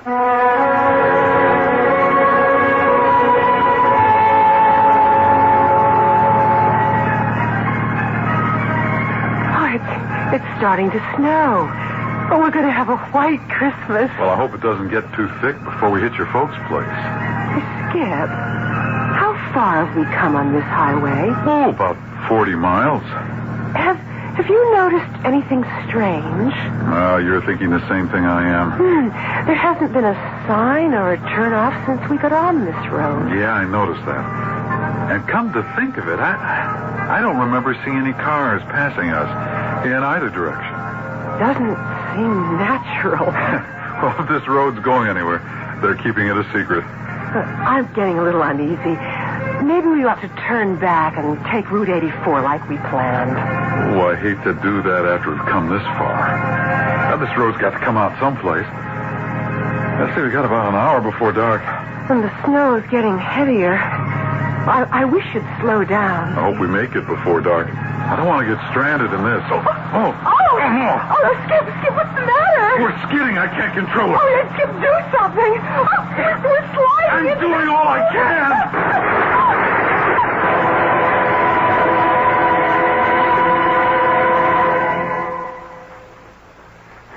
You put any more tinsel on the tree, Harriet, and it's going to topple over.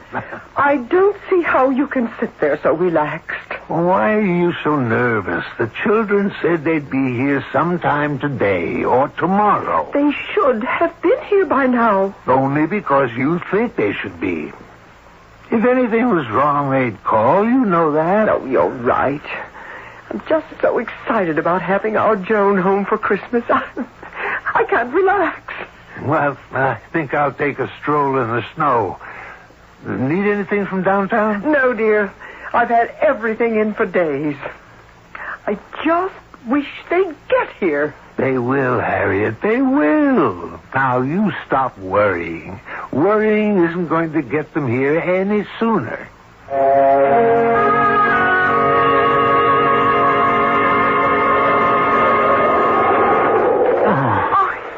Oh, my head. Joan, are you all right? Well, what happened? Oh, can you straighten up? Oh, my leg's caught. Oh, here, let me see. Try twisting it a little bit this way. Oh, there. There, it's free. How do you feel, hon? Dizzy. Oh, we crashed into the boulders. Can we... will the car move? Oh, pray. Thank heaven. Oh, if I can back her off. Yep, I better get out and take a look.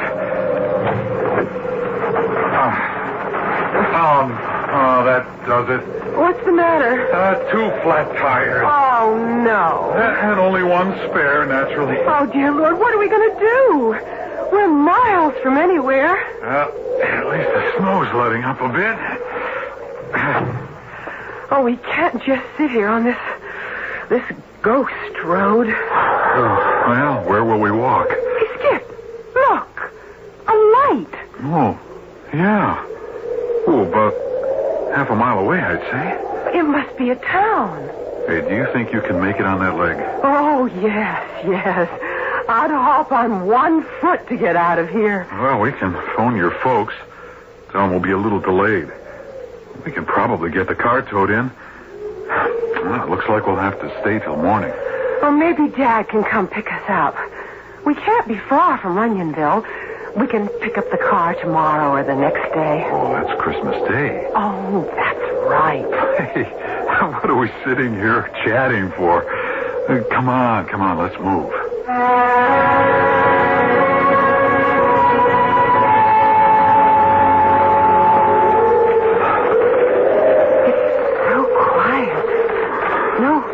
On the street at all. Oh, the storm must have sent them all home, I guess. Well, let's try that grocery store.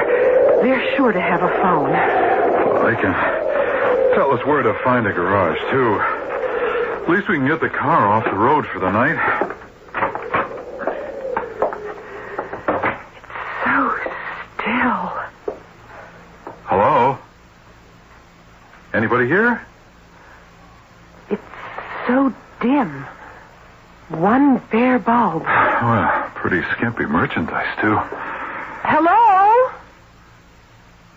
Wow. Whew, place seems deserted. Yeah. I don't see any payphone.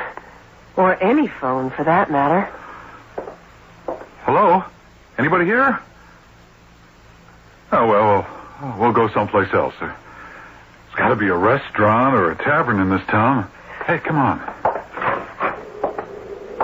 Oh, I know this isn't Runyonville. Oh, I hope not. Looks like a quaint little place, but awfully deserted. Boy, they must pull the sidewalks in at 5 in the afternoon. Oh, the sky's clear. Oh, look at those stars. Wow, I haven't seen them that bright in a long time. There don't seem to be many stores. Mostly houses. Well, we're not on the main drag. Maybe we better go ask directions at that house there. No sense wandering around a strange town. Yeah, I guess we should. I'm sure they'll let us use their phone. I'll call Dad collect. Hey, listen. Hear that? Singing. Of course, it's a carol concert. That's where everyone must be. Well, come on, let's see if we can find them.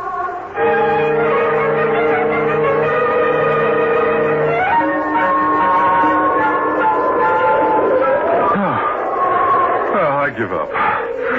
I don't know where that music's coming from. We've covered so many streets and nothing. Yeah, no one.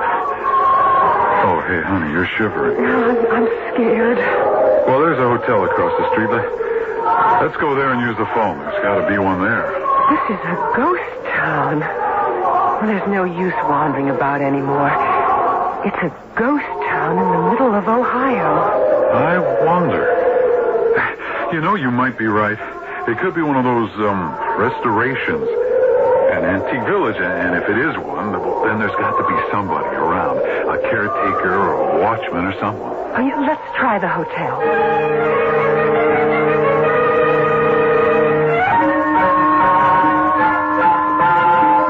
Well, I was wrong, I guess.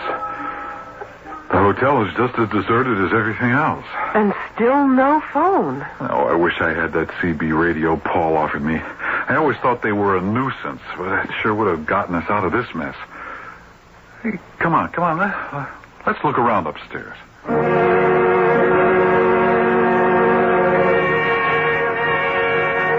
Every room's empty. Not a stick of furniture anywhere. Yeah, it's about what I expected. What was that? Well, it sounded like something hitting the roof. Oh, Skip, let's go back to the car. I'm too frightened to stay here. This place is just too spooky. Yeah, come on, you don't believe in ghosts. It's not ghosts I'm afraid of. There's another one. Well, something sailed past the window and landed on the ground. I'm going down and take a look around. I'll come with you. I'm not staying in here alone.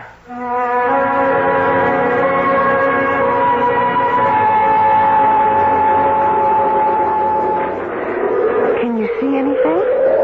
Not yet. There's nothing out here except a couple of green logs. Over there, see them? Green logs? Yeah. Moss covered. Looks like they've been laying there for years. But, Skip, there's no snow on them. If they'd been laying there for years, they'd be covered with snow. You think that's what hit the hotel? Well, I mean, logs this big don't just fall out of the sky.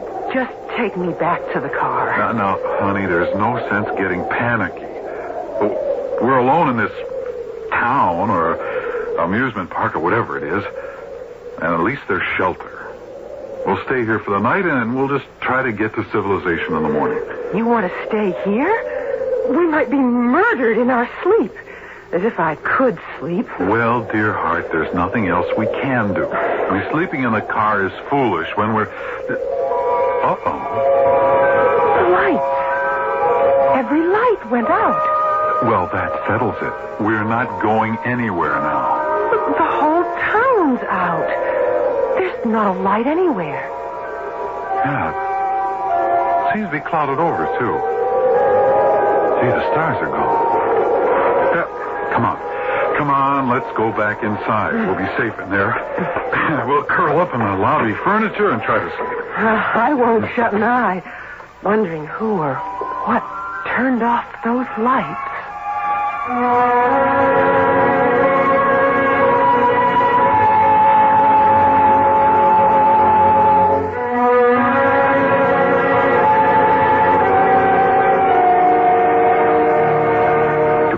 plays a popular joke.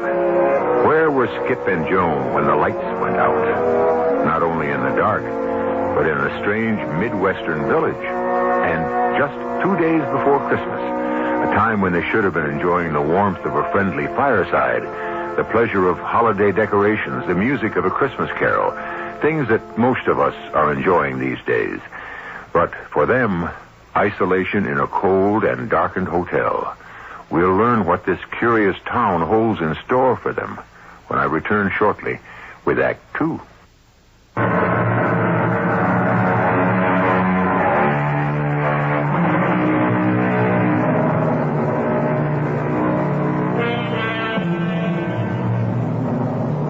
Joan and Skip Bartram faced the prospect of spending the night in a deserted hotel in a strange and darkened town. A town apparently without inhabitants. Could it be a restoration of some kind? A sort of Midwestern Williamsburg? Under normal circumstances, it might be a lovely place to spend the Christmas holiday. But Skip and Joan are anxious to get to her parents' home and friendly family warmth. They spent the night in the sparsely furnished lobby of the hotel. And now it's morning. Skip. Skip. Huh? Wake up, honey. Oh. It's daylight. Oh, my aching back. Oh, that's the hardest couch in the world. I didn't sleep all night. Come outside. I want to show you something. Oh, no. Can't you bring it in here? Oh, stop being silly. There are footprints in the snow, and they're not ours. Footprints? Yeah, look out the side window there. Yeah, they go around the back of the hotel. Well, that means somebody's around here. Come on.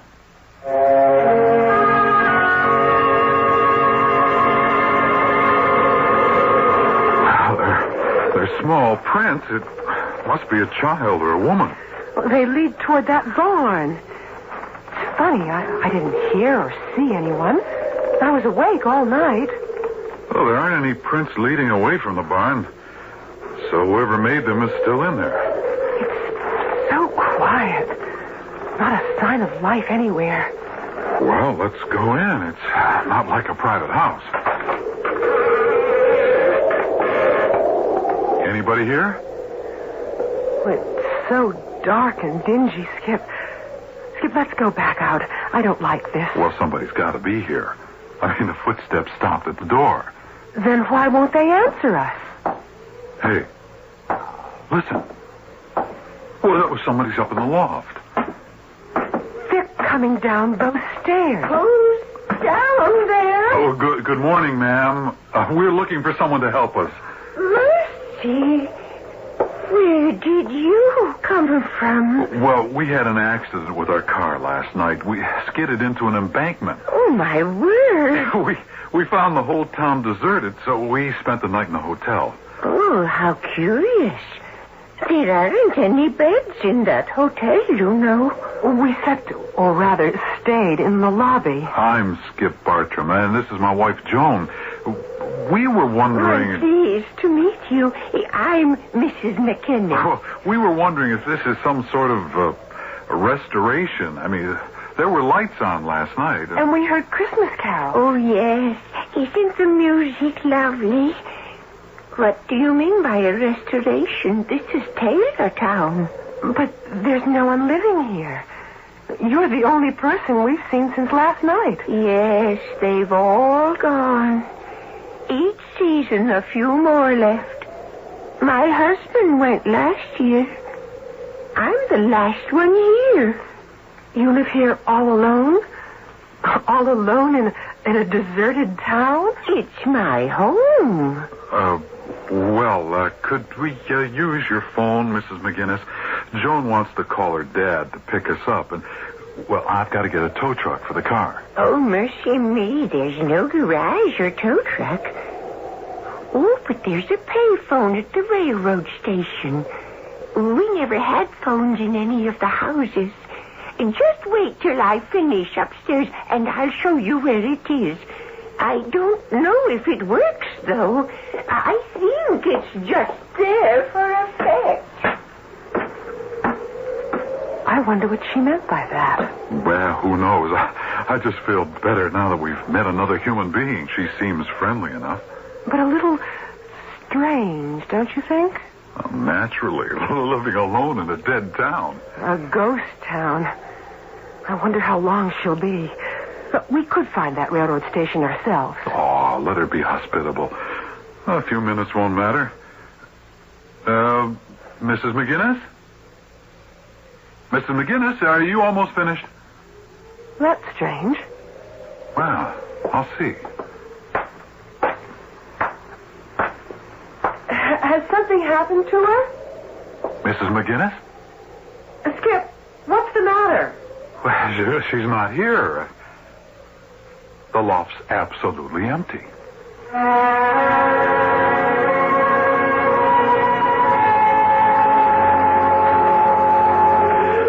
There's no way she could have gotten out of that barn. There are no windows in that loft. Well, she did. Unless we just imagined we saw and talked with her. No, she was there all right. She just gave us the slip somehow. Oh, look, there's the railroad station. Oh, pray that phone works. Well, I'm not counting on it, but, well, it's worth a try. It looks like one of Belle's first payphones. Skip, have you got a dime? Yeah, I think so. Here you are. Well, here goes. Well, so far, so good. Oh, I got a dial tone. Yeah, at least something works in this town. Well, it's only 10 after 9. One of them's bound to be home. Ah, it's ringing. Yeah, they're probably looking out the windows, wondering where we are. Hello? Is somebody on this line? Oh, Dad. Oh, Dad, thank heaven I reached you. Who is this? It's Joan, Dad. Joan? I can hardly hear you. Speak up. Dad, it's Joan. We've had an accident with the car. You'll have to pick us up. Where are you? You'll have to talk louder. A place called Taylortown. It's practically a ghost town. Do you know where it is? Taylortown? Look, we'll wait for you in front of the hotel. How long will it take you?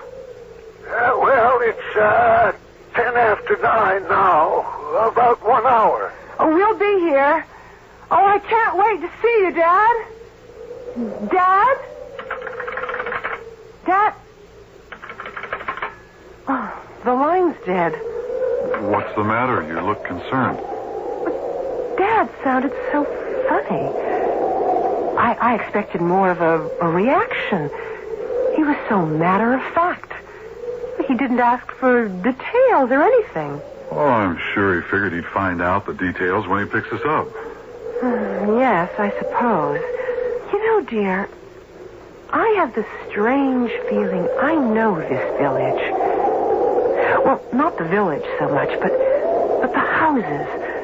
The houses look so familiar. Well, a lot of small Midwestern towns have that turn-of-the-century look. I guess so. We used to go shopping in Fairmont, and it was full of the same big houses we had in Runyonville, with porches around the whole front and little filigrees under the eaves. Like that place on the corner. Exactly. And look who's on the porch. Mrs. McGinnis. Hello there. Well, where did you come from? I don't get many visitors anymore. We wondered where you went. Where I went? Why, I've been here all morning. Sweeping the snow, got to get it off the porch before it freezes. Well, what brings you to Taylortown? Skip, she doesn't remember us. Mrs. McGinnis, we met you. You know my name. Mercy, who are you? Mrs. McGinnis, we met you at the barn this morning, and you said... A barn, you say? Oh, there's a nice one behind the hotel. Want to come come in for some hot coffee. Takes the chill off. Yeah, thanks. We'd like that. Well, come along in, then. I'll heat up the pot. Skip, I don't know. Well, what harm can it do? Look, we've got at least an hour to wait for your dad. We might as well spend it in a cozy kitchen. Yeah, I guess you're right. Come out to the kitchen. Hot coffee in a minute with some fresh scones I made myself. She keeps a neat house. And so, old-fashioned. It's lovely. Yeah, Oh. a pretty start. Come in and sit down at the kitchen table. I don't have much, as you can see, but there's always something to share. You're planning on moving here, you said. No, Mrs. McGinnis. We told you. We had an accident with our car. Oh, that's too bad. But I just called my father. He's coming to pick us up. You called your father? Yes, just now. On the phone at the railroad station. Oh, mercy, that is a miracle. I didn't know that phone ever worked. And we're happy to enjoy your hospitality while we're waiting. We still can't understand why there's no one else in town. You live here all alone? It's my home. Oh, it's not bad living alone. I get by. Yeah, we thought it was some sort of restoration. I don't know what a restoration is. A restoration is an old town or house that's been restored to look the way it did years ago. Oh, this town's looked like this from the beginning. Ever since it came from Scotland. The town came over from Scotland? It's an exact duplicate of Taylortown in Scotland. The streets and the houses and all the furnishings came from Scotland. Oh, mercy, don't ask me how long ago. Then you were born here. I guess so. You guess so? Well, I've never been anywhere else. Oh, you're not eating the scones. I guess we'd better get over to the hotel and wait for Dad. Thank you so much for your hospitality, Mrs. McGinnis. Oh, I'll come along. I'd like to see a modern automobile. I'll just get my shawl. I won't be a minute. She shouldn't be living alone like this. It's made her completely confused. Oh, I know. Well, there's nothing we can do, though. And she kept offering us scones, and the plate was empty. Well, she's living in the past. I wish she'd hurry. I don't want to miss Dad. Well, we've got lots of time. If you said an hour, well, we've only been here a few minutes. Oh, I wonder what's keeping Mrs. McGinnis. Look, why don't we just go on? She'll follow us. She knows where the hotel is. Mrs. McGinnis? You about ready? Mrs. McGinnis? Oh, not again. Oh, talk about the Cheshire Cat. Come on. Let's get out of here.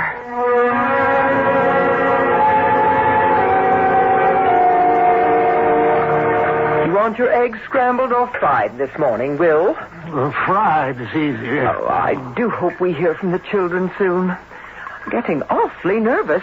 I thought they'd at least arrive last night. But not to call. It's not like Joan. Well, that just means there's nothing wrong, Harriet. If they'd had trouble, we'd have been the first to know. Something's not right. I just feel it. Well, it's 10 after 9. If they're not here by noon, maybe I'll call the police. Oh, I'll get it. Hello? Hello? Is it Joan? Well, there seems to be a voice, but I can't make it out. Joan? Oh, it's a bad connection.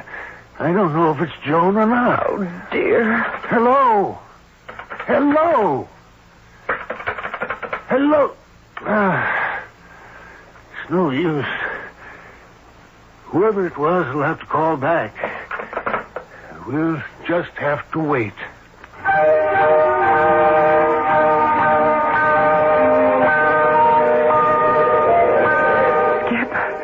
I'm terribly frightened. I wasn't before, but now Now I really am.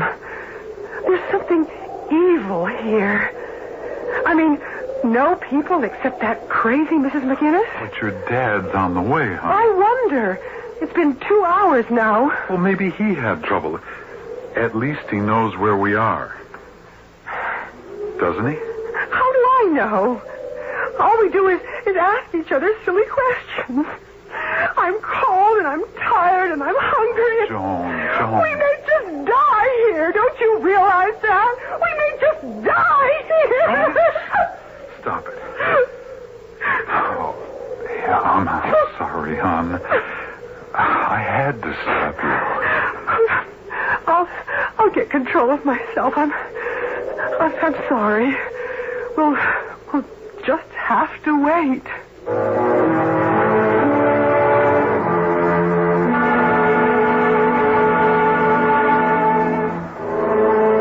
Everyone seems to be waiting.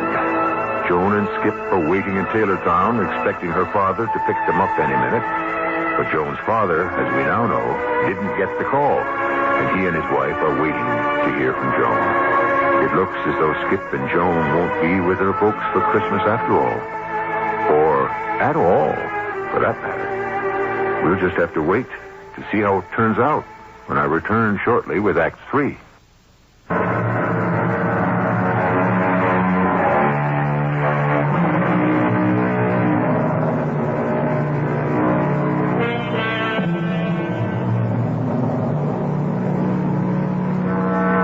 Things look now, it's not going to be a very Merry Christmas for Skip and Joan Bartram, apparently marooned in a strange little Ohio town with only one inhabitant. After encountering the elusive Mrs. McInnes for a second time, Skip and Joan have gone to the hotel to wait for Joan's father. It's a cold December afternoon, and it's been a long wait. What time is it? 10 after 2. I'm going to phone home again. Maybe there's a reason Dad was delayed. And after that, I'm going to call the state police. I should have thought of it before. We're in a real emergency here. They'll tow us out. Come on. But suppose Dad comes after we've gone. We'll ask Mrs. McInnes to watch for him. Mrs. McInnes? Mrs. Houdini, you mean? I wouldn't trust her to give Dad a message. Well, we're getting out of here as fast as we can. Your father or the police... whichever comes first. Okay, here, try your folks again.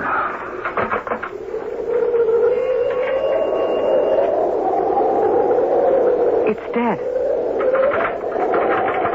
There's no dial tone. Nothing makes sense in this place. Oh, it's no use. It's as dead as... Hands up! Stay right where you are! She's got a gun! You'd better be taking off. Mrs. McInnes, why the gun? How do you know my name? A lucky guess. Why are you pointing that gun at us? I want you out of here now. I don't trust strangers. Mrs. McInnes, you were so hospitable to us before. Why are you... Before? I've never seen you before in my life. Now get out of here. Start walking. Where to? To wherever you come from. I don't allow strangers here. This is a nightmare. You don't scare us, because I know in a couple of minutes you're going to disappear. What are you talking about? You've been popping up and vanishing all morning. In a few minutes you'll just disappear, poof. So we are waiting right here. Well, come on, Joan. She means it. But where can we go? Back to the car. She wouldn't really shoot us. She couldn't. Keep going. We're not taking chances with that crazy old woman. But we'll freeze out here, and Dad won't find us. You'll have to pass the car on the highway. Nothing makes any sense here. Skip, look back. You were right. She's gone.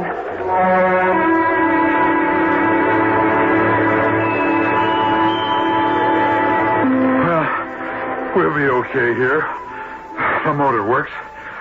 I'll just turn on the heater. Come on, hop in. Oh, there's more damage than I thought. The whole front end's caved in. What a Christmas this has turned out to be. Oh, honey, we'll get out of this. Let me get the heater going. We might as well get some holiday spirit if the radio still works. Oh, I'm so bushed. Well, you didn't sleep all night. And I didn't get much myself on that wooden couch. I hope Dad comes soon. Yeah. We can't keep the motor running all day.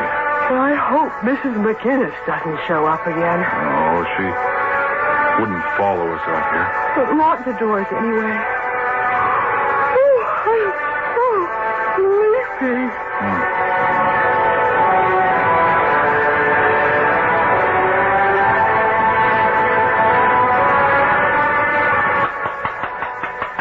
Hey, you all right in there? Hey, you two. Huh? Who's that? What's the matter? Are you two okay? It's a state trooper. Oh, we fell asleep. Oh, my leg. Oh, are we glad to see you? Anybody hurt? No. Oh, no, we must have dozed off. Dozed off and ran off the road. The helicopter spotted your car and called us. Oh, thank the Lord for that. How'd you get on this road? It's officially closed. Well, there weren't any signs about that. It connected with Interstate 40, and we just stayed on it. Had the bad luck to skid into boulders. This extension isn't due to open until next summer. Where are you heading? Runyonville. My parents live there. We're going home for the holidays. You wouldn't have gotten there on this route. It ends about 100 yards up ahead. I'll radio for a tow and get you folks to Runyonville. When did you go off the road? Last night. You been here all night? Well, no, we went into Taylortown. Taylortown? Yeah, right up the road. But it's a ghost town except for a crazy old woman who lives there. I better get you folks to the hospital first. Just a checkup. You know, possible concussion. Oh, no. We're all right. My wife's ankle was twisted, but once we got out of the car, she was okay. We do not need a hospital. You say you spent the night in a place called Taylortown? Yes. There is no Taylortown around here. I've lived here all my life. And there just isn't any place called Taylortown. But right up the road. I mean, look for yourself. We were there all night. I'm sorry, ma'am. Maybe you'd better look. Oh. There's nothing there. There's no village at all. No, ma'am. The road ends at that vacant field. Not a town as far as you can see.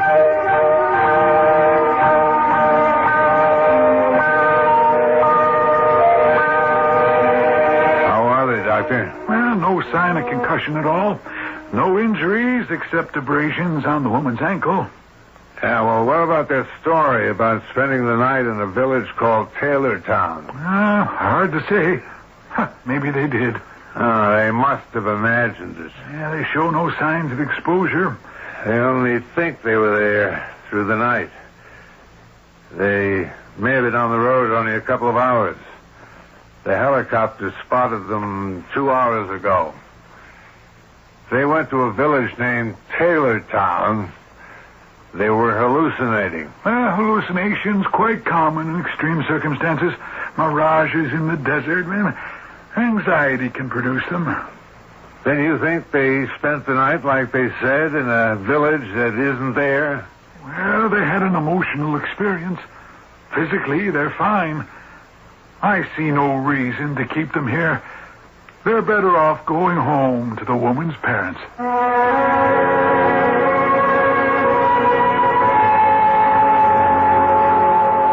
Will, they're here. A police car's driving up.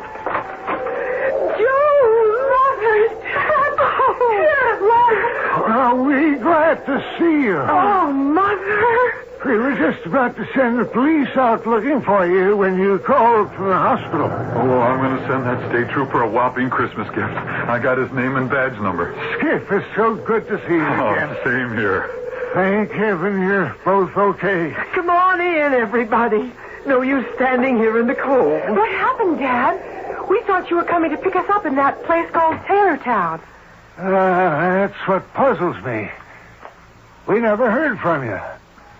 The phone rang early this morning, but no one was there. Oh, I know I had a bad connection, but I was sure I heard you say you'd meet us. You seemed to know where we were. You mentioned this Taylor town. There's no place like that around here. Where exactly were you? Well, I've never heard of it either, but we were there. I know the trooper thought we were loony. Oh, I don't know what to say about all this. Why don't you both just relax? I've got a buffet all ready. We'll have cocktails and you can tell us all about it. That's a good idea. I'll get your suitcases up to the guest room. We had to leave all our gifts in the car, but they're towing it in tonight. So we'll have them in time for Christmas. No, they don't matter, dear. Having you here and safe is what's important. Now, you just relax and enjoy the tree while I get things ready. You must be famished. Oh, it's so good to be home again. And at Christmas time, everything's so pretty. Yeah. Ooh, that's some tree. I just love the decoration. Skip. Look. What? Under the tree. Look, come closer. Oh. The little village set out under the tree. Cardboard houses. Look at the hotel. It's Taylortown. Mother and Dad got this set when I was a child. I'd forgotten it. Every house, every street is just the way it was. The railroad station, the little store, and Mrs. McGinnis's house. Joan, wait a minute. We weren't... We couldn't have been there. That's what the trooper said. What happened to us? Oh, hey, I'm getting the chills. Look at those pine needles from the tree. Those are the green logs that hit the roof. I wonder. What? Mrs. McGinnis. Could she be... I think she disappeared for the last time. What should we tell Mother and Dad? I don't know. I think we said enough. I don't know what happened to us last night, but we better stop talking about it. I guess you're right. Here are the hors d'oeuvres. You can pour the wine, Will. A holiday toast, everybody. Oh, I see you're admiring the village under the tree. Oh, we haven't set it up for years. We used to put it up regularly when Joan was a child. Lately, we've just had a table tree. But this year, with you both coming, we went all out. Big tree, everything. Yes, and it's lovely. The detail in those houses is exquisite, isn't it? Yes, very realistic. It was imported from Scotland. It's been in my family for years. Well, here's to a wonderful holiday visit. Merry Christmas, everyone.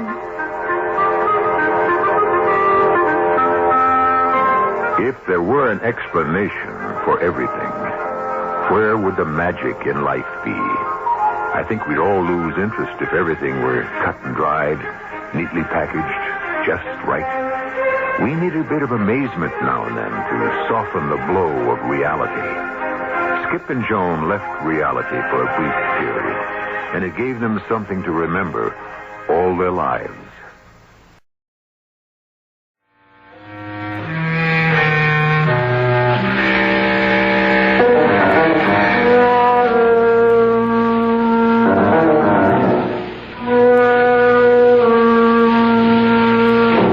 E.G. Marshall inviting you to return to our Mystery Theater for another adventure in the macabre. Until next time, pleasant dreams.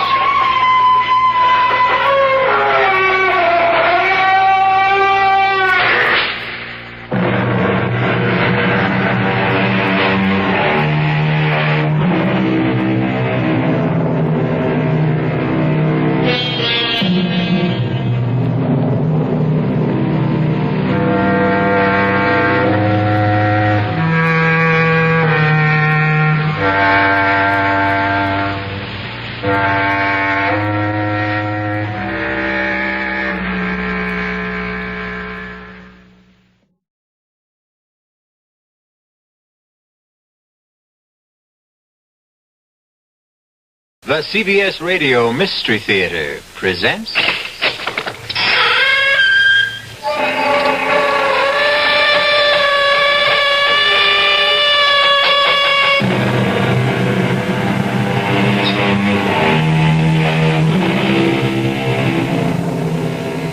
Come in. Welcome. I'm E.G. Marshall. Welcome to the sounds of suspense, to the fear you can hear. Horror that makes the flesh crawl as with maggots, terror that turns the brain to jelly. These mark the work of Edgar Allan Poe. For nearly a century and a half, readers have wondered at the mad creations of his fevered brain, even as their blood ran cold with fear. As shall yours. God help us.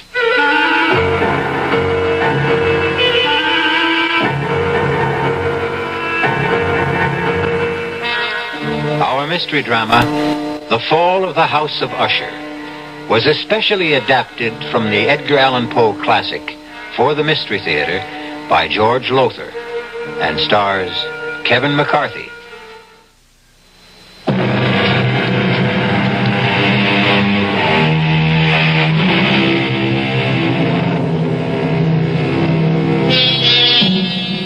I must warn you that there lies ahead for you a tale so gruesome that when it ends, you will know beyond doubt that never in your life before have you experienced such revulsion.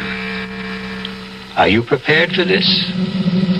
Come then to a certain room where a man named Gabriel Mannering sits writing in his diary. A certain room in the house of Usher. I sit here writing this diary, when in truth, were I not a fool, I should have already departed this frightful place.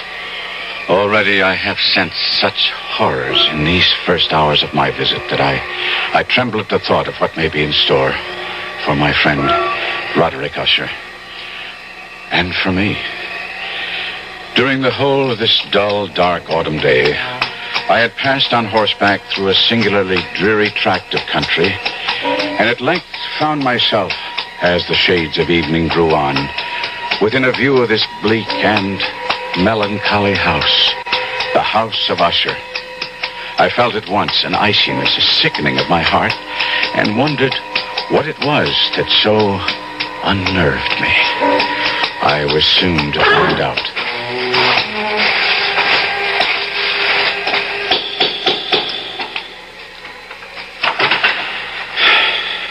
You would be Mr. Mannering, sir? Yes.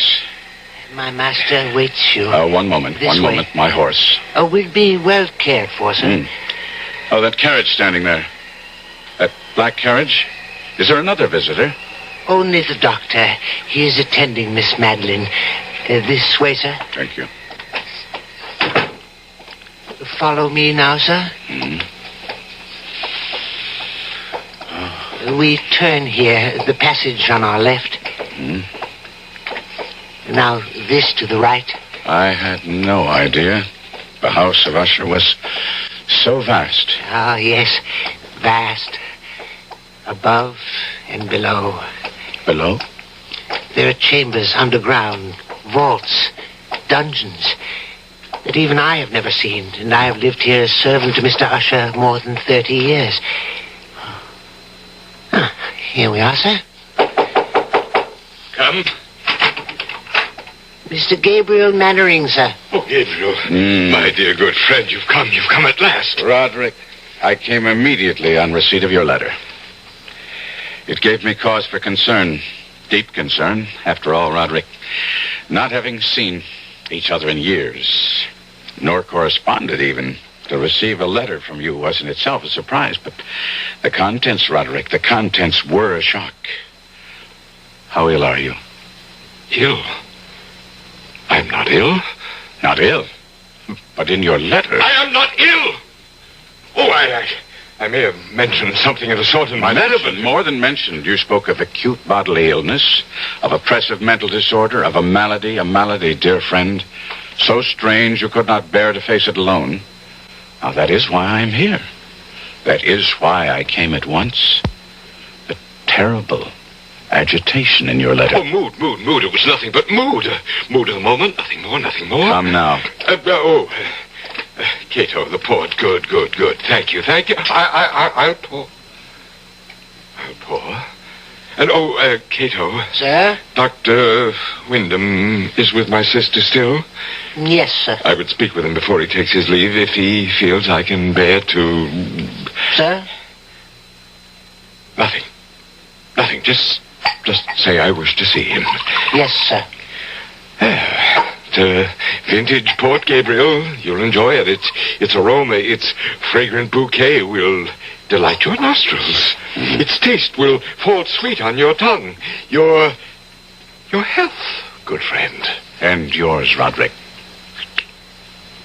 Well, now, tell me about yourself, Gabriel. How has life gone with you all these years? Oh, as all lives go, I suppose. There's been the good, the bad, the indifferent. Yes, well, mine has been mostly bad. I've prospered. My importing business in Baton Rouge. Ruination, that's been my lot, my fate.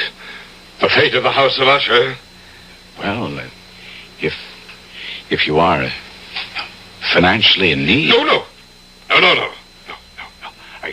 I speak of another kind of ruination.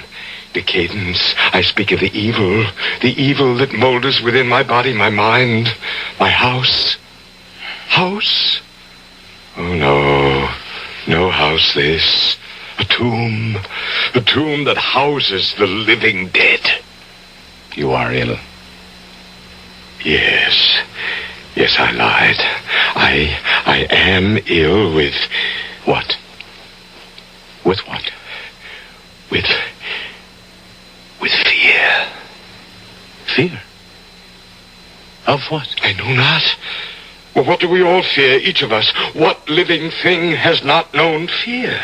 It lives within us, this fear. It rots within us, as I rot within this house. But mark you, good friend, whereas with others fear rides like a restless maggot, only now and again with me, it's ever present, a colorless slime growing within me, spreading, engulfing, drowning me, me.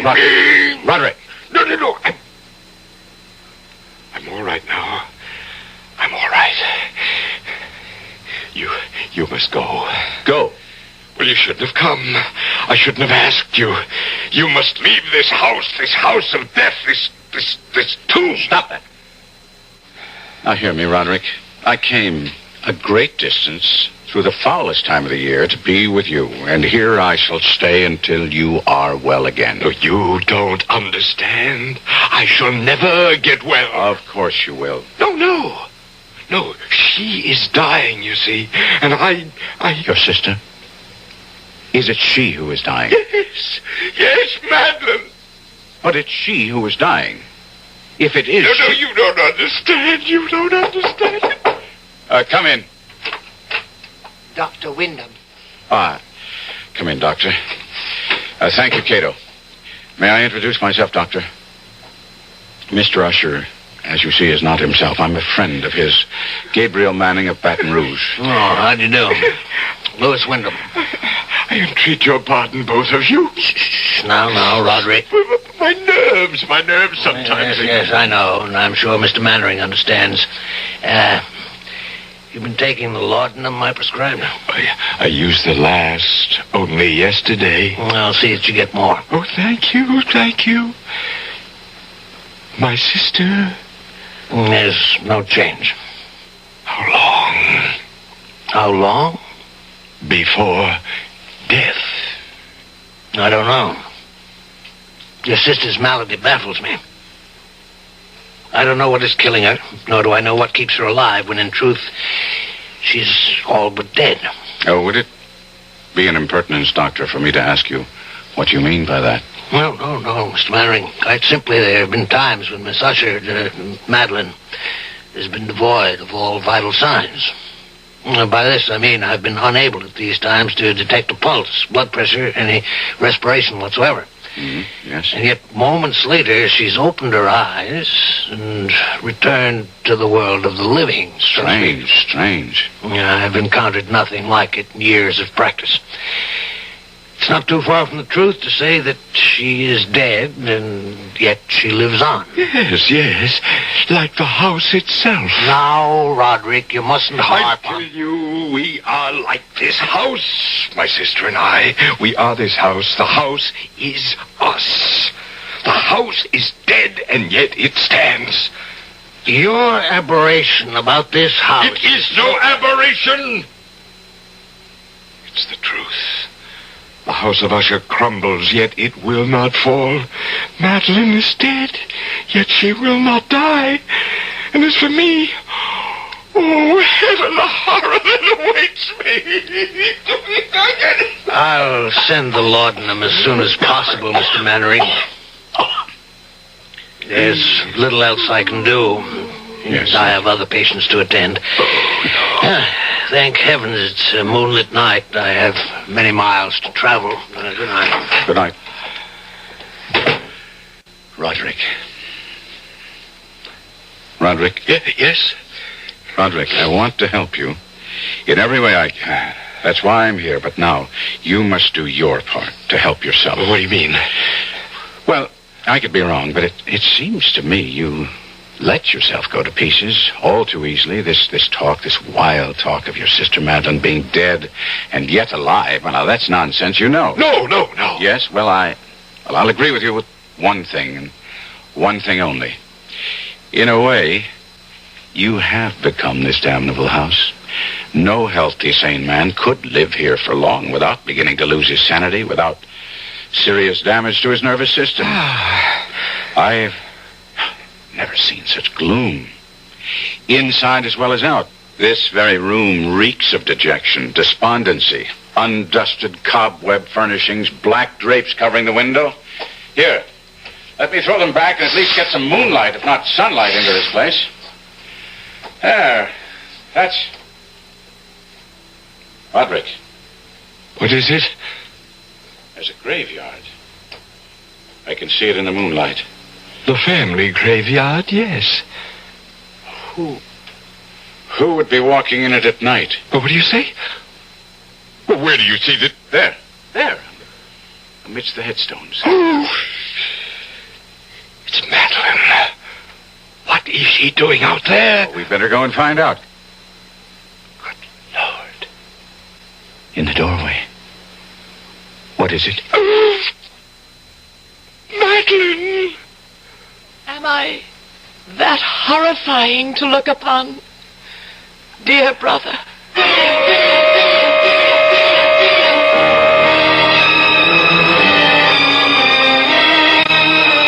Madeline Usher walks among the headstones of the Usher graveyard, yet stands in the doorway at the same time. Does her spirit walk abroad? Is she that close to death? I'll be back shortly.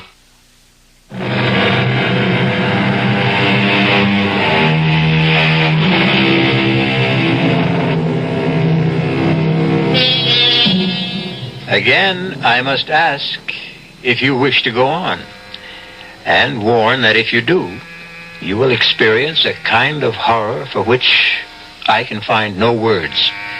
Even Gabriel Mannering, writing in his diary, found it difficult to express his feelings in that moment of first meeting with Madeline Usher.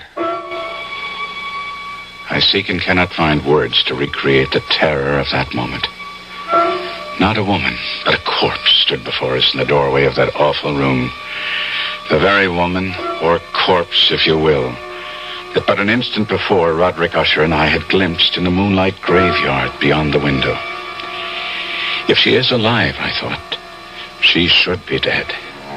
Fatuously, I said, "You are Madeline Usher?" Yes. How do you do? I'm Gabriel Mannering. I know. Ah, you winced as you took my hand. What? You felt its coldness. No. Yes. You need not dissemble with me. Even now, you find it hard not to stare at the dark patches on my face, the putrescence that lives. Yes, thrives in my dying flesh. Madeline, my dearest sister, you should be lying down, resting. You mustn't waste your energy. I wanted to meet your friend. Someone from the world of life outside this house.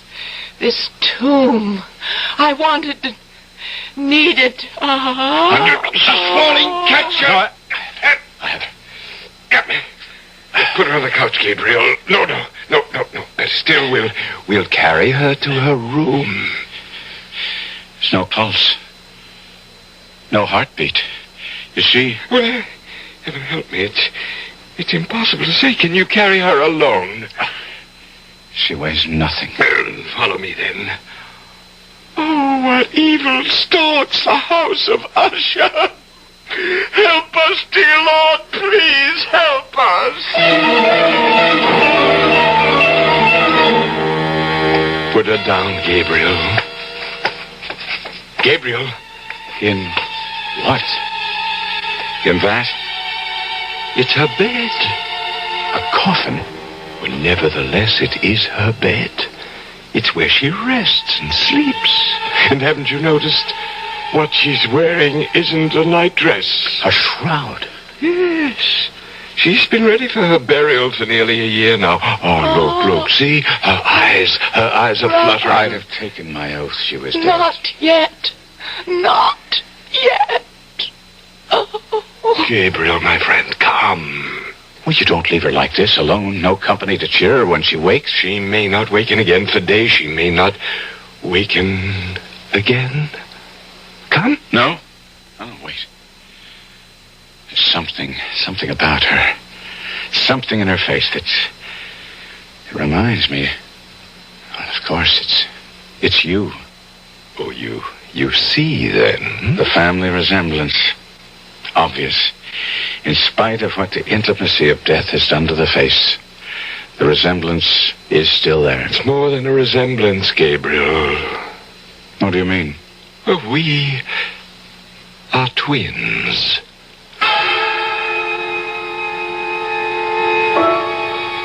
As my friend spoke those words in that chamber of death, a curious change came into his face. It floats before me even now as I write, a complexion gone so suddenly cadaverous, his eyes large, liquid and luminous beyond comparison, thin and pallid lips gone thinner, paler. For a moment, he seemed scarce human. I had tried to calm his fevered nerves by telling him it was his sister, not he, who was dying. And he had cried out, You don't understand! You don't understand! And now, in an instant, I did understand, or at least the shadow of what he meant touched me, and I was filled with a dread, a loathing of what was to come that I cannot fully express. Had I known the full truth of what lay before us, my loathing would have increased 100-fold, and I should have fled the house of Usher then and there. Certainly, I should not have found myself at breakfast with Usher the following morning. Another helping, Mr. Mannering? No more, Cato. Then I can give you the message. A message from whom? Miss Madeline. She wishes to see you at your convenience. Well, then I'll go to her, of course. Why do you look at me like that? And now why do you turn away? Cato, face me. Look at me. What is it? Cato, is it the odor? Yes, sir. You'd best not go, Gabriel, or if you do, another time. I don't understand. The odor, the stench of putrefaction. It's stronger at times than at others. And you mean that she... Take me to Miss Madeline at once, Cato. No. It will sicken you, nauseate you, even infect you. Well, it can kill me and be damned to it, but I'll not disregard a last wish of a dying woman. Unlike you, Roderick, I do not fear death.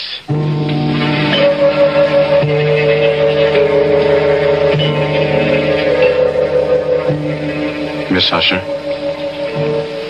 Madeline. Are you too tired to speak now? Would you prefer I came back another time? How good of you to come at all. It's a privilege to be of use to you. A favor.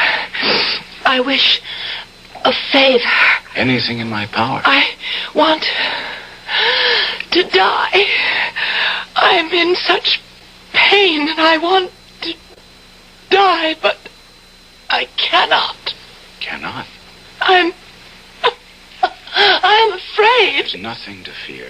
Death is only sleep, a dreamless sleep. No. Don't fear death. I don't. I fear.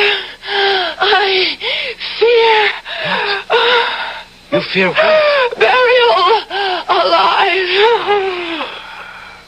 Why would you have such a fear? What makes you think you might be buried alive? My mother. She? Promise me. Spare yourself. Spare yourself. You need say no more. I promise. I promise you that you will not be buried alive. Rest. Rest now. Rest.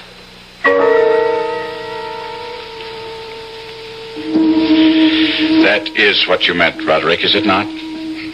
Like her, like your twin, you don't fear death so much as you fear being buried alive. Well, that's part of my fear. Yes. Only part? Well, I fear... Oh, God, more than I can tell you. I fear what happens in death. Another aberration. As with the house, so with this. You are a man given to aberration. And what of that? You make as little sense as Wyndham. You think because you're going to think an aberration it'll go away, that it will cure itself if you but name it. Reason. Common sense. Reason, common sense.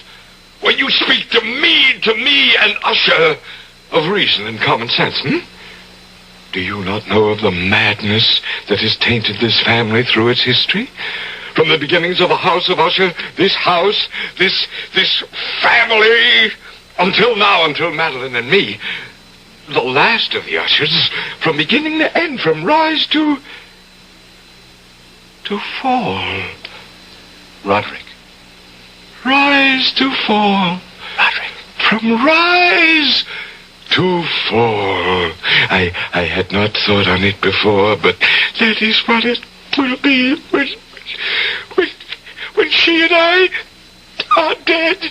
It will be the fall of the house of Usher.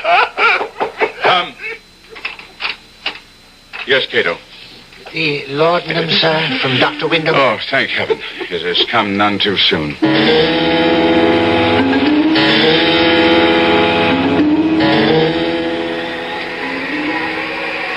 Mr. Mannering, sir. What? Oh, yes, Cato. You've been sitting here in the graveyard for nearly 2 hours.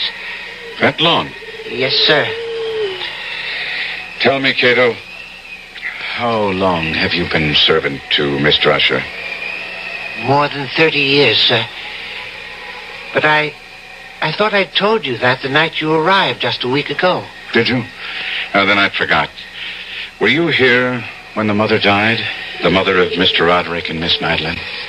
Why do you ask such a question, Miss Mannering? I don't know, really, except I've been dwelling on what Miss Madeline told me about her mother.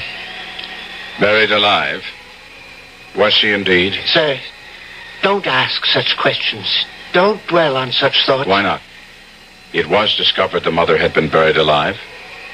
Yes. Tell me about it. Sir, I entreat you. Understand. You cannot stay in the house of Usher. No one can without something... I know not what, but something evil taking possession of his mind, his spirit, his very soul. It will happen to you. It is happening to you. No. You've been drawn here to this spot.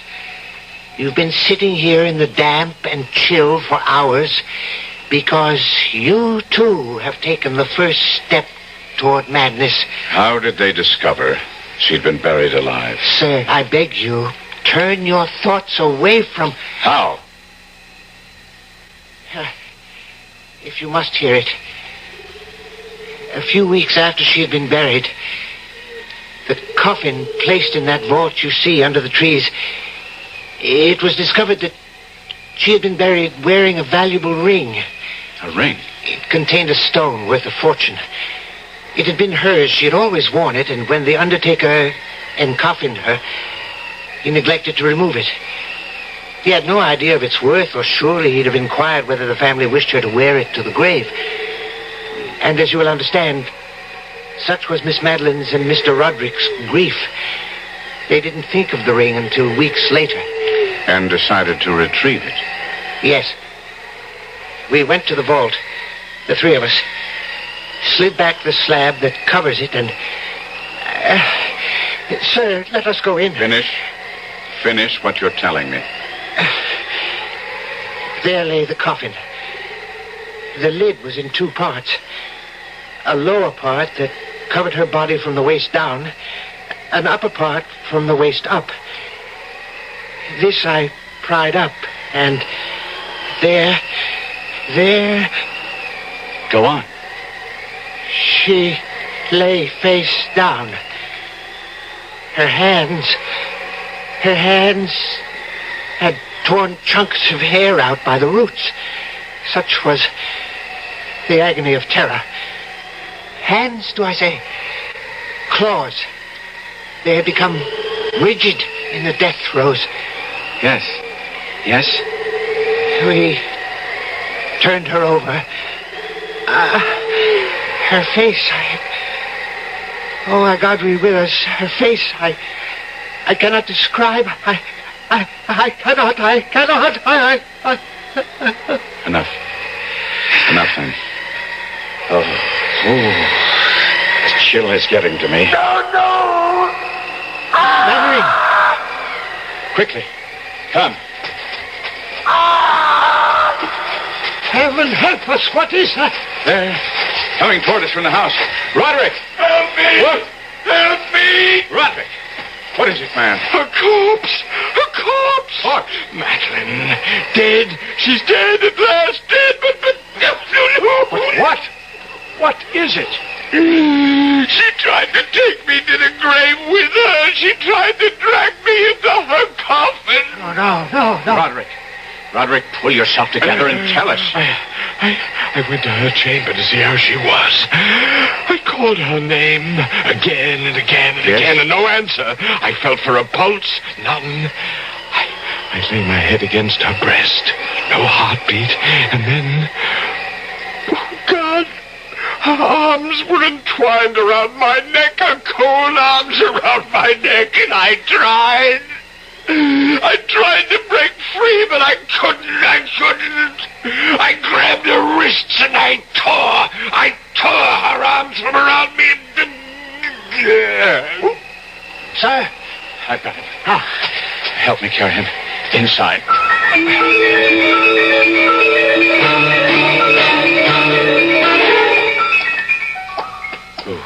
Oh, no. Now be calm, Cato. When Mr. Usher tore himself free, he must have dragged her half out of the coffin. Come. We must put her back in. Cato. I dare not touch her. Very well.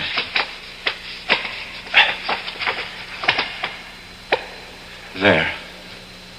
Is she at last dead? She seems so. Ride for the doctor. Tell him to come at once. Yes, sir. Sir, you mean to stay here? Yes. But I will be gone at least 2 hours. Should you change your mind, you'll not be able to find your way back to the library in that maze of corridors. Now, don't worry about it. I shall stay here. I made her a promise that she'd not be buried alive, and I mean to keep that promise, Cato. Beginning now.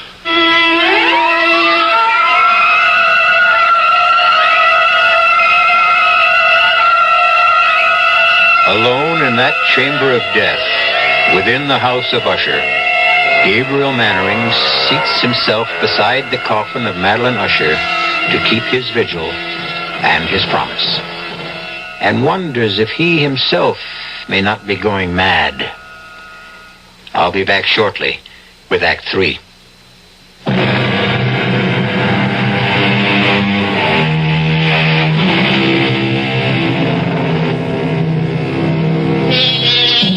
Terror so awful as to shatter the human mind haunts the house of Usher.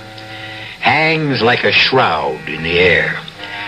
Drips on the spirit like the very slime upon the decaying walls.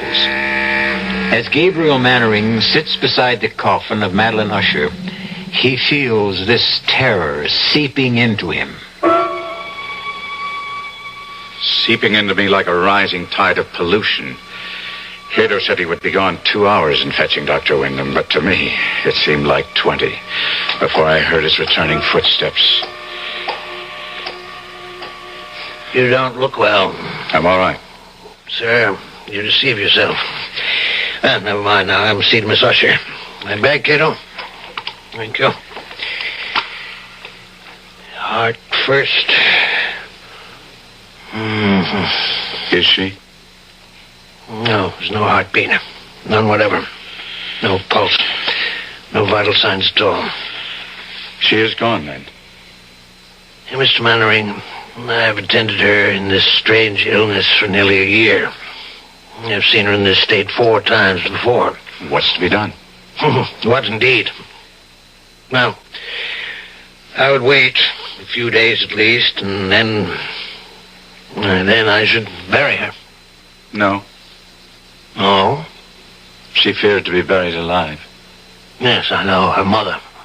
You attended her? No, another man. From what I've been able to learn, I judge her illness was similar, just as unaccountable as baffling. Well, Mr. Mannering, she did indeed fear the same fate her mother suffered, but I think that after, say, 3 or 4 days... I say no. At least a week. No, 2. Even 3. You don't know what you're saying. You can't keep a body for 2 or 3 weeks. Especially hers. Why especially hers? Well, look at her, man. Here. See? Under the skin of the cheeks. Those gray patches. She's partially decomposed already. I gave her my word, Doctor. I said we would make sure. There is an evil in this house. A sinister, malevolent thing that fastened itself on the Ushers years ago. And is beginning to fasten itself on you. Now hear me out. I have not seen you in some days. But the moment I came into this room, I saw it. I tell you, I saw it. The change in you. The sickening in you. I do not use this word lightly, Mr. Mannering. The insanity in you. You are right. I, too, have sensed, well, no matter. I am not given easily to fancies either. However, I am given to honoring a promise. I gave Madeline Usher my word she would not be buried alive, and she will not be. Now, I see that I cannot dissuade you. Very well. Do as you wish. And may God help you.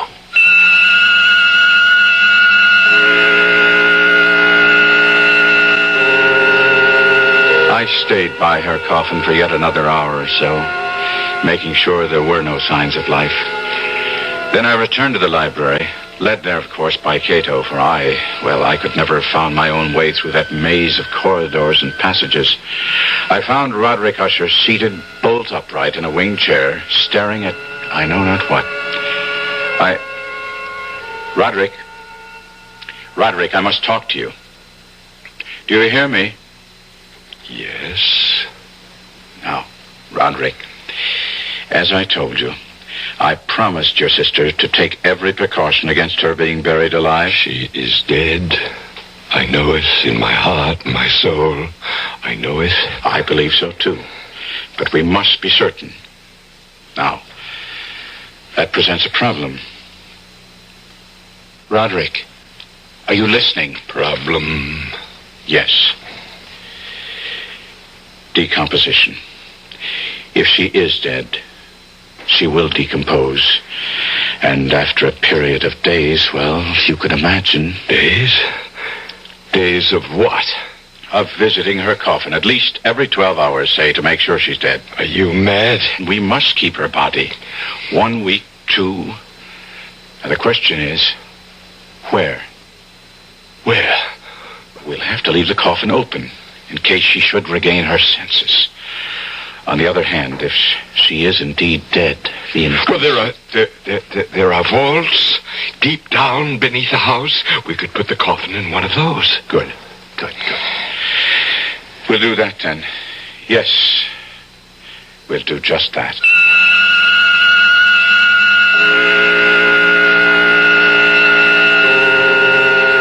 Together, Usher and I arranged for the temporary entombment of Madeline, his twin. The vault, so long unopened that our torches were half smothered in its oppressive atmosphere, was small, damp, and entirely without means of admission of light, lying at great depth beneath the house. There, Gabriel. It is done. We must come here again. In no more than 12 hours. As you say. As you say. Before he wished only to bury Madeline.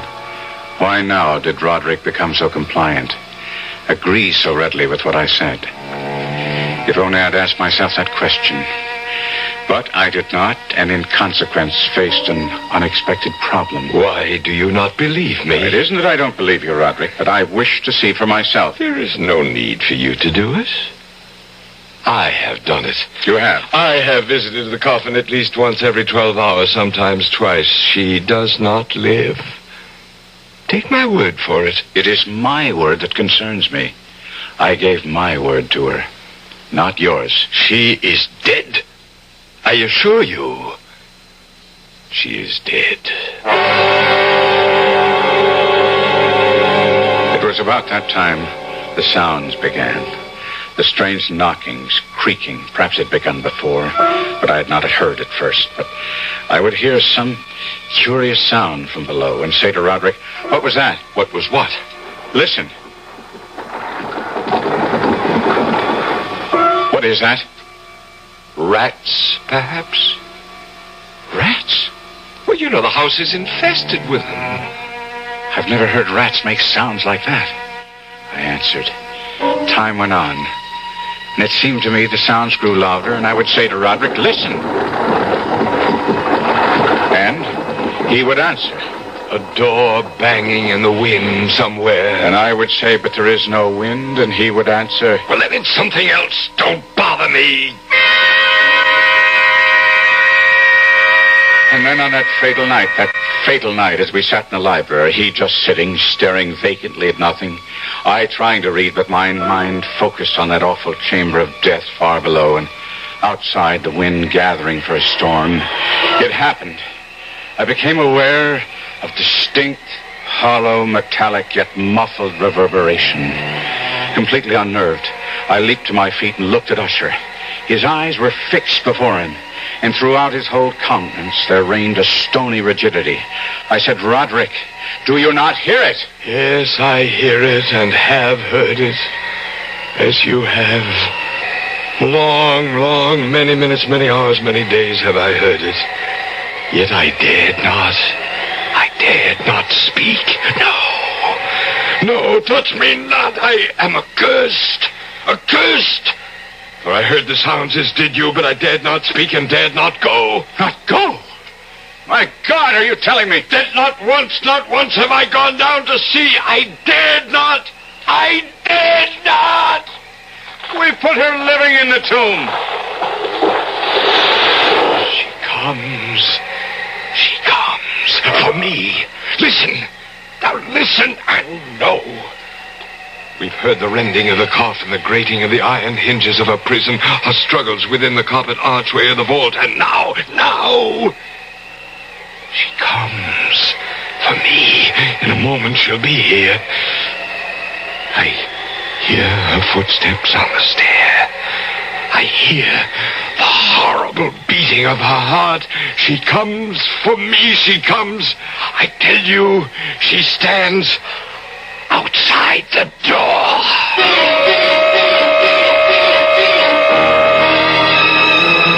And as if in the superhuman energy of his utterance there had been found the potency of a spell, the huge antique panels to which he pointed drew slowly back, and outside those doors did stand the towering and enshrouded figure of Miss Madeline. There was blood on her white robes and evidence of some bitter struggle on every portion of her putrefied frame. For an instant she remained trembling and reeling to and fro upon the threshold. And then with a moaning cry, fell heavily inward on her brother, and in her violent and now final death agonies bore him to the floor. A corpse. A victim to the terrors of all he had anticipated.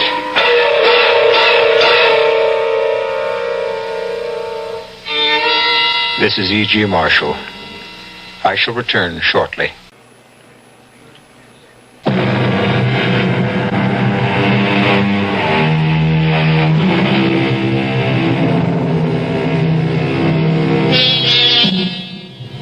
The manuscript of The Fall of the House of Usher ends thus.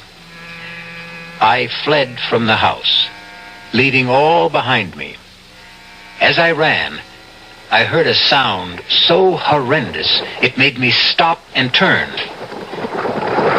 My brain reeled as, looking back, I saw the mighty walls of the house burst asunder, and in a few moments, the moon, breaking through the scudding clouds, a blood-red moon, revealed the end.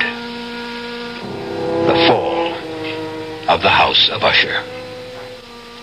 Our cast included Kevin McCarthy, Arnold Moss, Marion Seldes, and Robert Dryden. The entire production was under the direction of Hyman Brown. This is E.G. Marshall inviting you to return to our Mystery Theater for another adventure in the macabre. Until next time, pleasant dreams.